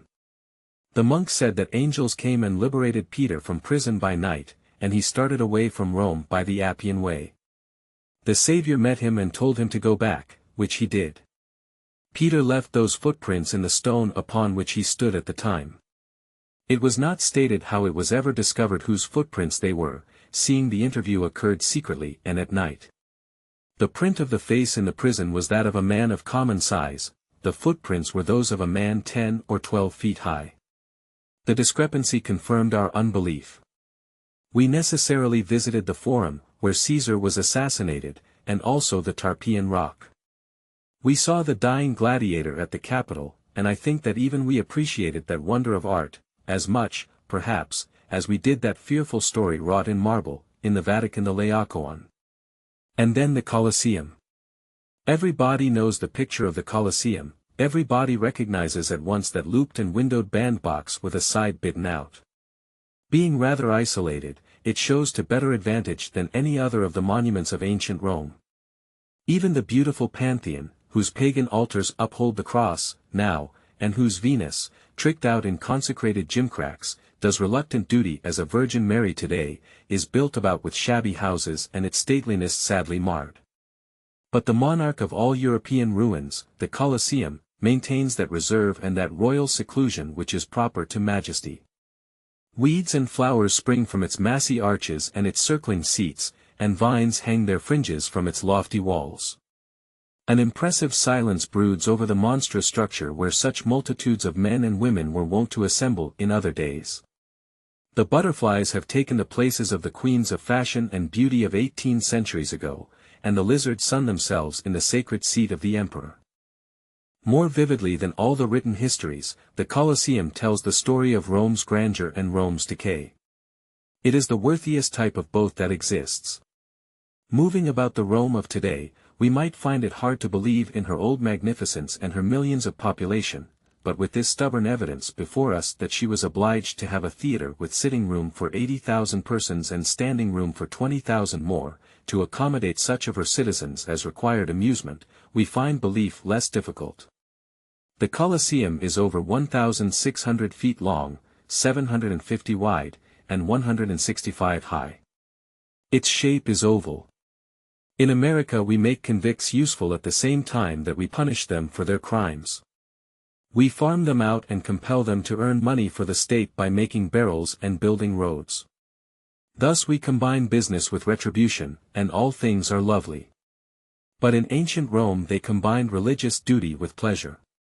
Since it was necessary that the new sect called Christians should be exterminated, the people judged it wise to make this work profitable to the state at the same time, and entertaining to the public. In addition to the gladiatorial combats and other shows, they sometimes threw members of the hated sect into the arena of the Colosseum and turned wild beasts in upon them. It is estimated that 70,000 Christians suffered martyrdom in this place. This has made the Colosseum holy ground, in the eyes of the followers of the Savior. And well it might, for if the chain that bound a saint, and the footprints a saint has left upon a stone he chanced to stand upon, be holy, surely the spot where a man gave up his life for his faith is holy. 17 or 18 centuries ago this Colosseum was the theater of Rome, and Rome was mistress of the world. Splendid pageants were exhibited here, in presence of the emperor, the great ministers of state, the nobles, and vast audiences of citizens of smaller consequence. Gladiators fought with gladiators and at times with warrior prisoners from many a distant land. It was the theater of Rome of the world, and the man of fashion who could not let fall in a casual and unintentional manner something about my private box at the Colosseum could not move in the first circles. When the clothing store merchant wished to consume the corner grocery man with envy, he bought secured seats in the front row and let the thing be known. When the irresistible dry goods clerk wished to blight and destroy, according to his native instinct, he got himself up regardless of expense and took some other fellow's young lady to the Colosseum, and then accented the affront by cramming her with ice cream between the acts, or by approaching the cage and stirring up the martyrs with his whalebone cane for her edification. The Roman swell was in his true element only when he stood up against a pillar and fingered his mustache unconscious of the ladies, when he viewed the bloody combats through an opera glass 2 inches long, when he excited the envy of provincials by criticisms which showed that he had been to the Colosseum many and many a time and was long ago over the novelty of it, when he turned away with a yawn at last and said, "He is star. Handles his sword like an apprentice brigand. He'll do for the country, may be, but he don't answer for the metropolis." Glad was the contraband that had a seat in the pit at the Saturday matinee, and happy the Roman street boy who ate his peanuts and guyed the gladiators from the dizzy gallery. For me was reserved the high honor of discovering among the rubbish of the ruined Colosseum the only playbill of that establishment now extant. There was a suggestive smell of mint drops about it still, a corner of it had evidently been chewed, and on the margin, in choice Latin, these words were written in a delicate female hand. "Meet me on the Tarpeian Rock tomorrow evening, dear, at sharp 7. Mother will be absent on a visit to her friends in the Sabine Hills. Claudia." Ah, where is that lucky youth today, and where the little hand that wrote those dainty lines? Dust and ashes these 1700 years. Thus reads the bill. Roman Colosseum. Unparalleled attraction. New properties. New lions. New gladiators. Engagement of the renowned Marcus Marcellus Valerian. For 6 nights only. The management begged leave to offer to the public an entertainment surpassing in magnificence anything that has heretofore been attempted on any stage. No expense has been spared to make the opening season one which shall be worthy the generous patronage which the management feel sure will crown their efforts. The management beg leave to state that they have succeeded in securing the services of a galaxy of talent, such as has not been beheld in Rome before.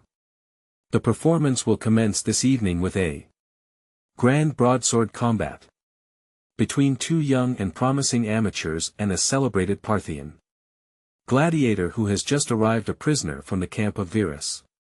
This will be followed by a grand moral battle engagement between the renowned Valerian, with one hand tied behind him, and 2 gigantic savages from Britain.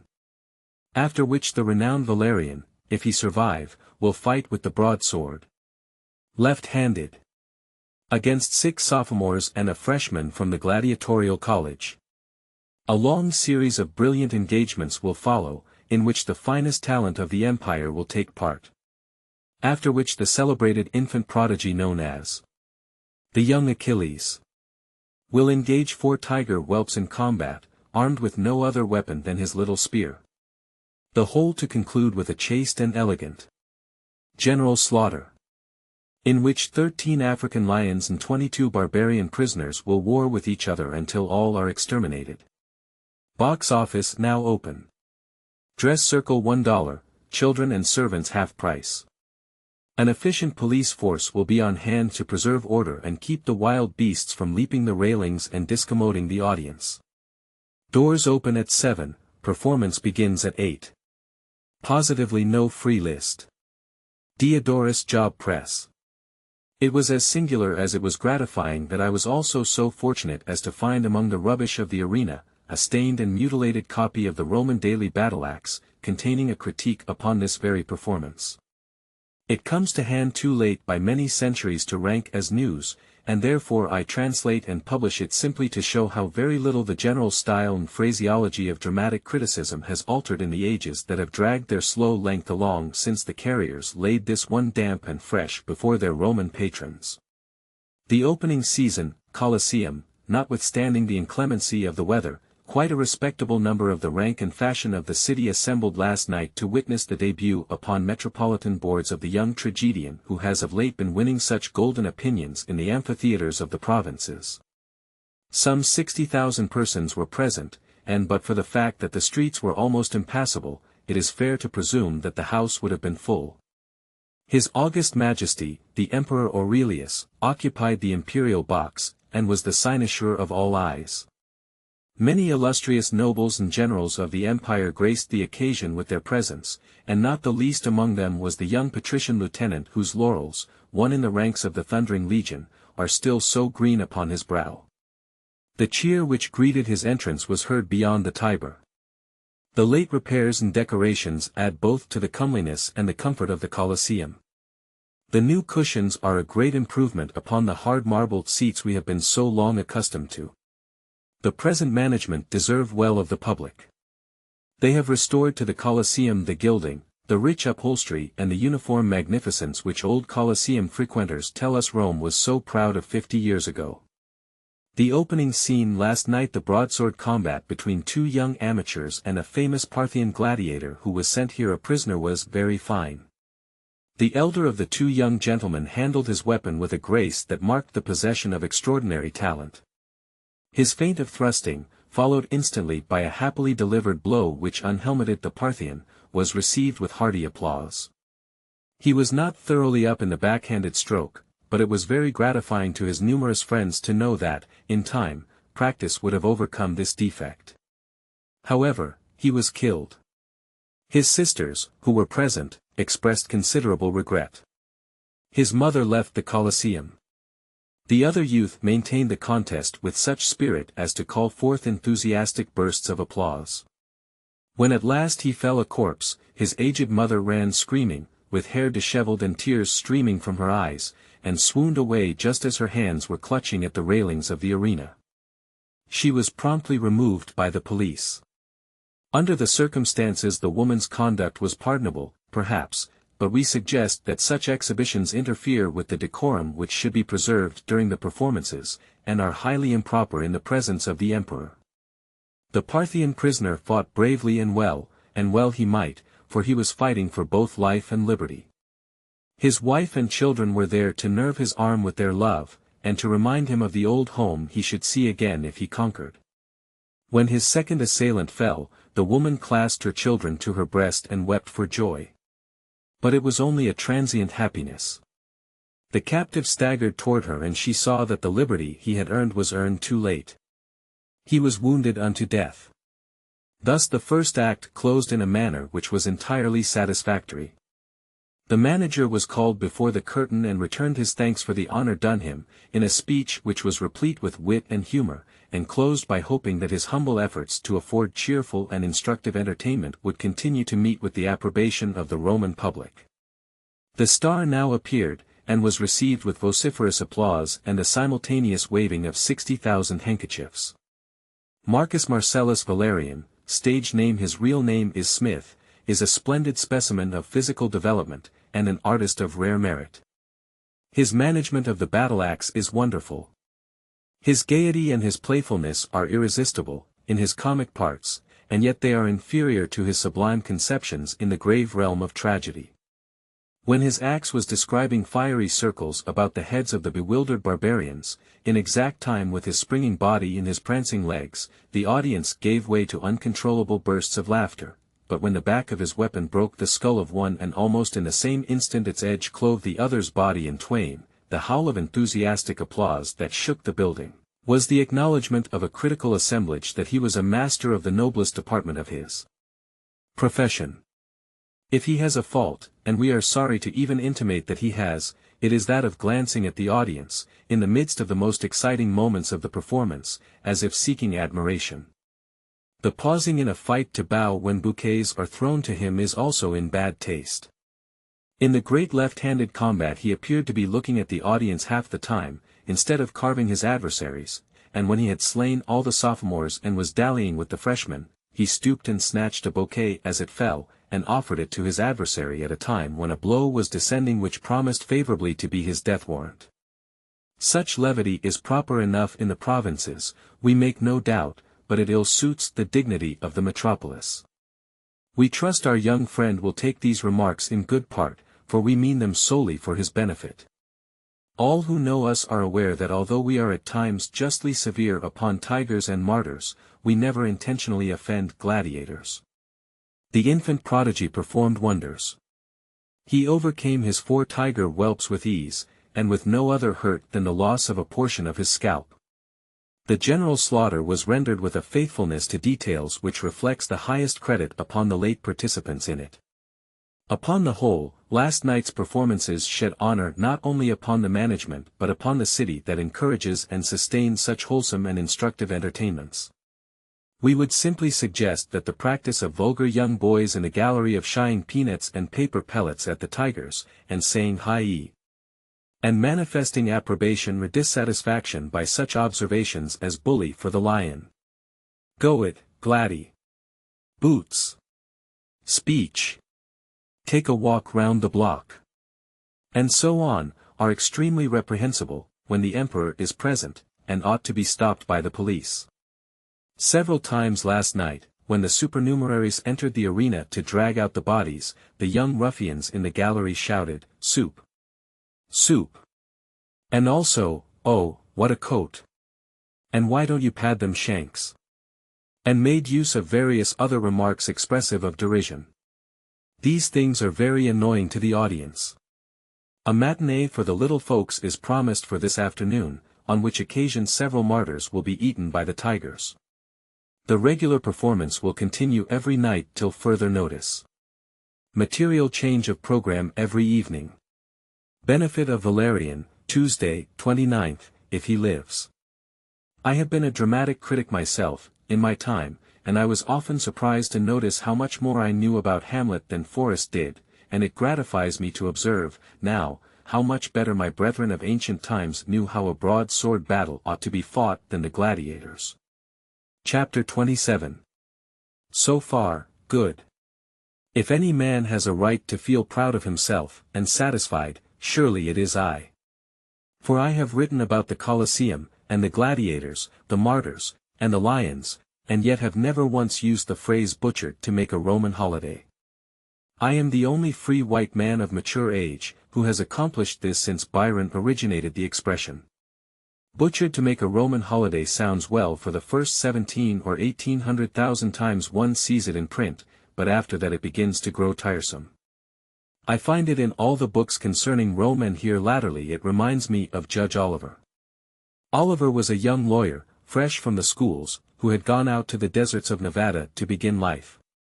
He found that country, and our ways of life, there, in those early days, different from life in New England or Paris.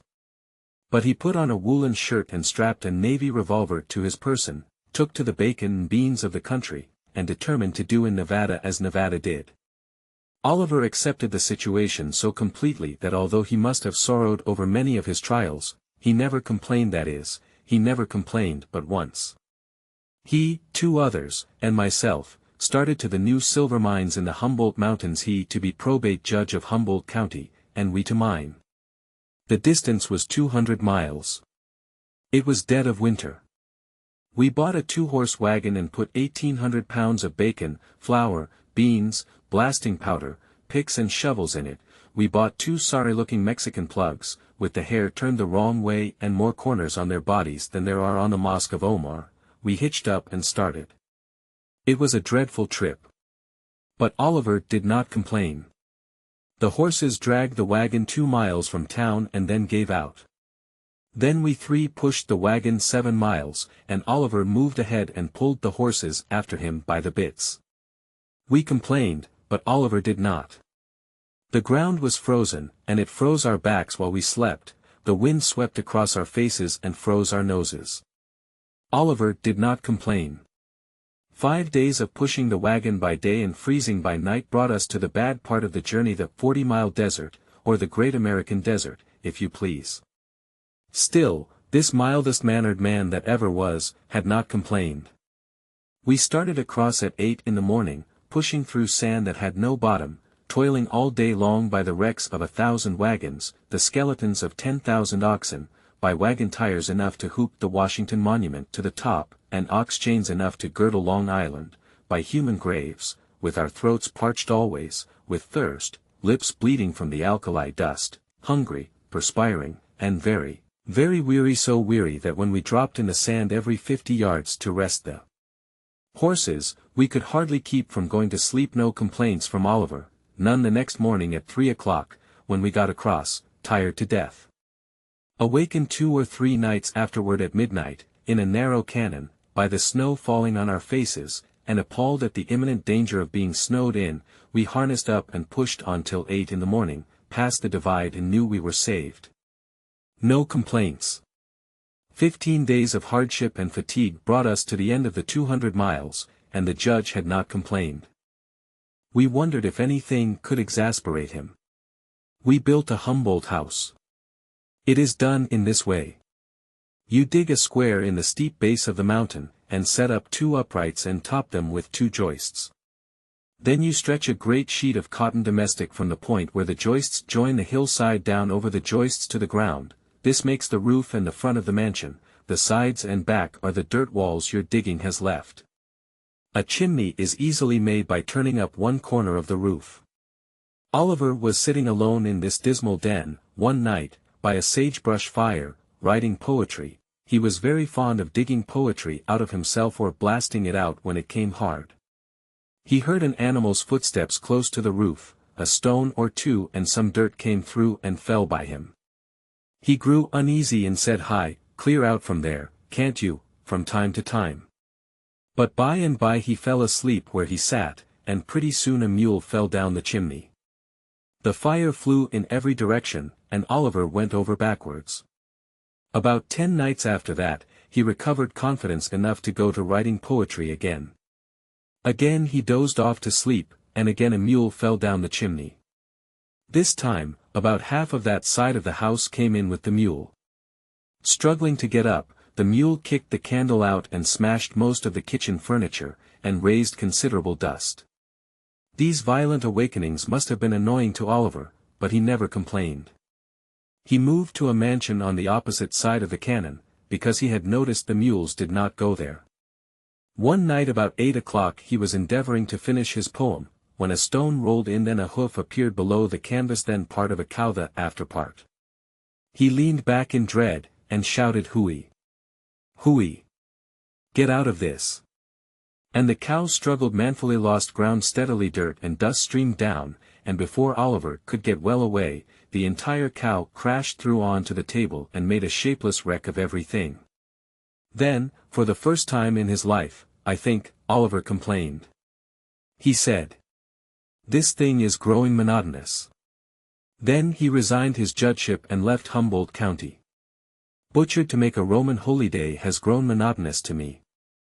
In this connection I wish to say one word about Michelangelo Buonarroti.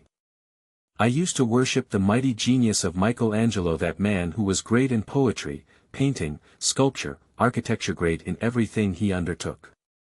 But I do not want Michelangelo for breakfast, for luncheon, for dinner, for tea, for supper, for between meals. I like a change, occasionally.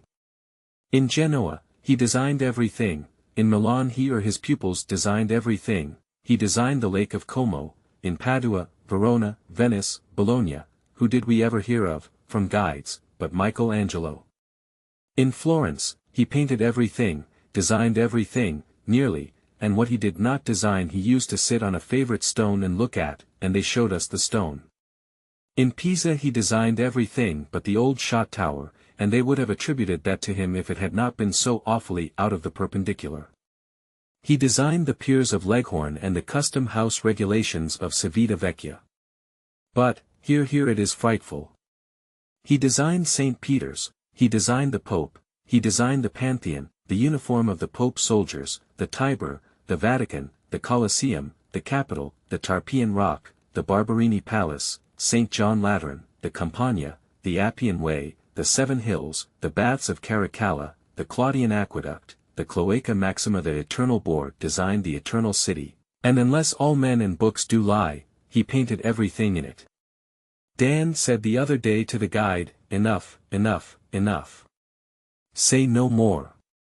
Lump the whole thing. Say that the Creator made Italy from designs by Michelangelo."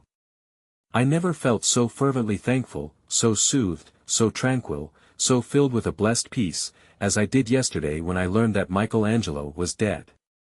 But we have taken it out of this guide. He has marched us through miles of pictures and sculpture in the vast corridors of the Vatican, and through miles of pictures and sculpture in 20 other palaces. He has shown us the great picture in the Sistine Chapel, and frescoes enough to fresco the heavens, pretty much all done by Michelangelo.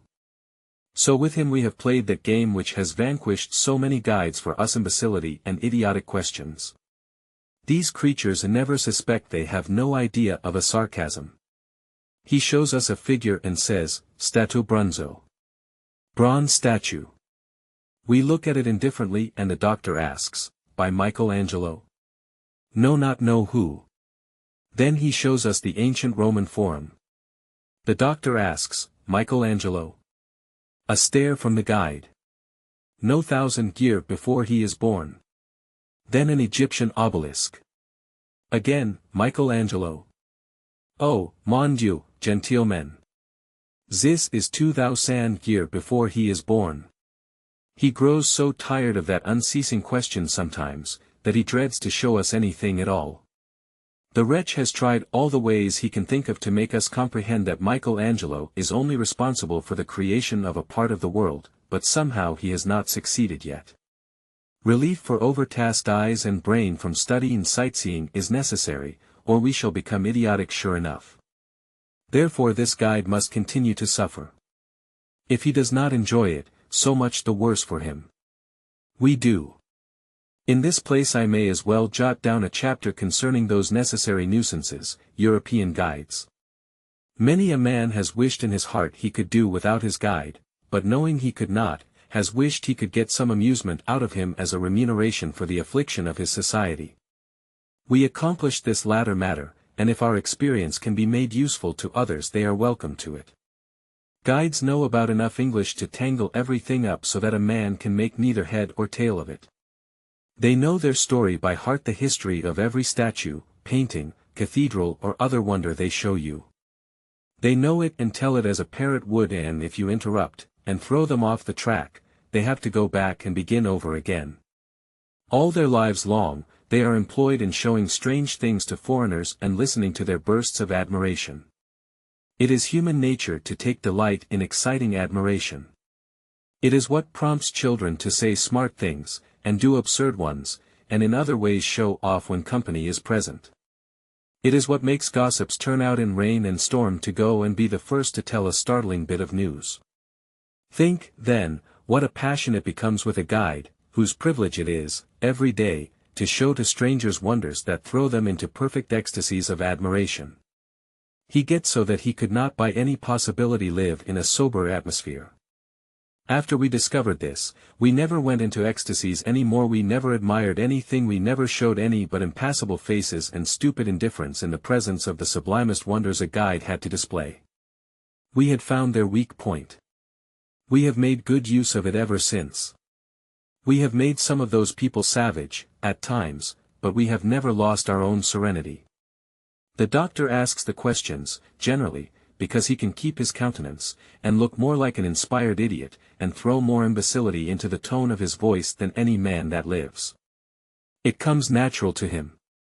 The guides in Genoa are delighted to secure an American party, because Americans so much wonder, and deal so much in sentiment and emotion before any relic of Columbus. Our guide there fidgeted about as if he had swallowed a spring mattress.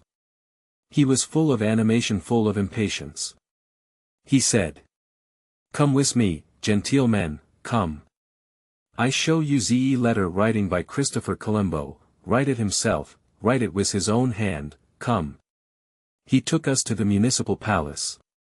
After much impressive fumbling of keys and opening of locks, the stained and aged document was spread before us. The guide's eyes sparkled. He danced about us and tapped the parchment with his finger. "What I tell you, genteel men. Is it not so?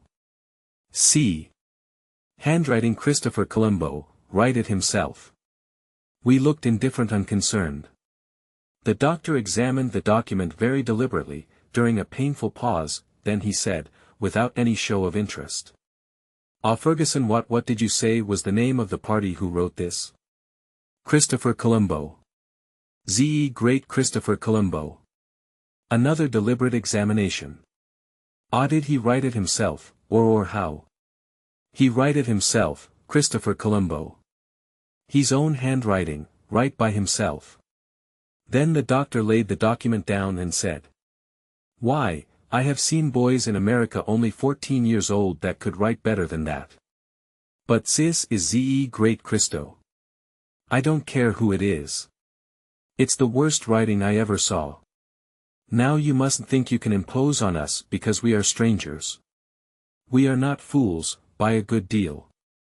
If you have got any specimens of penmanship of real merit, trot them out, and if you haven't, drive on." We drove on. The guide was considerably shaken up, but he made one more venture. He had something which he thought would overcome us.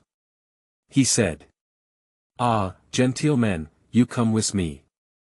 I show you beautiful, oh, magnificent bust Christopher Colombo, splendid, grand, magnificent." He brought us before the beautiful bust, for it was beautiful, and sprang back and struck an attitude. "Ah, look, genteel men, beautiful, grand, bust Christopher Colombo, beautiful bust, beautiful pedestal." The doctor put up his eyeglass, procured for such occasions. "Ah, what did you say this gentleman's name was?" "Christopher Colombo, Z. Great Christopher Colombo. Christopher Colombo, the great Christopher Colombo." "Well, what did he do?" "Discover America, oh, Z. Devil. Discover America." "No, that statement will hardly wash. We are just from America ourselves. We heard nothing about it. Christopher Colombo, pleasant name, is he dead?" "Oh, corpo di baccio, 300 year." "What did he die of?" "I do not know, I cannot tell." "Smallpox, think." "I do not know, genteel men, I do not know what he die of." "Measles, likely." Maybe I do not know, I think he die of somethings." "Parents living?" "Impossible." "Ah, which is the bust and which is the pedestal?" "Santa Maria, this ze bust, this ze pedestal." "Ah, I see, happy combination, very happy combination, indeed. Is this the first time this gentleman was ever on a bust?" That joke was lost on the foreigner. Guides cannot master the subtleties of the American joke. We have made it interesting for this Roman guide. Yesterday we spent 3 or 4 hours in the Vatican, again, that wonderful world of curiosities. We came very near expressing interest, sometimes even admiration. It was very hard to keep from it. We succeeded, though. Nobody else ever did, in the Vatican museums. The guide was bewildered, nonplussed. He walked his legs off, nearly, hunting up extraordinary things, and exhausted all his ingenuity on us, but it was a failure. We never showed any interest in anything. He had reserved what he considered to be his greatest wonder till the last day, royal Egyptian mummy, the best preserved in the world, perhaps. He took us there. He felt so sure, this time, that some of his old enthusiasm came back to him. "See, genteel men, mummy. Mummy." The eyeglass came up as calmly, as deliberately as ever. "Ah, Ferguson, what did I understand you to say the gentleman's name was?" "Name, he got no name, mummy, Egyptian mummy." "Yes, yes." "Born here?" "No." "Egyptian mummy." "Ah, just so." "Frenchman, I presume?" "No, not Frenchman, not Roman, born in Egypta." "Born in Egypta. Never heard of Egypta before. Foreign locality, likely. Mummy. How calm he is, how self-possessed. Is he dead?" "Oh, sacre bleu, been dead 3,000 year." The doctor turned on him savagely. "Here, now, what do you mean by such conduct as this? Playing us for Chinamen because we are strangers and trying to learn. Trying to impose your vile second-hand carcasses on us, thunder and lightning. I've a notion to if you've got a nice fresh corpse, fetch him out, or by George we'll brain you." We make it exceedingly interesting for this Frenchman. However, he has paid us back, partly, without knowing it. He came to the hotel this morning to ask if we were up, and he endeavored as well as he could to describe us, so that the landlord would know which persons he meant. He finished with the casual remark that we were lunatics. The observation was so innocent and so honest that it amounted to a very good thing for a guide to say. There is one remark, already mentioned, which never yet has failed to disgust these guides. We use it always, when we can think of nothing else to say. After they have exhausted their enthusiasm pointing out to us and praising the beauties of some ancient bronze image or broken-legged statue, we look at it stupidly and in silence for 5, 10, 15 minutes, as long as we can hold out, in fact, and then ask, Is he dead?" That conquers the serenest of them. It is not what they are looking for, especially a new guide. Our Roman Ferguson is the most patient, unsuspecting, long-suffering subject we have had yet. We shall be sorry to part with him. We have enjoyed his society very much. We trust he has enjoyed ours, but we are harassed with doubts. We have been in the catacombs. It was like going down into a very deep cellar, only it was a cellar which had no end to it.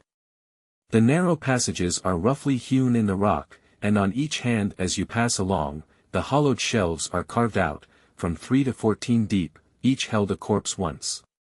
There are names, and Christian symbols, and prayers, or sentences expressive of Christian hopes, carved upon nearly every sarcophagus. The dates belong away back in the dawn of the Christian era, of course. Here, in these holes in the ground, the first Christians sometimes burrowed to escape persecution. They crawled out at night to get food, but remained under cover in the daytime. The priest told us that Saint Sebastian lived underground for some time while he was being hunted. He went out one day, and the soldiery discovered and shot him to death with arrows. 5 or 6 of the early popes, those who reigned about 1600 years ago, held their papal courts and advised with their clergy in the bowels of the earth.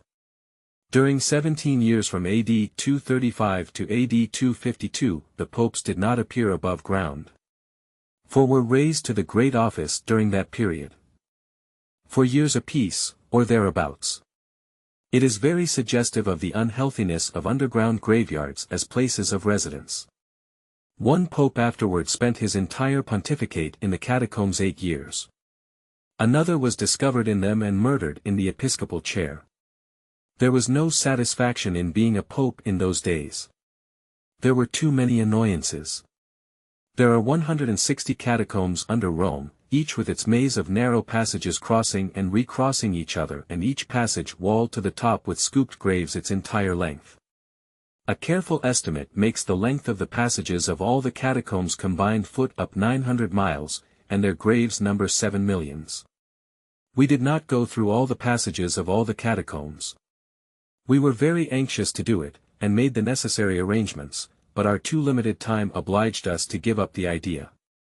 So we only groped through the dismal labyrinth of St. Calixtus, under the church of St. Sebastian. In the various catacombs are small chapels rudely hewn in the stones, and here the early Christians often held their religious services by dim, ghostly lights. Think of Mass and a sermon away down in those tangled caverns underground. In the catacombs were buried St. Cecilia, St. Agnes, and several other of the most celebrated of the saints. In the catacomb of St. Calixtus, St. Bridget used to remain long hours in holy contemplation, and St. Charles Borromeo was wont to spend whole nights in prayer there. It was also the scene of a very marvelous thing. Here the heart of St. Philip Neri was so inflamed with divine love as to burst his ribs. I find that grave statement in a book published in New York in 1808, and written by Reverend William H. Nelligan, Doctor of Laws, M.A., Trinity College, Dublin, member of the Archaeological Society of Great Britain. Therefore, I believe it. Otherwise, I could not. Under other circumstances I should have felt a curiosity to know what Philip had for dinner. This author puts my credulity on its mettle every now and then.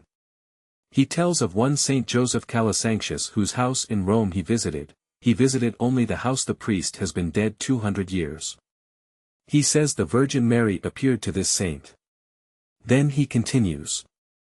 His tongue and his heart, which were found after nearly a century to be whole, when the body was disinterred before his canonization, are still preserved in a glass case, and after 2 centuries the heart is still whole.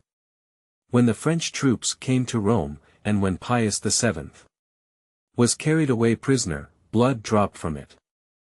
To read that in a book written by a monk far back in the Middle Ages, would surprise no one. It would sound natural and proper, but when it is seriously stated in the middle of the 19th century, by a man of finished education, and Doctor of Laws, M.A., and an archaeological magnate, it sounds strangely enough. Still, I would gladly change my unbelief for Nelligan's faith, and let him make the conditions as hard as he pleased. The old gentleman's undoubting, unquestioning simplicity has a rare freshness about it in these matter-of-fact railroading and telegraphing days.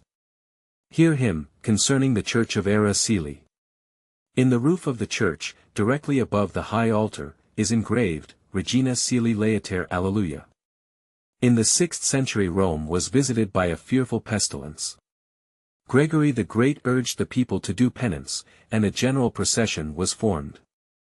It was to proceed from Era Sili to St. Peter's. As it passed before the mole of Adrian, now the castle of St. Angelo, the sound of heavenly voices was heard singing, it was Easter morn, Regina Sili, Laeter. Alleluia. Quia quem meruisti portar, Alleluia. Resurrexit sicut dixit, Alleluia. The pontiff, carrying in his hands the portrait of the Virgin, which is over the high altar and is said to have been painted by St. Luke, answered, with the astonished people, Ora pro nobis Deum, Alleluia. At the same time an angel was seen to put up a sword in a scabbard, and the pestilence ceased on the same day. There are 4 circumstances which confirm, the italics are mine M.T.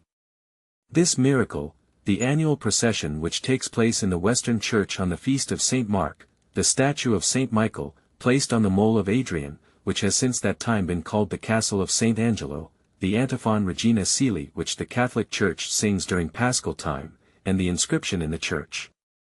Chapter 28. From the sanguinary sports of the Holy Inquisition, the slaughter of the Colosseum, and the dismal tombs of the catacombs, I naturally pass to the picturesque horrors of the Capuchin convent. We stopped a moment in a small chapel in the church to admire a picture of St. Michael vanquishing Satan, a picture which is so beautiful that I cannot but think it belongs to the reviled Renaissance, notwithstanding I believe they told us one of the ancient old masters painted it, and then we descended into the vast vault underneath. Here was a spectacle for sensitive nerves. Evidently the old masters had been at work in this place. There were 6 divisions in the apartment, and each division was ornamented with a style of decoration peculiar to itself, and these decorations were in every instance formed of human bones. There were shapely arches, built wholly of thigh bones, there were startling pyramids, built wholly of grinning skulls, there were quaint architectural structures of various kinds, built of shin bones and the bones of the arm, on the wall were elaborate frescoes, whose curving vines were made of knotted human vertebrae, whose delicate tendrils were made of sinews and tendons, whose flowers were formed of kneecaps and toenails. Every lasting portion of the human frame was represented in these intricate designs. They were by Michelangelo, I think, and there was a careful finish about the work, and an attention to details that betrayed the artist's love of his labors as well as his schooled ability. I asked the good-natured monk who accompanied us, who did this. And he said, we did it, meaning himself and his brethren upstairs.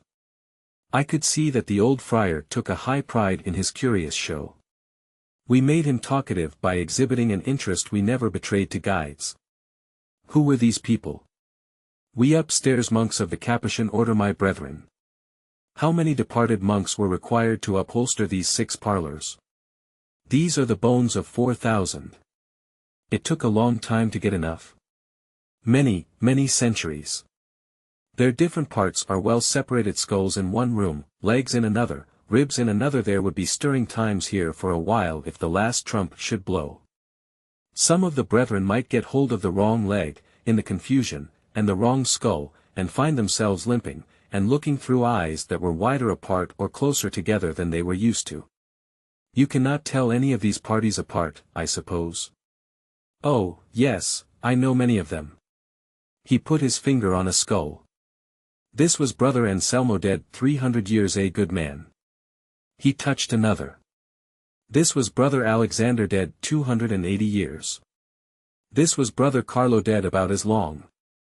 Then he took a skull and held it in his hand, and looked reflectively upon it, after the manner of the grave digger when he discourses of Yorick. This, he said, was Brother Thomas. He was a young prince, the scion of a proud house that traced its lineage back to the grand old days of Rome, well nigh 2,000 years ago. He loved beneath his estate. His family persecuted him, persecuted the girl, as well. They drove her from Rome, he followed, he sought her far and wide, he found no trace of her. He came back and offered his broken heart at our altar and his weary life to the service of God. But look you. Shortly his father died, and likewise his mother. The girl returned, rejoicing. She sought everywhere for him whose eyes had used to look tenderly into hers out of this poor skull, but she could not find him. At last, in this coarse garb we wear, she recognized him in the street. He knew her. It was too late. He fell where he stood. They took him up and brought him here. He never spoke afterward. Within the week he died. You can see the color of his hair faded, somewhat by this thin shred that clings still to the temple. This, taking up a thigh bone, was his. The veins of this leaf in the decorations over your head, were his finger joints, 150 years ago. This business-like way of illustrating a touching story of the heart by laying the several fragments of the lover before us and naming them, was as grotesque a performance, and as ghastly, as any I ever witnessed. I hardly knew whether to smile or shudder. There are nerves and muscles in our frames whose functions and whose methods of working it seems a sort of sacrilege to describe by cold physiological names and surgical technicalities, and the monk's talk suggested to me something of this kind. Fancy a surgeon, with his nippers lifting tendons, muscles and such things into view, out of the complex machinery of a corpse, and observing, now this little nerve quivers, the vibration is imparted to this muscle, from here it is passed to this fibrous substance, here its ingredients are separated by the chemical action of the blood, one part goes to the heart and thrills it with what is popularly termed emotion, another part follows this nerve to the brain and communicates intelligence of a startling character, the third part glides along this passage and touches the spring connected with the fluid receptacles that lie in the rear of the eye. Thus, by this simple and beautiful process, the party is informed that his mother is dead, and he weeps. Horrible! I asked the monk if all the brethren upstairs expected to be put in this place when they died. He answered quietly, "We must all lie here at last." See what one can accustom himself to, the reflection that he must some day be taken apart like an engine or a clock, or like a house whose owner is gone, and worked up into arches and pyramids and hideous frescoes, did not distress this monk in the least. I thought he even looked as if he were thinking, with complacent vanity, that his own skull would look well on top of the heap and his own ribs add a charm to the frescoes which possibly they lacked at present. Here and there, in ornamental alcoves, stretched upon beds of bones, lay dead and dried-up monks, with lank frames dressed in the black robes one sees ordinarily upon priests. We examined one closely.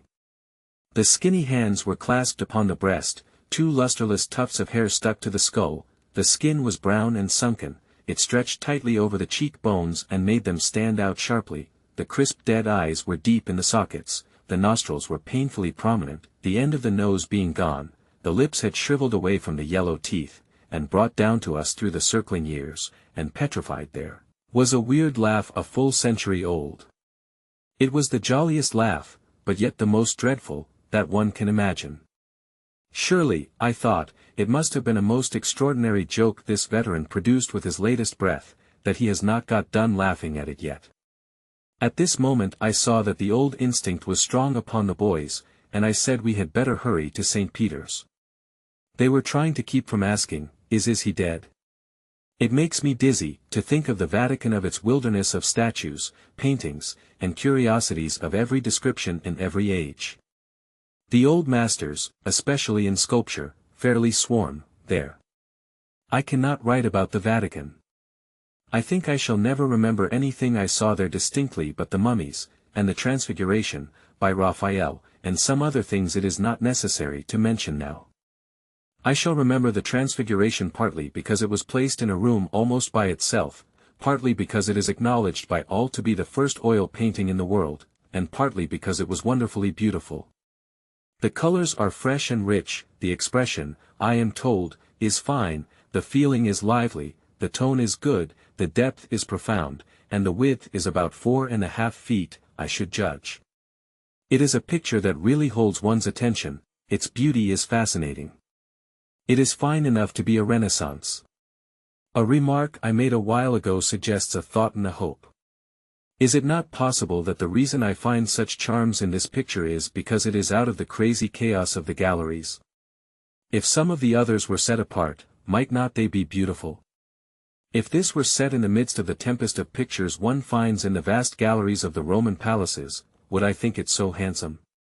If, up to this time, I had seen only one old master in each palace, instead of acres and acres of walls and ceilings fairly papered with them, might I not have a more civilized opinion of the old masters than I have now? I think so. When I was a schoolboy and was to have a new knife, I could not make up my mind as to which was the prettiest in the showcase, and I did not think any of them were particularly pretty, and so I chose with a heavy heart. But when I looked at my purchase, at home, where no glittering blades came into competition with it, I was astonished to see how handsome it was. To this day my new hats look better out of the shop than they did in it with other new hats. It begins to dawn upon me, now, that possibly, what I have been taking for uniform ugliness in the galleries may be uniform beauty after all. I honestly hope it is, to others, but certainly it is not to me. Perhaps the reason I used to enjoy going to the Academy of Fine Arts in New York was because there were but a few hundred paintings in it, and it did not surfeit me to go through the list. I suppose the Academy was bacon and beans in the 40-mile desert, and a European gallery is a state dinner of 13 courses. One leaves no sign after him of the one dish, but the 13 frighten away his appetite and give him no satisfaction. There is one thing I am certain of, though. With all the Michelangelos, the Raphaels, the Guidos, and the other old masters, the sublime history of Rome remains unpainted. They painted virgins enough, and popes enough and saintly scarecrows enough, to people paradise, almost, and these things are all they did paint. Nero fiddling o'er burning Rome, the assassination of Caesar, the stirring spectacle of 100,000 people bending forward with rapt interest, in the Colosseum, to see two skillful gladiators hacking away each other's lives, a tiger springing upon a kneeling martyr, these and 1,000 other matters which we read of with a living interest, must be sought for only in books, not among the rubbish left by the old masters who are no more. I have the satisfaction of informing the public. They did paint, and they did carve in marble, one historical scene, and one only, of any great historical consequence. And what was it, and why did they choose it, particularly? It was the rape of the Sabines, and they chose it for the legs and busts. I like to look at statues, however, and I like to look at pictures, also even of monks looking up in sacred ecstasy, and monks looking down in meditation, and monks skirmishing for something to eat, and therefore I drop ill nature to thank the papal government for so jealously guarding and so industriously gathering up these things, and for permitting me, a stranger and not an entirely friendly one, to roam at will and unmolested among them, charging me nothing, and only requiring that I shall behave myself simply as well as I ought to behave in any other man's house. I thank the Holy Father right heartily, and I wish him long life and plenty of happiness. The popes have long been the patrons and preservers of art, just as our new, practical republic is the encourager and upholder of mechanics. In their Vatican is stored up all that is curious and beautiful in art, in our patent office is hoarded all that is curious or useful in mechanics. When a man invents a new style of horse collar or discovers a new and superior method of telegraphing, our government issues a patent to him that is worth a fortune. When a man digs up an ancient statue in the Campagna, the Pope gives him a fortune in gold coin. We can make something of a guess at a man's character by the style of nose he carries on his face.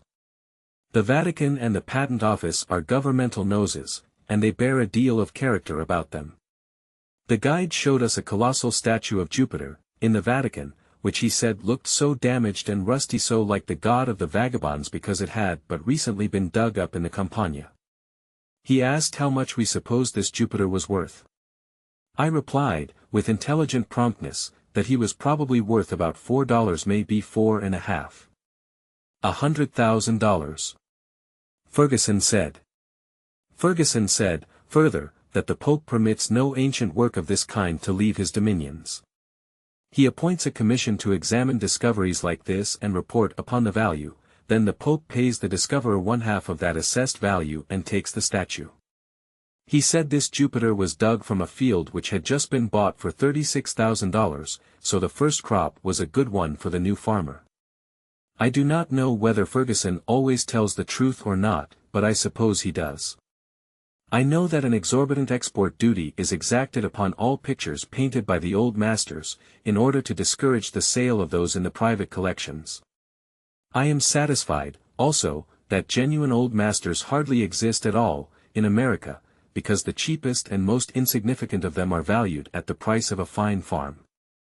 I proposed to buy a small trifle of a Raphael, myself, but the price of it was $80,000, the export duty would have made it considerably over 100, and so I studied on it a while and concluded not to take it. I wish here to mention an inscription I have seen, before I forget it. Glory to God in the highest, peace on earth to men of good will. It is not good scripture, but it is sound Catholic and human nature. This is in letters of gold around the apsis of a mosaic group at the side of the Scala Santa, Church of St. John Lateran, the mother and mistress of all the Catholic churches of the world. The group represents the Savior, St. Peter, Pope Leo, St. Sylvester, Constantine and Charlemagne. Peter is giving the pallium to the Pope, and a standard to Charlemagne. The Savior is giving the keys to St. Sylvester, and a standard to Constantine. No prayer is offered to the Savior, who seems to be of little importance anywhere in Rome, but an inscription below says, Blessed Peter, give life to Pope Leo and victory to King Charles. It does not say, intercede for us, through the Savior, with the Father, for this boon, but Blessed Peter, give it us. In all seriousness, without meaning to be frivolous, without meaning to be irreverent, and more than all, without meaning to be blasphemous, I state as my simple deduction from the things I have seen and the things I have heard, that the holy personages rank thus in Rome. First, the Mother of God, otherwise the Virgin Mary. Second, the Deity. Third, Peter. Fourth, some 12 or 15 canonized popes and martyrs. Fifth, Jesus Christ the Savior, but always as an infant in arms.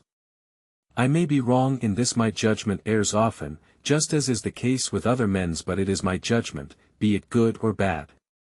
Just here I will mention something that seems curious to me. There are no Christ's churches in Rome, and no churches of the Holy Ghost, that I can discover. There are some 400 churches, but about a fourth of them seem to be named for the Madonna and St. Peter. There are so many named for Mary that they have to be distinguished by all sorts of affixes, if I understand the matter rightly. Then we have churches of St. Louis, St. Augustine, St. Agnes, St. Calixtus, St. Lorenzo in Lucina, St. Lorenzo in Damaso, Street Cecilia, St. Athanasius, Street Philip Neri, St. Catherine, St. Domenico, and a multitude of lesser saints whose names are not familiar in the world. And away down, clear out of the list of the churches, comes a couple of hospitals. One of them is named for the Savior and the other for the Holy Ghost. Day after day and night after night we have wandered among the crumbling wonders of Rome, day after day and night after night we have fed upon the dust and decay of 25 centuries, have brooded over them by day and dreamt of them by night, till sometimes we seemed mouldering away ourselves, and growing defaced and cornerless, and liable at any moment to fall a prey to some antiquary and be patched in the legs, and restored with an unseemly nose, and labelled wrong and dated wrong, and set up in the Vatican for poets to drivel about and vandals to scribble their names on forever and forevermore. But the surest way to stop writing about Rome is to stop. I wished to write a real guidebook chapter on this fascinating city, but I could not do it, because I have felt all the time like a boy in a candy shop. There was everything to choose from, and yet no choice. I have drifted along hopelessly for 100 pages of manuscript without knowing where to commence. I will not commence at all. Our passports have been examined. We will go to Naples. Chapter 29. The ship is lying here in the harbor of Naples quarantined. She has been here several days and will remain several more. We that came by rail from Rome have escaped this misfortune. Of course no one is allowed to go on board the ship, or come ashore from her. She is a prison, now.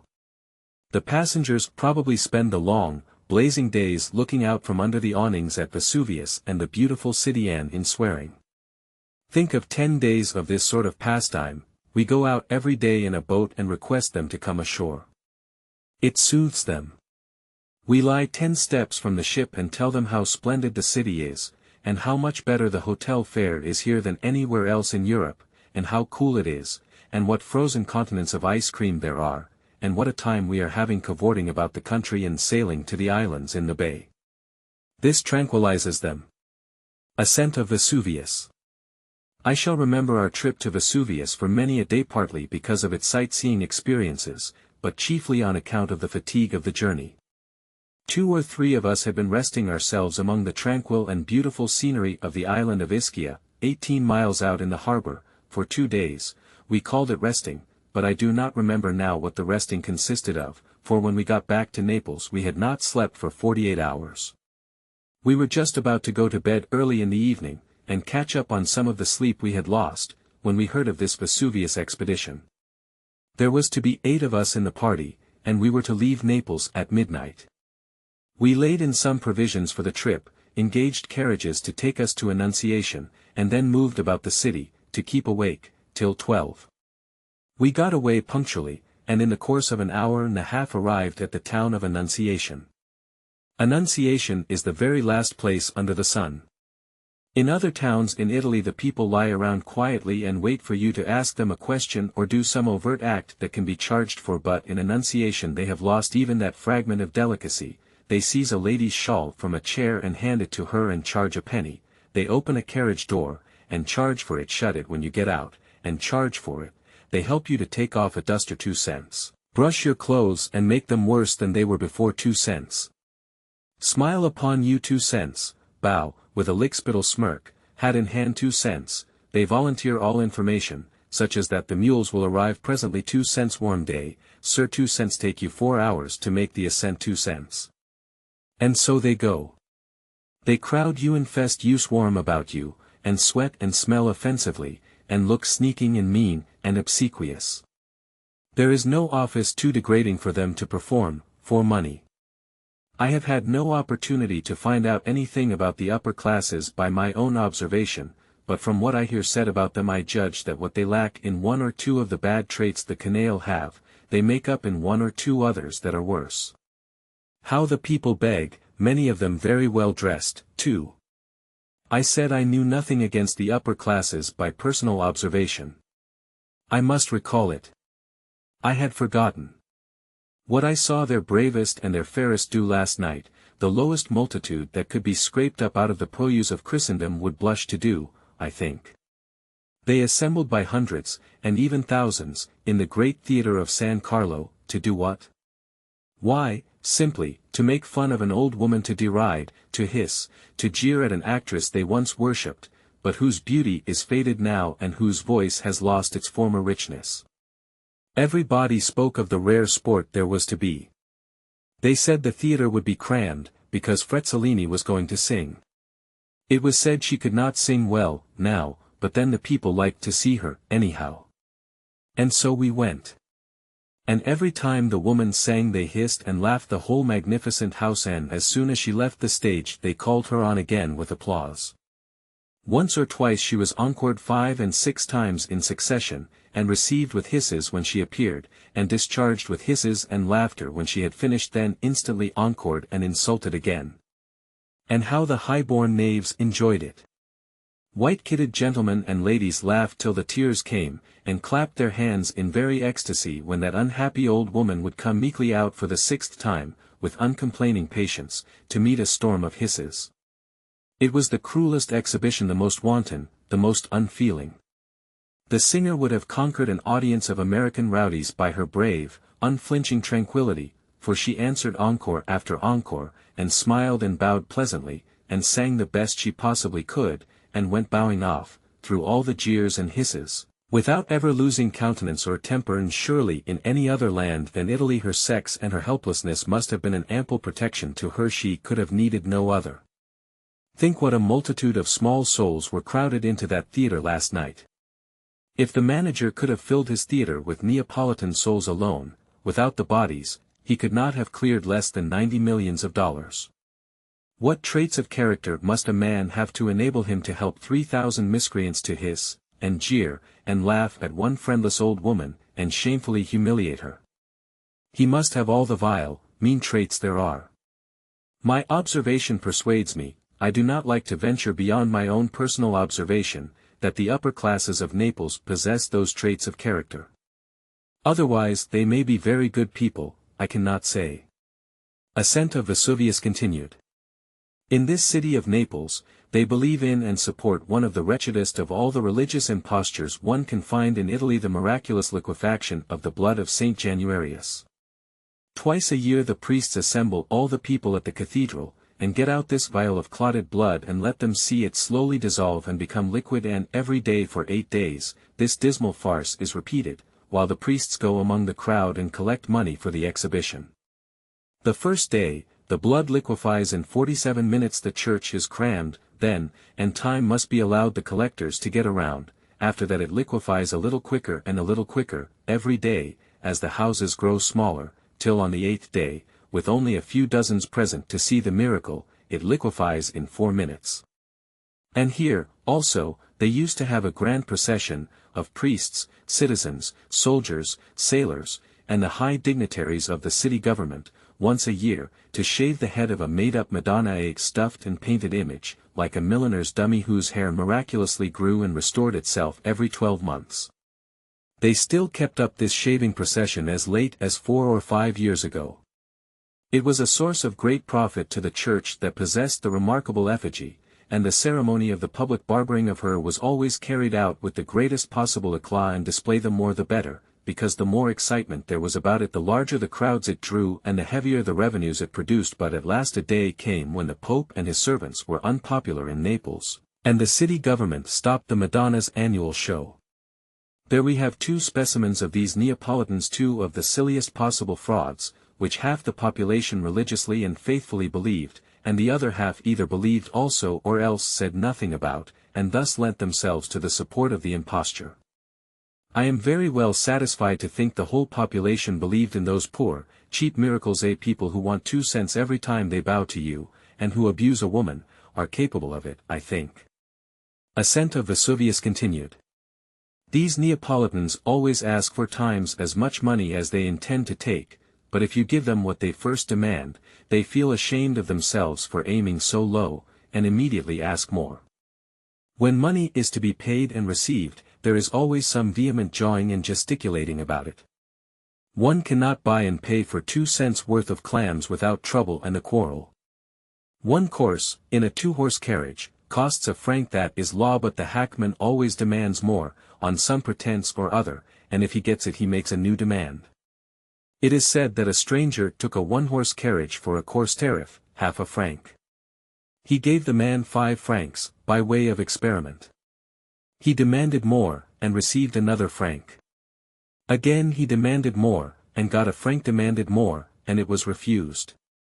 He grew vehement, was again refused, and became noisy.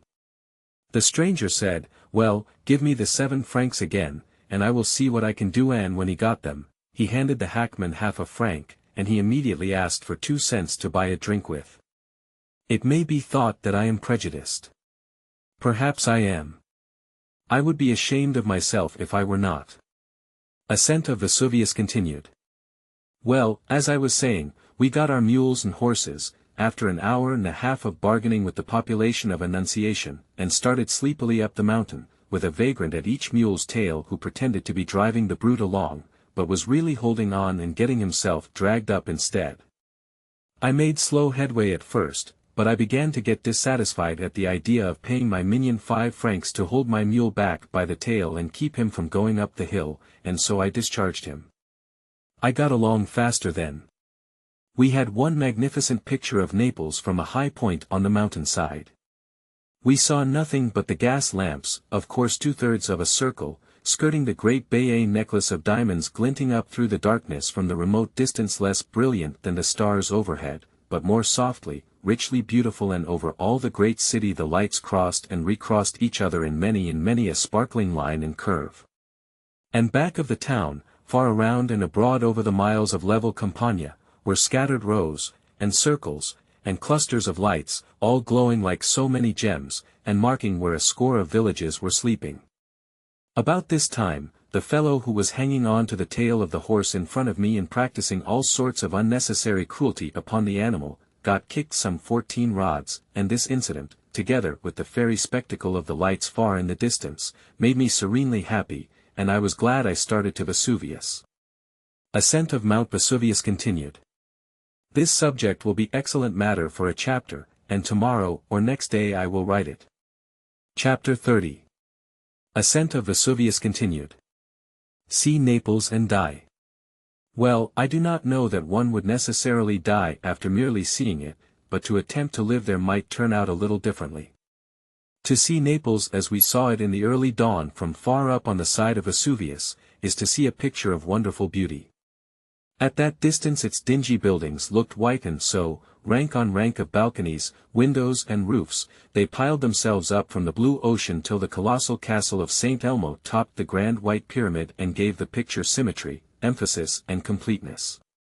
And when its lilies turned to roses when it blushed under the sun's first kiss, it was beautiful beyond all description. One might well say, then, see Naples and die. The frame of the picture was charming, itself. In front, the smooth sea, a vast mosaic of many colors, the lofty islands swimming in a dreamy haze in the distance, at our end of the city the stately double peak of Vesuvius, and its strong black ribs and seams of lava stretching down to the limitless level Campagna, a green carpet that enchants the eye and leads it on, past clusters of trees, and isolated houses, and snowy villages, until it shreds out in a fringe of mist and general vagueness far away.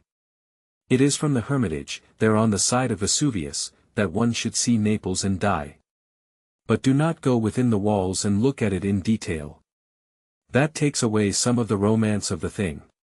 The people are filthy in their habits, and this makes filthy streets and breeds disagreeable sights and smells. There never was a community so prejudiced against the cholera as these Neapolitans are. But they have good reason to be. The cholera generally vanquishes a Neapolitan when it seizes him, because, you understand, before the doctor can dig through the dirt and get at the disease the man dies. The upper classes take a sea bath every day, and are pretty decent. The streets are generally about wide enough for one wagon, and how they do swarm with people. It is Broadway repeated in every street, in every court, in every alley. Such masses, such throngs, such multitudes of hurrying, bustling, struggling humanity. We never saw the like of it, hardly even in New York, I think. There are seldom any sidewalks, and when there are, they are not often wide enough to pass a man on without caroming on him. So everybody walks in the street, and where the street is wide enough, carriages are forever dashing along. Why 1,000 people are not run over and crippled every day is a mystery that no man can solve. But if there is an eighth wonder in the world, it must be the dwelling houses of Naples. I honestly believe a good majority of them are 100 feet high. And the solid brick walls are 7 feet through. You go up 9 flights of stairs before you get to the first floor. No, not 9, but there or thereabouts. There is a little bird cage of an iron railing in front of every window clear away up, among the eternal clouds, where the roof is, and there is always somebody looking out of every window, people of ordinary size looking out from the first floor, people a shade smaller from the second, people that look a little smaller yet from the third, and from thence upward they grow smaller and smaller by a regularly graduated diminution, till the folks in the topmost windows seem more like birds in an uncommonly tall martin box than anything else. The perspective of one of these narrow cracks of streets, with its rows of tall houses stretching away till they come together in the distance like railway tracks, its clotheslines crossing over at all altitudes and waving their bannered raggedness over the swarms of people below, and the white-dressed women perched in balcony railings all the way from the pavement up to the heavens, a perspective like that is really worth going into Neapolitan details to see. Ascent of Vesuvius continued. Naples, with its immediate suburbs, contains 625,000 inhabitants, but I am satisfied it covers no more ground than an American city of 150,000.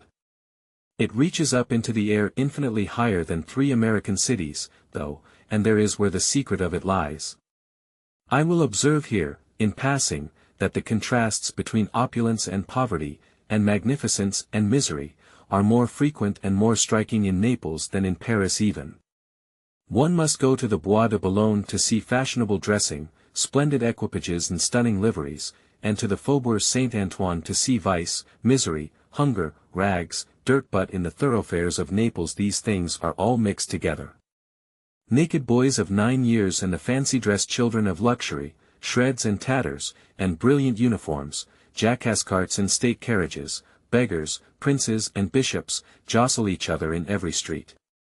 At 6 o'clock every evening, all Naples turns out to drive on the Riviere di Chioggia, whatever that may mean, winky face, and for 2 hours one may stand there and see the motliest and the worst mixed procession go by that ever eyes beheld. Princes, there are more princes than policemen in Naples. The city is infested with them, princes who live up 7 flights of stairs and don't own any principalities, will keep a carriage and go hungry, and clerks, mechanics, milliners and strumpets will go without their dinners and squander the money on a hack ride in the Chioggia. The ragtag and rubbish of the city stack themselves up, to the number of 20 or 30, on a rickety little go-cart hauled by a donkey not much bigger than a cat, and they drive in the Chioggia. Dukes and bankers, in sumptuous carriages and with gorgeous drivers and footmen, turn out, also, and so the furious procession goes. For 2 hours rank and wealth, and obscurity and poverty clatter along side by side in the wild procession, and then go home serene, happy, covered with glory. I was looking at a magnificent marble staircase in the king's palace, the other day, which, it was said, cost 5,000,000 francs, and I suppose it did cost 500,000, maybe. I felt as if it must be a fine thing to live in a country where there was such comfort and such luxury as this. And then I stepped out musing, and almost walked over a vagabond who was eating his dinner on the curbstone, a piece of bread and a bunch of grapes. When I found that this Mustang was clerking in a fruit establishment, he had the establishment along with him in a basket, at 2 cents a day, and that he had no palace at home where he lived, I lost some of my enthusiasm concerning the happiness of living in Italy. This naturally suggests to me a thought about wages here. Lieutenants in the army get about $1 a day, and common soldiers a couple of cents. I only know one clerk, he gets $4 a month. Printers get $6.50 a month, but I have heard of a foreman who gets 13. To be growing suddenly and violently rich, as this man is, naturally makes him a bloated aristocrat. The airs he puts on are insufferable. And, speaking of wages, reminds me of prices of merchandise. In Paris you pay $12 a dozen for Jouven's best kid gloves. Gloves of about as good quality sell here at $3 or $4 a dozen. You pay $5 and $6 a piece for fine linen shirts in Paris. Here and in Leghorn you pay $2.50. In Marseilles you pay $40 for a first-class dress coat made by a good tailor, but in Leghorn you can get a full dress suit for the same money. Here you get handsome business suits at from $10 to $20, and in Leghorn you can get an overcoat for $15 that would cost you $70 in New York. Fine kid boots are worth $8 in Marseilles and $4 here. Lyons velvets rank higher in America than those of Genoa. Yet the bulk of Lyons velvets you buy in the States are made in Genoa and imported into Lyons, where they receive the Lyons stamp and are then exported to America. You can buy enough velvet in Genoa for $25 to make a $500 cloak in New York, so the ladies tell me. Of course these things bring me back, by a natural and easy transition, to the ascent of Vesuvius continued. And thus the wonderful Blue Grotto is suggested to me. It is situated on the island of Capri, 22 miles from Naples. We chartered a little steamer and went out there.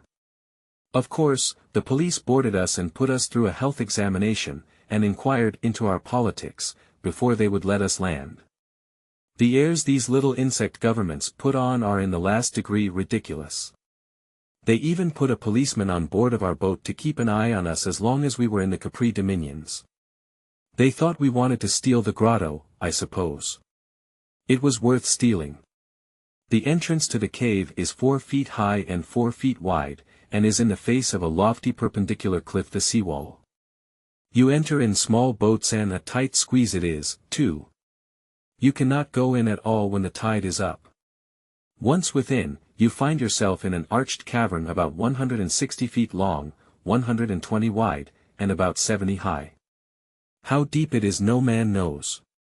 It goes down to the bottom of the ocean. The waters of this placid subterranean lake are the brightest, loveliest blue that can be imagined. They are as transparent as plate glass, and their coloring would shame the richest sky that ever bent over Italy. No tint could be more ravishing, no luster more superb. Throw a stone into the water, and the myriad of tiny bubbles that are created flash out a brilliant glare like blue theatrical fires. Dip an oar, and its blade turns to splendid frosted silver, tinted with blue. Let a man jump in, and instantly he is cased in an armor more gorgeous than ever kingly crusader wore.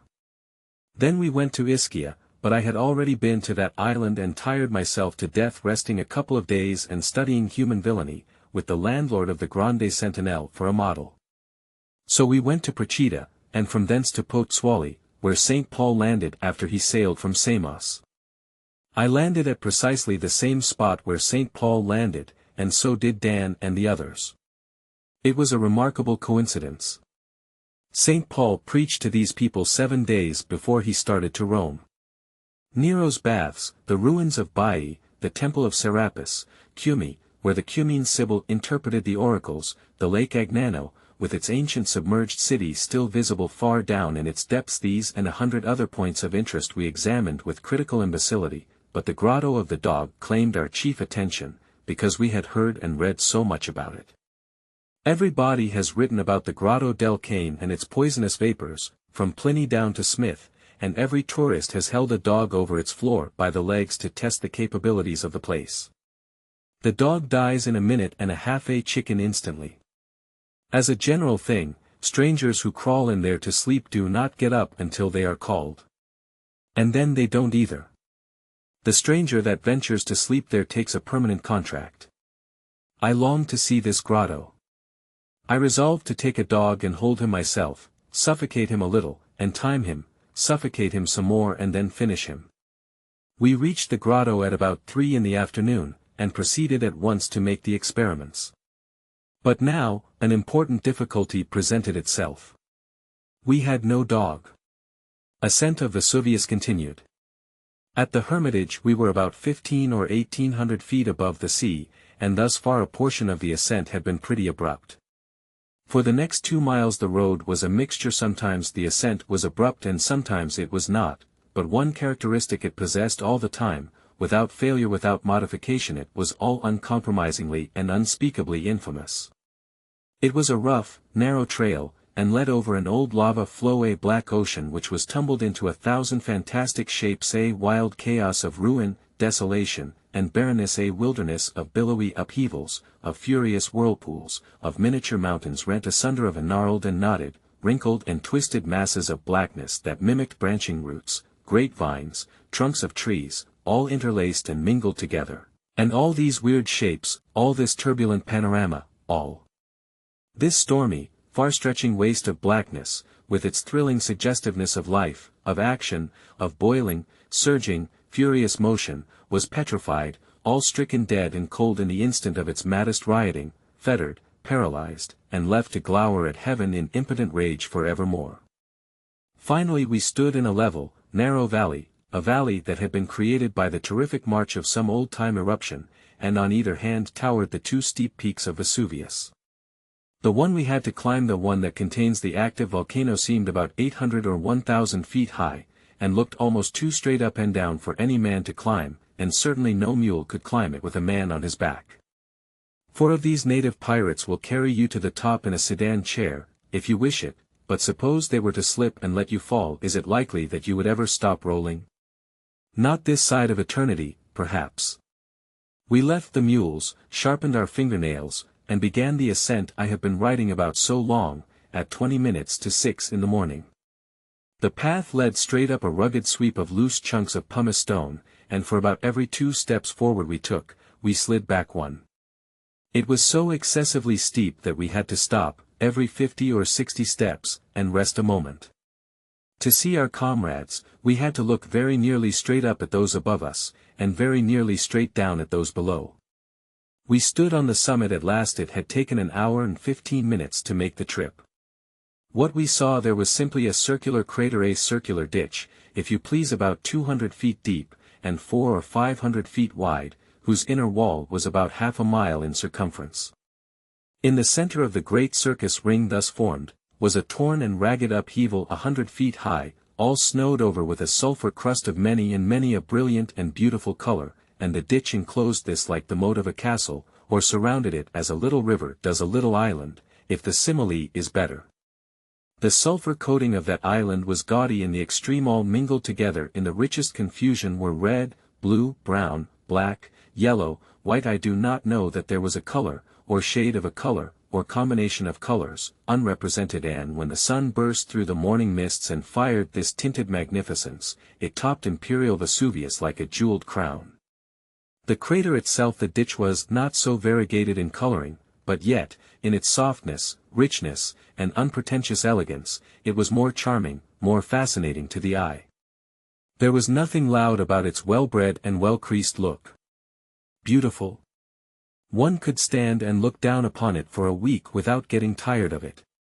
It had the semblance of a pleasant meadow, whose slender grasses and whose velvety mosses were frosted with a shining dust, and tinted with palest green that deepened gradually to the darkest hue of the orange leaf, and deepened yet again into gravest brown, then faded into orange, then into brightest gold, and culminated in the delicate pink of a new-blown rose.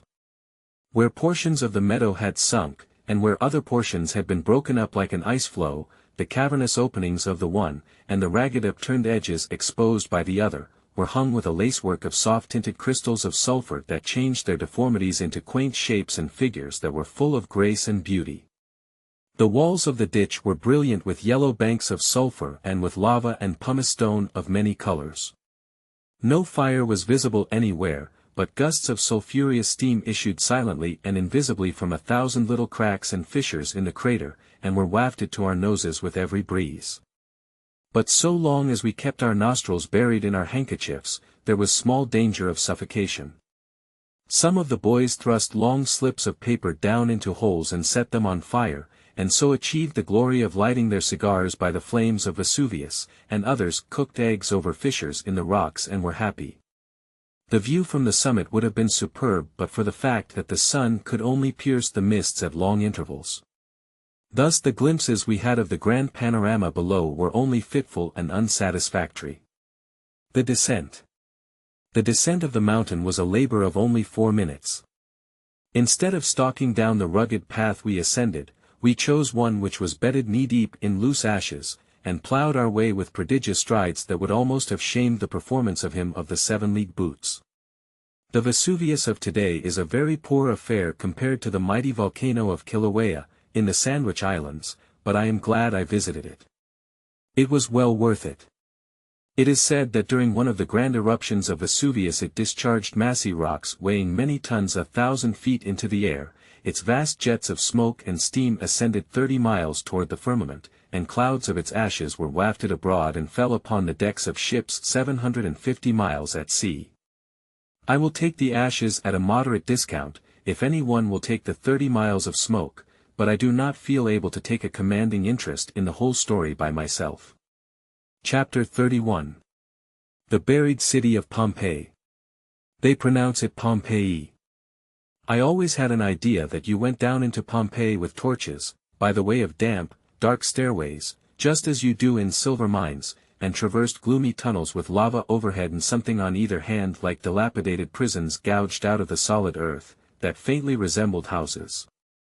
But you do nothing the kind. Fully 1/2 of the buried city, perhaps, is completely exhumed and thrown open freely to the light of day, and there stand the long rows of solidly built brick houses, roofless, just as they stood 1800 years ago, hot with the flaming sun, and there lie their floors, clean swept, and not a bright fragment tarnished or waiting of the labored mosaics that pictured them with the beasts, and birds, and flowers which we copy in perishable carpets today, and here are the Venuses, and Bacchuses, and Adonises, making love and getting drunk in many-hued frescoes on the walls of saloon and bedchamber, and there are the narrow streets and narrower sidewalks, paved with flags of good hard lava, the one deeply rutted with the chariot wheels, and the other with the passing feet of the Pompeians of bygone centuries, and there are the bake shops, the temples, the halls of justice, the baths, the theatres, all clean scraped and neat, and suggesting nothing of the nature of a silver mine away down in the bowels of the earth. The broken pillars lying about, the doorless doorways and the crumbled tops of the wilderness of walls, were wonderfully suggestive of the burnt district in one of our cities, and if there had been any charred timbers, shattered windows, heaps of debris, and general blackness and smokiness about the place, the resemblance would have been perfect. But no, the sun shines as brightly down on old Pompeii today as it did when Christ was born in Bethlehem, and its streets are cleaner 100 times than ever Pompeian saw them in her prime.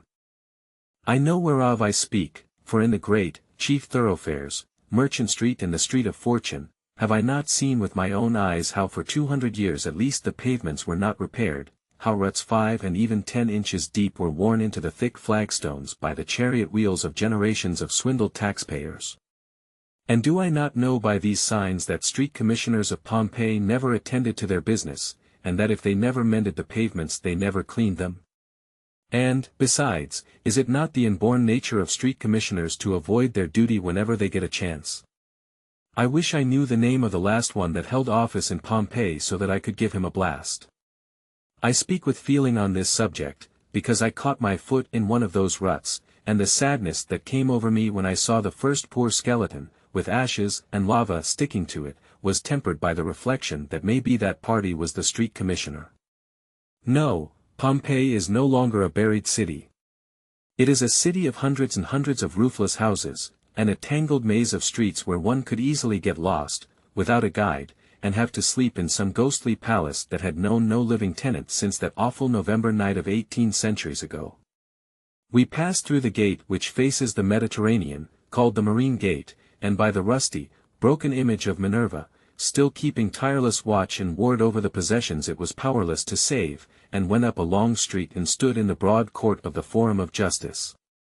The floor was level and clean, and up and down either side was a noble colonnade of broken pillars, with their beautiful Ionic and Corinthian columns scattered about them. At the upper end were the vacant seats of the judges, and behind them we descended into a dungeon where the ashes and cinders had found 2 prisoners chained on that memorable November night, and tortured them to death. How they must have tugged at the pitiless fetters as the fierce fires surged around them.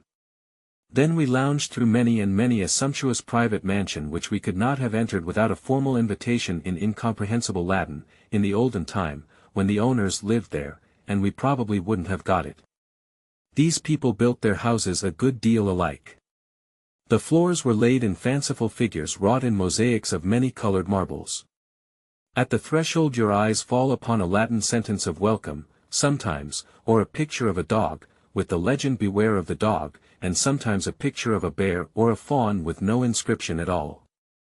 Then you enter a sort of vestibule, where they used to keep the hat rack, I suppose, next a room with a large marble basin in the midst and the pipes of a fountain. On either side are bedrooms, beyond the fountain is a reception room, then a little garden, dining room, and so forth and so on. The floors were all mosaic, the walls were stuccoed, or frescoed, or ornamented with bas-reliefs, and here and there were statues, large and small, and little fish pools, and cascades of sparkling water that sprang from secret places in the colonnade of handsome pillars that surrounded the court, and kept the flower beds fresh and the air cool. Those Pompeians were very luxurious in their tastes and habits.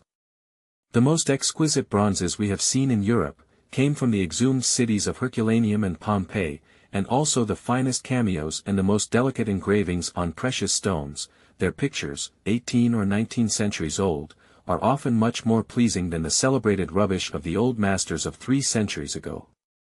They were well up in art.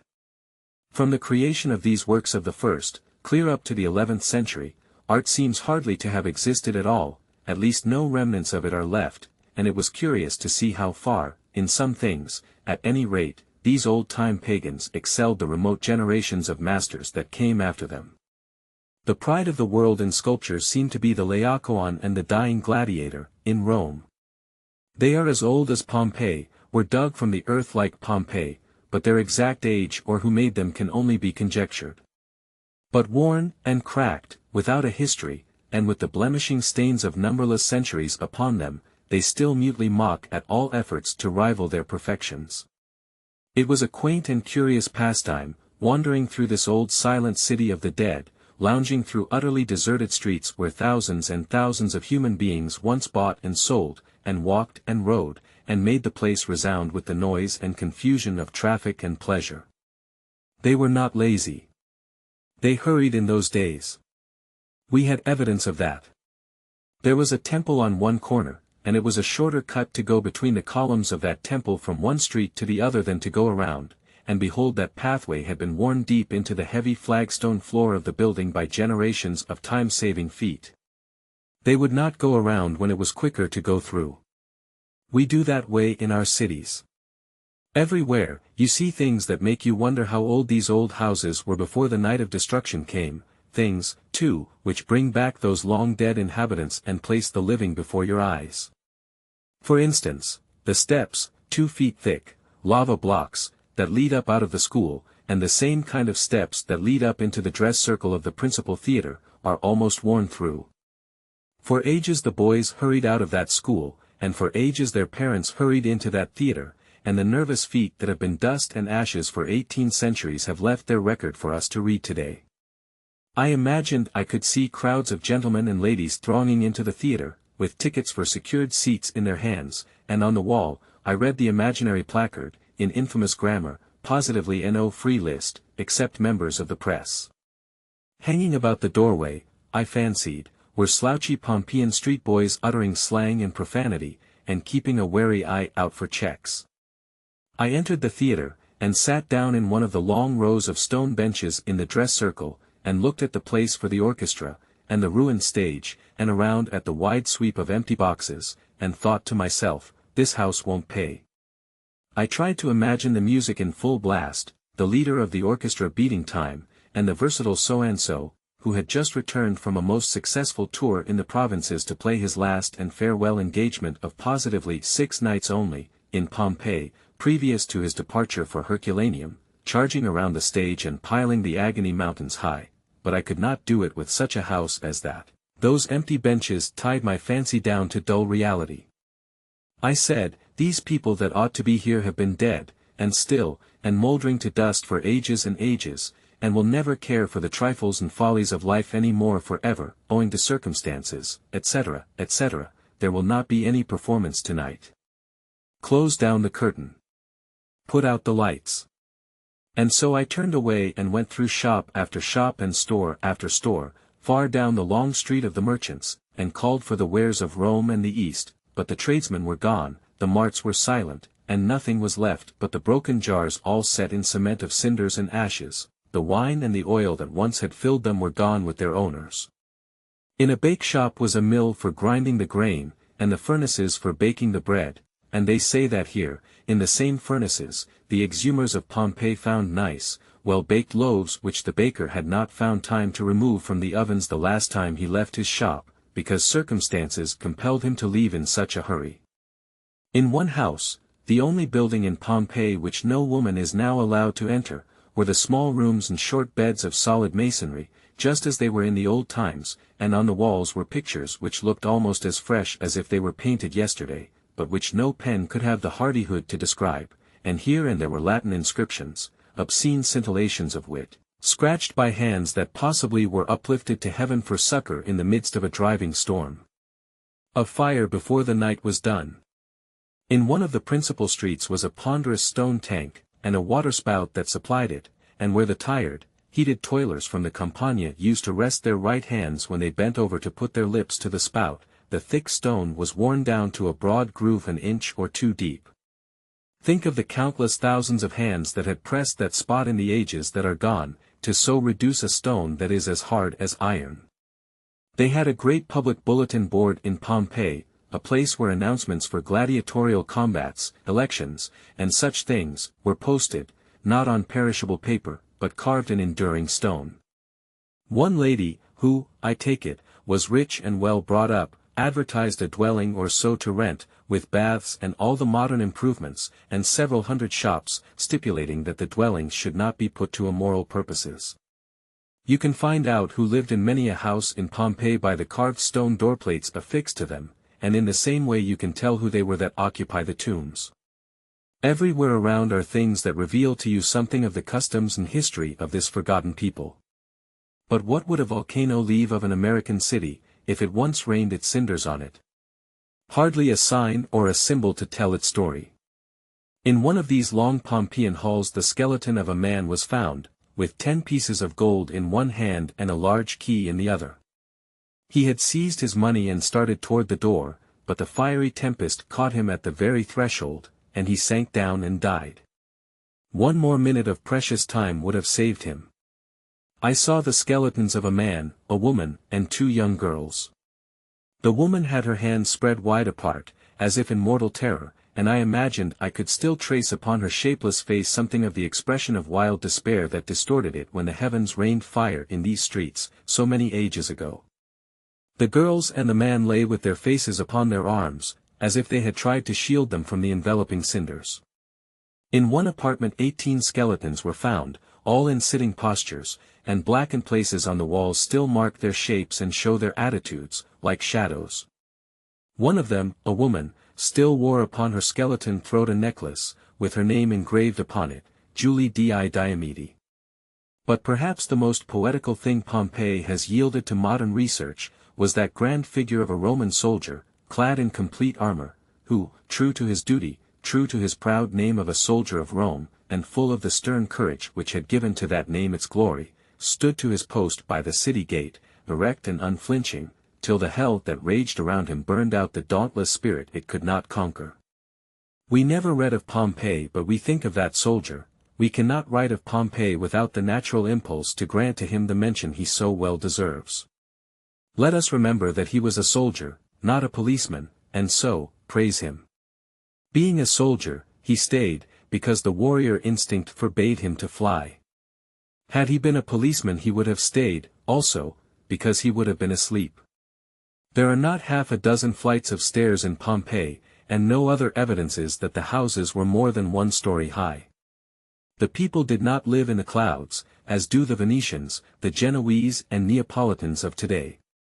We came out from under the solemn mysteries of this city of the venerable past, this city which perished, with all its old ways and its quaint old fashions about it, remote centuries ago, when the disciples were preaching the new religion, which is as old as the hills to us now, and went dreaming among the trees that grow over acres and acres of its still buried streets and squares, till a shrill whistle and the cry of all aboard, last train for Naples, woke me up and reminded me that I belonged in the 19th century, and was not a dusty mummy, caked with ashes and cinders, 1800 years old. The transition was startling. The idea of a railroad train actually running to old dead Pompeii, and whistling irreverently, and calling for passengers in the most bustling and businesslike way, was as strange a thing as one could imagine, and as unpoetical and disagreeable as it was strange. Compare the cheerful life and the sunshine of this day with the horrors the younger Pliny saw here, the 9th of November, AD 79, when he was so bravely striving to remove his mother out of reach of harm, while she begged him, with all a mother's unselfishness, to leave her to perish and save himself. By this time the murky darkness had so increased that one might have believed himself abroad in a black and moonless night, or in a chamber where all the lights had been extinguished. On every hand was heard the complaints of women, the wailing of children, and the cries of men. One called his father, another his son, and another his wife, and only by their voices could they know each other. Many in their despair begged that death would come and end their distress. Some implored the gods to succor them, and some believed that this night was the last, the eternal night which should engulf the universe. Even so it seemed to me, and I consoled myself for the coming death with the reflection, behold, the world is passing away. Asterisk asterisk asterisk asterisk asterisk asterisk asterisk asterisk. After browsing among the stately ruins of Rome, of Baiae, of Pompeii, and after glancing down the long marble ranks of battered and nameless imperial heads that stretch down the corridors of the Vatican, one thing strikes me with a force it never had before, the unsubstantial, unlasting character of fame. Men lived long lives, in the olden time, and struggled feverishly through them, toiling like slaves, in oratory, in generalship, or in literature, and then laid them down and died, happy in the possession of an enduring history in the deathless name. Well, 20 little centuries flutter away, and what is left of these things? A crazy inscription on a block of stone, which snuffy antiquaries bother over and tangle up and make nothing out of but a bare name, which they spell wrong, no history, no tradition, no poetry, nothing that can give it even a passing interest. What may be left of General Grant's great name 40 centuries hence? This, in the encyclopedia for A.D. 5868, possibly. Uriah S. or Z. Grunt, popular poet of ancient times in the Aztec provinces of the United States of British America. Some authors say flourished about A.D. 742, but the learned Aha Fufu states that he was a contemporary of Shakespeare, the English poet, and flourished about A.D. 1328, some 3 centuries after the Trojan War instead of before it. He wrote, "Rock me to sleep, mother. These thoughts sadden me. I will to bed." Chapter 32. Home, again. For the first time, in many weeks, the ship's entire family met and shook hands on the quarterdeck. They had gathered from many points of the compass and from many lands, but not one was missing. There was no tale of sickness or death among the flock to dampen the pleasure of the reunion. Once more there was a full audience on deck to listen to the sailors' chorus as they got the anchor up, and to wave an adieu to the land as we sped away from Naples. The seats were full at dinner again, the domino parties were complete, and the life and bustle on the upper deck in the fine moonlight at night was like old times that had been gone weeks only, but yet they were weeks so crowded with incident, adventure and excitement, that they seemed almost like years. There was no lack of cheerfulness on board the Quaker City. For once, her title was a misnomer.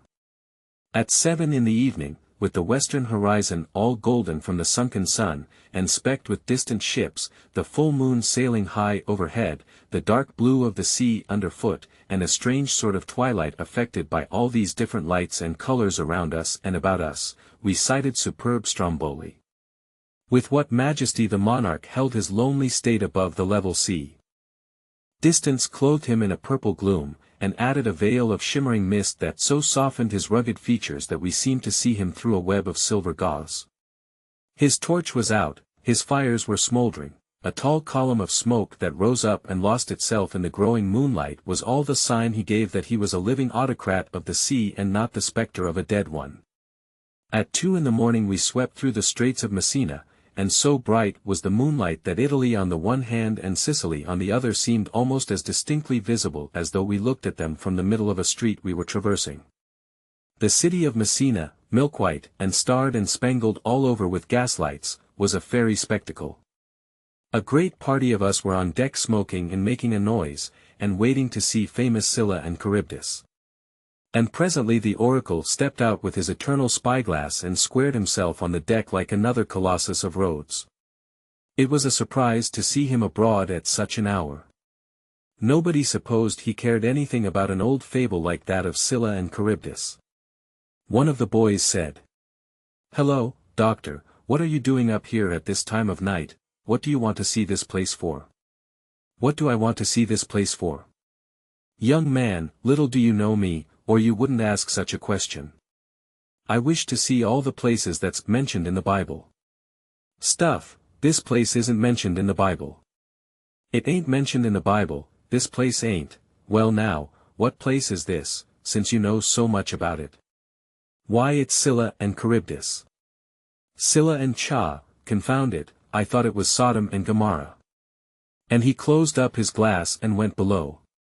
The above is the ship story.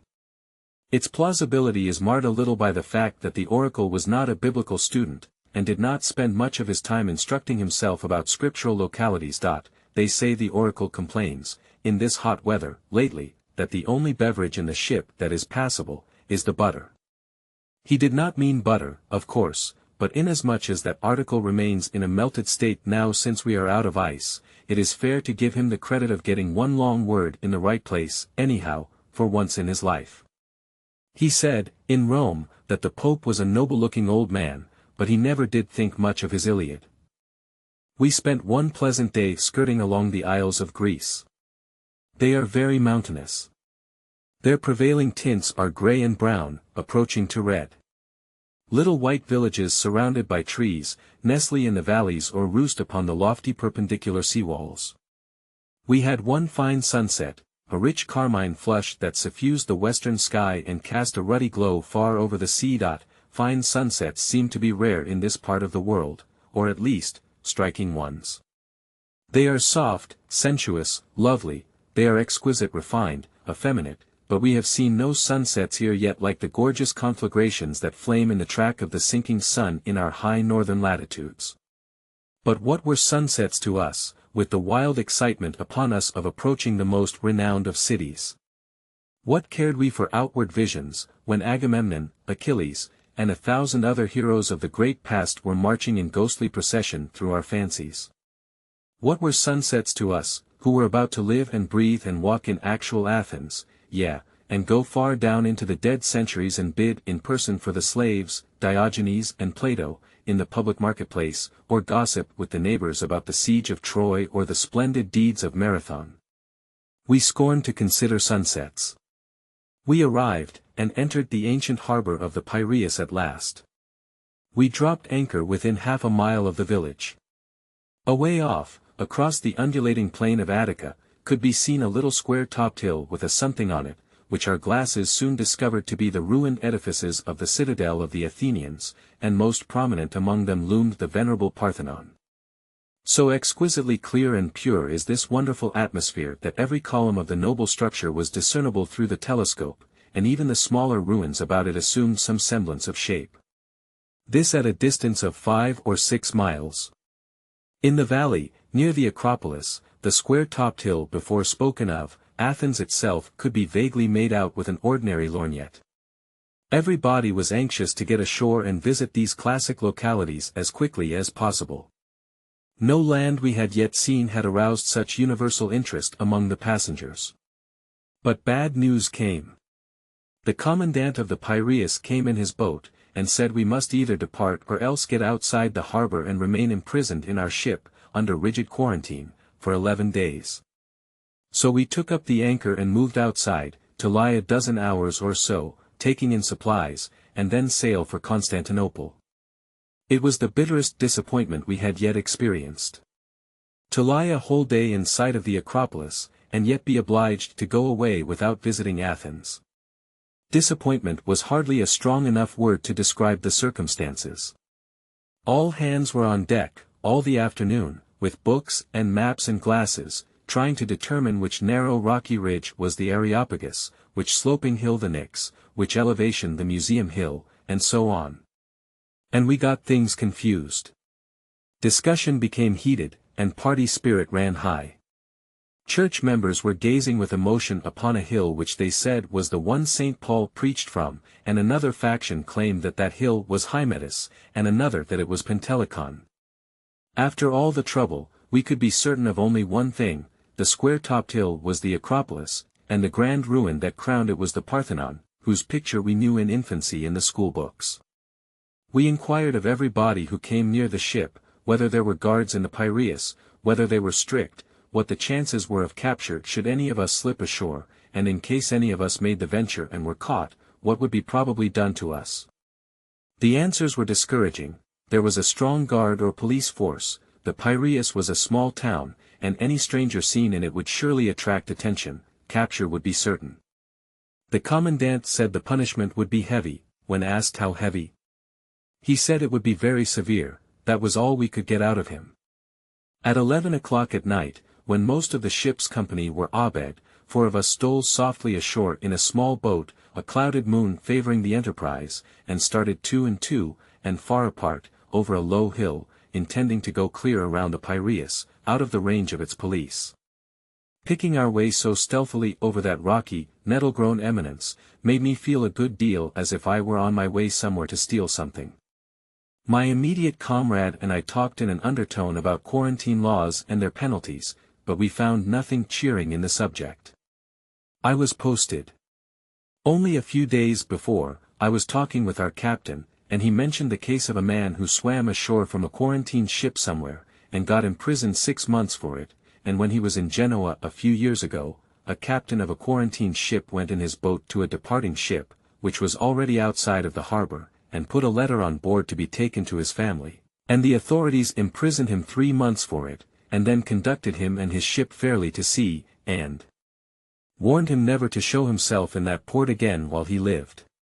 This kind of conversation did no good, further than to give a sort of dismal interest to our quarantine-breaking expedition, and so we dropped it.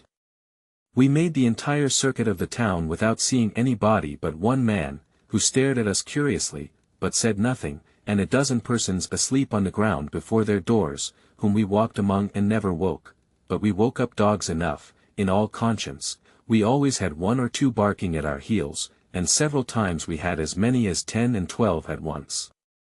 They made such a preposterous din that persons aboard our ship said they could tell how we were progressing for a long time, and where we were, by the barking of the dogs. The clouded moon still favored us. When we had made the whole circuit, and were passing among the houses on the further side of the town, the moon came out splendidly, but we no longer feared the light. As we approached a well, near a house, to get a drink, the owner merely glanced at us and went within. He left the quiet, slumbering town at our mercy. I record it here proudly, that we didn't do anything to it. Seeing no road, we took a tall hill to the left of the distant Acropolis for a mark, and steered straight for it over all obstructions, and over a little rougher piece of country than exists anywhere else outside of the state of Nevada, perhaps. Part of the way it was covered with small, loose stones. We trod on 6 at a time, and they all rolled. Another part of it was dry, loose, newly plowed ground. Still another part of it was a long stretch of low grapevines, which were tanglesome and troublesome, and which we took to be brambles. The Attic plain, barring the grapevines, was a barren, desolate, unpoetical waste. I wonder what it was in Greece's age of glory, 500 years before Christ. In the neighborhood of 1 o'clock in the morning, when we were heated with fast walking and parched with thirst, Denny exclaimed, "Why, these weeds are grapevines." And in 5 minutes we had a score of bunches of large, white, delicious grapes, and were reaching down for more when a dark shape rose mysteriously up out of the shadows beside us and said ho. And so we left.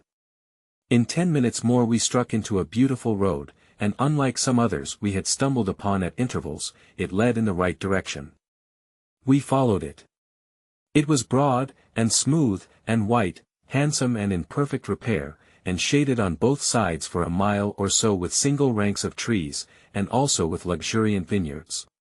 Twice we entered and stole grapes, and the second time somebody shouted at us from some invisible place. Whereupon we left again. We speculated in grapes no more on that side of Athens. Shortly we came upon an ancient stone aqueduct, built upon arches, and from that time forth we had ruins all about us. We were approaching our journey's end. We could not see the Acropolis now or the high hill either, and I wanted to follow the road till we were abreast of them, but the others overruled me, and we toiled laboriously up the stony hill immediately in our front, and from its summit saw another, climbed it and saw another. It was an hour of exhausting work. Soon we came upon a row of open graves, cut in the solid rock. For a while one of them served Socrates for a prison. We passed around the shoulder of the hill, and the citadel, in all its ruined magnificence, burst upon us. We hurried across the ravine and up a winding road, and stood on the old Acropolis, with the prodigious walls of the citadel towering above our heads. We did not stop to inspect their massive blocks of marble, or measure their height, or guess at their extraordinary thickness, but passed at once through a great arched passage like a railway tunnel, and went straight to the gate that leads to the ancient temples.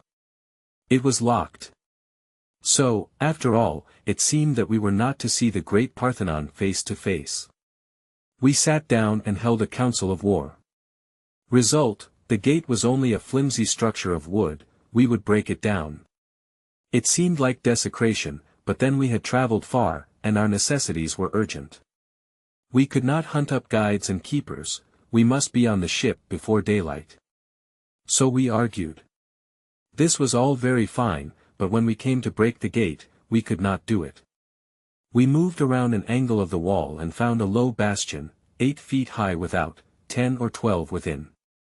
Denny prepared to scale it, and we got ready to follow. By dint of hard scrambling he finally straddled the top, but some loose stones crumbled away and fell with a crash into the court within. There was instantly a banging of doors and a shout. Denny dropped from the wall in a twinkling, and we retreated in disorder to the gate. Xerxes took that mighty citadel 480 years before Christ, when his 5 millions of soldiers and camp followers followed him to Greece, and if we 4 Americans could have remained unmolested 5 minutes longer, we would have taken it too. The garrison had turned out 4 Greeks. We clamored at the gate, and they admitted us. Bribery and corruption. We crossed a large court, entered a great door, and stood upon a pavement of purest white marble, deeply worn by footprints. Before us, in the flooding moonlight, rose the noblest ruins we had ever looked upon, the Propylae, a small temple of Minerva, the temple of Hercules, and the Grand Parthenon. We got these names from the Greek guide, who didn't seem to know more than 7 men ought to know. These edifices were all built of the whitest Pentelic marble, but have a pinkish stain upon them now. Where any part is broken, however, the fracture looks like fine loaf sugar. 6 caryatids, or marble women, clad in flowing robes, support the portico of the Temple of Hercules, but the porticos and colonnades of the other structures are formed of massive Doric and Ionic pillars, whose flutings and capitals are still measurably perfect, notwithstanding the centuries that have gone over them and the sieges they have suffered. The Parthenon, originally, was 226 feet long, 100 wide, and 70 high, and had 2 rows of great columns, 8 in each, at either end, and single rows of 17 each down the sides, and was one of the most graceful and beautiful edifices ever erected. Most of the Parthenon's imposing columns are still standing, but the roof is gone. It was a perfect building 250 years ago, when a shell dropped into the Venetian magazine stored here, and the explosion which followed wrecked and unroofed it. I remember but little about the Parthenon, and I have put in 1 or 2 facts and figures for the use of other people with short memories. Got them from the guidebook. As we wandered thoughtfully down the marble-paved length of this stately temple, the scene about us was strangely impressive. Here and there, in lavish profusion, were gleaming white statues of men and women, propped against blocks of marble, some of them armless, some without legs, others headless, but all looking mournful in the moonlight and startlingly human.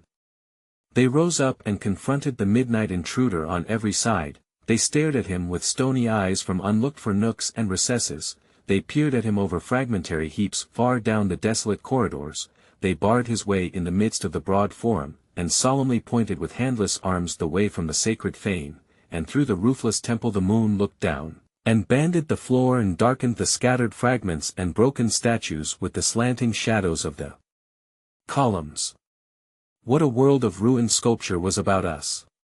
Set up in rows, stacked up in piles, scattered broadcast over the wide area of the Acropolis, were hundreds of crippled statues of all sizes and of the most exquisite workmanship, and vast fragments of marble that once belonged to the entablatures, covered with bas-reliefs representing battles and sieges, ships of war with 3 and 4 tiers of oars, pageants and processions, everything one could think of.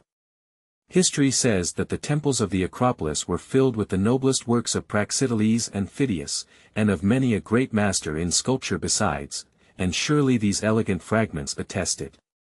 We walked out into the grass-grown, fragment-strewn court beyond the Parthenon. It startled us, every now and then, to see a stony white face stare suddenly up at us out of the grass with its dead eyes.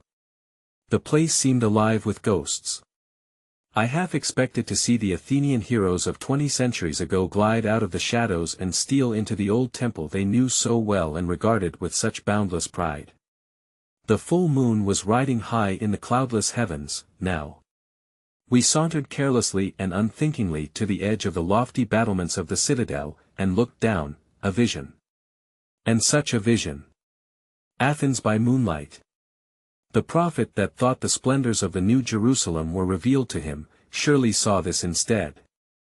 It lay in the level plain right under our feet, all spread abroad like a picture, and we looked down upon it as we might have looked from a balloon. We saw no semblance of a street, but every house, every window, every clinging vine, every projection was as distinct and sharply marked as if the time were noonday, and yet there was no glare, no glitter, nothing harsh or repulsive. The noiseless city was flooded with the mellowest light that ever streamed from the moon, and seemed like some living creature wrapped in peaceful slumber. On its further side was a little temple, whose delicate pillars and ornate front glowed with a rich luster that chained the eye like a spell, and nearer by, the palace of the king reared its creamy walls out of the midst of a great garden of shrubbery that was flecked all over with a random shower of amber lights, a spray of golden sparks that lost their brightness in the glory of the moon, and glinted softly upon the sea of dark foliage like the pallid stars of the Milky Way. Overhead the stately columns, majestic still in their ruin, underfoot the dreaming city, in the distance the silver sea, not on the broad earth is there another picture half so beautiful. As we turned and moved again through the temple, I wished that the illustrious men who had sat in it in the remote ages could visit it again and reveal themselves to our curious eyes, Plato, Aristotle, Demosthenes, Socrates, Phocion, Pythagoras, Euclid, Pindar, Xenophon, Herodotus, Praxiteles and Phidias, Zeuxis the painter. What a constellation of celebrated names! But more than all, I wished that old Diogenes, groping so patiently with his lantern, searching so zealously for one solitary honest man in all the world, might meander along and stumble on our party. I ought not to say it, may be, but still I suppose he would have put out his light. We left the Parthenon to keep its watch over old Athens, as it had kept it for 2300 years, and went and stood outside the walls of the citadel. In the distance was the ancient, but still almost perfect temple of Theseus, and close by, looking to the west, was the Bema, from whence Demosthenes thundered his Philippics and fired the wavering patriotism of his countrymen. To the right was Mars Hill, where the Areopagus sat in ancient times and where St. Paul defined his position, and below was the marketplace where he disputed daily with the gossip-loving Athenians. We climbed the stone steps St. Paul ascended, and stood in the square-cut place he stood in, and tried to recollect the Bible account of the matter, but for certain reasons, I could not recall the words. I have found them since. Now while Paul waited for them at Athens, his spirit was stirred in him, when he saw the city wholly given up to idolatry. Therefore disputed he in the synagogue with the Jews, and with the devout persons, and in the market daily with them that met with him.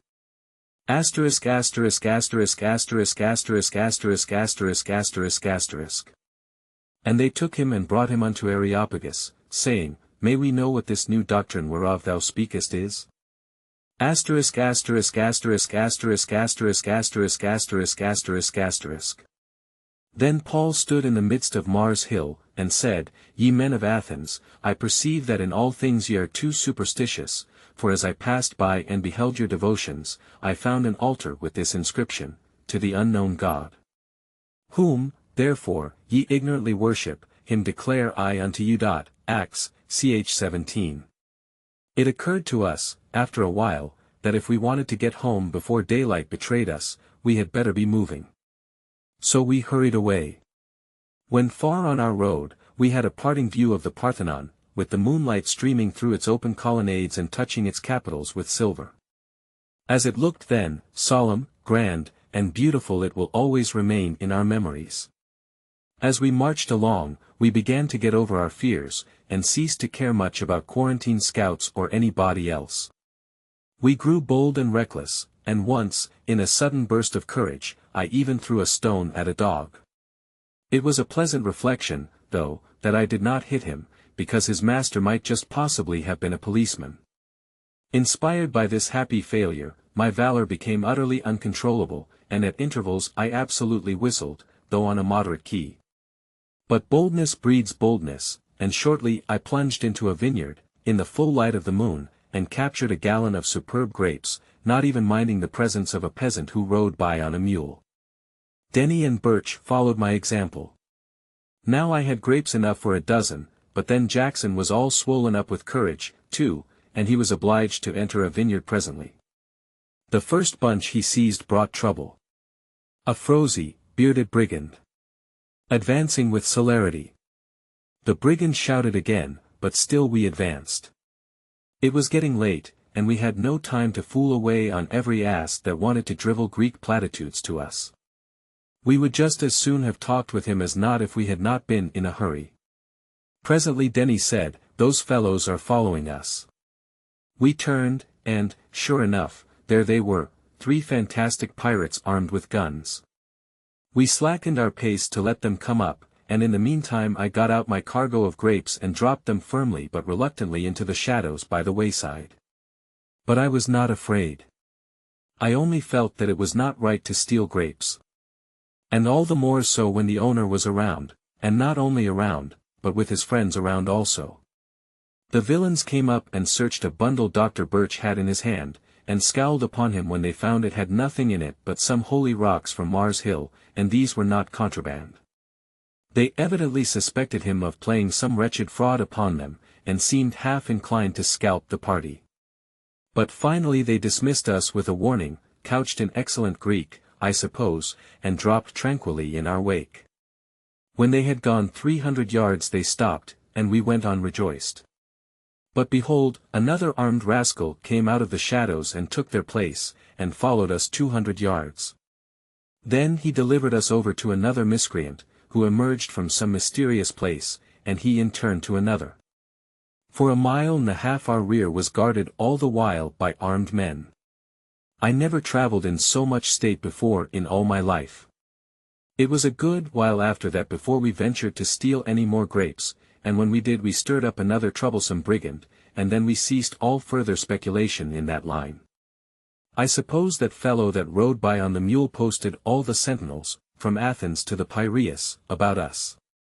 Every field on that long route was watched by an armed sentinel, some of whom had fallen asleep, no doubt, but were on hand, nevertheless. This shows what sort of a country modern Attica is, a community of questionable characters. These men were not there to guard their possessions against strangers, but against each other, for strangers seldom visit Athens and the Piraeus, and when they do, they go in daylight and can buy all the grapes they want for a trifle. The modern inhabitants are confiscators and falsifiers of high repute, if gossip speaks truly concerning them, and I freely believe it does. Just as the earliest tinges of the dawn flushed the eastern sky and turned the pillared Parthenon to a broken harp hung in the pearly horizon, we closed our 13th mile of weary, roundabout marching, and emerged upon the seashore abreast the ships, with our usual escort of 1,500 Piraean dogs howling at our heels. We hailed a boat that was 200 or 300 yards from shore, and discovered in a moment that it was a police boat on the lookout for any quarantine breakers that might chance to be abroad. So we dodged. We were used to that by this time, and when the scouts reached the spot we had so lately occupied, we were absent. They cruised along the shore, but in the wrong direction, and shortly our own boat issued from the gloom and took us aboard. They had heard our signal on the ship. We rowed noiselessly away, and before the police boat came in sight again, we were safe at home once more. For more of our passengers were anxious to visit Athens, and started half an hour after we returned, but they had not been ashore 5 minutes till the police discovered and chased them so hotly that they barely escaped to their boat again, and that was all. They pursued the enterprise no further. We set sail for Constantinople today, but some of us little care for that. We have seen all there was to see in the old city that had its birth 1600 years before Christ was born, and was an old town before the foundations of Troy were laid, and saw it in its most attractive aspect. Wherefore, why should we worry? 2 other passengers ran the blockade successfully last night. So we learned this morning. They slipped away so quietly that they were not missed from the ship for several hours. They had the hardihood to march into the Piraeus in the early dusk and hire a carriage. They ran some danger of adding 2 or 3 months' imprisonment to the other novelties of their Holy Land pleasure excursion. I admire quotation from the Pilgrims. But they went and came safely, and never walked a step. Chapter 33.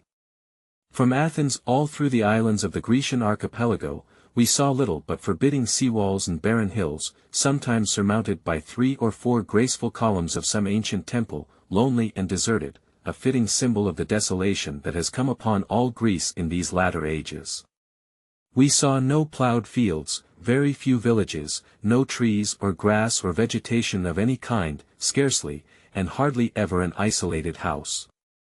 Greece is a bleak, unsmiling desert, without agriculture, manufactures or commerce, apparently. What supports its poverty-stricken people or its government, is a mystery. I suppose that ancient Greece and modern Greece compared, furnish the most extravagant contrast to be found in history. George I, an infant of 18, and a scraggy nest of foreign office holders, sit in the places of Themistocles, Pericles, and the illustrious scholars and generals of the golden age of Greece. The fleets that were the wonder of the world when the Parthenon was new, are a beggarly handful of fishing smacks now, and the manly people that performed such miracles of valor at Marathon are only a tribe of unconsidered slaves today. The classic Ilyssus has gone dry, and so have all the sources of Grecian wealth and greatness. The nation numbers only 800,000 souls, and there is poverty and misery and mendacity enough among them to furnish 40 millions and be liberal about it. Under King Otho the revenues of the state were $5 millions, raised from a tax of 1/10 of all the agricultural products of the land, which tenth the farmer had to bring to the royal granaries on pack mules any distance not exceeding 6 leagues, and from extravagant taxes on trade and commerce. Out of that 5 millions the small tyrant tried to keep an army of 10,000 men, pay all the hundreds of useless grand equerries in waiting, first grooms of the bedchamber, Lord High Chancellors of the exploded exchequer, and all the other absurdities which these puppy kingdoms indulge in imitation of the great monarchies, and in addition he set about building a white marble palace to cost about 5 millions itself. The result was, simply, 10 into 5 goes no times and none over. All these things could not be done with 5 millions, and Otho fell into trouble. The Greek throne, with its unpromising adjuncts of a ragged population of ingenious rascals who were out of employment 8 months in the year because there was little for them to borrow and less to confiscate, and a waste of barren hills and weed-grown deserts, went begging for a good while. It was offered to one of Victoria's sons, and afterwards to various other younger sons of royalty who had no thrones and were out of business, but they all had the charity to decline the dreary honor, and veneration enough for Greece's ancient greatness to refuse to mock her sorrowful rags and dirt with a tinsel throne in this day of her humiliation, till they came to this young Danish George, and he took it. He has finished the splendid palace I saw in the radiant moonlight the other night, and is doing many other things for the salvation of Greece, they say. We sailed through the barren archipelago, and into the narrow channel they sometimes call the Dardanelles and sometimes the Hellespont. This part of the country is rich in historic reminiscences, and poor as Sahara in everything else. For instance, as we approached the Dardanelles, we coasted along the plains of Troy and past the mouth of the Scamander. We saw where Troy had stood, in the distance, and where it does not stand now, a city that perished when the world was young. The poor Trojans are all dead, now. They were born too late to see Noah's Ark, and died too soon to see our menagerie.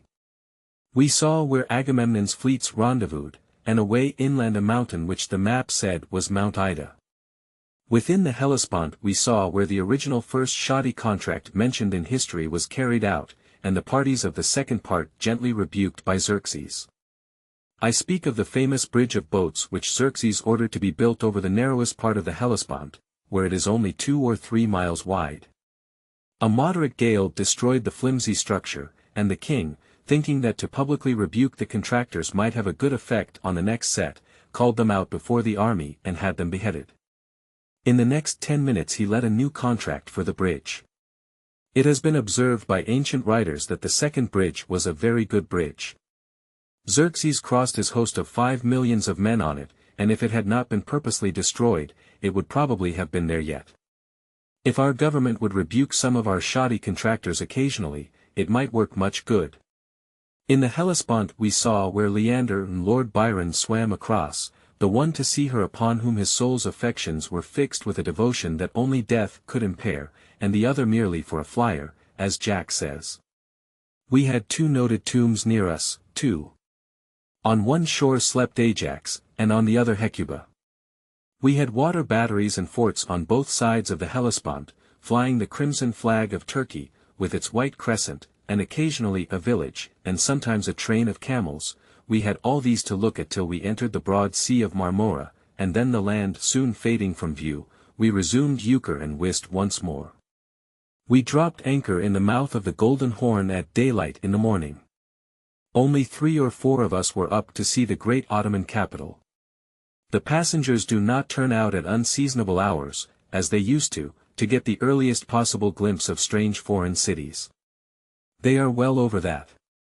If we were lying in sight of the pyramids of Egypt, they would not come on deck until after breakfast, nowadays. The Golden Horn is a narrow arm of the sea, which branches from the Bosporus, a sort of broad river which connects the Marmora and Black Seas, and, curving around, divides the city in the middle. Galata and Pera are on one side of the Bosporus, and the Golden Horn, Stambul, ancient Byzantium, is upon the other. On the other bank of the Bosporus is Scutari and other suburbs of Constantinople. This great city contains 1 million inhabitants, but so narrow are its streets, and so crowded together are its houses, that it does not cover much more than half as much ground as New York City. Seen from the anchorage or from a mile or so up the Bosporus, it is by far the handsomest city we have seen.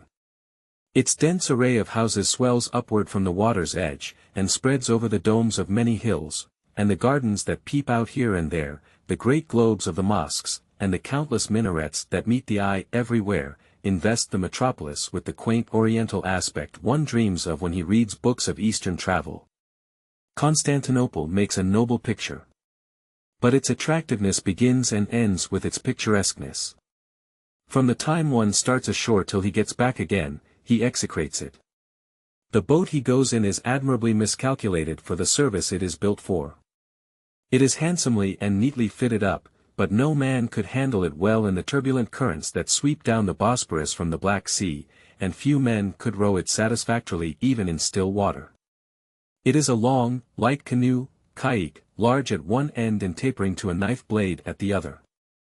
They make that long sharp end the bow, and you can imagine how these boiling currents spin it about. It has 2 oars, and sometimes 4, and no rudder. You start to go to a given point and you run in 50 different directions before you get there. First one oar is backing water, and then the other.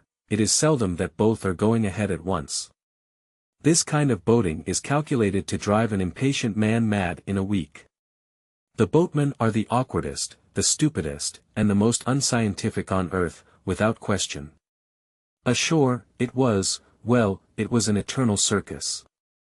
People were thicker than bees, in those narrow streets, and the men were dressed in all the outrageous, outlandish, idolatrous, extravagant, thunder and lightning costumes that ever a tailor with the delirium tremens and 7 devils could conceive of. There was no freak in dress too crazy to be indulged in, no absurdity too absurd to be tolerated, no frenzy in ragged diabolism too fantastic to be attempted. No 2 men were dressed alike. It was a wild masquerade of all imaginable costumes. Every struggling throng in every street was a dissolving view of stunning contrasts. Some patriarchs wore awful turbans, but the grand mass of the infidel horde wore the fiery red skullcap they call a fez. All the remainder of the raiment they indulged in was utterly indescribable. The shops here are mere coops, mere boxes, bathrooms, closets, anything you please to call them, on the first floor. The Turks sit cross-legged in them, and work and trade and smoke long pipes, and smell like Turks. That covers the ground. Crowding the narrow streets in front of them are beggars, who beg forever, yet never collect anything, and wonderful cripples, distorted out of all semblance of humanity, almost, vagabonds driving laden asses, porters carrying dry goods boxes as large as cottages on their backs, peddlers of grapes, hot corn, pumpkin seeds, and 100 other things, yelling like fiends, and sleeping happily, comfortably, serenely. Among the hurrying feet are the famed dogs of Constantinople, drifting noiselessly about are squads of Turkish women, draped from chin to feet in flowing robes, and with snowy veils bound about their heads, that disclose only the eyes and a vague, shadowy notion of their features. Seen moving about, far away in the dim, arched aisles of the great bazaar, they look as the shrouded dead must have looked when they walked forth from their graves amid the storms and thunders and earthquakes that burst upon Calvary that awful night of the crucifixion. A street in Constantinople is a picture which one ought to see once, not oftener. And then there was the goose rancher, a fellow who drove 100 geese before him about the city, and tried to sell them. He had a pole 10 feet long, with a crook in the end of it, and occasionally a goose would branch out from the flock and make a lively break around the corner, with wings half lifted and neck stretched to its utmost. Did the goose merchant get excited? No. He took his pole and reached after that goose with unspeakable sang-froid, took a hitch round his neck, and yanked him back to his place in the flock without an effort. He steered his geese with that stick as easily as another man would steer a yawl. A few hours afterward we saw him sitting on a stone at a corner, in the midst of the turmoil, sound asleep in the sun, with his geese squatting around him, or dodging out of the way of asses and men. We came by again, within the hour, and he was taking account of stock, to see whether any of his flock had strayed or been stolen. The way he did it was unique. He put the end of his stick within 6 or 8 inches of a stone wall, and made the geese march in single file between it and the wall. He counted them as they went by. There was no dodging that arrangement. If you want dwarfs, I mean just a few dwarfs for a curiosity, go to Genoa. If you wish to buy them by the gross, for retail, go to Milan. There are plenty of dwarfs all over Italy, but it did seem to me that in Milan the crop was luxuriant. If you would see a fair average style of assorted cripples, go to Naples, or travel through the Roman states. But if you would see the very heart and home of cripples and human monsters, both, go straight to Constantinople. A beggar in Naples who can show a foot which has all run into one horrible toe, with one shapeless nail on it, has a fortune, but such an exhibition as that would not provoke any notice in Constantinople. The man would starve. Who would pay any attention to attractions like his among the rare monsters that throng the bridges of the Golden Horn and display their deformities in the gutters of Stamboul? Oh, wretched impostor! How could he stand against the 3-legged woman, and the man with his eye in his cheek? How would he blush in presence of the man with fingers on his elbow? Where would he hide himself when the dwarf with 7 fingers on each hand, no upper lip, and his underjaw gone, came down in his majesty? Bismillah! The cripples of Europe are a delusion and a fraud. The truly gifted flourish only in the byways of Pera and Stamboul. That 3-legged woman lay on the bridge, with her stock in trade so disposed as to command the most striking effect, 1 natural leg, and 2 long, slender, twisted ones with feet on them like somebody else's forearm. Then there was a man further along who had no eyes, and whose face was the color of a fly-blown beefsteak, and wrinkled and twisted like a lava flow, and verily so tumbled and distorted were his features that no man could tell the wart that served him for a nose from his cheekbones. In Stamboul was a man with a prodigious head, an uncommonly long body, legs 8 inches long and feet like snowshoes. He travelled on those feet and his hands, and was as sway-backed as if the Colossus of Rhodes had been riding him. Ah, a beggar has to have exceedingly good points to make a living in Constantinople. A blue-faced man, who had nothing to offer except that he had been blown up in a mine, would be regarded as a rank impostor, and a mere damaged soldier on crutches would never make a cent. It would pay him to get a piece of his head taken off, and cultivate a one like a carpet sack. The Mosque of Saint Sophia is the chief lion of Constantinople. You must get a firman and hurry there the first thing. We did that. We did not get a firman, but we took along 4 or 5 francs apiece, which is much the same thing. I do not think much of the Mosque of Saint Sophia. I suppose I lack appreciation. We will let it go at that. It is the rustiest old barn in heathendom.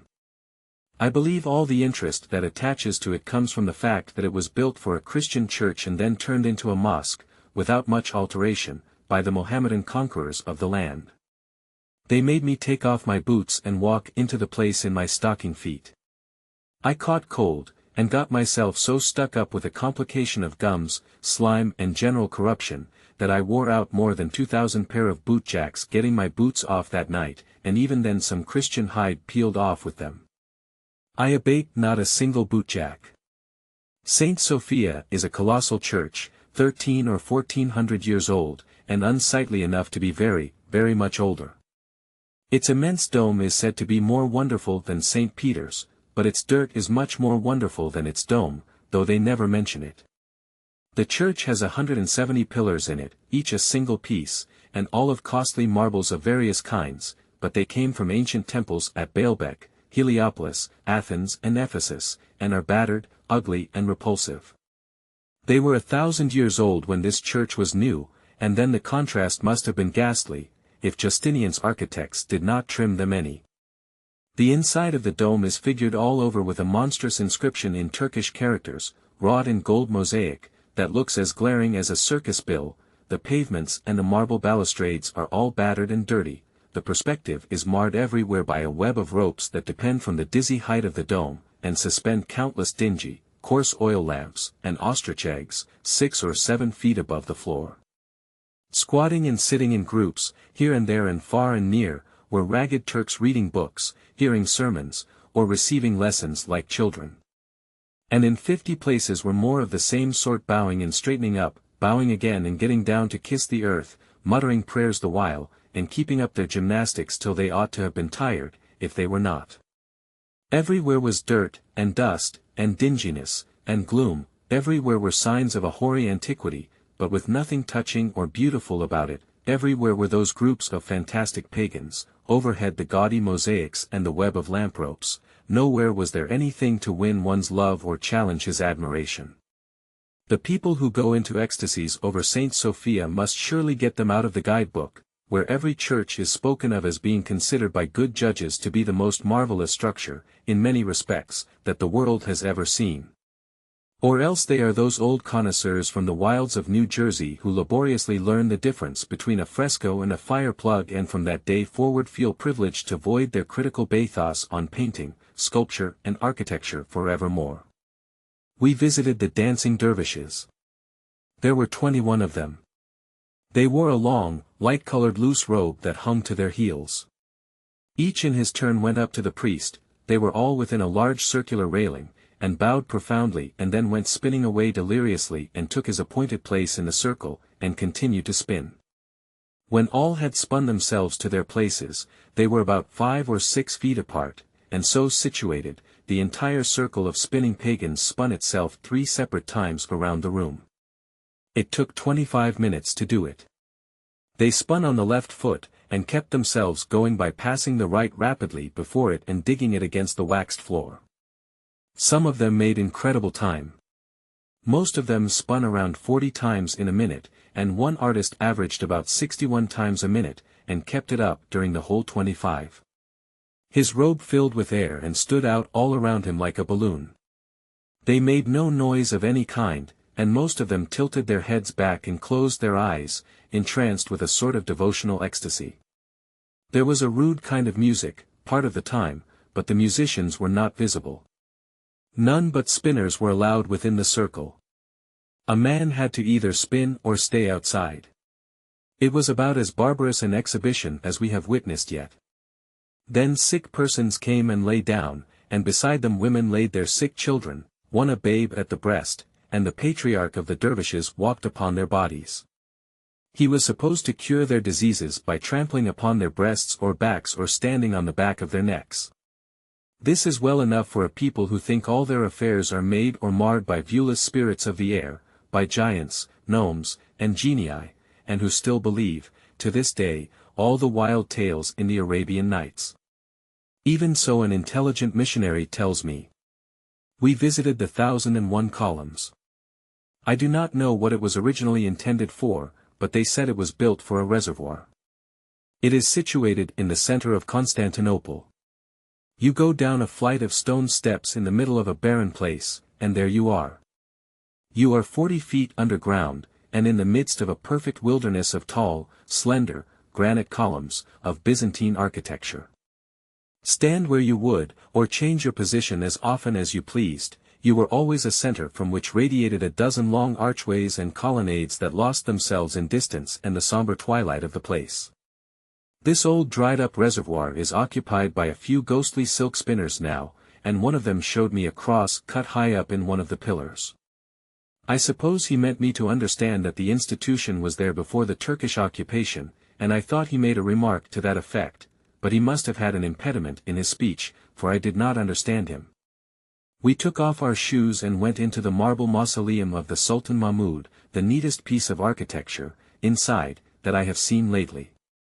Mahmud's tomb was covered with a black velvet pall, which was elaborately embroidered with silver. It stood within a fancy silver railing.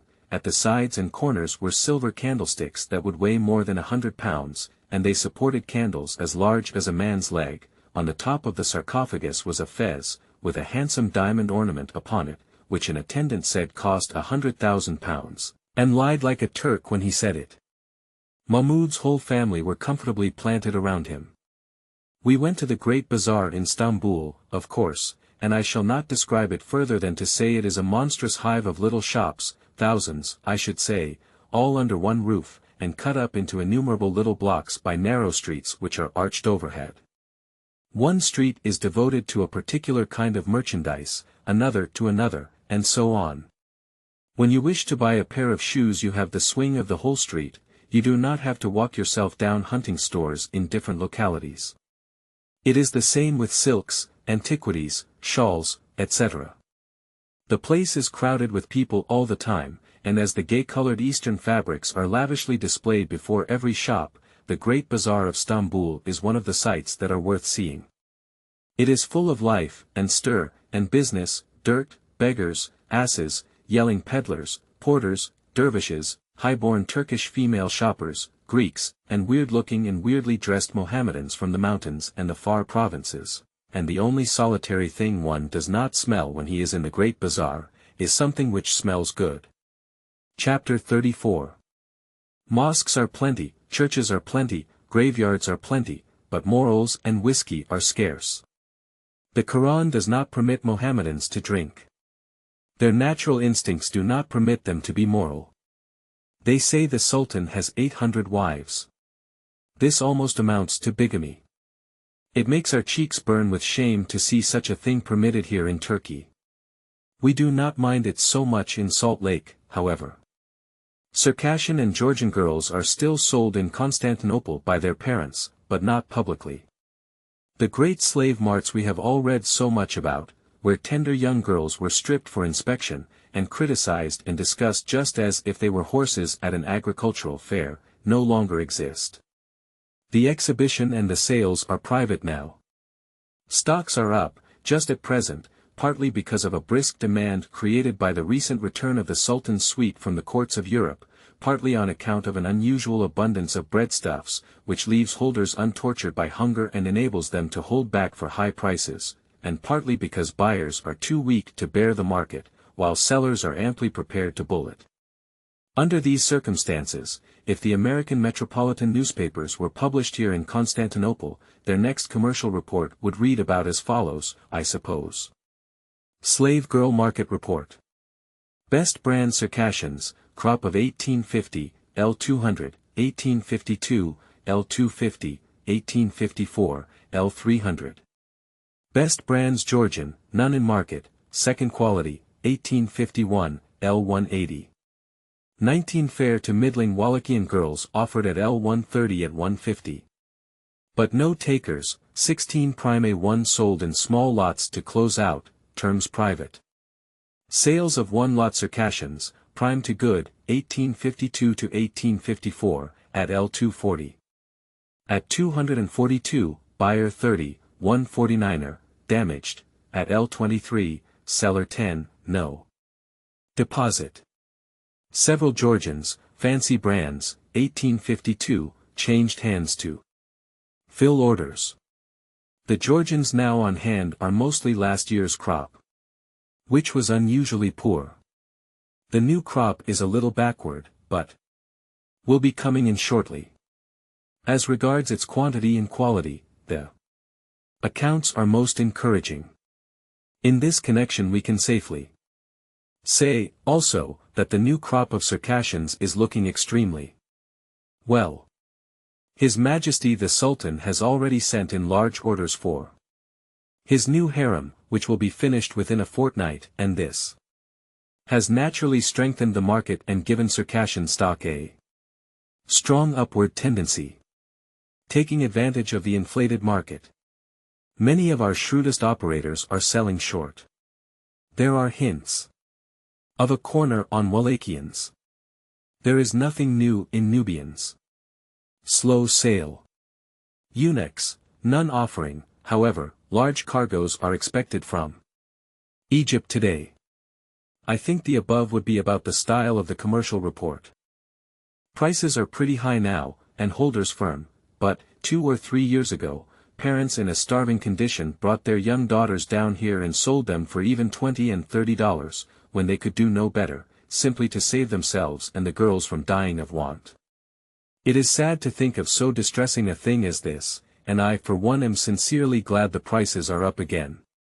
Commercial morals, especially, are bad. There is no gainsaying that. Greek, Turkish and Armenian morals consist only in attending church regularly on the appointed Sabbaths, and in breaking the 10 Commandments all the balance of the week. It comes natural to them to lie and cheat in the first place, and then they go on and improve on nature until they arrive at perfection.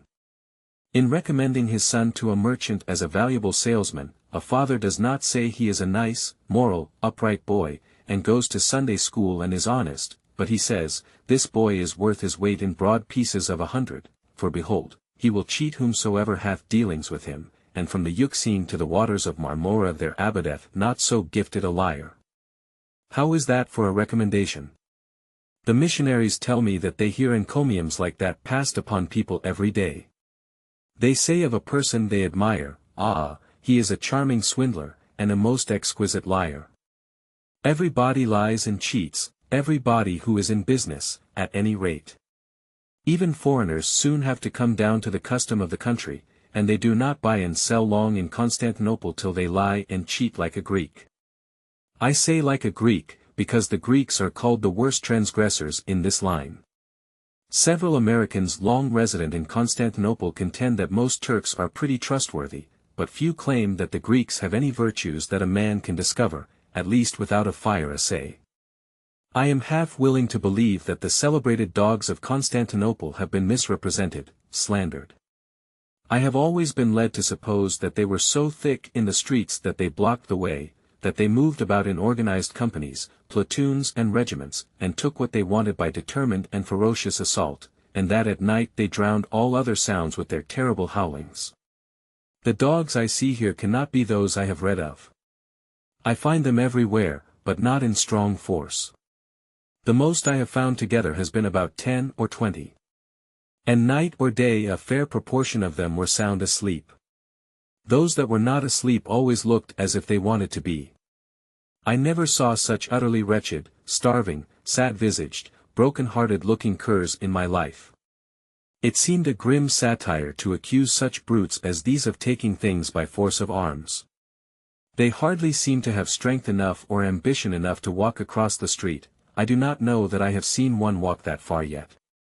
They are mangy and bruised and mutilated, and often you see one with the hair singed off him in such wide and well-defined tracks that he looks like a map of the new territories. They are the sorriest beasts that breathe, the most abject, the most pitiful. In their faces is a settled expression of melancholy, an air of hopeless despondency. The hairless patches on a scalded dog are preferred by the fleas of Constantinople to a wider range on a healthier dog, and the exposed places suit the fleas exactly. I saw a dog of this kind start to nibble at a fly attracted his attention, and he made a snatch at him, the flea called for him once more, and that forever unsettled him. He looked sadly at his flea pasture, then sadly looked at his bald spot. Then he heaved a sigh and dropped his head resignedly upon his paws. He was not equal to the situation. The dogs sleep in the streets, all over the city. From one end of the street to the other, I suppose they will average about 8 or 10 to a block. Sometimes, of course, there are 15 or 20 to a block. They do not belong to anybody, and they seem to have no close personal friendships among each other.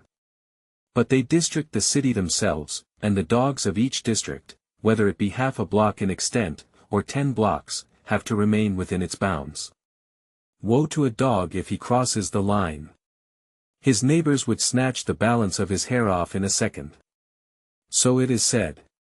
But they don't look it. They sleep in the streets these days. They are my compass, my guide. When I see the dogs sleep placidly on, while men, sheep, geese, and all moving things turn out and go around them, I know I am not in the great street where the hotel is, and must go further. In the Grand Rue the dogs have a sort of air of being on the lookout, an air born of being obliged to get out of the way of many carriages every day, and that expression one recognizes in a moment. It does not exist upon the face of any dog without the confines of that street. All others sleep placidly and keep no watch. They would not move, though the Sultan himself passed by. In one narrow street, but none of them are wide, I saw 3 dogs lying coiled up, about a foot or 2 apart. End to end they lay, and so they just bridged the street neatly, from gutter to gutter. A drove of 100 sheep came along. They stepped right over the dogs, the rear crowding the front, impatient to get on. The dogs looked lazily up, flinched a little when the impatient feet of the sheep touched their raw backs, sighed, and lay peacefully down again. No talk could be plainer than that. So some of the sheep jumped over them and others scrambled between, occasionally chipping a leg with their sharp hoofs, and when the whole flock had made the trip, the dogs sneezed a little, in the cloud of dust, but never budged their bodies an inch. I thought I was lazy, but I am a steam engine compared to a Constantinople dog. But was not that a singular scene for a city of 1 million inhabitants? These dogs are the scavengers of the city. That is their official position, and a hard one it is. However, it is their protection. But for their usefulness in partially cleansing these terrible streets, they would not be tolerated long. They eat anything and everything that comes in their way, from melon rinds and spoiled grapes up through all the grades and species of dirt, and refuse to their own dead friends and relatives, and yet they are always lean, always hungry, always despondent. The people are loath to kill them, do not kill them, in fact. The Turks have an innate antipathy to taking the life of any dumb animal, it is said. But they do worse. They hang and kick and stone and scald these wretched creatures to the very verge of death, and then leave them to live and suffer. Once a sultan proposed to kill off all the dogs here, and did begin the work, but the populace raised such a howl of horror about it that the massacre was stayed. After a while, he proposed to remove them all to an island in the Sea of Marmora. No objection was offered, and a shipload or so was taken away.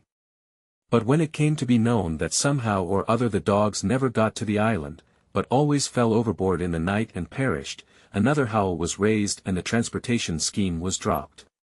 So the dogs remain in peaceable possession of the streets. I do not say that they do not howl at night, nor that they do not attack people who have not a red fez on their heads. I only say that it would be mean for me to accuse them of these unseemly things who have not seen them do them with my own eyes or heard them with my own ears. I was a little surprised to see Turks and Greeks playing newsboy right here in the mysterious land where the giants and genii of the Arabian Nights once dwelt, where winged horses and hydra-headed dragons guarded enchanted castles, where princes and princesses flew through the air on carpets that obeyed a mystic talisman, where cities whose houses were made of precious stones sprang up in a night under the hand of the magician, and where busy marts were suddenly stricken with a spell and each citizen lay or sat, or stood with weapon raised or foot advanced, just as he was, speechless and motionless, till time had told 100 years. It was curious to see newsboys selling papers in so dreamy a land as that. And, to say truly, it is comparatively a new thing here.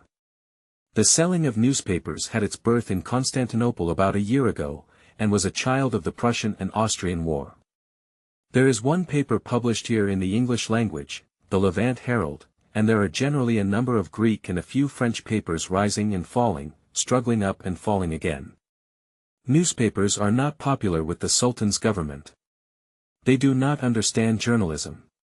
The proverb says, "The unknown is always great." To the court, the newspaper is a mysterious and rascally institution. They know what a pestilence is, because they have one occasionally that thins the people out at the rate of 2,000 a day, and they regard a newspaper as a mild form of pestilence. When it goes astray, they suppress it, pounce upon it without warning, and throttle it. When it don't go astray for a long time, they get suspicious and throttle it anyhow, because they think it is hatching deviltry. Imagine the Grand Vizier in solemn council with the magnates of the realm, spelling his way through the hated newspaper, and finally delivering his profound decision: "This thing means mischief, it is too darkly, too suspiciously inoffensive, suppress it. Warn the publisher that we cannot have this sort of thing, put the editor in prison." The newspaper business has its inconveniences in Constantinople. 2 Greek papers and 1 French one were suppressed here within a few days of each other. No victories of the Cretans are allowed to be printed. From time to time the Grand Vizier sends a notice to the various editors that the Cretan insurrection is entirely suppressed, and although that editor knows better, he still has to print the notice. The Levant Herald is too fond of speaking praisefully of Americans to be popular with the Sultan, who does not relish our sympathy with the Cretans, and therefore that paper has to be particularly circumspect in order to keep out of trouble. Once the editor, forgetting the official notice in his paper that the Cretans were crushed out, printed a letter of a very different tenor, from the American consul in Crete, and was fined $250 for it. Shortly he printed another from the same source and was imprisoned 3 months for his pains. I think I could get the assistant editorship of the Levant Herald, but I am going to try to worry along without it. To suppress a paper here involves the ruin of the publisher, almost. But in Naples I think they speculate on misfortunes of that kind. Papers are suppressed there every day, and spring up the next day under a new name. During the 10 days or a fortnight we stayed there, 1 paper was murdered and resurrected twice. The newsboys are smart there, just as they are elsewhere. They take advantage of popular weaknesses. When they find they are not likely to sell out, they approach a citizen mysteriously, and say in a low voice, "Last copy, sir, double price, paper just been suppressed." The man buys it, of course, and finds nothing in it. They do say, I do not vouch for it, but they do say that men sometimes print a vast edition of a paper, with a ferociously seditious article in it, distribute it quickly among the newsboys, and clear out till the government's indignation cools. It pays well. Confiscation don't amount to anything. The type and presses are not worth taking care of. There is only 1 English newspaper in Naples. It has 70 subscribers. The publisher is getting rich very deliberately indeed. I never shall want another Turkish lunch. The cooking apparatus was in the little lunchroom, near the bazaar, and it was all open to the street. The cook was slovenly, and so was the table, and it had no cloth on it. The fellow took a mass of sausage meat and coated it round a wire and laid it on a charcoal fire to cook. When it was done, he laid it aside and a dog walked sadly in and nipped it. He smelt it first, and probably recognized the remains of a friend. The cook took it away from him and laid it before us. Jack said, I pass, he plays euchre sometimes, and we all passed in turn. Then the cook baked a broad, flat, wheaten cake, greased it well with the sausage, and started towards us with it. It dropped in the dirt, and he picked it up and polished it on his breeches, and laid it before us. Jack said, I pass. We all passed. He put some eggs in a frying pan, and stood pensively prying slabs of meat from between his teeth with a fork. Then he used the fork to turn the eggs with, and brought them along. Jack said pass again. All followed suit. We did not know what to do, and so we ordered a new ration of sausage. The cook got out his wire, apportioned a proper amount of sausage meat, spat it on his hands and fell to work. This time, with one accord, we all passed out. We paid and left. That is all I learned about Turkish lunches. A Turkish lunch is good, no doubt, but it has its little drawbacks. When I think how I have been swindled by books of Oriental travel, I want a tourist for breakfast. For years and years I have dreamed of the wonders of the Turkish bath, for years and years I have promised myself that I would yet enjoy one. Many and many a time, in fancy, I have lain in the marble bath, and breathed the slumberous fragrance of Eastern spices that filled the air, then passed through a weird and complicated system of pulling and hauling, and drenching and scrubbing, by a gang of naked savages who loomed vast and vaguely through the steaming mists, like demons, then rested for a while on a divan fit for a king, then passed through another complex ordeal, and one more fearful than the first, and, finally, swathed in soft fabrics, been conveyed to a princely saloon and laid on a bed of eider down, where eunuchs, gorgeous of costume, fanned me while I drowsed and dreamed, or contentedly gazed at the rich hangings of the apartment, the soft carpets, the sumptuous furniture, the pictures, and drank delicious coffee, smoked the soothing narghili, and dropped, at the last, into tranquil repose, lulled by sensuous odors from unseen censers, by the gentle influence of the narghile's Persian tobacco, and by the music of fountains that counterfeited the pattering of summer rain. That was the picture, just as I got it from incendiary books of travel. It was a poor, miserable imposture. The reality is no more like it than the 5 points are like the Garden of Eden. They received me in a great court, paved with marble slabs, around it were broad galleries, one above another, carpeted with seedy matting, railed with unpainted balustrades, and furnished with huge rickety chairs, cushioned with rusty old mattresses, indented with impressions left by the forms of 9 successive generations of men who had reposed upon them. The place was vast, naked, dreary, its court a barn, its galleries stalls for human horses. The cadaverous, half-nude varlets that served in the establishment had nothing of poetry in their appearance, nothing of romance, nothing of oriental splendor. They shed no entrancing odors, just the contrary.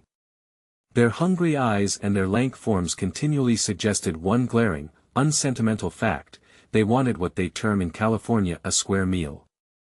I went into one of the racks and undressed.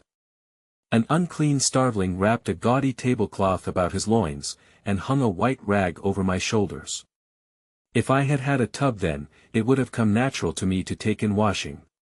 I was then conducted downstairs into the wet, slippery court, and the first things that attracted my attention were my heels. My fall excited no comment. They expected it, no doubt. It belonged in the list of softening, sensuous influences peculiar to this home of Eastern luxury. It was softening enough, certainly, but its application was not happy. They now gave me a pair of wooden clogs, benches in miniature, with leather straps over them to confine my feet, which they would have done, only I do not wear number 13s. These things dangled uncomfortably by the straps when I lifted up my feet, and came down in awkward and unexpected places when I put them on the floor again, and sometimes turned sideways and wrenched my ankles out of joint. However, it was all Oriental luxury, and I did what I could to enjoy it. They put me in another part of the barn and laid me on a stuffy sort of pallet, which was not made of cloth of gold, or Persian shawls, but was merely the unpretending sort of thing I have seen in the Negro quarters of Arkansas. There was nothing whatever in this dim marble prison but 5 more of these biers. It was a very solemn place. I expected that the spiced odors of Araby were going to steal over my senses now, but they did not. A copper-colored skeleton, with a rag around him, brought me a glass decanter of water, with a lighted tobacco pipe in the top of it, and a pliant stem a yard long, with a brass mouthpiece to it. It was the famous narghile of the East, the thing the Grand Turk smokes in the pictures. This began to look like luxury. I took one blast at it, and it was sufficient. The smoke went in a great volume down into my stomach, my lungs, even into the uttermost parts of my frame. I exploded one mighty cough, and it was as if Vesuvius had let go. For the next 5 minutes I smoked at every pore, like a frame house that is on fire on the inside. Not any more narghile for me. The smoke had a vile taste, and the taste of 1,000 infidel tongues that remained on that brass mouthpiece was viler still. I was getting discouraged. Whenever, hereafter, I see the cross-legged Grand Turk smoking his narghile, in pretended bliss, on the outside of a paper of Connecticut tobacco, I shall know him for the shameless humbug he is. This prison was filled with hot air. When I had got warmed up sufficiently to prepare me for a still warmer temperature, they took me where it was, into a marble room, wet, slippery and steamy, and laid me out on a raised platform in the center. It was very warm. Presently my man sat me down by a tank of hot water, drenched me well, gloved his hand with a coarse mitten, and began to polish me all over with it. I began to smell disagreeably. The more he polished the worse I smelt. It was alarming. I said to him, "I perceive that I am pretty far gone. It is plain that I ought to be buried without any unnecessary delay. Perhaps you had better go after my friends at once, because the weather is warm, and I cannot keep long." He went on scrubbing, and paid no attention. I soon saw that he was reducing my size. He bore hard on his mitten, and from under it rolled little cylinders, like macaroni. It could not be dirt, for it was too white. He pared me down in this way for a long time. Finally I said, "It is a tedious process. It will take hours to trim me to the size you want me. I will wait, go and borrow a jackplane." He paid no attention at all. After a while he brought a basin, some soap and something that seemed to be the tail of a horse. He made up a prodigious quantity of soap suds, deluged me with them from head to foot, without warning me to shut my eyes, and then swabbed me viciously with the horsetail. Then he left me there, a snowy statue of lather, and went away. When I got tired of waiting I went and hunted him up. He was propped against the wall, in another room, asleep. I woke him. He was not disconcerted. He took me back and flooded me with hot water, then turbaned my head, swathed me with dry tablecloths, and conducted me to a latticed chicken coop in one of the galleries, and pointed to one of those Arkansas beds. I mounted it, and vaguely expected the odors of Araby again. They did not come. The blank, unornamented coop had nothing about it of that oriental voluptuousness one reads of so much. It was more suggestive of the county hospital than anything else. The skinny servitor brought a narghili, and I got him to take it out again without wasting any time about it. Then he brought the world-renowned Turkish coffee that poets have sung so rapturously for many generations, and I seized upon it as the last hope that was left of my old dreams of Eastern luxury. It was another fraud.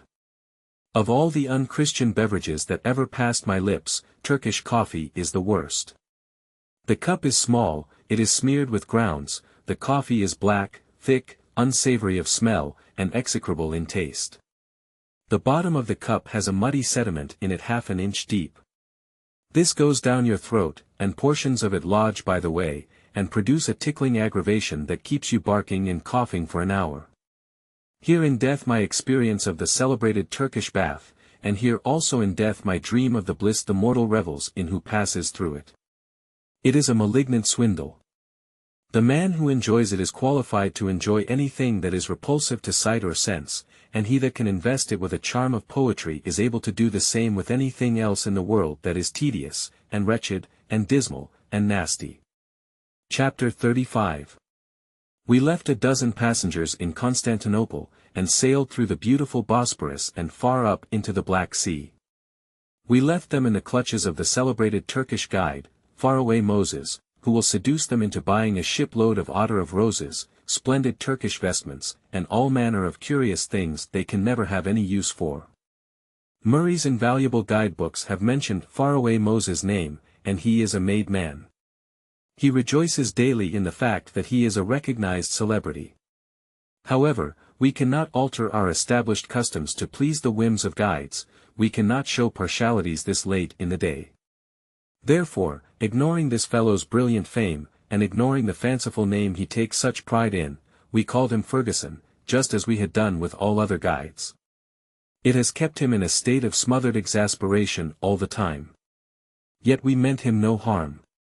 After he has gotten himself up regardless of expense, in showy, baggy trousers, yellow, pointed slippers, fiery fez, silken jacket of blue, voluminous waist sash of fancy Persian stuff filled with a battery of silver-mounted horse pistols, and has strapped on his terrible scimitar, he considers it an unspeakable humiliation to be called Ferguson. It cannot be helped. All guides are Fergusons to us. We cannot master their dreadful foreign names. Sebastopol is probably the worst battered town in Russia or anywhere else.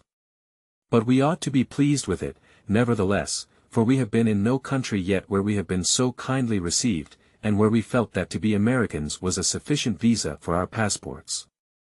The moment the anchor was down, the governor of the town immediately dispatched an officer on board to inquire if he could be of any assistance to us, and to invite us to make ourselves at home in Sebastopol. If you know Russia, you know that this was a wild stretch of hospitality. They are usually so suspicious of strangers that they worry them excessively with the delays and aggravations incident to a complicated passport system.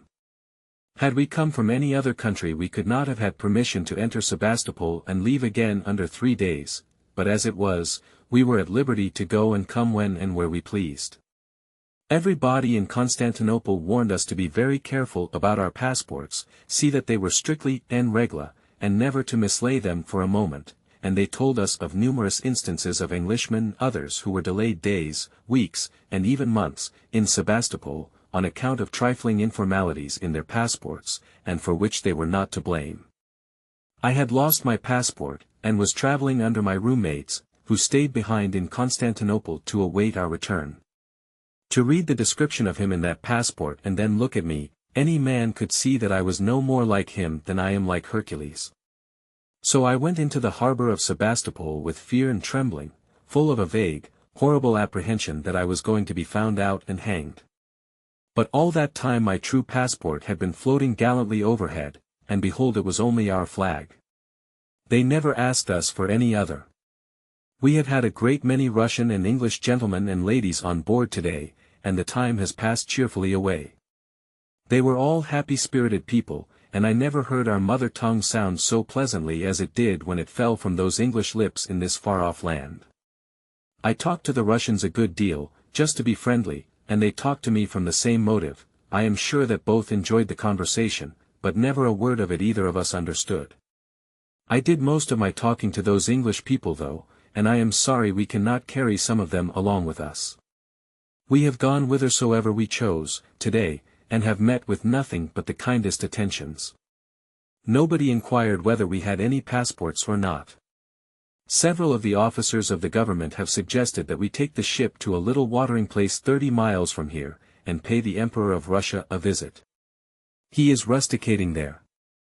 These officers said they would take it upon themselves to ensure us a cordial reception. They said if we would go, they would not only telegraph the Emperor, but send a special courier overland to announce our coming. Our time is so short, though, and more especially our coal is so nearly out, that we judged it best to forego the rare pleasure of holding social intercourse with an emperor. Ruined Pompeii is in good condition compared to Sebastopol. Here, you may look in whatsoever direction you please, and your eye encounters scarcely anything but ruin, ruin, ruin, fragments of houses, crumbled walls, torn and ragged hills, devastation everywhere. It is as if a mighty earthquake had spent all its terrible forces upon this one little spot. For 18 long months the storms of war beat upon the helpless town, and left it at last the saddest wreck that ever the sun has looked upon. Not one solitary house escaped unscathed, not one remained habitable, even. Such utter and complete ruin one could hardly conceive of.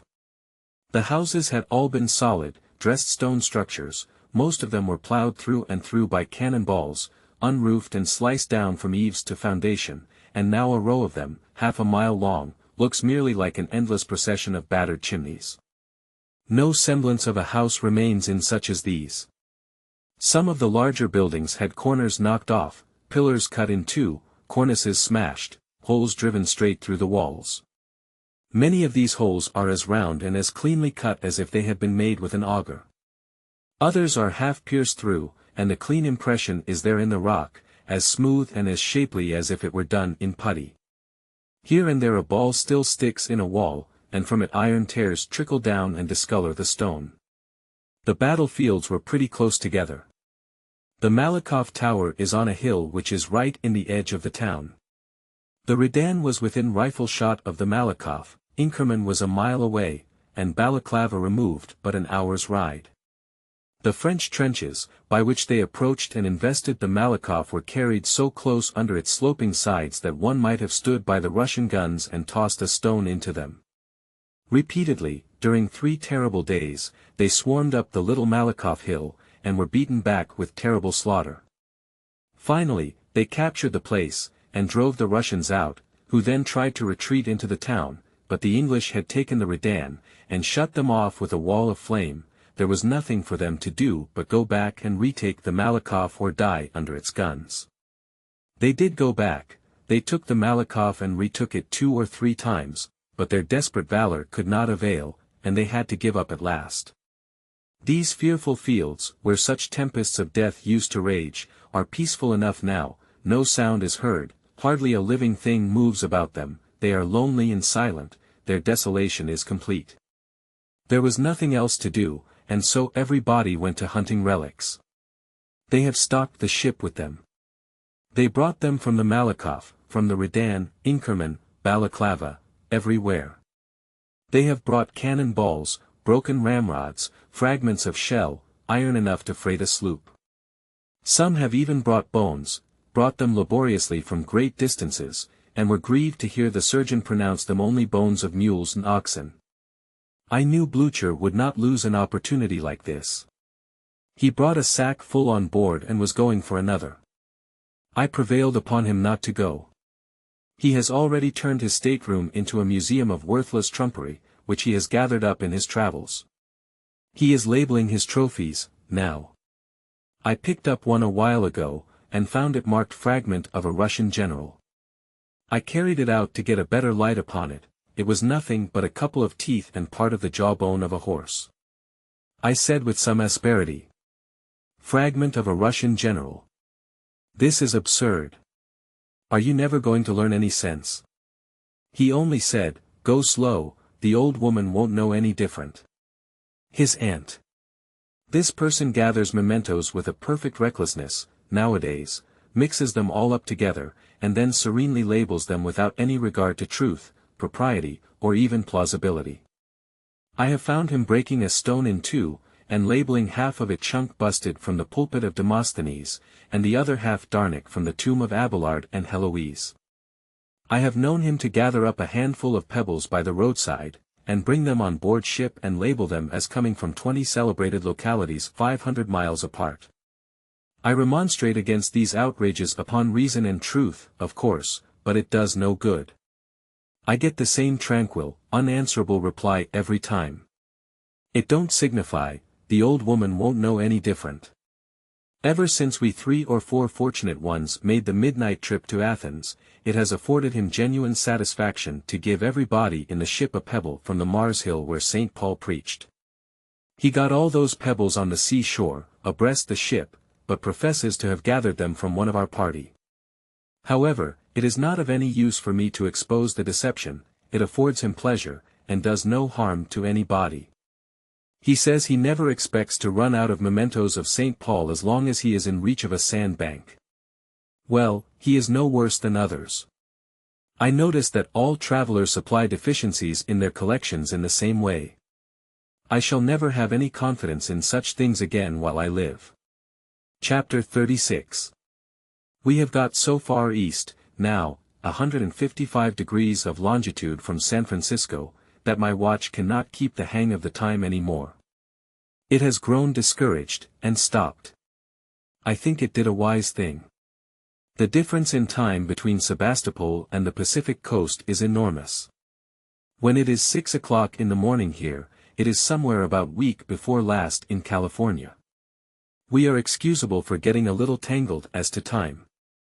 These distractions and distresses about the time have worried me so much that I was afraid my mind was so much affected that I never would have any appreciation of time again, but when I noticed how handy I was yet about comprehending when it was dinner time, a blessed tranquility settled down upon me, and I am tortured with doubts and fears no more.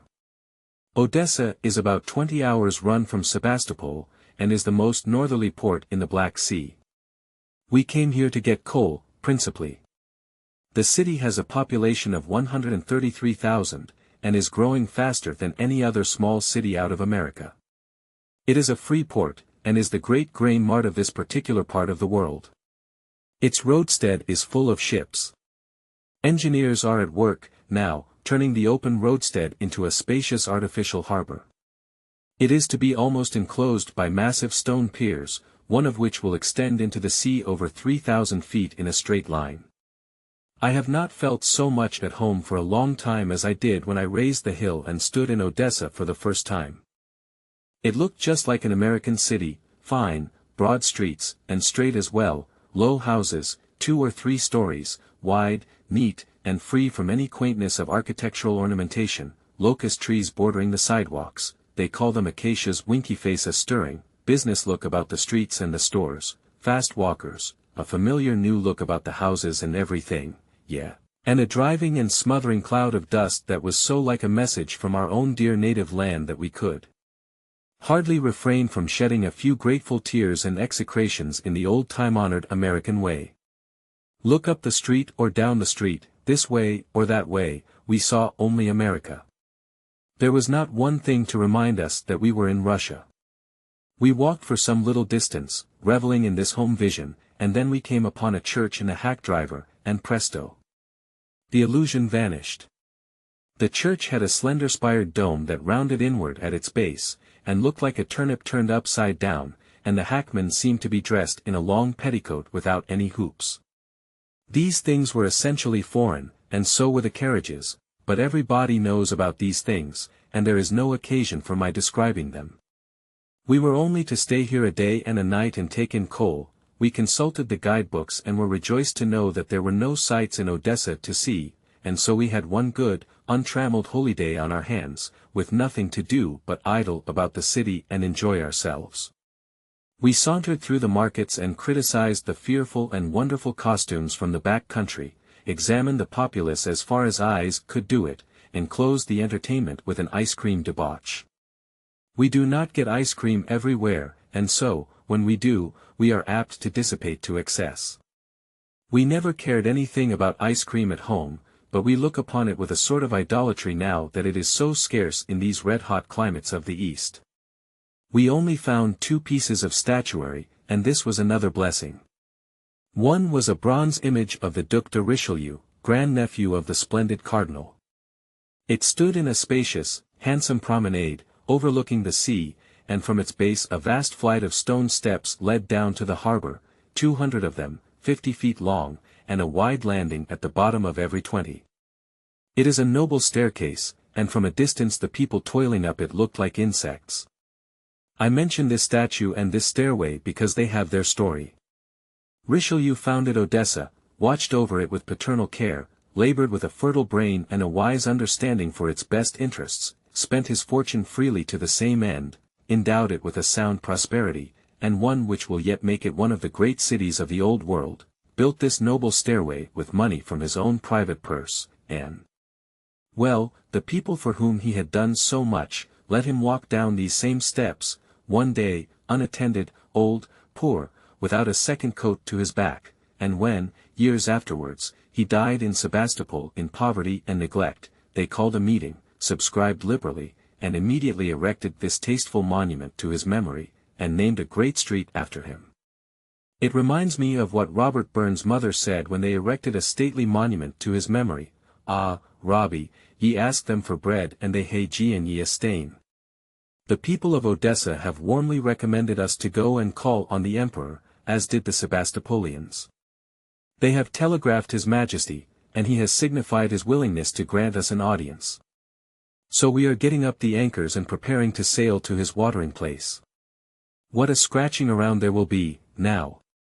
What a holding of important meetings and appointing of solemn committees, and what a furbishing up of clawhammer coats and white silk neckties! As this fearful ordeal we are about to pass through pictures itself to my fancy in all its dread sublimity, I begin to feel my fierce desire to converse with a genuine emperor cooling down and passing away. What am I to do with my hands? What am I to do with my feet? What in the world am I to do with myself? Chapter 37. We anchored here at Yalta, Russia, 2 or 3 days ago. To me the place was a vision of the Sierras. The tall, grey mountains that back it, their sides bristling with pines, cloven with ravines, here and there a hoary rock towering into view, long, straight streaks sweeping down from the summit to the sea, marking the passage of some avalanche of former times, all these were as like what one sees in the Sierras as if the one were a portrait of the other. The little village of Yalta nestles at the foot of an amphitheatre which slopes backward and upward to the wall of hills, and looks as if it might have sunk quietly down to its present position from a higher elevation. This depression is covered with the great parks and gardens of noblemen, and through the mass of green foliage the bright colors of their palaces bud out here and there like flowers. It is a beautiful spot. We had the United States consul on board, the Odessa consul. We assembled in the cabin and commanded him to tell us what we must do to be saved, and tell us quickly. He made a speech. The first thing he said fell like a blight on every hopeful spirit. He had never seen a court reception. 3 groans for the consul. But he said he had seen receptions at the Governor-General's in Odessa, and had often listened to people's experiences of receptions at the Russian and other courts, and believed he knew very well what sort of ordeal we were about to essay. Hope budded again. He said we were many, the summer palace was small, a mere mansion, doubtless we should be received in summer fashion, in the garden, we would stand in a row, all the gentlemen in swallowtail coats, white kids, and white neckties, and the ladies in light-colored silks or something of that kind. At the proper moment, 12 meridian, the emperor, attended by his suite arrayed in splendid uniforms, would appear and walk slowly along the line, bowing to some, and saying 2 or 3 words to others. At the moment His Majesty appeared, a universal, delighted, enthusiastic smile ought to break out like a rash among the passengers, a smile of love, of gratification, of admiration, and with one accord, the party must begin to bow, not obsequiously, but respectfully, and with dignity.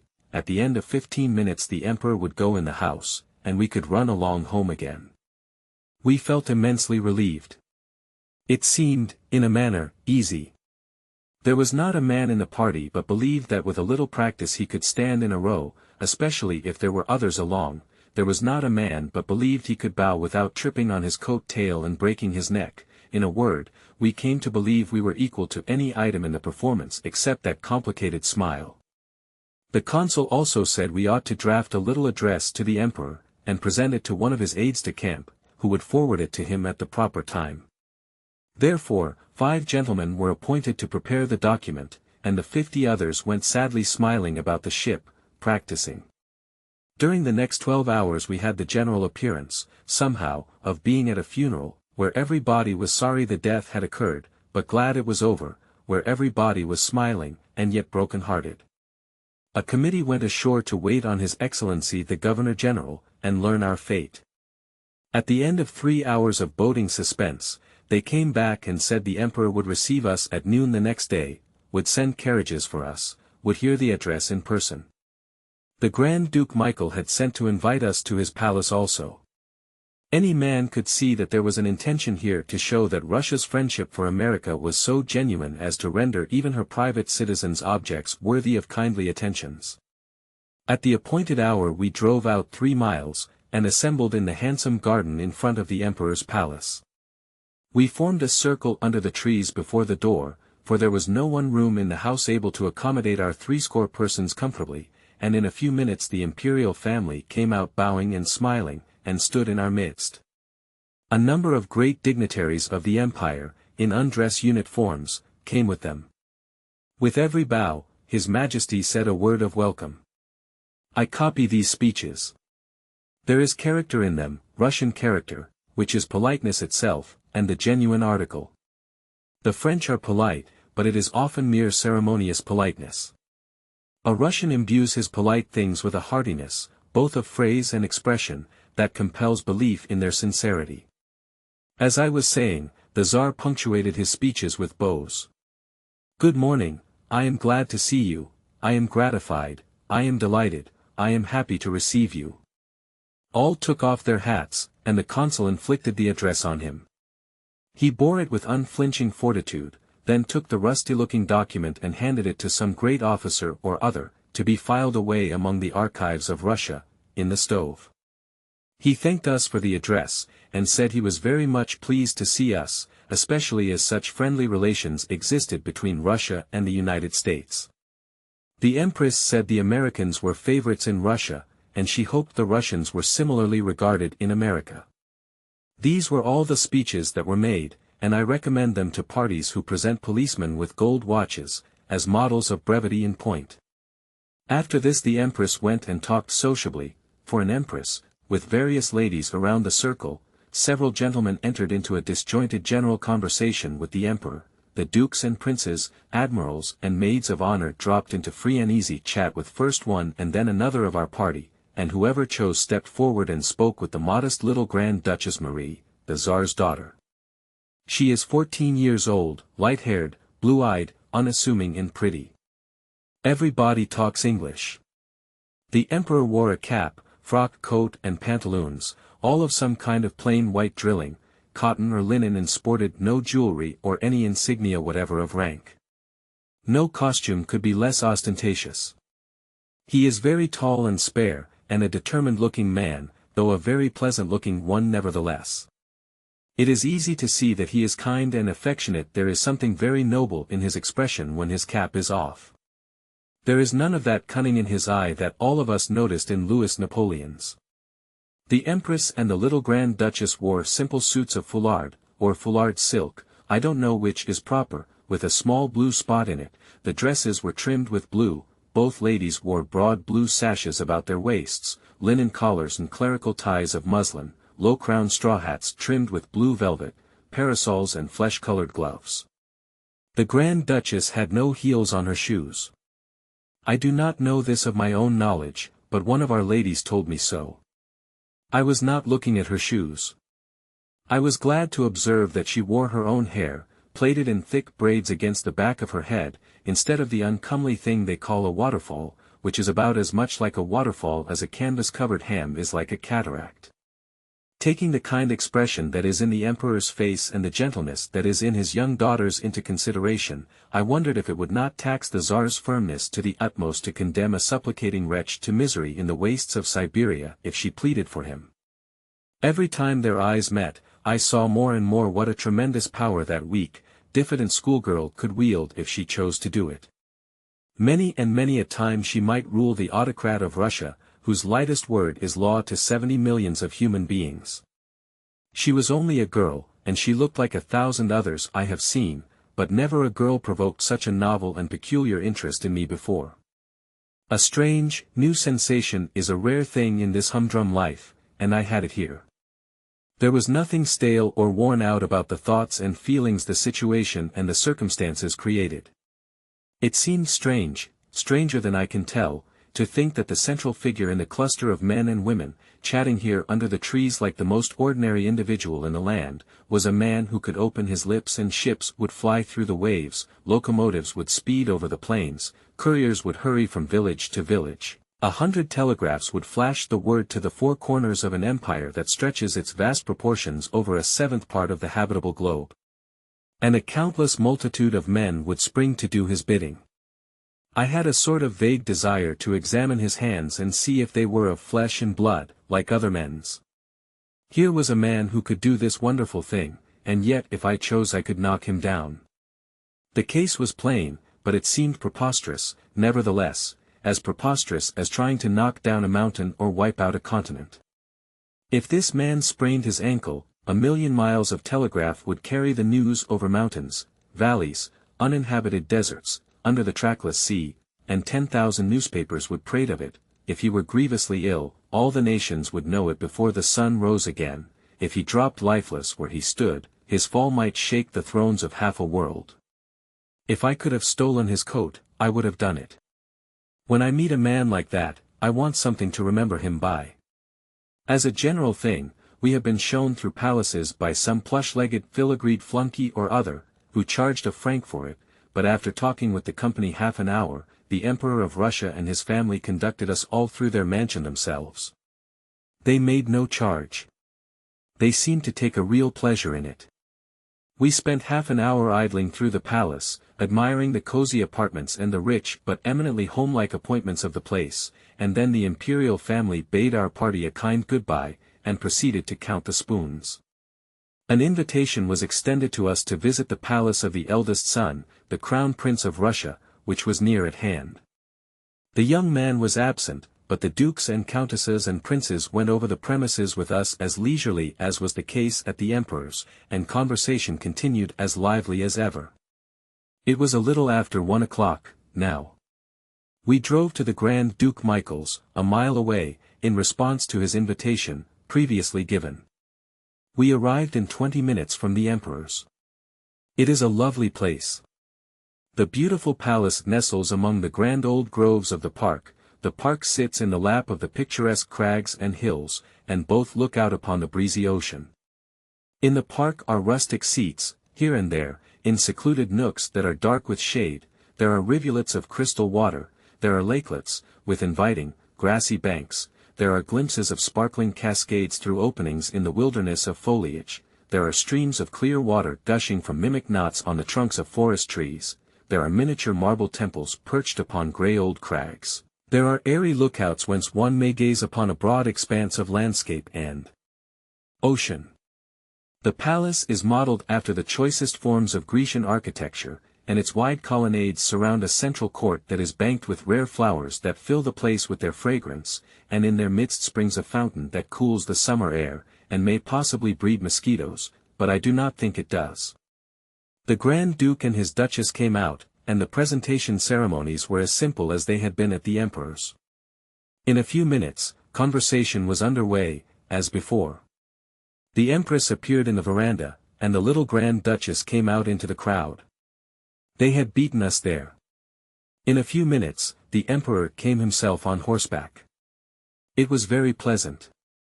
You can appreciate it if you have ever visited royalty and felt occasionally that possibly you might be wearing out your welcome, though as a general thing, I believe, royalty is not scrupulous about discharging you when it is done with you. The Grand Duke is the third brother of the Emperor, is about 37 years old, perhaps, and is the princeliest figure in Russia. He is even taller than the Tsar, as straight as an Indian, and bears himself like one of those gorgeous knights we read about in romances of the Crusades. He looks like a great-hearted fellow who would pitch an enemy into the river in a moment, and then jump in and risk his life fishing him out again. The stories they tell of him show him to be of a brave and generous nature. He must have been desirous of proving that Americans were welcome guests in the imperial palaces of Russia, because he rode all the way to Yalta and escorted our procession to the Emperor's himself, and kept his aides scurrying about, clearing the road and offering assistance wherever it could be needed. We were rather familiar with him then, because we did not know who he was. We recognized him now, and appreciated the friendly spirit that prompted him to do us a favor that any other Grand Duke in the world would have doubtless declined to do. He had plenty of servitors whom he could have sent, but he chose to attend to the matter himself. The Grand Duke was dressed in the handsome and showy uniform of a Cossack officer. The Grand Duchess had on a white alpaca robe, with the seams and gores trimmed with black barb lace, and a little grey hat with a feather of the same color. She is young, rather pretty, modest and unpretending, and full of winning politeness.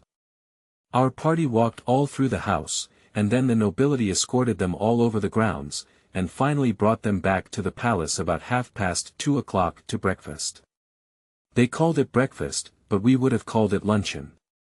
It consisted of 2 kinds of wine, tea, bread, cheese, and cold meats, and was served on the center tables in the reception room and the verandas, anywhere that was convenient.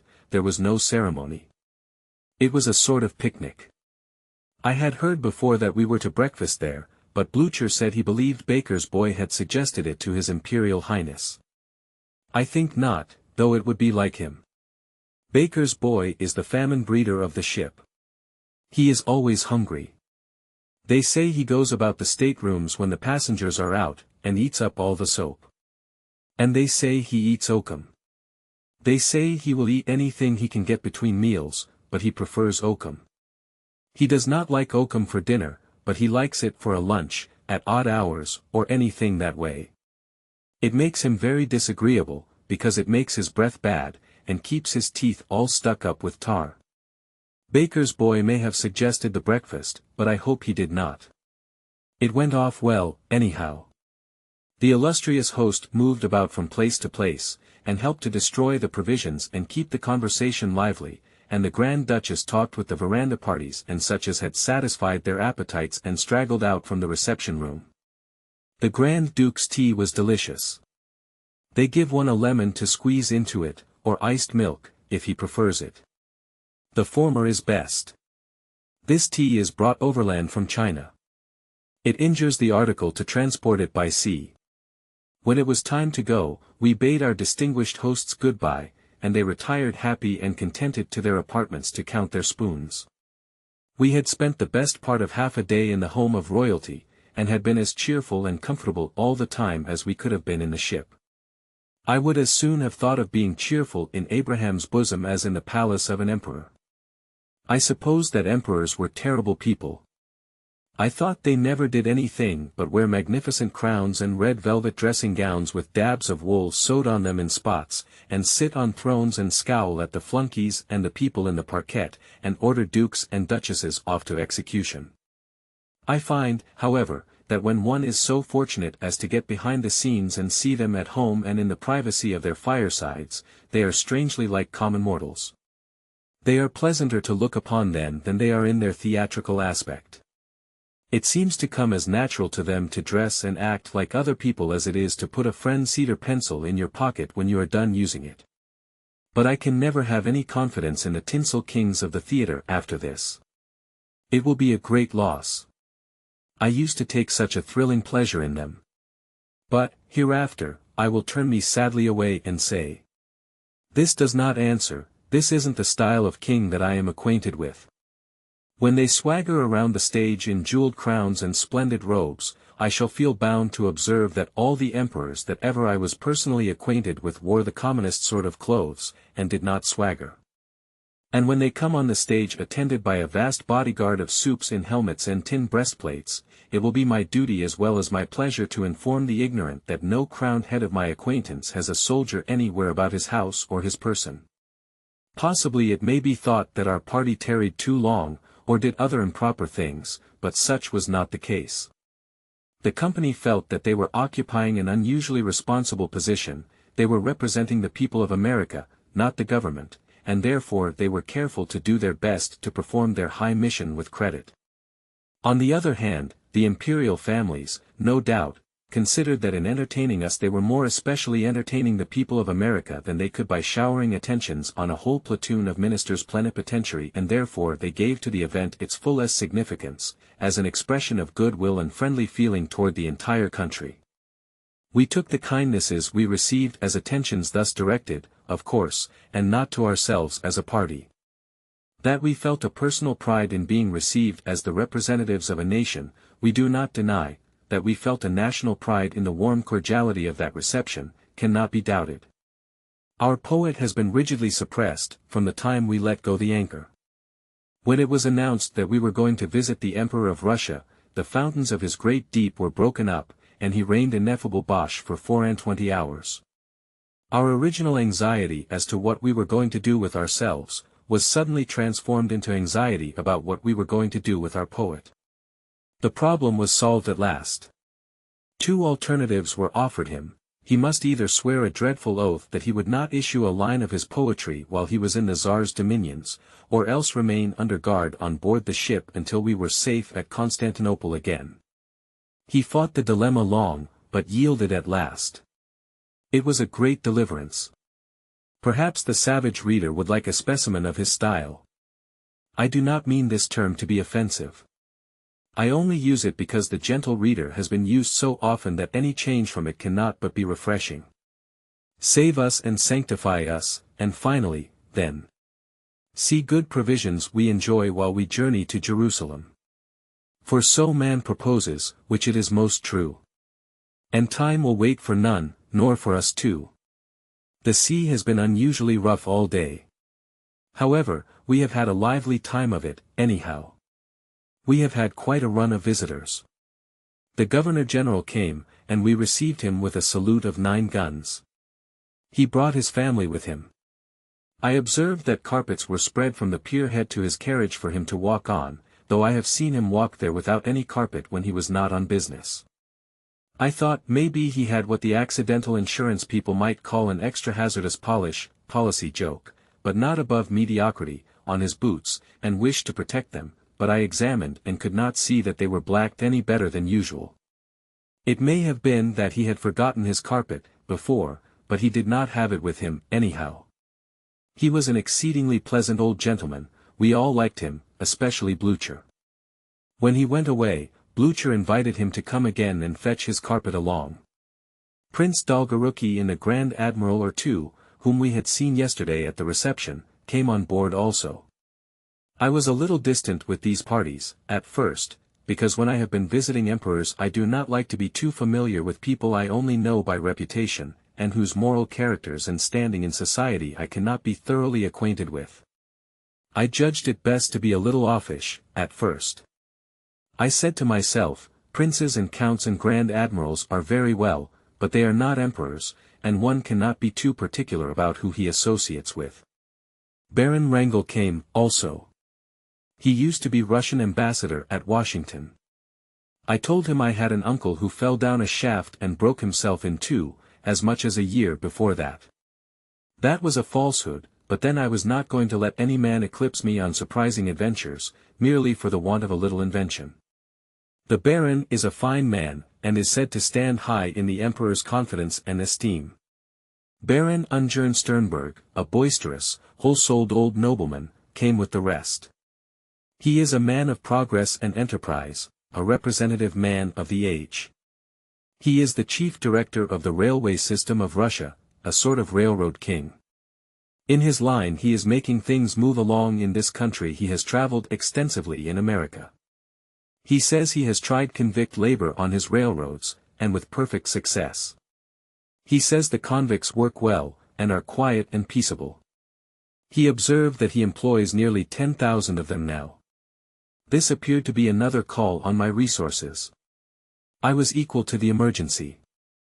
I said we had 80,000 convicts employed on the railways in America, all of them under sentence of death for murder in the first degree. That closed him out. We had General Todleben, the famous defender of Sebastopol, during the siege, and many inferior army and also navy officers, and a number of unofficial Russian ladies and gentlemen. Naturally, a champagne luncheon was in order, and was accomplished without loss of life. Toasts and jokes were discharged freely, but no speeches were made save one thanking the Emperor and the Grand Duke, through the Governor-General, for our hospitable reception, and one by the Governor-General in reply, in which he returned the Emperor's thanks for the speech, etc., etc. Chapter 38. We returned to Constantinople, and after a day or two spent in exhausting marches about the city and voyages up the Golden Horn in caiques, we steamed away again. We passed through the Sea of Marmora and the Dardanelles, and steered for a new land, a new one to us, at least, Asia. We had as yet only acquired a bowing acquaintance with it, through pleasure excursions to Scutari and the regions round about. We passed between Lemnos and Mytilene, and saw them as we had seen Elba and the Balearic Isles, mere bulky shapes, with the softening mists of distance upon them, whales in a fog, as it were. Then we held our course southward, and began to read up celebrated Smyrna. At all hours of the day and night the sailors in the forecastle amused themselves and aggravated us by burlesquing our visit to royalty. The opening paragraph of our address to the Emperor was framed as follows. We are a handful of private citizens of America, traveling simply for recreation, and unostentatiously, as becomes our unofficial state, and, therefore, we have no excuse to tender for presenting ourselves before your Majesty, save the desire of offering our grateful acknowledgments to the Lord of a realm, which, through good and through evil report, has been the steadfast friend of the land we love so well. The third cook, crowned with a resplendent tin basin and wrapped royally in a tablecloth mottled with grease spots and coffee stains, and bearing a scepter that looked strangely like a belaying pin, walked upon a dilapidated carpet and perched himself on the capstan, careless of the flying spray. His tarred and weather-beaten chamberlains, dukes and lord high admirals surrounded him, arrayed in all the pomp that spare tarpaulins and remnants of old sails could furnish. Then the visiting watch below, transformed into graceless ladies and uncouth pilgrims, by rude travesties upon waterfalls, hoopskirts, white kid gloves and swallowtail coats, moved solemnly up the companion-way, and bowing low, began a system of complicated and extraordinary smiling which few monarchs could look upon and live. Then the mock consul, a slush-plastered deck sweep, drew out a soiled fragment of paper and proceeded to read, laboriously. To His Imperial Majesty, Alexander II, Emperor of Russia. We are a handful of private citizens of America, traveling simply for recreation, and unostentatiously, as becomes our unofficial state, and therefore, we have no excuse to tender for presenting ourselves before your Majesty. The Emperor, then what the devil did you come for? Save the desire of offering our grateful acknowledgments to the Lord of a realm which. The Emperor, O.D., and the address, read it to the police. Chamberlain, take these people over to my brother, the Grand Dukes, and give them a square meal. Adieu. I am happy, I am gratified, I am delighted, I am bored. Adieu, adieu, vamos the ranch. The first groom of the palace will proceed to count the portable articles of value belonging to the premises. The farce then closed, to be repeated again with every change of the watches, and embellished with new and still more extravagant inventions of pomp and conversation. At all times of the day and night the phraseology of that tiresome address fell upon our ears. Grimy sailors came down out of the foretop placidly announcing themselves as a handful of private citizens of America, traveling simply for recreation and unostentatiously, etc. The coal passers moved to their duties in the profound depths of the ship, explaining the blackness of their faces and their uncouthness of dress, with the reminder that they were a handful of private citizens, traveling simply for recreation, etc., and when the cry rang through the vessel at midnight, 8 bells. Larboard watch, turn out. The larboard watch came gaping and stretching out of their den, with the everlasting formula, "Aye, sir. We are a handful of private citizens of America, traveling simply for recreation, and unostentatiously, as becomes our unofficial state." As I was a member of the committee, and helped to frame the address, these sarcasms came home to me. I never heard a sailor proclaiming himself as a handful of American citizens traveling for recreation, but I wished he might trip and fall overboard, and so reduce his handful by one individual, at least. I never was so tired of any one phrase as the sailors made me of the opening sentence of the address to the Emperor of Russia. This seaport of Smyrna, our first notable acquaintance in Asia, is a closely packed city of 130,000 inhabitants, and, like Constantinople, it has no outskirts.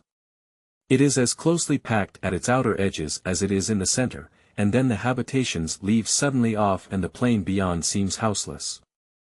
It is just like any other Oriental city.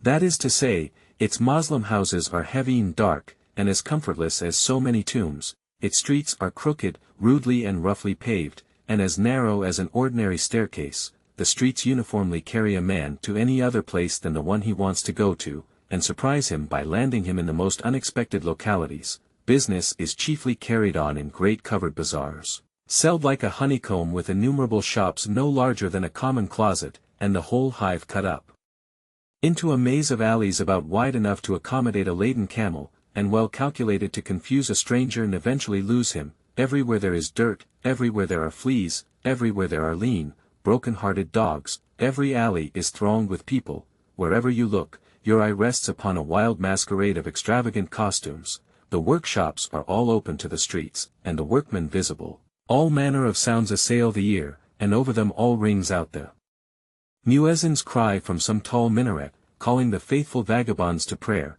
and superior to the call to prayer, the noises in the streets, the interest of the costumes, superior to everything, and claiming the bulk of attention first, last, and all the time, is a combination of Mohammedan stenches, to which the smell of even a Chinese quarter would be as pleasant as the roasting odors of the fatted calf to the nostrils of the returning prodigal. Such is Oriental luxury, such is Oriental splendor. We read about it all our days, but we comprehend it not until we see it. Smyrna is a very old city. Its name occurs several times in the Bible. 1 or 2 of the disciples of Christ visited it, and here was located one of the original 7 apocalyptic churches spoken of in Revelations. These churches were symbolized in the scriptures as candlesticks, and on certain conditions there was a sort of implied promise that Smyrna should be endowed with a crown of life. She was to be faithful unto death, those were the terms. She has not kept up her faith straight along, but the pilgrims that wander hither consider that she has come near enough to it to save her, and so they point to the fact that Smyrna today wears her crown of life, and is a great city, with a great commerce and full of energy, while the cities wherein were located the other 6 churches, and to which no crown of life was promised, have vanished from the earth. So Smyrna really still possesses her crown of life, in a business point of view. Her career, for 18 centuries, has been a checkered one, and she has been under the rule of princes of many creeds, yet there has been no season during all that time, as far as we know, and during such seasons as she was inhabited at all, that she has been without her little community of Christians faithful unto death. Hers was the only church against which no threats were implied in the Revelations, and the only one which survived.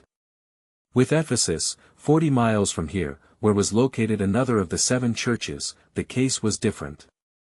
The candlestick has been removed from Ephesus. Her light has been put out.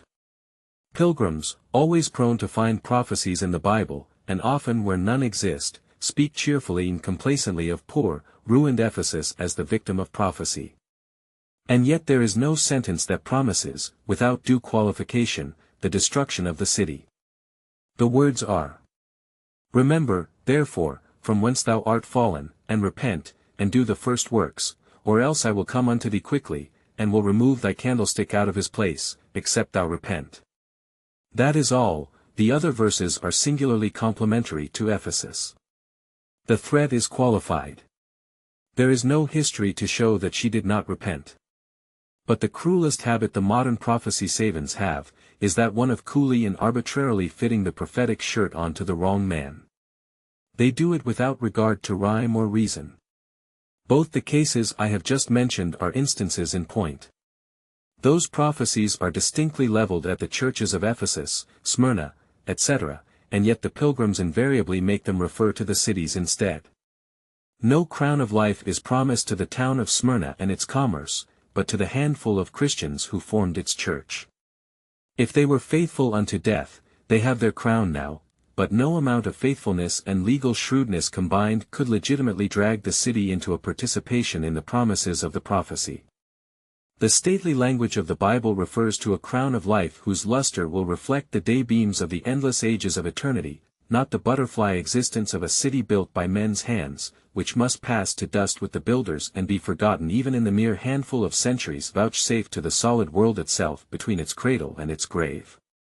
The fashion of delving out fulfillments of prophecy where that prophecy consists of mere ifs, trenches upon the absurd. Suppose, 1,000 years from now, a malarious swamp builds itself up in the shallow harbor of Smyrna, or something else kills the town, and suppose, also, that within that time the swamp that has filled the renowned harbor of Ephesus and rendered her ancient site deadly and uninhabitable today, becomes hard and healthy ground, suppose the natural consequence ensues, to wit, that Smyrna becomes a melancholy ruin, and Ephesus is rebuilt. What would the prophecy savants say? They would coolly skip over our age of the world, and say, Smyrna was not faithful unto death, and so her crown of life was denied her. Ephesus repented, and lo! Her candlestick was not removed. Behold these evidences. How wonderful is prophecy! Smyrna has been utterly destroyed 6 times. If her crown of life had been an insurance policy, she would have had an opportunity to collect on it the first time she fell. But she holds it on sufferance and by a complimentary construction of language which does not refer to her.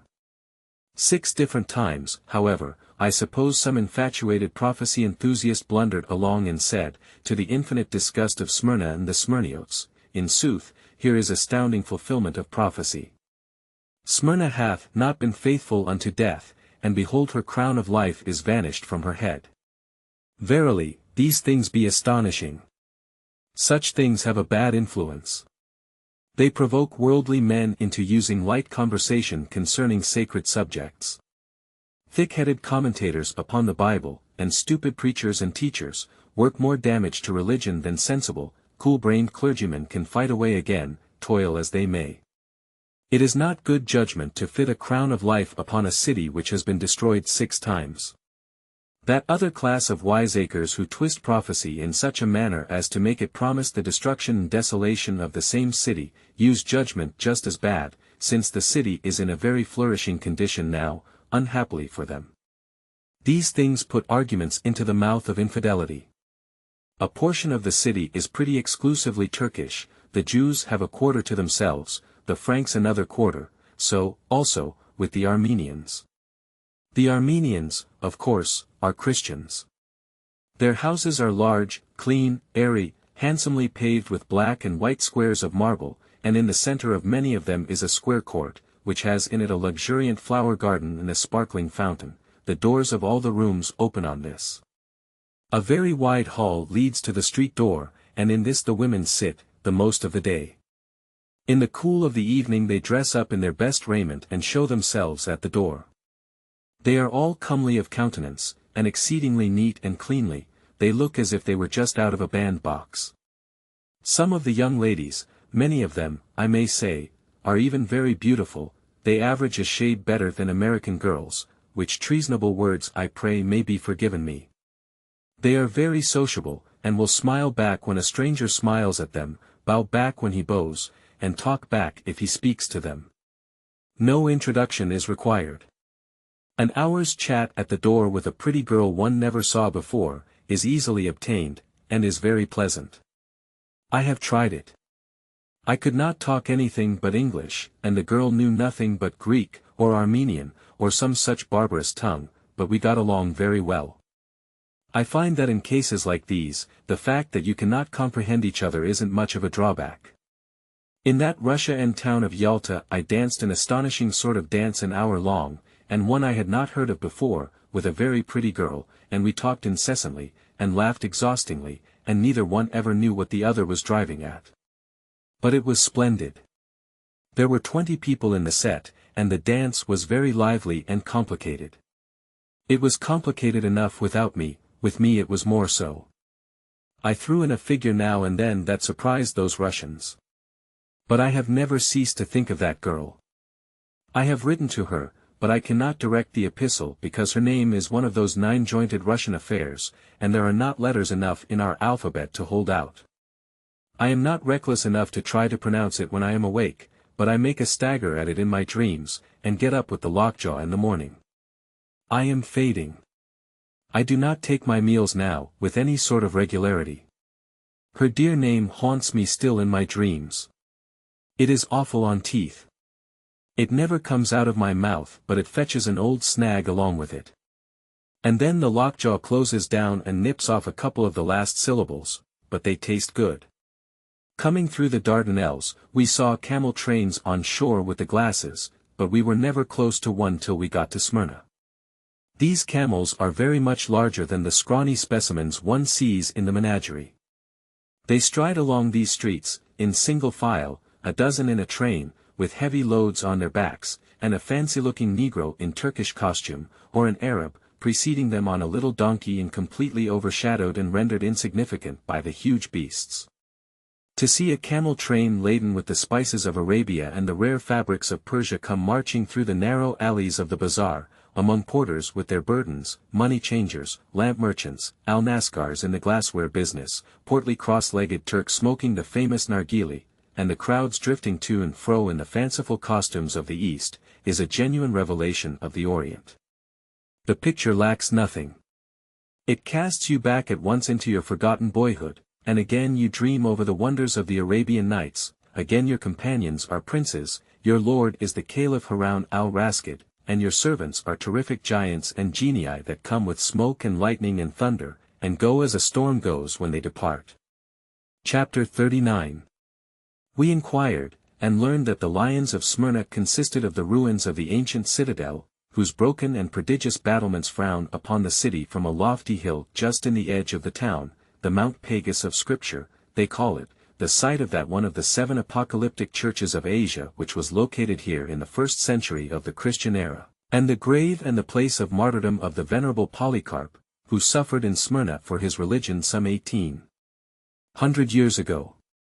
We took little donkeys and started. We saw Polycarp's tomb, and then hurried on. The 7 churches, thus they abbreviated, came next on the list. We rode there, about 1.5 miles in the sweltering sun, and visited a little Greek church which they said was built upon the ancient site, and we paid a small fee, and the holy attendant gave each of us a little wax candle as a remembrancer of the place, and I put mine in my hat and the sun melted it and the grease all ran down the back of my neck, and so now I have not anything left but the wick, and it is a sorry and a wilted-looking wick at that. Several of us argued as well as we could that the church mentioned in the Bible meant a party of Christians, and not a building, that the Bible spoke of them as being very poor, so poor, I thought, and so subject to persecution, as per Polycarp's martyrdom, that in the first place they probably could not have afforded a church edifice, and in the second would not have dared to build it in the open light of day if they could, and finally, that if they had had the privilege of building it, common Judgment would have suggested that they build it somewhere near the town. But the elders of the ship's family ruled us down and scouted our evidences. However, retribution came to them afterward. They found that they had been led astray and had gone to the wrong place. They discovered that the accepted site is in the city. Riding through the town, we could see marks of the 6 Smyrnas that have existed here and been burned up by fire or knocked down by earthquakes. The hills and the rocks are rent asunder in places, excavations expose great blocks of building stone that have lain buried for ages, and all the mean houses and walls of modern Smyrna along the way are spotted white with broken pillars, capitals and fragments of sculptured marble that once adorned the lordly palaces that were the glory of the city in the olden time. The ascent of the hill of the citadel is very steep, and we proceeded rather slowly. But there were matters of interest about us. In one place, 500 feet above the sea, the perpendicular bank on the upper side of the road was 10 or 15 feet high, and the cut exposed 3 veins of oyster shells, just as we have seen quartz veins exposed in the cutting of a road in Nevada or Montana. The veins were about 18 inches thick and 2 or 3 feet apart, and they slanted along downward for a distance of 30 feet or more, and then disappeared where the cut joined the road. Heaven only knows how far a man might trace them by stripping. They were clean, nice oyster shells, large, and just like any other oyster shells. They were thickly massed together, and none were scattered above or below the veins. Each one was a well-defined lead by itself, and without a spur. My first instinct was to set up the usual notice. We, the undersigned, claim 5 claims of 200 feet each, and 1 for discovery, on this ledge or load of oyster shells, with all its dips, spurs, angles, variations and sinuosities, and 50 feet on each side of the same, to work it, etc., according to the mining laws of Smyrna. They were such perfectly natural-looking leads that I could hardly keep from taking them up. Among the oyster shells were mixed many fragments of ancient, broken crockery ware. Now how did those masses of oyster shells get there? I cannot determine. Broken crockery and oyster shells are suggestive of restaurants, but then they could have had no such places away up there on that mountain side in our time, because nobody has lived up there. A restaurant would not pay in such a stony, forbidding, desolate place. And besides, there were no champagne corks among the shells. If there ever was a restaurant there, it must have been in Smyrna's palmy days, when the hills were covered with palaces. I could believe in one restaurant, on those terms, but then how about the 3? Did they have restaurants there at 3 different periods of the world, because there are 2 or 3 feet of solid earth between the oyster leads? Evidently, the restaurant solution will not answer. The hill might have been the bottom of the sea, once, and been lifted up, with its oyster beds, by an earthquake, but, then, how about the crockery?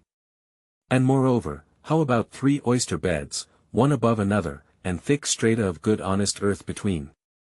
That theory will not do. It is just possible that this hill is Mount Ararat, and that Noah's Ark rested here, and he ate oysters and threw the shells overboard. But that will not do, either. There are the 3 layers again and the solid earth between, and, besides, there were only 8 in Noah's family, and they could not have eaten all these oysters in the 2 or 3 months they stayed on top of that mountain. The beasts, however, it is simply absurd to suppose he did not know any more than to feed the beasts on oyster suppers. It is painful, it is even humiliating, but I am reduced at last to one slender theory, that the oysters climbed up there of their own accord. But what object could they have had in view? What did they want up there? What could any oyster want to climb a hill for? To climb a hill must necessarily be fatiguing and annoying exercise for an oyster. The most natural conclusion would be that the oysters climbed up there to look at the scenery. Yet when one comes to reflect upon the nature of an oyster, it seems plain that he does not care for scenery. An oyster has no taste for such things, he cares nothing for the beautiful. An oyster is of a retiring disposition, and not lively, not even cheerful above the average, and never enterprising. But above all, an oyster does not take any interest in scenery, he scorns it. What have I arrived at now?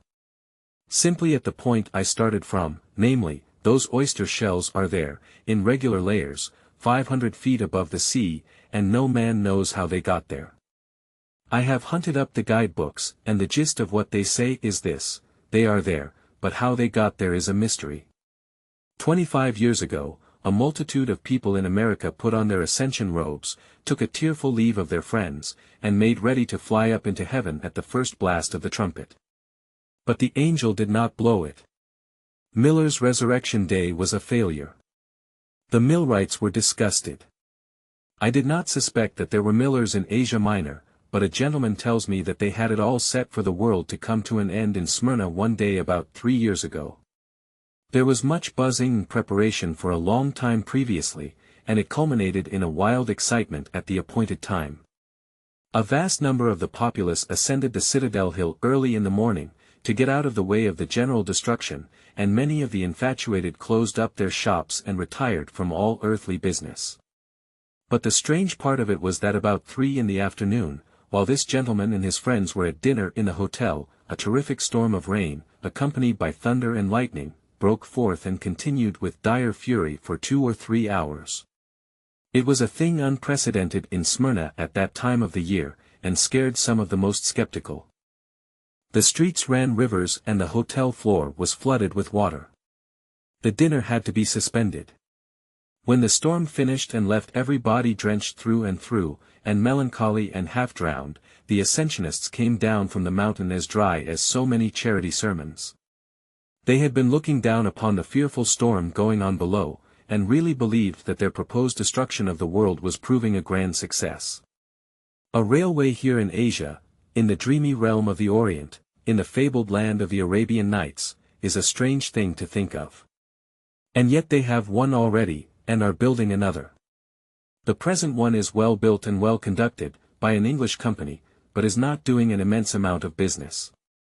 The first year it carried a good many passengers, but its freight list only comprised 800 pounds of figs.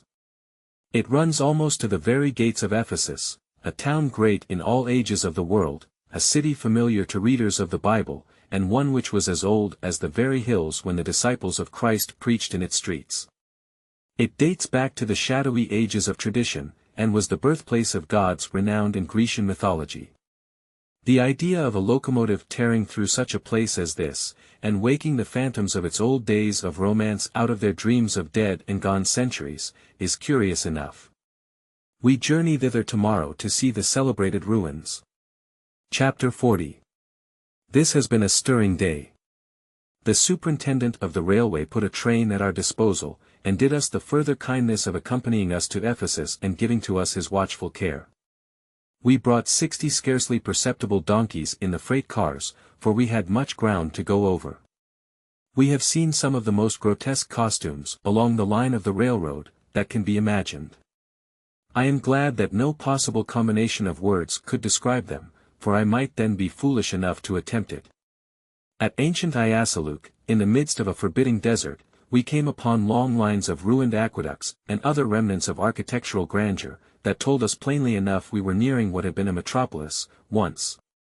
We left the train and mounted the donkeys, along with our invited guests, pleasant young gentlemen from the officers' list of an American man-of-war. The little donkeys had saddles upon them which were made very high in order that the riders' feet might not drag the ground. The preventative did not work well in the cases of our tallest pilgrims, however. There were no bridles, nothing but a single rope, tied to the bit.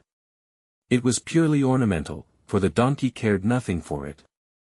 If he were drifting to starboard, you might put your helm down hard the other way, if it were any satisfaction to you to do it, but he would continue to drift to starboard all the same. There was only one process which could be depended on, and it was to get down and lift his rear around until his head pointed in the right direction, or take him under your arm and carry him to a part of the road which he could not get out of without climbing. The sun flamed down as hot as a furnace, and neck scarfs, veils and umbrellas seemed hardly any protection. They served only to make the long procession look more than ever fantastic, for be it known the ladies were all riding astride because they could not stay on the shapeless saddle sidewise, the men were perspiring and out of temper, their feet were banging against the rocks, the donkeys were capering in every direction but the right one and being belabored with clubs for it, and every now And then a broad umbrella would suddenly go down out of the cavalcade, announcing to all that one more pilgrim had bitten the dust. It was a wilder picture than those solitudes had seen for many a day. No donkeys ever existed that were as hard to navigate as these, I think, or that had so many vile, exasperating instincts. Occasionally we grew so tired and breathless with fighting them that we had to desist, and immediately the donkey would come down to a deliberate walk. This, with the fatigue, and the sun, would put a man asleep, and soon as the man was asleep, the donkey would lie down.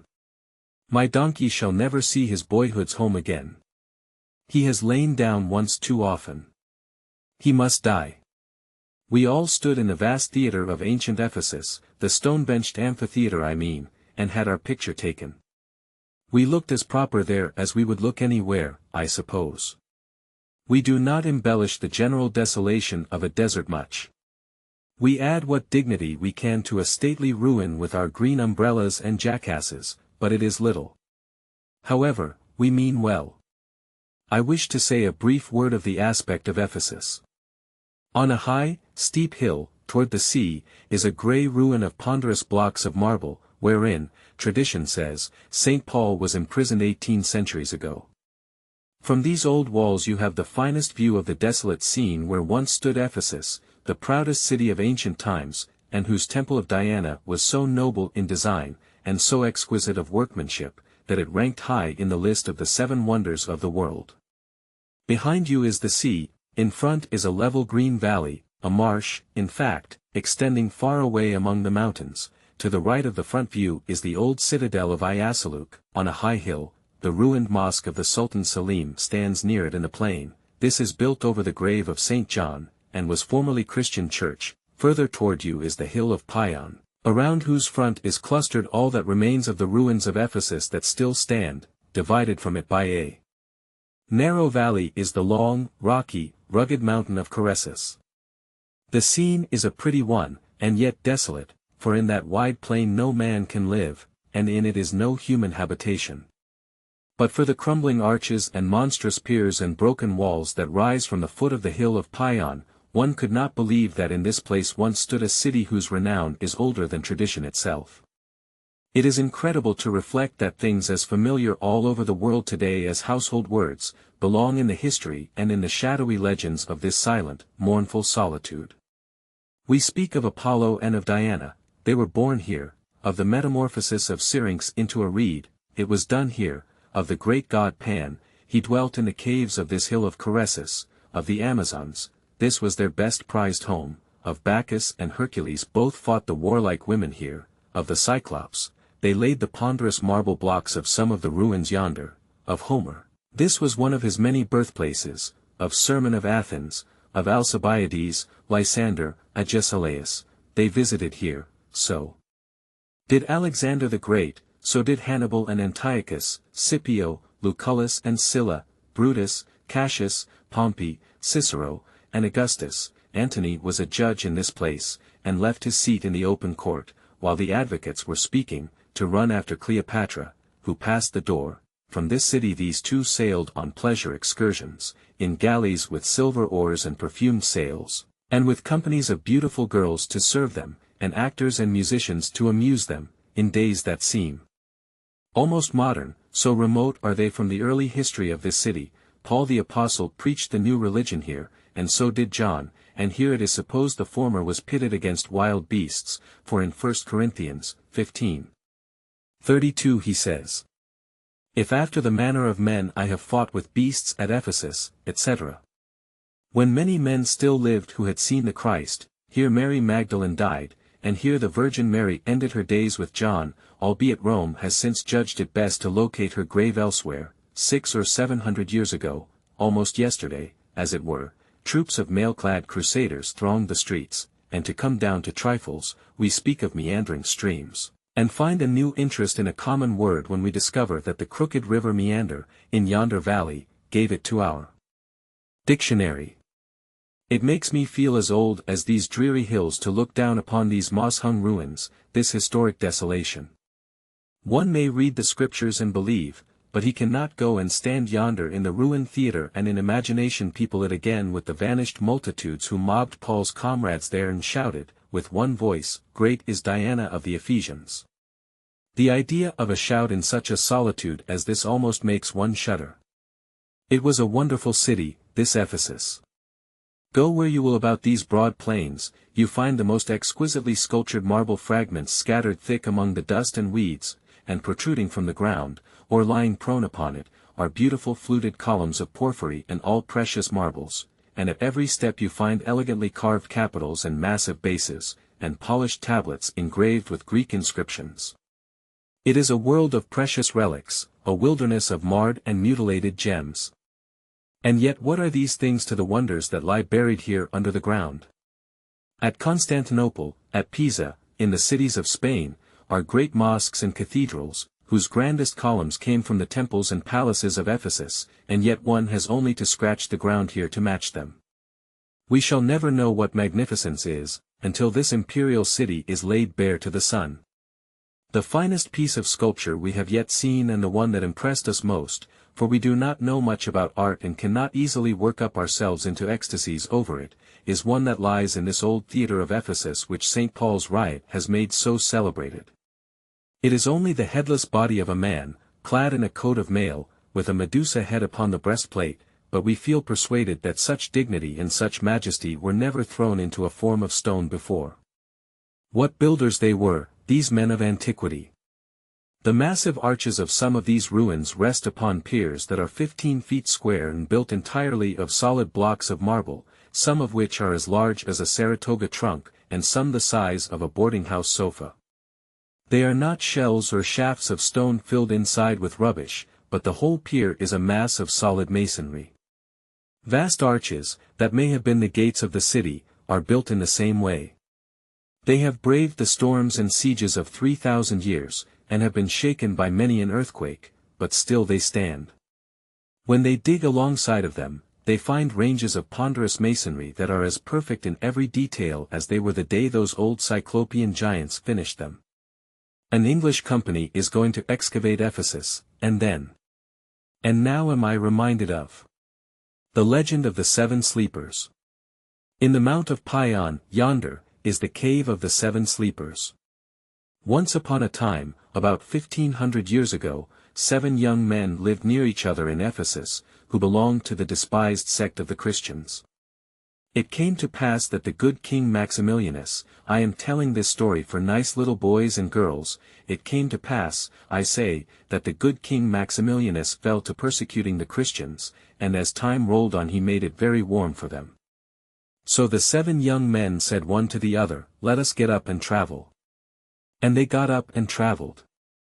They tarried not to bid their fathers and mothers goodbye, or any friend they knew. They only took certain moneys which their parents had, and garments that belonged unto their friends, whereby they might remember them when far away, and they took also the dog Ketmer, which was the property of their neighbor Malchus, because the beast did run his head into a noose which one of the young men was carrying carelessly, and they had not time to release him, and they took also certain chickens that seemed lonely in the neighboring coops, and likewise some bottles of curious liquors that stood near the grocer's window, and then they departed from the city. By and by they came to a marvelous cave in the hill of Pion and entered into it and feasted, and presently they hurried on again. But they forgot the bottles of curious liquors, and left them behind. They travelled in many lands, and had many strange adventures. They were virtuous young men, and lost no opportunity that fell in their way to make their livelihood. Their motto was in these words, namely, procrastination is the thief of time.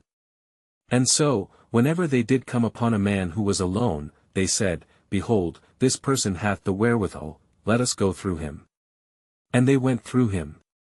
At the end of 5 years they had waxed tired of travel and adventure, and longed to revisit their old home again and hear the voices and see the faces that were dear unto their youth. Therefore they went through such parties as fell in their way where they sojourned at that time, and journeyed back toward Ephesus again.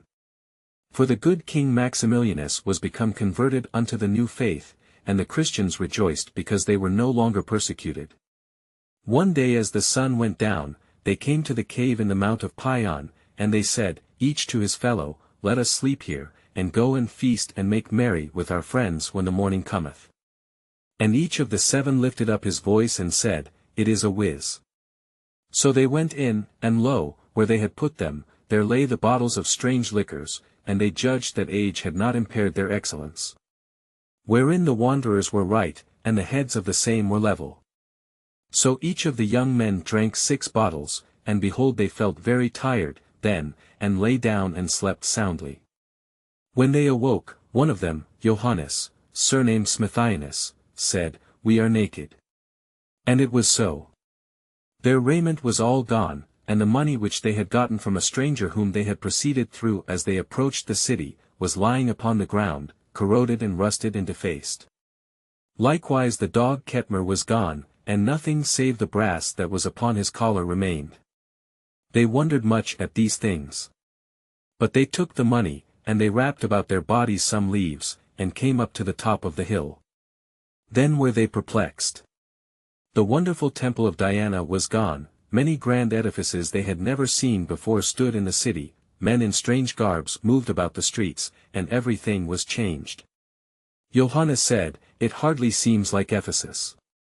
Yet here is the great gymnasium, here is the mighty theatre, wherein I have seen 70,000 men assembled, here is the agora, there is the font where the sainted John the Baptist immersed the converts, yonder is the prison of the good St. Paul, where we all did use to go to touch the ancient chains that bound him and be cured of our distempers, I see the tomb of the disciple Luke, and afar off is the church wherein repose the ashes of the holy John, where the Christians of Ephesus go twice a year to gather the dust from the tomb, which is able to make bodies whole again that are corrupted by disease, and cleanse the soul from sin. But see how the wharves encroach upon the sea, and what multitudes of ships are anchored in the bay. See, also, how the city hath stretched abroad, far over the valley behind Pion, and even unto the walls of Iasaluk, and lo, all the hills are white with palaces and ribbed with colonnades of marble. How mighty is Ephesus become! And wondering at what their eyes had seen, they went down into the city and purchased garments and clothed themselves. And when they would have passed on, the merchant bit the coins which they had given him, with his teeth, and turned them about and looked curiously upon them, and cast them upon his counter, and listened if they rang, and then he said, These be bogus. And they said, Depart thou to Hades, and went their way. When they were come to their houses, they recognized them, albeit they seemed old and mean, and they rejoiced, and were glad. They ran to the doors, and knocked, and strangers opened, and looked inquiringly upon them. And they said, with great excitement, while their hearts beat high, and the color in their faces came and went, Where is my father? Where is my mother? Where are Dionysius and Serapion, and Pericles, and Decius? And the strangers that opened said, We know not these. The 7 said, How, you know them not? How long have ye dwelt here, and whither are they gone that dwelt here before ye?